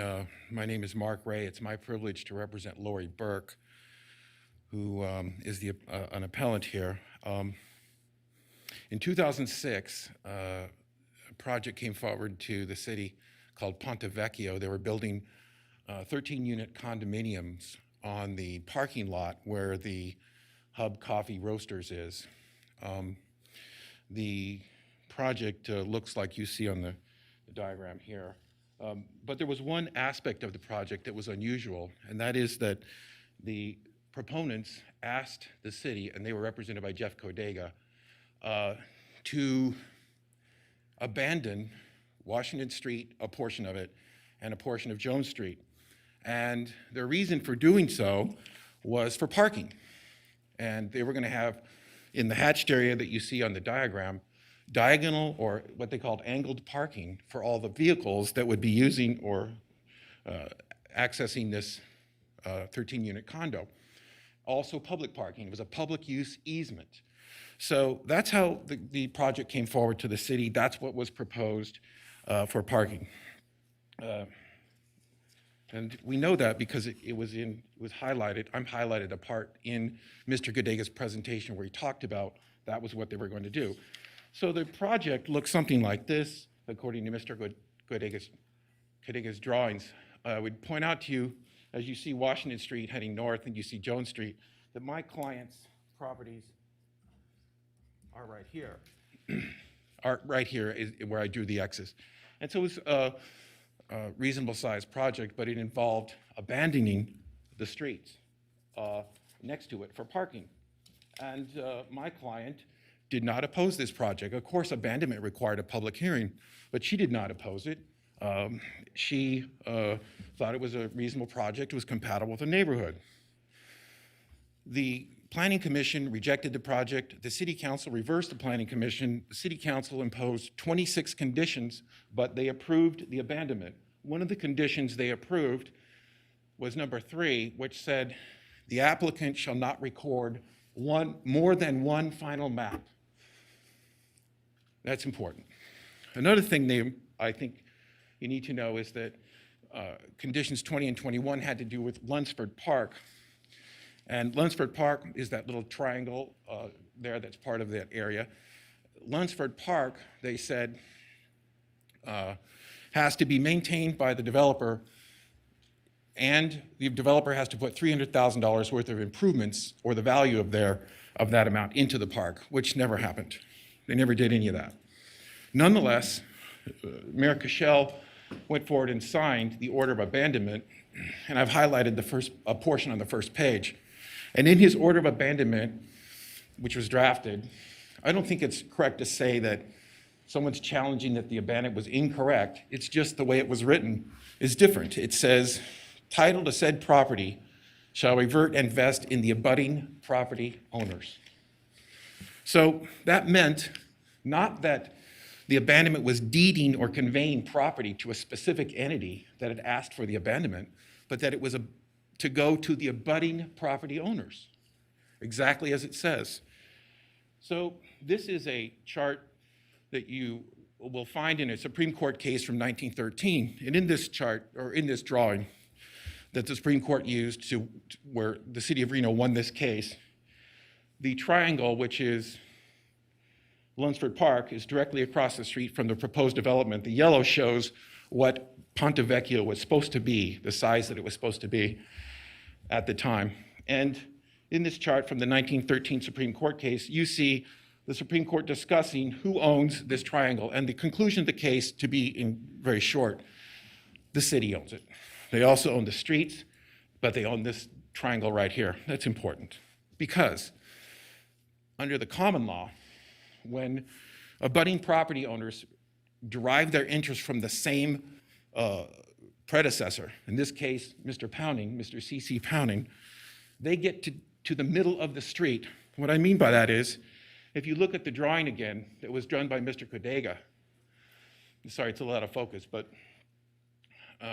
the drawing shows Lunsford Park, Washington Street, Jones Street, and then someone from Codega drew a line right down the middle of Washington Street. You see that? And they measured. It's 40 feet right here. It's 48.23 feet down here. They measured, they divided up Washington Street on this drawing because the city, not the developer, owned this Lunsford Park parcel and half of Washington Street under the common law. They get to the middle of the street. Also, there is a statute, and I can't quote it for you exactly, but it's 278-480, and it says basically the same thing that the common law says, proportion to the middle if you come from the same predecessor. So that meant the developer only had this much property. Okay, I only have 5 minutes. I'm going as fast as I can. Now, remember that these were parcels, lot 1, lot 2, lot 3, lot 4. And remember, it said one map. 4 years goes by after the order of abandonment in 2008. In 2012, the developer comes forward and Fred Tournier signs off on a new map. Now this map is what they call a reversion map, because we're reversing and taking out all those parcels and making it one parcel. So this whole thing becomes the parcel. They have effectively taken over Washington Street all the way from one side to the other, all the way over to Lunsford Park, ignoring the fact that they only had to the middle of the street. Now, this is a side note. I wrote this on the top, if you give a mouse a cookie. When after the city gave them this land for their thing, and then they took more land from the city that they didn't own, the developers came forward and asked the city to abandon the alley on the other side, and they got that too. Now, the current project, which is the one that we're dealing with today, is 34 unit apartments covering the entire thing.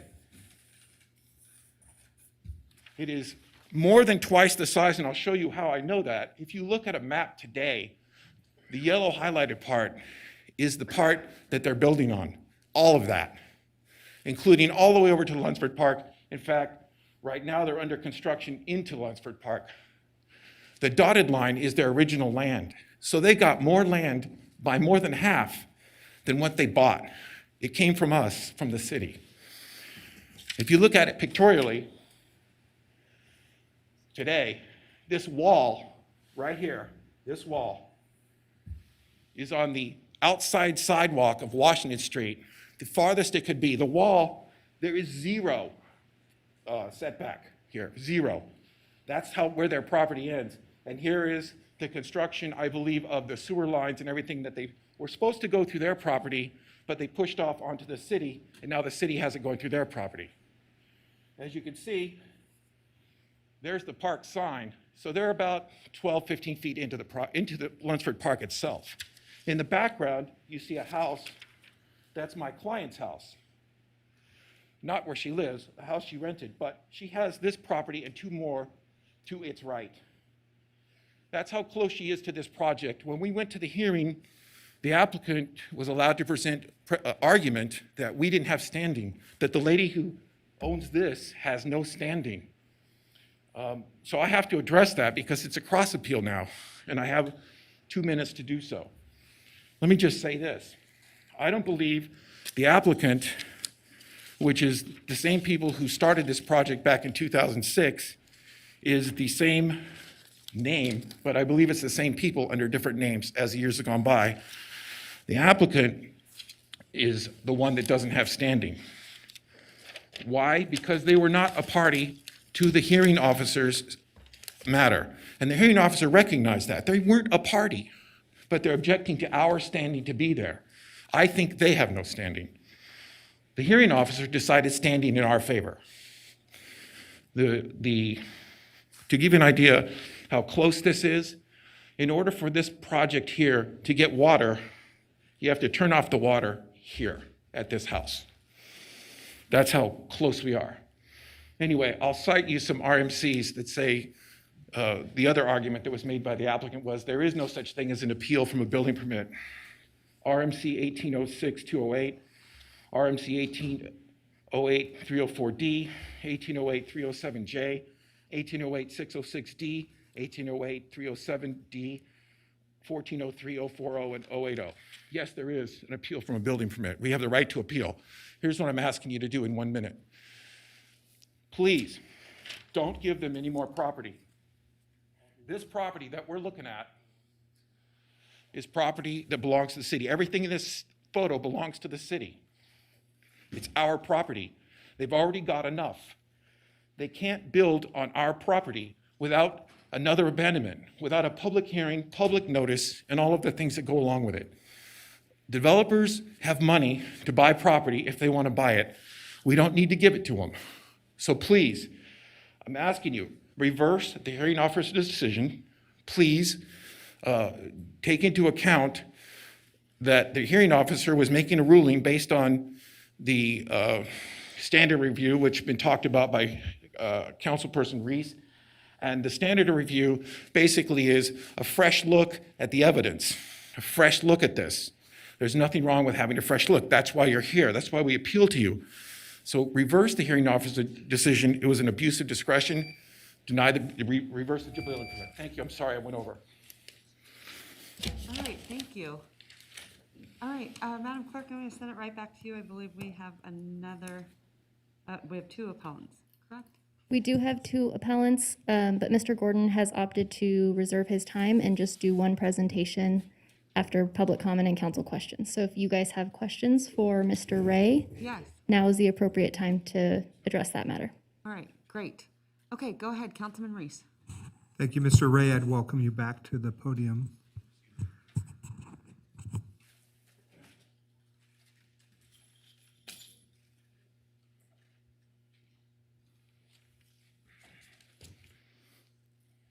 Mr. Ray, thank you for being here. I think I've known you most of my legal career, so it's always a privilege to have lawyers in front of the body.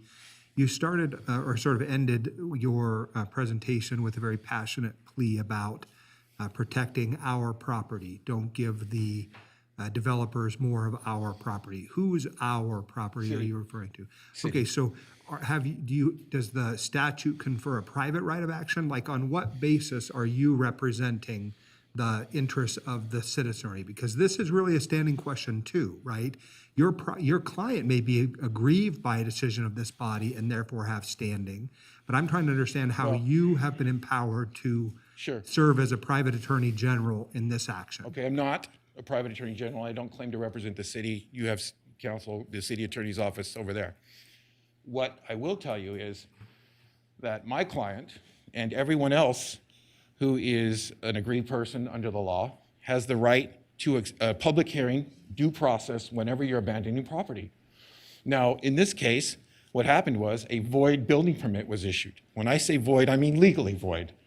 Now, again, we're not talking about an abuse of discretion, but someone did something wrong intentionally, but we're talking about a building permit that was issued for land that the developer doesn't own to build on. So my standing comes from the fact that we live across the street from something that shouldn't be there, that the city has issued a building permit for a building that's going to block, well, I won't go into all the things that are going to happen to my client. She's lost a tenant already because of the parking problems this is going to cause. But we have the right to say, you're destroying our property. We are right across the street. Our property values are going down the toilet. We're the ones that have to live with this burden. We're the people directly affected. Okay. My second question is, you contend that this body reviews this matter de novo. And so I want to make sure, you're saying that questions of law are reviewed de novo, is that correct? I'm saying yes, the application of law to the facts is reviewed de novo. For example, the hearing officer can make an error of law. She can say that, in her view, this was not an abuse of discretion, which is a mixed question of fact and law. But that can be reviewed. So yes, I am saying that. I am not saying that it is that changes the law. I'm just saying how you apply the law to these facts. The law that we cite and the law that the applicant will cite or the city will cite is different. But so as to decisions on matters that are discretionary, that would be reviewable only for an abuse of discretion. Yes, I believe that the hearing officer, the last line of her matter, Mr. Reese says, we believe that the building permit was within the hearing officer's, or within the administrator's discretion. It was not an abuse. And that's the conclusion that we disagree with. Okay. My questions then are now for the legal counsel, so I appreciate your candor in answering those questions. All right, Councilwoman Breton. Yeah, Mr. Ray, I have a few questions. I'm trying to interpret what you're saying. So the city council gave an abandonment order, and the abandonment order was filed. Did that filing of the abandonment, and I understand the reverter, and it's very common, we deal with it here. Did the order err and give them, through that order, the what should have reverted over to the city? No. Okay, so it was very clear. So then, next step, they came in and filed an application. And when you come into the city and file an application for a building permit, you bring in plans and you bring in an application. And on that application, you attest that you own, that you're the owner, or you have someone else, who owns it saying they have permission. And then you have plans that need to comport with it. If you say you're 3 acres here, you have to have 3 acres on your property and so on. Do you cite error in the application and the representation of property ownership? Yes, I do. Frankly, when Mr. Ternier signed the map in 2012, which I showed you, that was the map called the reverter map that made it one big parcel. I believe that it was an error because it included property that did not belong to the person who they said it was. It was the second map, by the way, which was a violation of the rules. But that second map, what I'm saying is, in that second map, they gave the property owner credit for, if you will, or allowed them to say, our property doesn't stop in the middle of Washington Street, it goes all the way to Lunsford Park. Okay, so And I'm saying that map, which was signed off by the city and signed off by the utilities, there's a map, a recorded map, the city says, and they attest to the fact that the ownership is as shown on this map. Okay, You can see, that's in a public record, that the ownership is as shown on the map, which is the second map. Okay, I understand. And we had something similar over in Bird Some people came forward and disputed ownership of property and easements. And the planning commission said, well, we took what they said and it came in the door and it was recognized that as their property. But you're saying what came in the door was based upon flawed ownership record. Yes. Okay. That's why Okay. that's why Mr. Lunsford, who was a city attorney back in 1913, that's why the park is named Lunsford, city attorney. They named the park after him. He went and proved those kinds of issues. It is not a mistake that anyone's at fault for in the sense of being wrongful. It's just a negligent thing where the act, in my view, that they didn't own all the way to the other side of the street. And now they're building on it.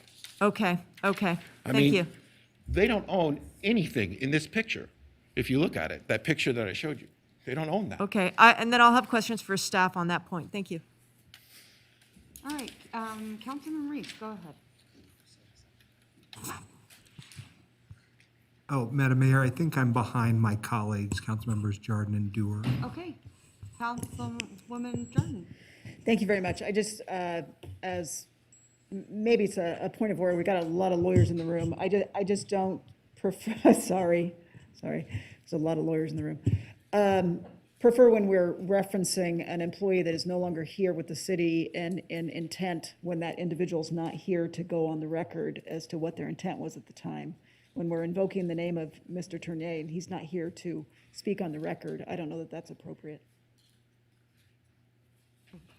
Councilman Dewar. go Yeah, ahead. Mr. Ray, could you come up? In your argument, you're saying that the applicant here does not own the street. And I guess the question I have is, how, in your view, do they end up owning part of Lunsford Park? Like, you just showed this diagram, the picture, if you could put it back up. And you said they're building right up to the edge of Lunsford Park, and if you could show that. I'm not saying, okay, first of all, let me clarify something. Thank you, Councilwoman Dewar. I am not saying that this construction here is necessarily part of their apartment building. It's probably where they're putting the trench for the sewer that they're routing around this project instead of going through the middle of it. So what I'm saying is that it looks like they're going to build something here. It may be that trench. It's in Lunsford Park. That's what they're using for it. And I believe that you will find in the record the city signed a relinquishment agreement that's in the record from our hearing that came into evidence, and the city said, it's okay with us, it's fine. We don't have to put the sewer through the middle of an apartment building. We can't. It has to be in an open space, and this is an open space. Okay, well, what I'm really asking, though, is maybe it's a question for our staff, because I thought that our staff said they owned 10 feet of Lunsford Park as well. And Okay, Mr. well- Gordon is nodding. And so what I'm saying is, Who? the guy behind you is nodding. Oh, I didn't hear, sorry, I didn't hear you clearly. Mr. Gordon was nodding that I recalled reading documents that said they own 10 feet into Lunsford Park. And my question is, if they don't own the full Washington Street, then it's hard to say they own 10 feet into Lunsford Park also. Right, So you're saying that they only own to the middle of the street, or that the documents showing that they own the whole street were in error. And therefore, I'm saying if that's true, then they don't own 10 feet of Lunsford Park either. Yeah, and I think Mr. Lunsford would be rolling over in his grave to find out that after all of that, you know, he's fought for this park, named for him, and actually someone other than the city owns it after the Supreme Court made that decision. I'm looking for the map, and I have it here. I want to address the response about a point of order. It is in the evidence. What I referred to in my argument was not singling out someone for any shame. All of these people signed the map in 2012, including Mr. Tournier, who signed up here. It has nothing to do with wrongful act. It's just they signed off on it. That's all. It's in the evidence from the hearing. Okay. So all I'm saying is, are you also, if you're saying they only own to the middle of the street, and you're saying that the map prepared by Mr. Tournier was in error, then also the error extend to them owning Lunsford Park too? Yeah, yes, it would. A portion of But it. also, I'm not saying that Mr. Tournier prepared the reversion map. Someone else did. Yes, undoubtedly a surveyor. Who was it? Undoubtedly a surveyor.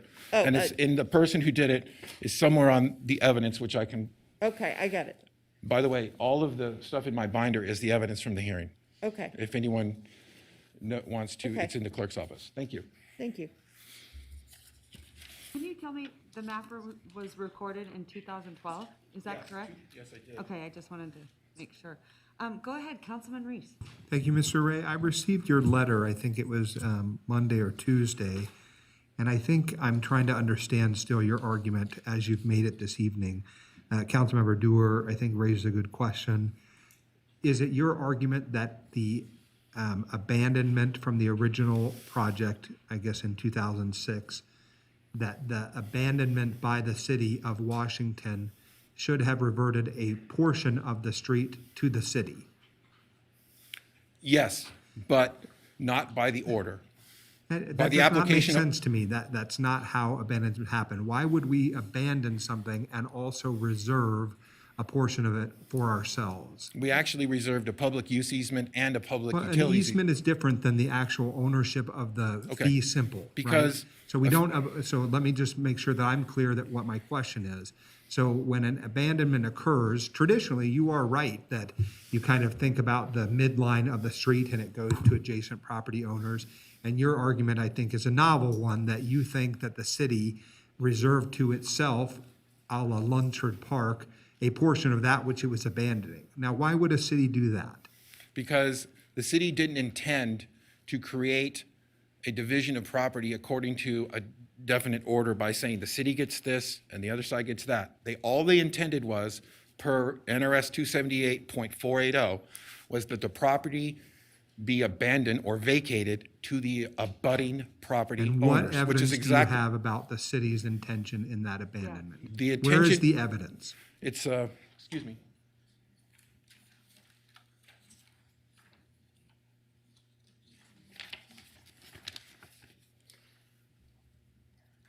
Okay, this is, I think, part of exhibit, well, it was numbered 7, but I figured it's a letter in the thing. This was an exhibit in the hearing. And so the evidence is this order of abandonment, which says that the property, title to said property shall revert to the abutting property owners. And in the 2013 Supreme Court case, City Attorney Lunsford won on the issue of who owns Lunsford Park. And he won, and as a result of that victory, the city owns Lunsford Park. So the city owns, this is from the Supreme Court case. The city owns, when you abandoned Washington Street, which was dedicated by Mr. Pounding, what you are saying is it's abandoned to the property owners on each side, one of which was the city. So, I'm not sure that that answers the legal question. I think the interpretation you're giving is a novel one. I'll have to defer to our legal counsel about that. They don't agree with me on anything, Councilman. I'm not, with all due respect, Ms. Maida won this hearing against my arguments, and the hearing officer and Ms. sided with the city on this. It's And Ms. ironic. Grenier is also a lawyer of 31 years, a Berkeley and Santa Clara educated human being, right? And she didn't agree with your novel theory either. Is that accurate? Who is that? The hearing officer. Oh, I thought she was wonderful. I thought she was a great hearing officer. She acted very professionally and conducted the hearing very well. I have no complaints whatsoever about her or her legal knowledge or anything like that. I'm simply pointing out, these are the facts. That's the law. It's in NRS 278-480.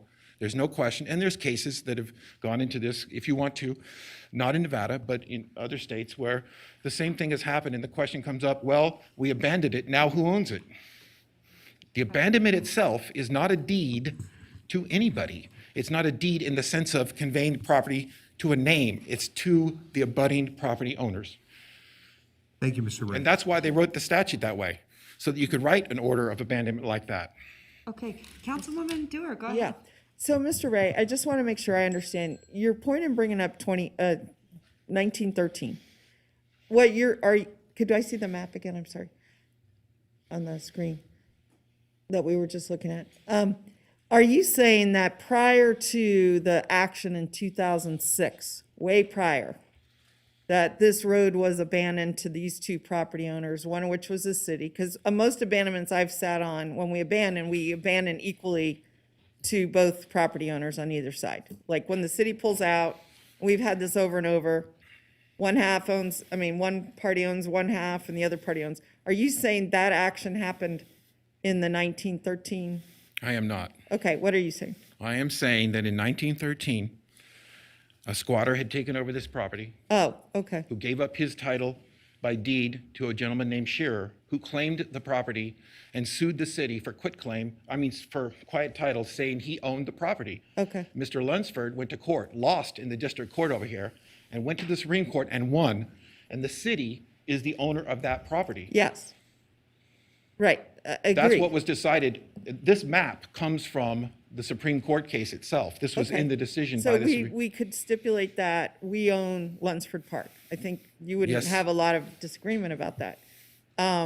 So my next question is, now you've established that we own Lunsford Park. What happens next? Like, how do we lose the street and part of So Lunsford then Park? someone comes forward and say, well, we want you to abandon Washington Street. And the city says, okay, we'll abandon Washington Street. All of it, both sides of it, all of it, from here to the middle of Jones Street, we'll Okay. abandon it. And they did. What is the legal effect of that? That means to the middle of Washington Street goes to this side of the street, and the middle of Washington Street for that side of the street. That's the city, that's the developer. So essentially, what happened by the order of abandonment, it was exactly what the order said. Right, so it wasn't, it didn't say we abandon Washington Street all the way over to Lunsford Park. It said we abandon it. And you're saying absent some extra specificity, that the general way it works is you divide it. I say, yes, I'm saying that this is a matter of real property law. Okay, And real property law is what we're applying here. There's also a statute that modifies the real property law called the Abandonment Statute 278-480, which is consistent with that. And if I can tell you that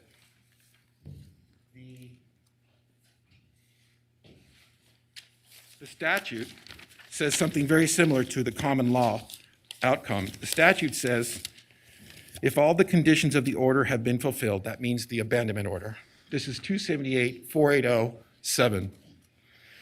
Upon recordation, title to the street or easement reverts to the abutting property owners in the approximate proportion that the property was dedicated by the abutting property owners or their predecessors in interest. And neither one of these property owners dedicated this. Mr. Pounding dedicated it. They have a common predecessor. Mr. Pounding dedicated this so property. what you're saying though is that the order signed by Mayor Cashel when he did this abandonment that you just referenced, that's the one that you're saying it went half and half. Is that right? That's The when you order of say abandonment by abandonment. by Mayor Cashel, yes. Okay. That order, and there's nothing wrong with that. Because if you look at it, it actually parrots the language Okay, of the okay, statute. I understand. Okay, thank you. Councilwoman Burkus. Yeah, I just, I think it's well established that the park is a park that the city owns. And then with the reverter, if I'm understanding, the abandonment said this is no longer right-of-way. It becomes property. It may be encumbered property, but it's property. One to Pounding Park, the city of Reno, and our park system, and the other to, the applicant or the land the applicant now owns. So then at some point, the applicant comes through and through a mapping exercise that's approved by the city, takes it and says, oh no, I have all of Washington Street.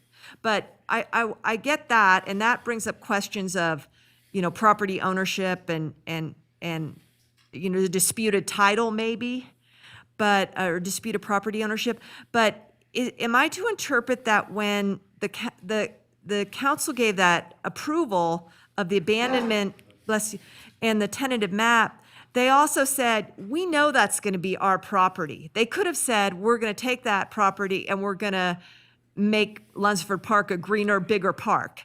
But they said at that point, we're going to let it actually be used by the applicant to park. Is that how you interpret it? They said, The only way they could do that is to do an abandonment. My answer to you is the statute itself answers that question. The property was owned by the city to the middle of Washington Street. If you want to abandon it, this panel can do it. You can do that. You can give them that land if you want. That's how you go about it. You just notice it up.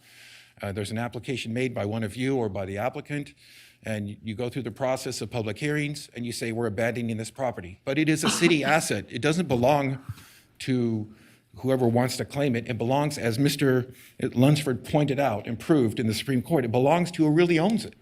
As a matter of real property law, that's who it belongs to. but it's no longer right-of-way. It's a part of, No. tied to the park? I think actually, if you really think about what the city council was in their head in 2006 when they approved this, the city council knew that this would be a street, that it would have parking on it. They had no intention of letting someone build on it. Okay. That wasn't approved at all. It wasn't even allowed. It was angled parking for their development, which you see here in the yellow. Okay, That's but not as a right-of-way. It was going to be land, city land that they could park on. Well, half of it, the other half was not.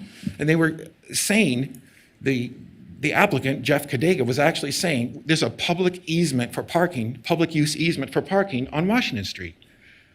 And so that's why this thing was approved. They weren't giving up Washington Street for a building. Okay, thank you. Appreciate it. Sending it back to you, Madam Clerk. All right, Madam Mayor, at this time, we're going to go ahead and take public comment. Perfect. Our first public commenter in the audience is Valerie Hastings, followed by Dan Morgan, followed by Sue Smith. Real quick, I believe we had 2 appellant presentations, not Mr. Garrett, not Mr. Gordon, but I think a second appellant. Oh, is that Sue? Okay. He's not here, but he had somebody represent him. Sue Smith. I don't think it was Smith, it was Sue. They wrote a letter. Argent. Mr. Klupsa. Okay, is there nobody here who wants to speak on the appellant's behalf?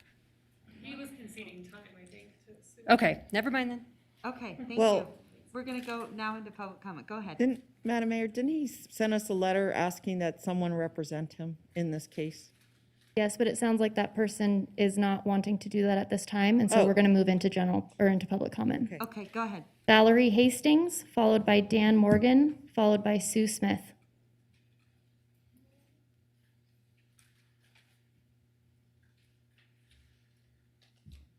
Hi, I'm Valerie Hastings. It's a pleasure to meet all of you, honorable council members. I am a homeowner in the area. I did not receive any notice that this was about to happen. I've owned my property since 2015. So it was pretty surprising to see what was happening on the street. So this has definitely spurred my interest. And I just found out about the appellate hearing today. So I was very lucky to be able to come here and just speak out in opposition to the way the permit was approved. I think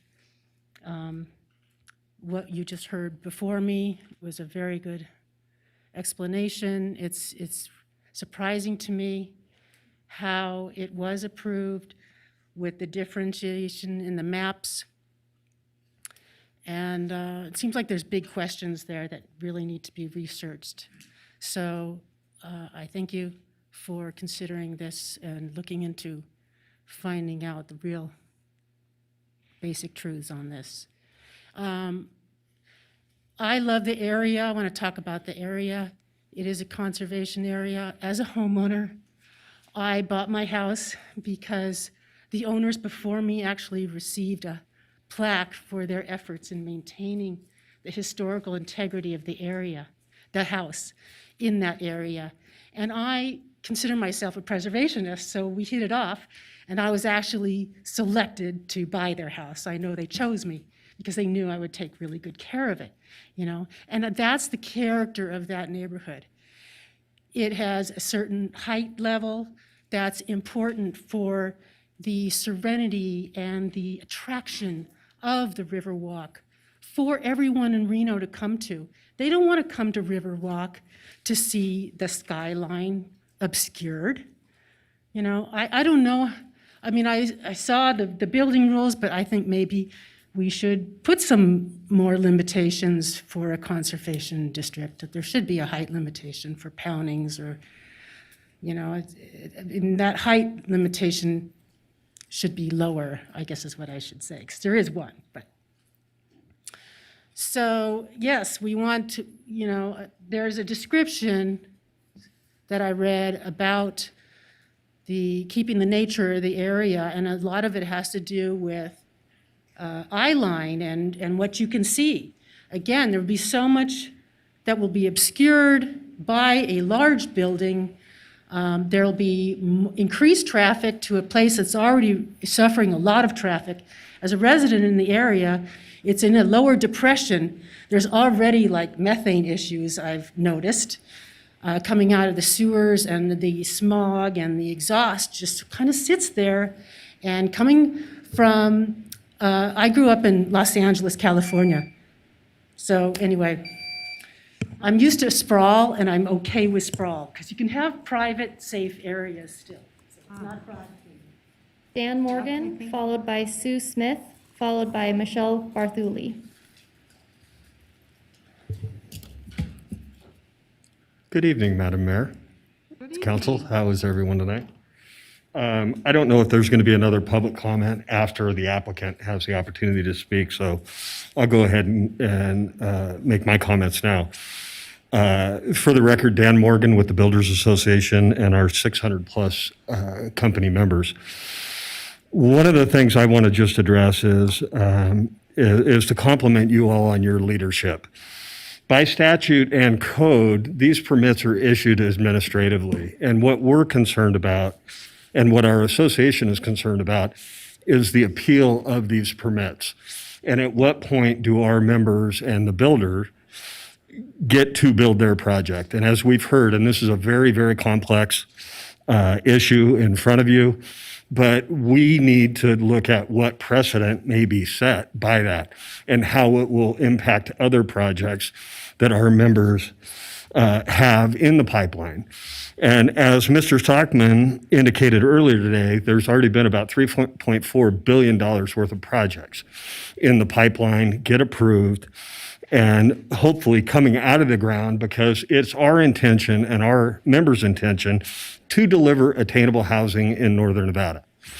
So I would just ask you to, again, demonstrate your leadership and in your role and uphold the hearing officer and let this project go forward, and let the builder community know that when they go through the public process and receive their tentative maps or their PUD or their special use permits, those are solid, and they can go forward and build their project and put their investment to work. Barthuli, followed by Bradley Carlson.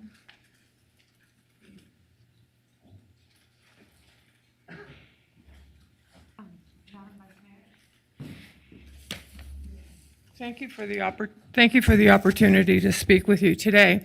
I guess just as Mr. Morgan has expressed his concern about the builders, I'm here as a member of the public to express my concern about when you make conditions on projects, that those conditions get carried through. So as a member of the public, I can count on that. And what this seems to be is a situation where there were conditions put on a project that somehow didn't happen. Somehow a developer was able to double the size of his riverfront property on the backs of the public and did not have to pay for it. He didn't pay property taxes because it appears that the county thought it was public property. Let me quote to you from Jeff Cadega's letter dated August 21st that accompanied the map.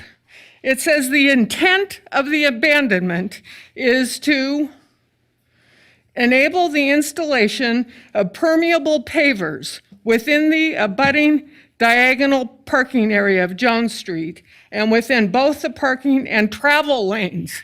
So we were contemplating travel lanes of the abandoned area of Washington Street.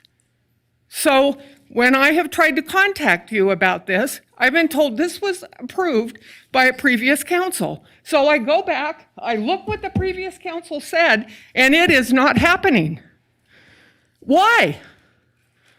Why is that? Why would you give public property away to ruin a neighborhood? The other thing is that I see here that your staff apparently was working at odds with each other, because on the one hand, you're approving this project while you have the master plan for the Pounding Edition that says that it specifically singles out the Pounding District as one of the neighborhoods where higher density is not encouraged.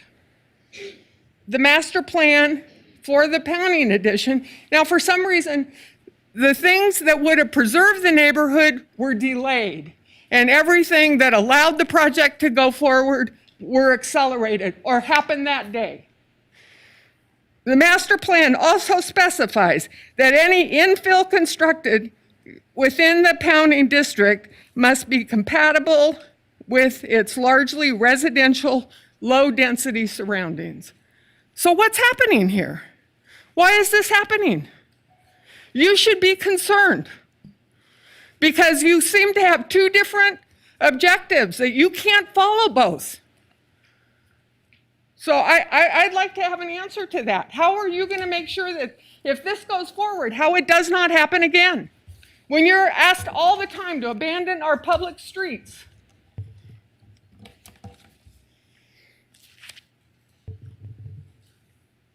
Michelle Barthuli, followed by Bradley Carlson. Good evening, council members.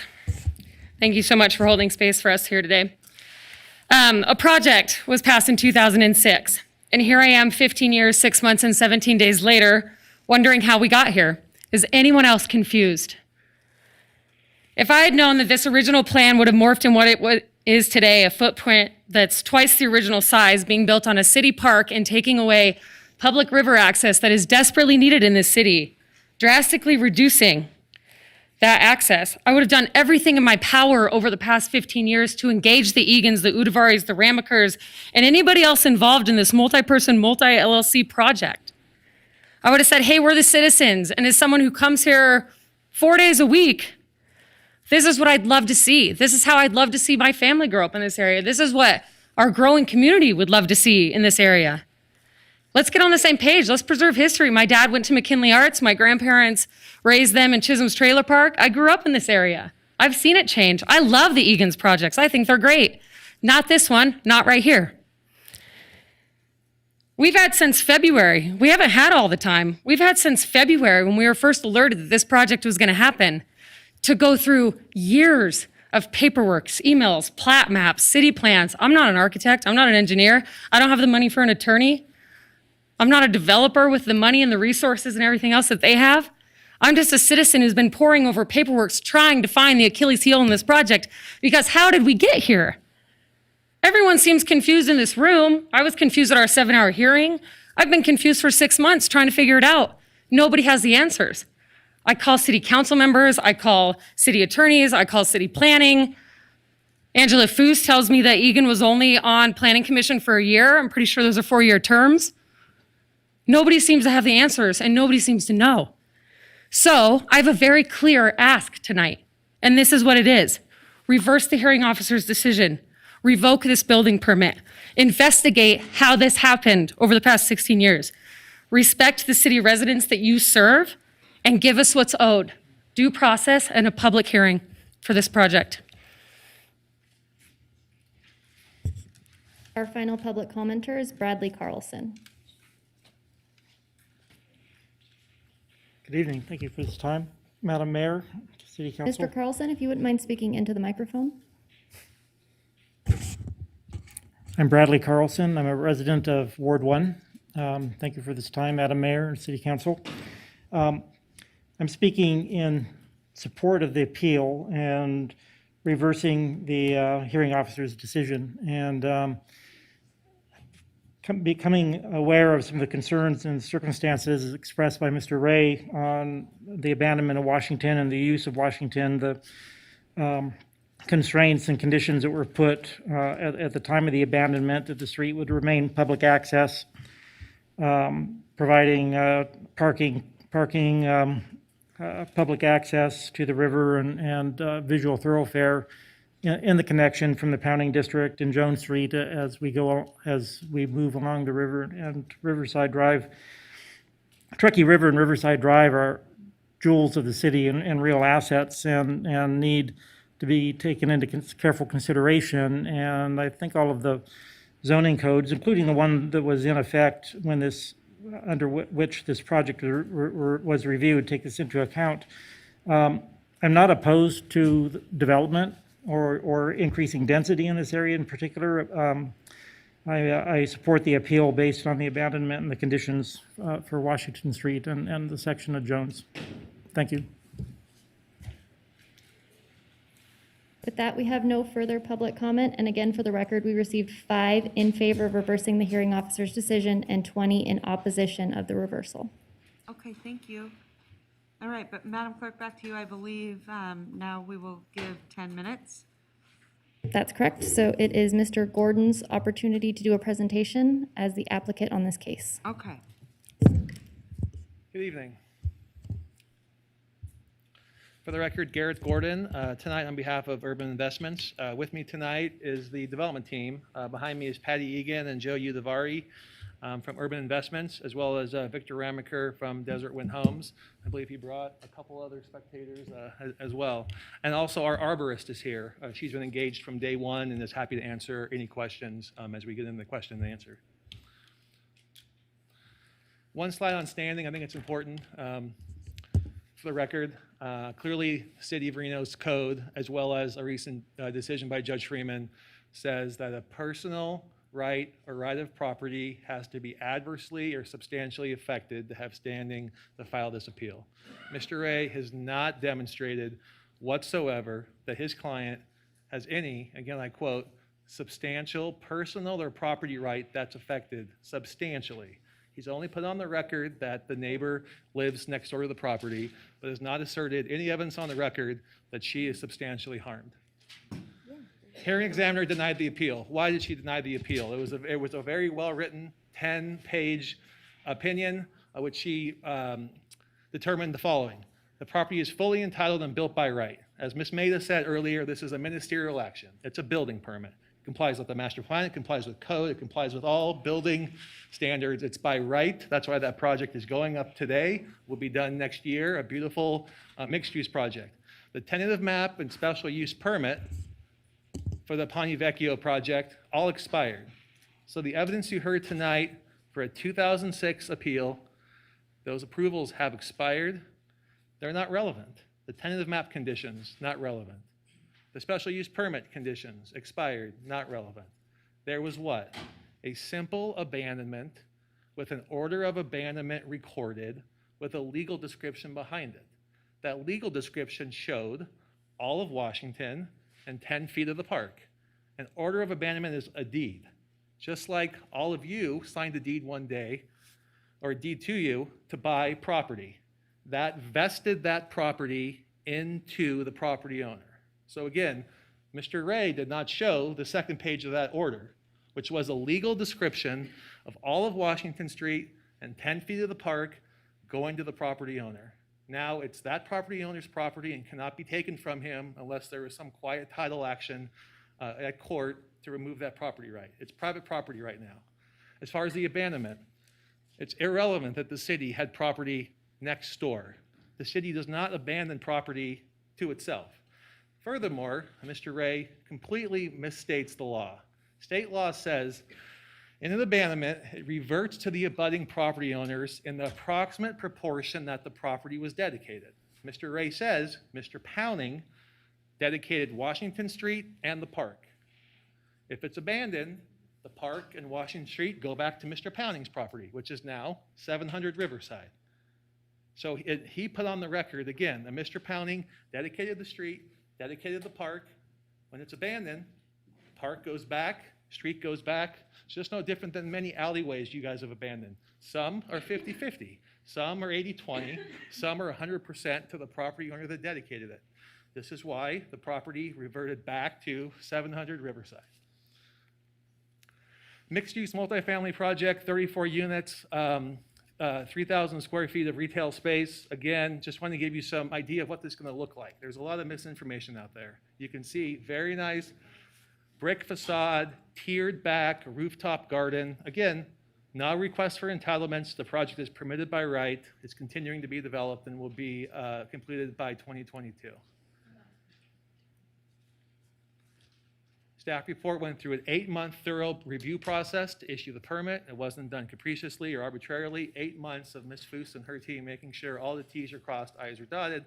There's a current picture of the utilities have put in, foundations are going forward, and the property again will be developed next year. The applicant relied upon code and city staff. Again, it's a ministerial approval, not discretionary.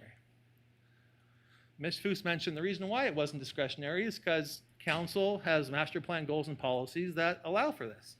Support infill, identify downtown infill as a priority, infill of existing surface parking lots, encourage targeted infill within established neighborhoods.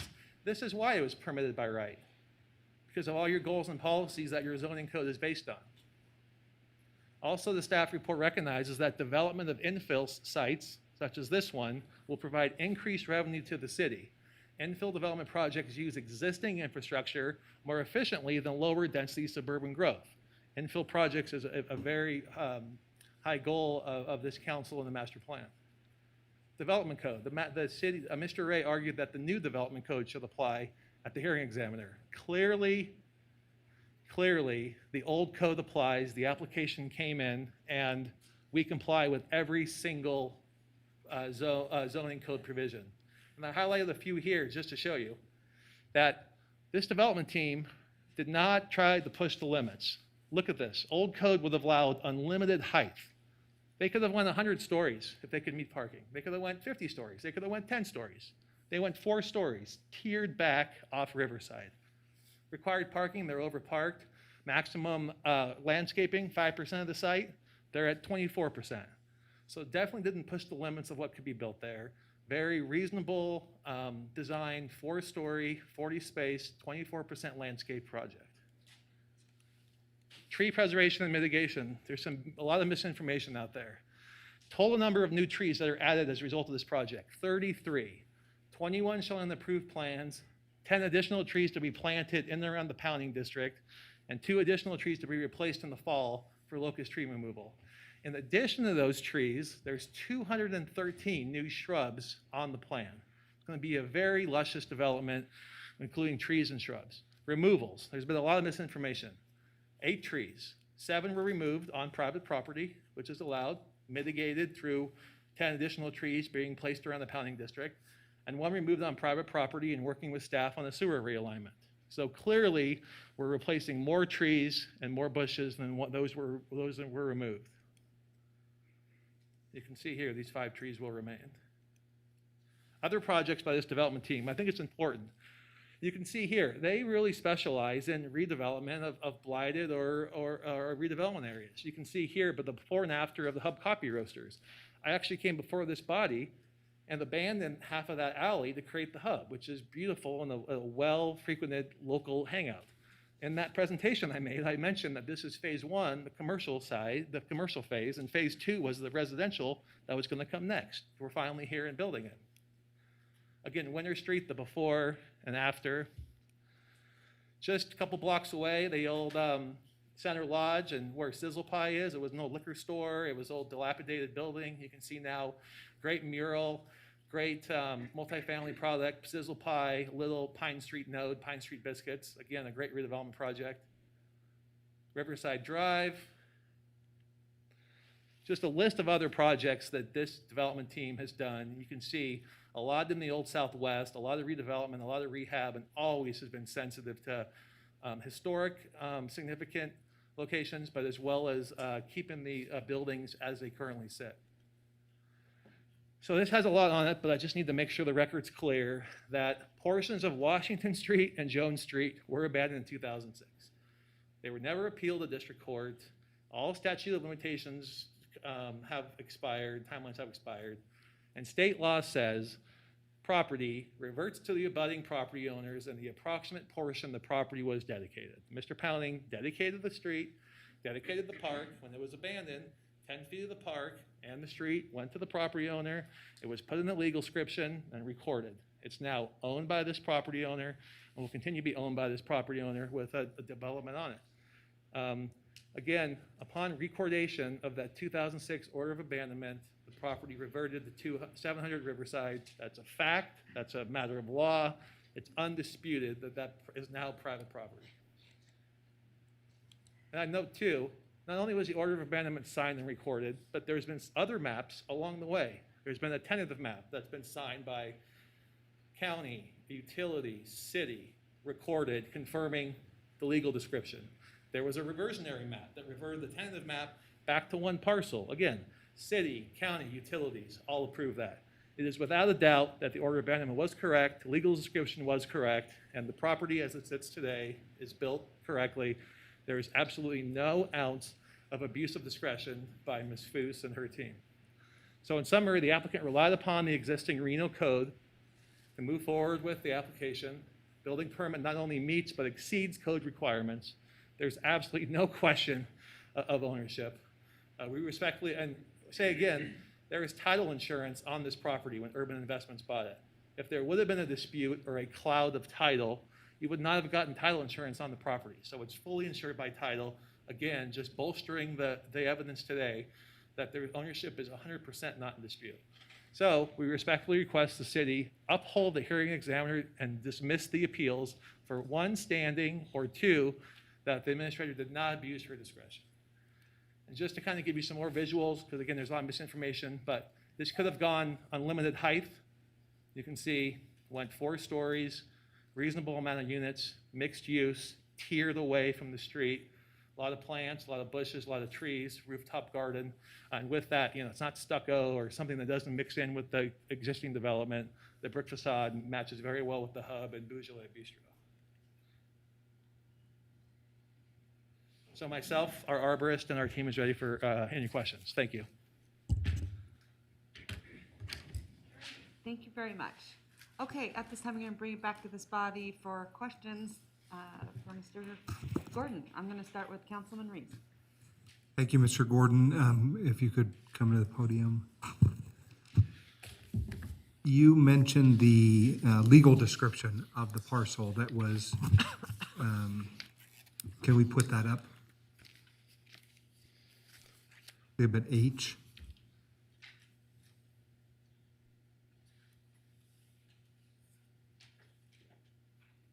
Madam Clerk, are we finding Exhibit H? It should be, maybe there's so many exhibits. Garrett, do you have the written legal description? I-11, or I-1T, Exhibit H, abandonment. Should be a legal description, Exhibit A to the order of abandonment. Yeah. So, Perfect, I- I just had the depiction. Perfect, thank you. look, there's only one council member who's a lawyer. There's another person on this dais who's also a lawyer. So for the benefit of those who are not lawyers, what is the importance of a legal description? What are the metes and bounds of this property? Correct. So when you bought your house, there was a deed. On the last page, there's a legal description showing what you own, your parcel, your lot, what have you. Order of abandonment, no different. It serves as a deed. The city is deeding its interest in certain property to a private property owner. So the abandonment, Exhibit A, gives a metes and bounds. The surveyor, sat down and went and surveyed the location and identified the exact area of land that the city council abandoned to the abutting property owner. Not only is there metes and bounds, which all of us really can't read of where that starts and stops, but there's also an Exhibit B on deeds that shows a depiction of the land that is being deeded, or here, an order of abandonment, abandoned to the adjacent property owner. So clearly, here in the hatched area, a portion of Jones Street, all of Washington Street, and 10 feet of the park, Lunsford Park, not a park, the rest of it, just partially, was in fact deeded to 700 Riverside in 2006. And that's what's on title, and there's title insurance supporting that. Okay, thank you. All right, Councilwoman Breckis. Yeah, thank you. Could you put on the abandonment? I keep hearing this 10 feet of Lunsford Park. And I don't understand. I deal very clearly with right-of-way. And right-of-way is one thing, property is another. How can they abandon a right-of-way and then also abandon 10 feet of a park? I see that the right-of-way that you're saying they abandoned was 80 feet in width, correct?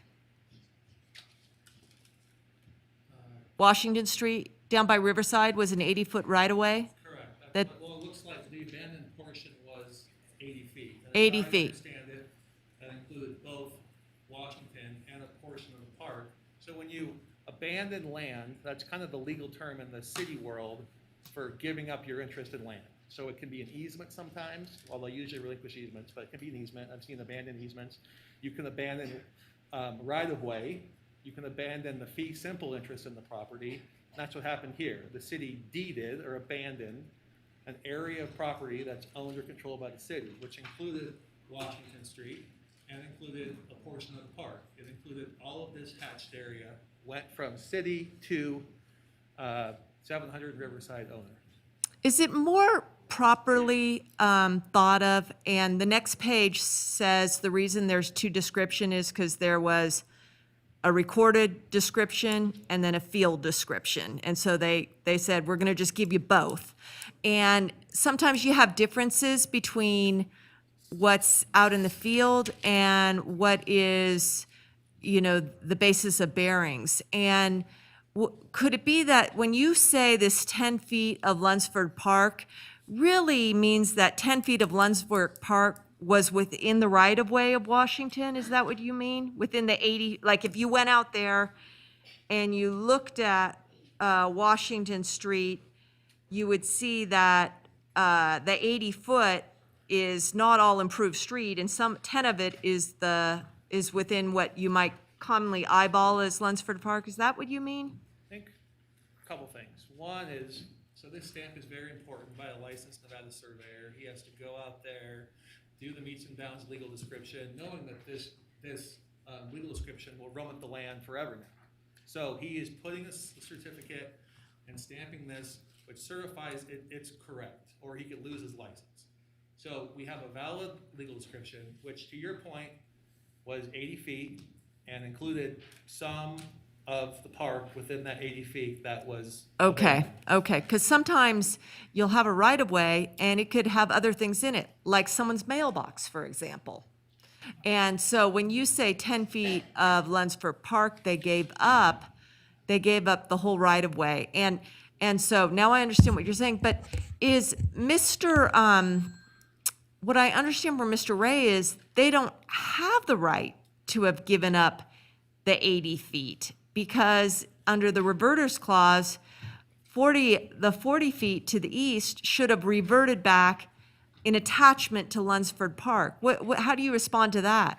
It's completely untrue of how he's characterizing Nevada abandonment law. So, number one, the city abandoned its property to the abutting property owner. The city would not abandon property to itself. If the city wanted to reserve an area to itself, it would have drawn a different legal description and said, I think it should stop here, or here, or here. But the fact that this whole legal description was included with the portion of the park and with the street that went to the property owner is without a doubt, unequivocally, fact that it came to this property owner. The city would never abandon property to itself. It's like, why would you deed your house to yourself? Well, The law, though, he completely misstates. I dispute that. Can I answer the question real quick? Yeah. The law, he completely misstates. Because it does not say it reverts 50-50. I'll ask him where it says it reverts 50-50 in the law. It says it reverts to whoever dedicated the property in the first place. So this property owner dedicated this land and this land one day to the city. Mr. Pounding said, here's Washington Street, City of Reno, and here's Lunsford Park. So by virtue of law, when it's abandoned, which would seem fair, that if you gave your land at some point and the city doesn't want it anymore, it should come back to you. So Lunsford Park and this property comes automatically by law back to here, which is why when I've been before you for some alleyway abandonments, some have been 50-50 because the old track map showed the road was dedicated 50-50. Some of them, like over on Washington Street, that alleyway, 80% of the property owner to the north dedicated it, 20% of the property owner to the south dedicated it, so it reverts back 80-20.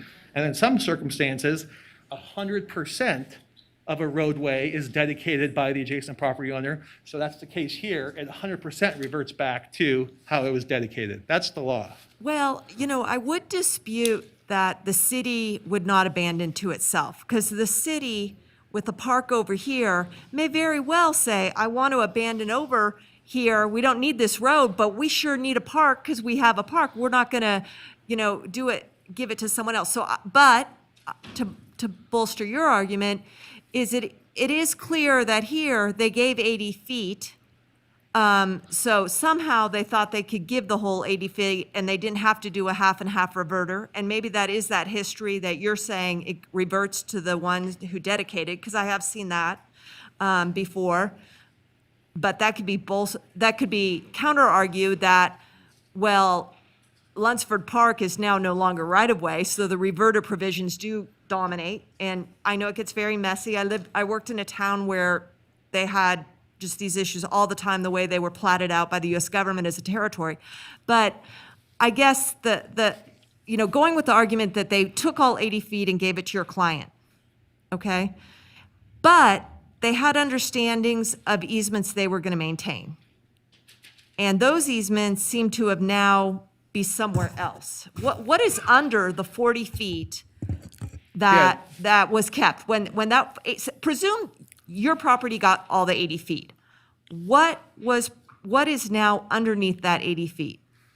So I'll answer the question, but let me just state, we're here tonight determining whether the administrator abused their discretion for this building permit. Yes. A survey was submitted as part of this building permit to show what was owned by the applicant, signed by a surveyor, building permit was issued. So that's just important to go back to. I think we're getting a little bit off track here.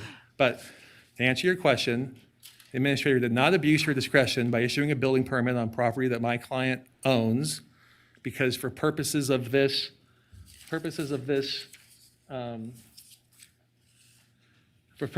was your question again? Sorry. Well, I'm really trying to understand. Because we're just getting so off here. No, I don't believe I am. You are 4 minutes and 30 Okay, seconds I over. will Mr. Gordon, is there anything else you want to? I don't. I think it's. Let me ask you this. So I just want to make this clear. Tell me, what is the purpose of the hearing examiner? The hearing examiner is tasked with determining whether or not the administrator abused his or her discretion in issuing a building permit. Okay, so, and what was the conclusion by her? And why do we have them? Tell me, what is the purpose for the city to have these hearing examiners? I imagine that in the event of a building permit appeal, it goes to a hearing examiner to vet the facts and vet the application before it comes to this body, so this body can rely upon that opinion that this in fact was issued appropriately. Yeah, And I so can tell you, so it's for this body to use as a reference point on the outcome, correct? absolutely, and to Mr. Reese's point, Councilman Reese's point, this attorney has been practicing law for a long So time. this is an attorney, this isn't someone that we just go and pick. It's exactly, it's a This is an attorney. Nevada attorney who held a 7-hour hearing and let Mr. Ray and the appellants talk as much as they want about anything about this property to make sure she got the full story. Then she took And this is someone independent, not a lobbyist, no, nothing. How do, an independent, very well-regarded attorney in town. And after having the 7-hour hearing, she took her full 30 days and rendered, I would say, a very well-reasoned 10-page opinion that addressed, it wasn't flippant of no abuse, it addressed every single issue that Mr. Ray brought up and said none of it had any weight and this should be dismissed. and due to legal findings. Due to, factual findings, relevance, like for example, the 1,000 homes, not relevant to what we're talking about. So there was a lot of irrelevant pieces, but as far as abuse or discretion for the building permit appeal, she said, absolutely not, no abuse. It meets code, and Ms. Foose and her team, as always, did their job. Okay. And then I do want to just point out that the development where the hub is, I want to make sure that people understand this, because this is what I understand, and correct me if I'm wrong, based on your presentation. That is the same developer. So this came to council before this council sat here, and there was always supposed to be a second project to that, but it is the same developer. It's not like someone else came in and, so, correct? And the only reason I guess I just get a little bit concerned, and I'm probably totally getting off track here, but I do want people to know, I just thought, we were starting to see things into my email that were absolutely not true. It was pretty outlandish, right? The things I was reading, because that was just not true. But the other thing is I think I was starting to go, how does this happen when, it was at a previous council and all this time sort of goes by? And that's sort of irrelevant, but I was a little concerned of, sort of how that happened. And I think too, I think it's a really important point, Mayor, that when this same property ownership, right, was Mr. Patty Egan and his family, acquired this property. Can you repeat that? Sorry, I didn't hear you. What's that? What you just said, can you repeat that? When Mr. Egan, who's here tonight, and his team moved forward with developing this property, I abandoned half of that alley for the hub. And I showed pictures of what this site looked like before they got involved. It was blight. I'm telling you, I can show you the old pictures. Yeah. It was not a No, good I little just wanted- area. There was a lot of people saying that it was other developers that came in, and this was an extension. And I'd love to hear from, are you an owner, developer? You're the owner? Yeah, please. Just from, what, Yeah, because I you think- are the same. So same in master 2006, developer. So I'm Patty Egan, for the record.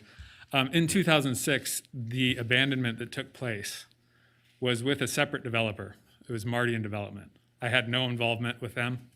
I did actually, as I was a real estate agent at the time, and I did occasionally represent properties that they were selling for sale, along with other agents and brokers. They were the ones who did the Ponte Vecchio plan. When they lost the project to their bank in 2008, 2009, we did not become involved. We were involved next door, but we did not become involved in this property, the subject property, until 2012. So this abandonment had been done. It had nothing to do with us. We purchased what you see as it was the Point of Vecchio map, but the city requested, it was their request, that we revert that map that existed to acreage because we were not allowed to develop it any longer as it were previously planned. So we were doing the property next door, and this opportunity came available in 2012, and that's when we Yeah. So kind the of hub took and it. all of that you guys did, and this is, okay. Around the same time, Yeah, but around okay. 2012. And then one more question since I have you. Are you? But the we are one- still the owner. We Yeah. developed Yeah. of the Yeah. hub and Beaujolais and all that, Yeah. yes. Because there was this sort of talk of bait and switch and all this stuff, so I just wanted to clarify that. But the other thing I did want to ask you, and I can't remember, they said that you served on the planning commission? I served on the planning commission for, I think, 8 or 9 months between 2011 and 2012. You loved it that much? Yeah. No, I'm just kidding. I had a newborn child, so I think yeah, it was, okay. it was And a lot. I do want that on the record because they are 4-year terms, but it sounds like you did. I resigned, You yes. resigned? Yes. Okay. All right, so thank you. I just wanted some clarity on that because Yeah, and there was I think never everyone wanted to any know, issue did you that. serve a full term on there? No, I did not. I was appointed, I think, at the time, and 10, 11 months later, it was, I had a lot on my plate, so. But just to your point, there was never any issue where this project, either of these projects became any item of discussion unless it was something me having to recuse myself because of a property nearby or something like Sure, that. okay. So. And thank you very much. Stay right there. Maybe Councilman Reese has some questions for you, or no? Thank you, Madam Mayor. Mr. Egan, we haven't met, so it's a privilege to have you in front of us. I saw some of the projects that you've worked on. A number of the residents have expressed concerns about the massing height of the building at the back. And while I don't want to spend a considerable amount of time on it because I don't think that's really what this hearing is about, I want to understand kind of from your perspective what's going on there because, some of the people at the backside are going to be looking at the backside of your building. Yeah. And the drawings you showed were interesting and pretty. I think sometimes the perspective that comes from drawings can be misleading. Like I saw some, I don't know if they're bougainvillea or azaleas or some beautiful flower, but they look like the size of my car, like on the roof. So I just want to make sure that you understand that while there are things that I think we are limited in our ability to do as it relates to the project, because I think we are sitting as a body that has some legal issues that we have to address. Can you sort of talk to us here at the dais tonight, because we haven't had the chance to see you, just about your vision for especially the back side of the property? Yes, I mean, I think it was to your point on the 4 stories, this was something that we considered for over 10 years. Our office looks at the site. We have a huge vested interest in the neighborhood. We're not wealthy developers. This was my first project coming out, being a real estate broker. So this was something, I had a passion for. And as Garrett showed earlier, we've dealt with a lot of historic properties in the city. And hopefully all of our work can speak to the authenticity of what we're trying to do here. And, those bushes that are the size of your car, if you look at the patio we did in front of Sizzle Pie and how overgrown that is, I don't know if you've all seen it, but we try to go over the top with those kind of things because I think they're very important. And so we absolutely did consider, while we didn't go to neighborhood advisory boards because it wasn't required, but we had really entered that neighborhood when it was not a good place to be. It wasn't a safe place to be. And so we've really considered all these things from being the neighbor and what do we want to look at? What do we not want to look at? And that's really kind of how we came up with the design over I want to say 8 to 10 year period. So does that answer your question more or less? I'm not sure it answers my question entirely. Of course, what people want is the view that they have, right? Yeah. And although I don't think that we have the ability to perpetually leave their view line open, to the extent that you're able to as you continue down this path and design the project, if that's how it goes forward tonight, my expectation of you would be to continue to be a good neighbor and to make sure that if there are material changes that can be made, or if there are screenings that happen. I mean, I think one of the concerns I saw raised by someone at some point in time was that they'd sort of be looking at the garbage cans for the property, right? Yeah. So to the extent that you can, please be considerate and thoughtful of those folks. And again, I don't know what the body will do tonight as to the appeals, but I'm suggesting to you that as you continue to be a good neighbor, that you continue that even after tonight on this project or any other, right? So thank you. Absolutely. Yep. Thank you. Questions? Thank you so much. Okay. I just want to make sure. Councilman Breckus, do you have a question? I have questions for staff. Okay. Yeah. I think, how many rounds have we gone? I just want to make sure. 2, but I have not had a chance to ask staff questions. Okay, I'm going to give you 3 minutes. I really want to understand the 80-foot issue and whether it was abandoned correctly. I think it's outside of our jurisdiction. They say they have title insurance. It would be an open question to me whether a member of the public, even one as invested as the appellant, could claim to the city, you need to preserve your property rights. Those are rights of all of us, and you need to pursue your claims. But that 80 feet, I see in the record that there's an easement relinquishment of different folks that happened in December of 20. And Sierra Pacific, Nevada Bell, Truckee Meadows gave up and relinquished easement rights. And then the city got some sidewalk rights. Is that over that 80 feet? Is that what happened? Yeah, when that previous road, Washington Street, when that was abandoned, as part of the map that was later filed, they had a public utility easement. So that allowed for future development of sewer lines, water lines, any kind of utilities. Those easements were relinquished. And so there was a separate document when this project came forward that relinquished those. So those utilities didn't exist. They had to get sign off from all the utility purveyors. They signed off on that document. It was recorded. So there's no longer an easement for utilities within the limits of Washington Street. But I do understand that when they did the abandonment, they kept all those easements in there, correct? They did. And now they've been subsequently abandoned with this development request. Correct. And where are they all going? Because there's a building being built, they had to design how they're going to get sewer, water, all of their utilities. So their development plan tied into existing lines, and those lines did not exist in Washington Street. So they have utilities coming from, I believe, Riverside, Jones Street. They have a sewer road or a sewer line that is in Lunsford Park. So there's nothing actually under the building. Everything is around the building.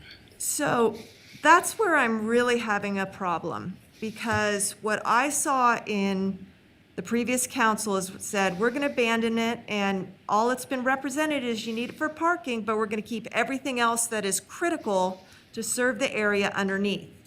And now this one came in with another project, another design, fully their right, but discretion was issued to relinquish those utilities. And what I have seen and observed and think, and you just said, is one of the decisions of relinquishing our rights was to encumber, for this private need, Lunsford Park. So I look at Lunsford Park and I see a tree that's died. I see grass that's dead. And I wonder why you took the discretion to put it in Lunsford Park, because that's not a utility easement. Why didn't you tell them, no, you routed around the street or something like that? The sewer line in particular is the one we're talking about. That's the one that the city has control over. The sewer line would have run under the building. That would have not been allowed. But So that's their design decision. So we looked at options of where the sewer line could go. Typically, you put it in a right-of-way. We looked at sewer from Riverside and Jones Street. We had them do an analysis. We looked at where gravity flows, where the sewer lines are, and it made the most sense, again, to put it in a city park, which is a city-owned parcel. So they went through that process and got it approved. It was an administrative approval. It was an administrative approval by the park director? To put an easement in a city-owned property. Councilman Reese, go ahead. Thank you, Madam Mayor. My questions are for Mr. Hall or Mr. Shipman or Ms. Mehta, so I'm not sure who wants to answer. I'll try to be brief. First, is the standard of review for our decision tonight abuse of discretion? Yes. Okay. As to standing, I understand the aggrieved party statute, but I'm trying to understand, can the abandonment create a private right of action for a person? No, I don't think so. And as to the statute of limitations to challenge an abandonment, how long would that be? Well, 25 days typically. Okay, so that's in the order of abandonment, in fact. Fourth, did the city follow the law in this case? Yes. Okay, and then finally, if we reverse the issuance of the building permit for whatever reason, what remedy would the builder or developer have in that case? I would assume that there would be litigation. And so they would sue the They would city, sue the city. alleging a taking of some kind. Right. Okay, thank you.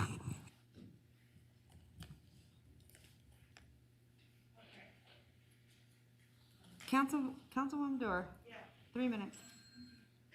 For our attorneys, you just said that the review is about abuse of discretion, but we also know this is a de novo review of this building permit. Is that correct? Yeah, just for clarity, for the record, John Shipman, City Attorney's Office, under RMC 1808307J3B2. After the public hearing, the City Council shall review the decision of the hearing examiner and shall be guided by the statement of the purpose underlying the regulation of the improvement of land expressed in NRS Section 278020. So essentially that is, essentially you are acting for public welfare. So Okay. that amounts to a de novo review. Okay. So my question is about the building itself. So it's been designed to be so big, so tall, so many apartments to cover the site, right up to the park. And I just wondered about that aspect, which hasn't been talked about today. In terms of what are the building setbacks on the property line? Setbacks, but the height, what's authorized here, and just assuming that it's all correct.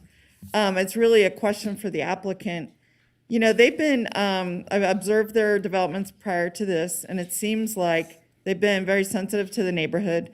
And yet the neighbors in this case don't feel like it's been very sensitive. They've been worried about the height, which I think has a garage on the bottom, and is it 2 stories, 3 stories, I guess, or it's a total of 4, right? Correct. Counting the garage on the bottom. Correct. And where I'm struggling with, I understand we spent 80-90% of this conversation about, do they own the land and all of that. But my question is really about the sensitivity of the design for the neighborhood, and, whether it's trees or setbacks or heights. I just want to understand that. When this was reviewed for a building No, permit, Okay, just hold on a minute. He just got done saying, we look at everything. It's a de novo review. We look at it from bottom to top. He just got done saying it. Could you repeat that? Yeah, let me just repeat. So what our code says, RMC 1808307J3B2A, and here we are in an appeal, and it's an appeal of the hearing examiner. After the public hearing, the City Council, you today, shall review the decision of the hearing examiner, so the 10-page order that the hearing examiner put out, and shall be guided by the statement of the purpose underlying the regulation of the improvement of the land expressed in NRS Section 278020. So essentially what the hearing officer was doing was looking at what the administrator did to determine whether there was an abuse of discretion. And now that the hearing officer has decided, based on evidence being submitted, based upon a hearing testimony, 7 hours of hearing, that the appellant's arguments, they didn't present evidence, and the appeal was not meritorious, didn't have merit.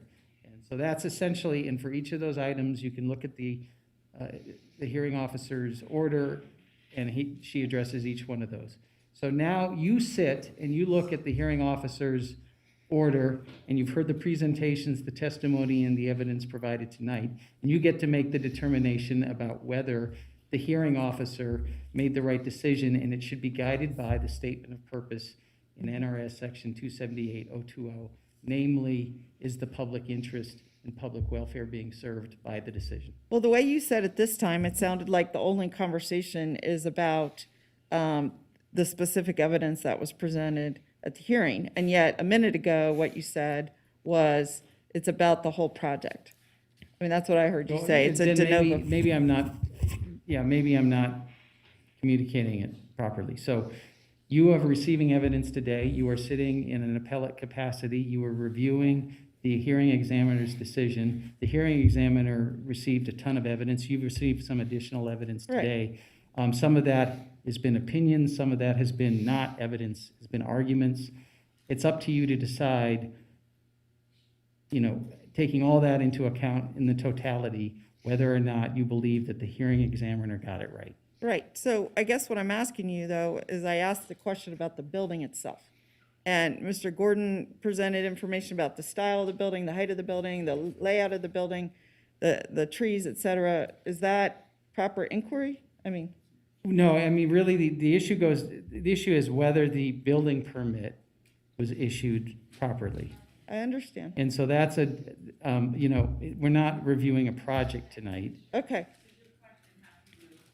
That's what I had asked him prior to. Yeah.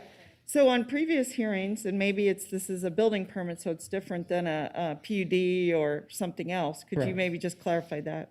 Yeah, this is a ministerial approval. This was done by the building the building department. This is not this is not a PUD, this is not a master plan change, this is not an SUP. This is not the type of decision where there is a lot of discretion that is, the discretion is set forth in code, Thank you. and then you, Okay, well. Whether the that's- height is okay or whatever, Right. that is not what we're doing. Right, but Okay. many so- times we do, but I had to I get know, but that's why clarification. I'm saying I wanted him to clarify that. Exactly. And you kept asking questions, and so, Oh. and they're not pertaining to that. That's why I'm trying to stay like in our lane, Of correct? course. Am I right? yes. Legally? Yes. Yes, That- okay, all right. okay. So I just Because then I was getting misunderstood. confused, because then I'm like, okay, well, then I have a whole other host of questions, but that isn't why we're here. Okay, I got it. Right, And so I that's why I'm stopping misunderstood. you, because I was going down your path. Okay. Yeah, I All misunderstood right. what he said. That's. Councilwoman Jordan. Thank you very much. I'm going to back up for a minute because I need to better understand. In my recollection, I think we've only had one other instance Yeah. since I've been on the council where a building permit was appealed, and I believe that was appealed by a council member, but maybe I'm wrong. I'm trying to understand, and to Mr. Councilmember Reese's inquiry of our city attorney's office as to process of the hearing officer and the affirmation by the hearing examiner that all things were done in accordance with all of our laws, regulations, ordinances, et cetera, and it was affirmed in a 7-hour hearing. I'm trying to understand it coming to us. In other words, is it just as a discretionary, anybody can come and ask? Is it, I'm trying to understand, to Mr. Morgan's comments, the Yeah, why do we precedent need a and the hearing slope in which we examiner are then? creating, because I guess if our legal attorneys have reviewed, affirmed, and this outside expert has said T's crossed, I's dotted, I'm a little confused as to. So a little background. So the 278 is set up so that the city has, as every local jurisdiction has, an internal appellate process. The reason for that is that we don't want cases to go directly to court and clog up the courts. So if somebody had a problem with what the city did in the first instance, what the courts and what the law says is that you need to have an internal process so you get to a final decision and you look at it closely before it goes off to the court to decide whether this question or not.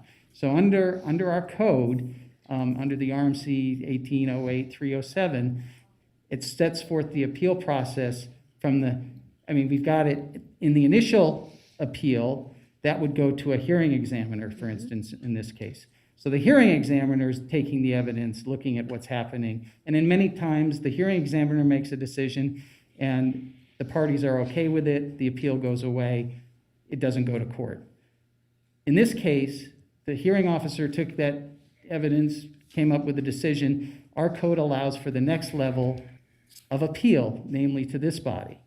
And so that is, and again, that's important because, again, we don't want to send that off to court until everybody at the city has looked at it and has determined that what was done in the first instance, in the second instance, was correct. So that's why it's coming to you, and that's what NRS 278-3195 requires before they can have a right to go to court to get judicial review of the appeal. And I guess I understand that. I guess where I'm having an issue with is that those processes happen, and our very competent city attorney's office reviewed it, said everything was done correctly, but here we sit to overrule potentially your opinion? The appellants have a right to present evidence indicating that they believe this was done improperly. The process is there to test that theory. In this case, the belief was, and the city argued as well as the applicant argued, no, these arguments do not have merit. And here's the evidence that establishes they don't have merit. Things like the abandonment order, things like, the code and everything like that. That is one step in the process. Now it's coming to you to decide, yes, did the city staff do it right? Is the city attorney's arguments correct? Did the hearing officer get it correct? And so, but theoretically, you have the comfort of a hearing officer who has sat for 7 hours, who has heard all the testimony, who has listened to and weighed all the evidence and has the facts. And now it's coming to you to decide whether or not you believe that based upon what you've heard tonight and whether it makes sense. And you can say yes or no to that. Okay. Thank you. All right. I think we got it. Okay, Madam Clerk, I think we're done with actually the round of questions, so I'm going to send it over to Councilwoman Breckus. It's your board. Why don't you give us a motion? I'm going to leave the question about the abandonment and the 80 feet. I think there's compelling arguments that have been made, but I think they're really outside of our jurisdiction. I just want to say that Lunsford Park, since I've been on the council, has been of focus. I know it's not a big parcel, but it's one of the little pearls in the necklace. And the Pioneer Trail went on it. I went there for a monument, putting the Pioneer Trail, so we know it has a historic significance. We also just put a guide post on it as part of our signage effort along Lunsford Park. And I think that testimony has been provided today for me to make a finding and a motion that the administrator abused discretion in the issuance of the building permit.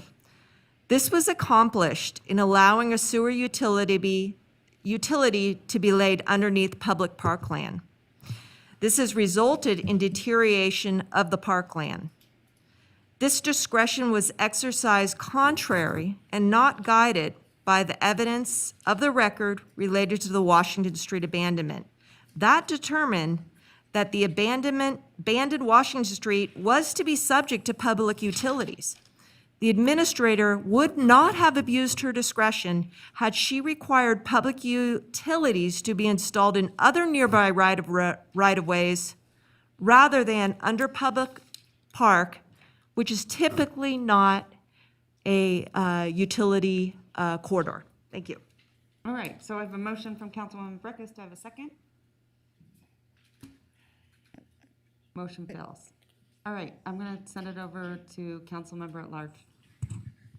Thank you, Madam Mayor. In regards to the appeal of BLD 21-00655E, based on this council review of the staff report, the record on appeal, and information presented at the public hearing for this appeal, I move to affirm the denial of the appeal by the hearing officer. The city is instructed to prepare and file an order. All right, I have a motion from Councilmember Reese. I have a second by Councilwoman Weber. Discussion going to Councilwoman Dewar. Yeah. I am going to support the motion, but at the same time, I think that there's a lot of evidence on the record about process, but what I experienced as a council member was a very confusing process, every step of the way. I had to call our manager numerous times to ask him about each phase of the project. I had to request that a tree preservation plan be conducted. It finally was conducted. The applicant finally hired a tree expert to help them with that. Matt Basil laid out how to do it, our own staff. I found the process very awkward and difficult. I don't impute any negativity to anybody's motivations. Everybody's just trying to do their job, build their stuff. But I am very disappointed in the process from both our end and from the applicant's end. I mean, it involved a lot of my time just to get people onto a page doing what the city rules say you need to do. I was pleased that the applicant did preserve as many trees as they did, the 5, which are over 100 years old. It's not just a case of, well, we'll take out one and we'll replace one. It isn't like that. The 100-year-old trees were $10,000. The new tree's worth about $130. So it's a really upside-down process that way. And I'm really disappointed in what the public perceives is going on. They're very confused. Several of them filed appeals because they were so upset. They believe that we haven't followed process. I mean, based on what I heard tonight, it sounds like in this awkward and difficult, confusing process, everybody did the best they could. And so that's kind of where I am landing. I'm not happy with where we ended up. I think that people could have scaled down the building. I think that the right-of-way shouldn't have, the sewer easement should not have gone through the park. It ended up taking out several more trees that didn't need to go. So time and again, I just think this did not go well. At the same time, I think that Mr. Gordon has presented evidence about ownership of the land, about, from their perspective, of course, their rights, but the city has rights too, and the residents have rights too, and that's this difficult balance that we end up getting into is how do we come down on this? So I don't like it. I'm not happy about it. I was frustrated again with communications.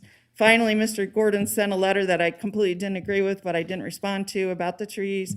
I just thought enough is enough. It is what it is. I can't make it any better.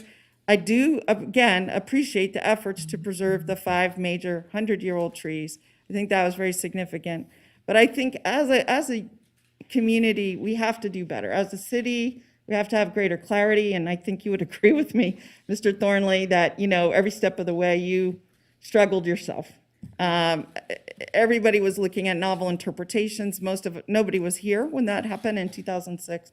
So it's with, I'm just going to do my duty, what I think is the right thing to do right now, but it's not with a happy heart, and it's just an acknowledgement of where we are. So appreciate the time to put that on the record. I don't know if we can somehow, I mean, we really need to figure out a better process, because again, this council really didn't get to see the project, and that was approved so long ago. And I would say that neighborhoods change, and things change in neighborhoods as time goes on. So I think it was very, very confusing, but at the same time, you know, this is a very, very sort of bizarre and unique process, and we're trying to hone it down to what the hearing examiner decided.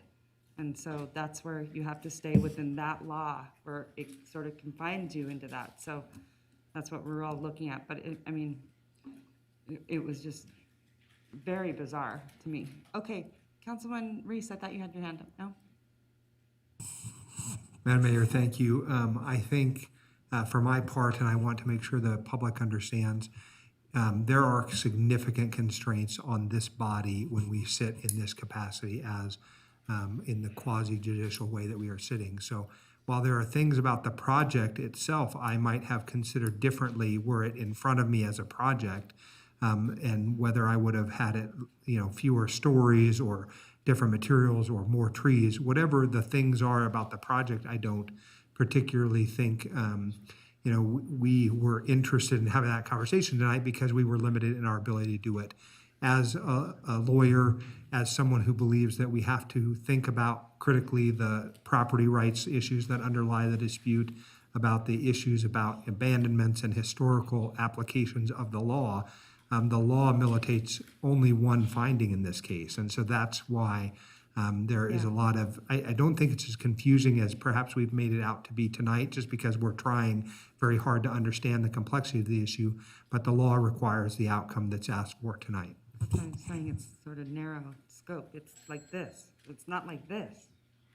All right, Councilman Breckus. Yeah, thank you, Mayor. You know, I have really tried tonight to hone in on the issue before us, which is the abuse of discretion. And so I'm not even going to talk about the project or any other matters. I mean, they have development rights under the code, and then they receive property rights with the other council giving them this other land. But the issue of having a public easement that was their own, you know, to me, that abandoned land had easements underneath it, and that's where that utility line should be. And Ms. Fu saying, well, there's a building there, that's a self-imposed hardship. That's a design consideration. Lots of people, they don't put buildings over their easements because they got to put sewer somewhere. So say it's okay. It is real problematic to have that utility under there. There's plenty of right-of-ways where they should have sent it. Why should the city's park have to suffer? Ms. Dewar just mentioned there were several trees that died because they put that sewer line under the park. And I'm very concerned about this as a precedent, because what this council is saying to staff is it's okay to put utilities under our parklands. It's okay. You know, you can put, there's under right-of-ways, but it's under park lanes. Even if you kill trees, even if you destroy and take out of service a park, that's wrong. That is abuse of discretion. I really hope that I never see or hear of this city again allowing a private need to put a utility under one of our parks. That's... Councilman Breckus, thanks so much. You're over. Oh, yes. Thank you, Madam Mayor. Councilwoman Yeah, Dewar. and I just want to explain maybe a little bit more. I do not agree with the decision to put the utilities under the park. I mentioned numerous times to the staff, why aren't you routing the utilities around the park a different way? I called Public Works, you know, and so on. Where I don't agree with my colleague is that I don't think that, I may not agree with the staff's decision, but I don't believe that they abuse their discretion in making the decision. I think it was their right to make the decision. I don't agree with their decision, but I don't really get to apparently opine on that, apparently. So that's why I'm not. You know, I'm not saying that I'm saying they made a decision. I don't agree with it, and that's my right as a council member and as a member of this body to evaluate. But I don't necessarily make my decisions based on whether or not I happen to agree with their decision. So I hope you understand what I'm saying here is, so I really think it should have been relocated somewhere else, and I think our manager should take that under advisement for future projects and try to not have this kind of thing happen. Okay, I have a motion and a second. All those in favor say aye. Aye. All those opposed? I'm opposed. Motion carries. Okay, Madam Clerk. back All at right, you. Madam Mayor, we're on item J1, which is our closing public comment. Okay, Our first public commenter today is Reno Wood Jimenez, followed by Floyd Ard.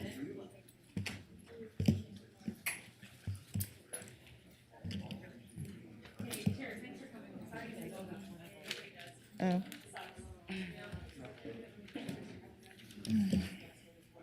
Good evening, councilmen and women.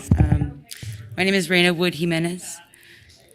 I need the rest of the chambers to please. Ms. Barthuli? All right, Raina, go ahead.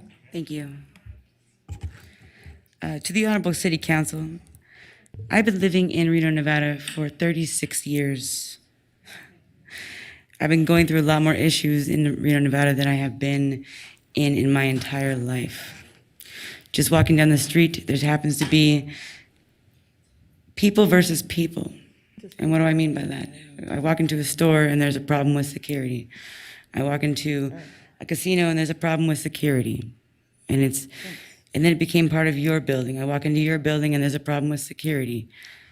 Our problem with security has gotten so bad in Reno, Nevada that it is people against people.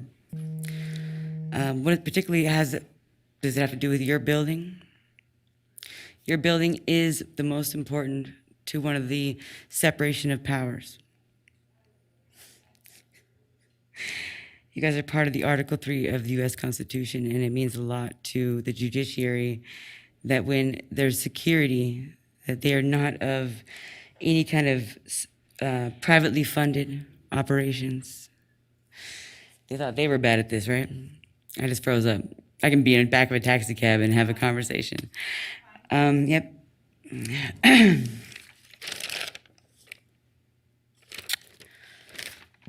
Just read the paper? You're doing fine.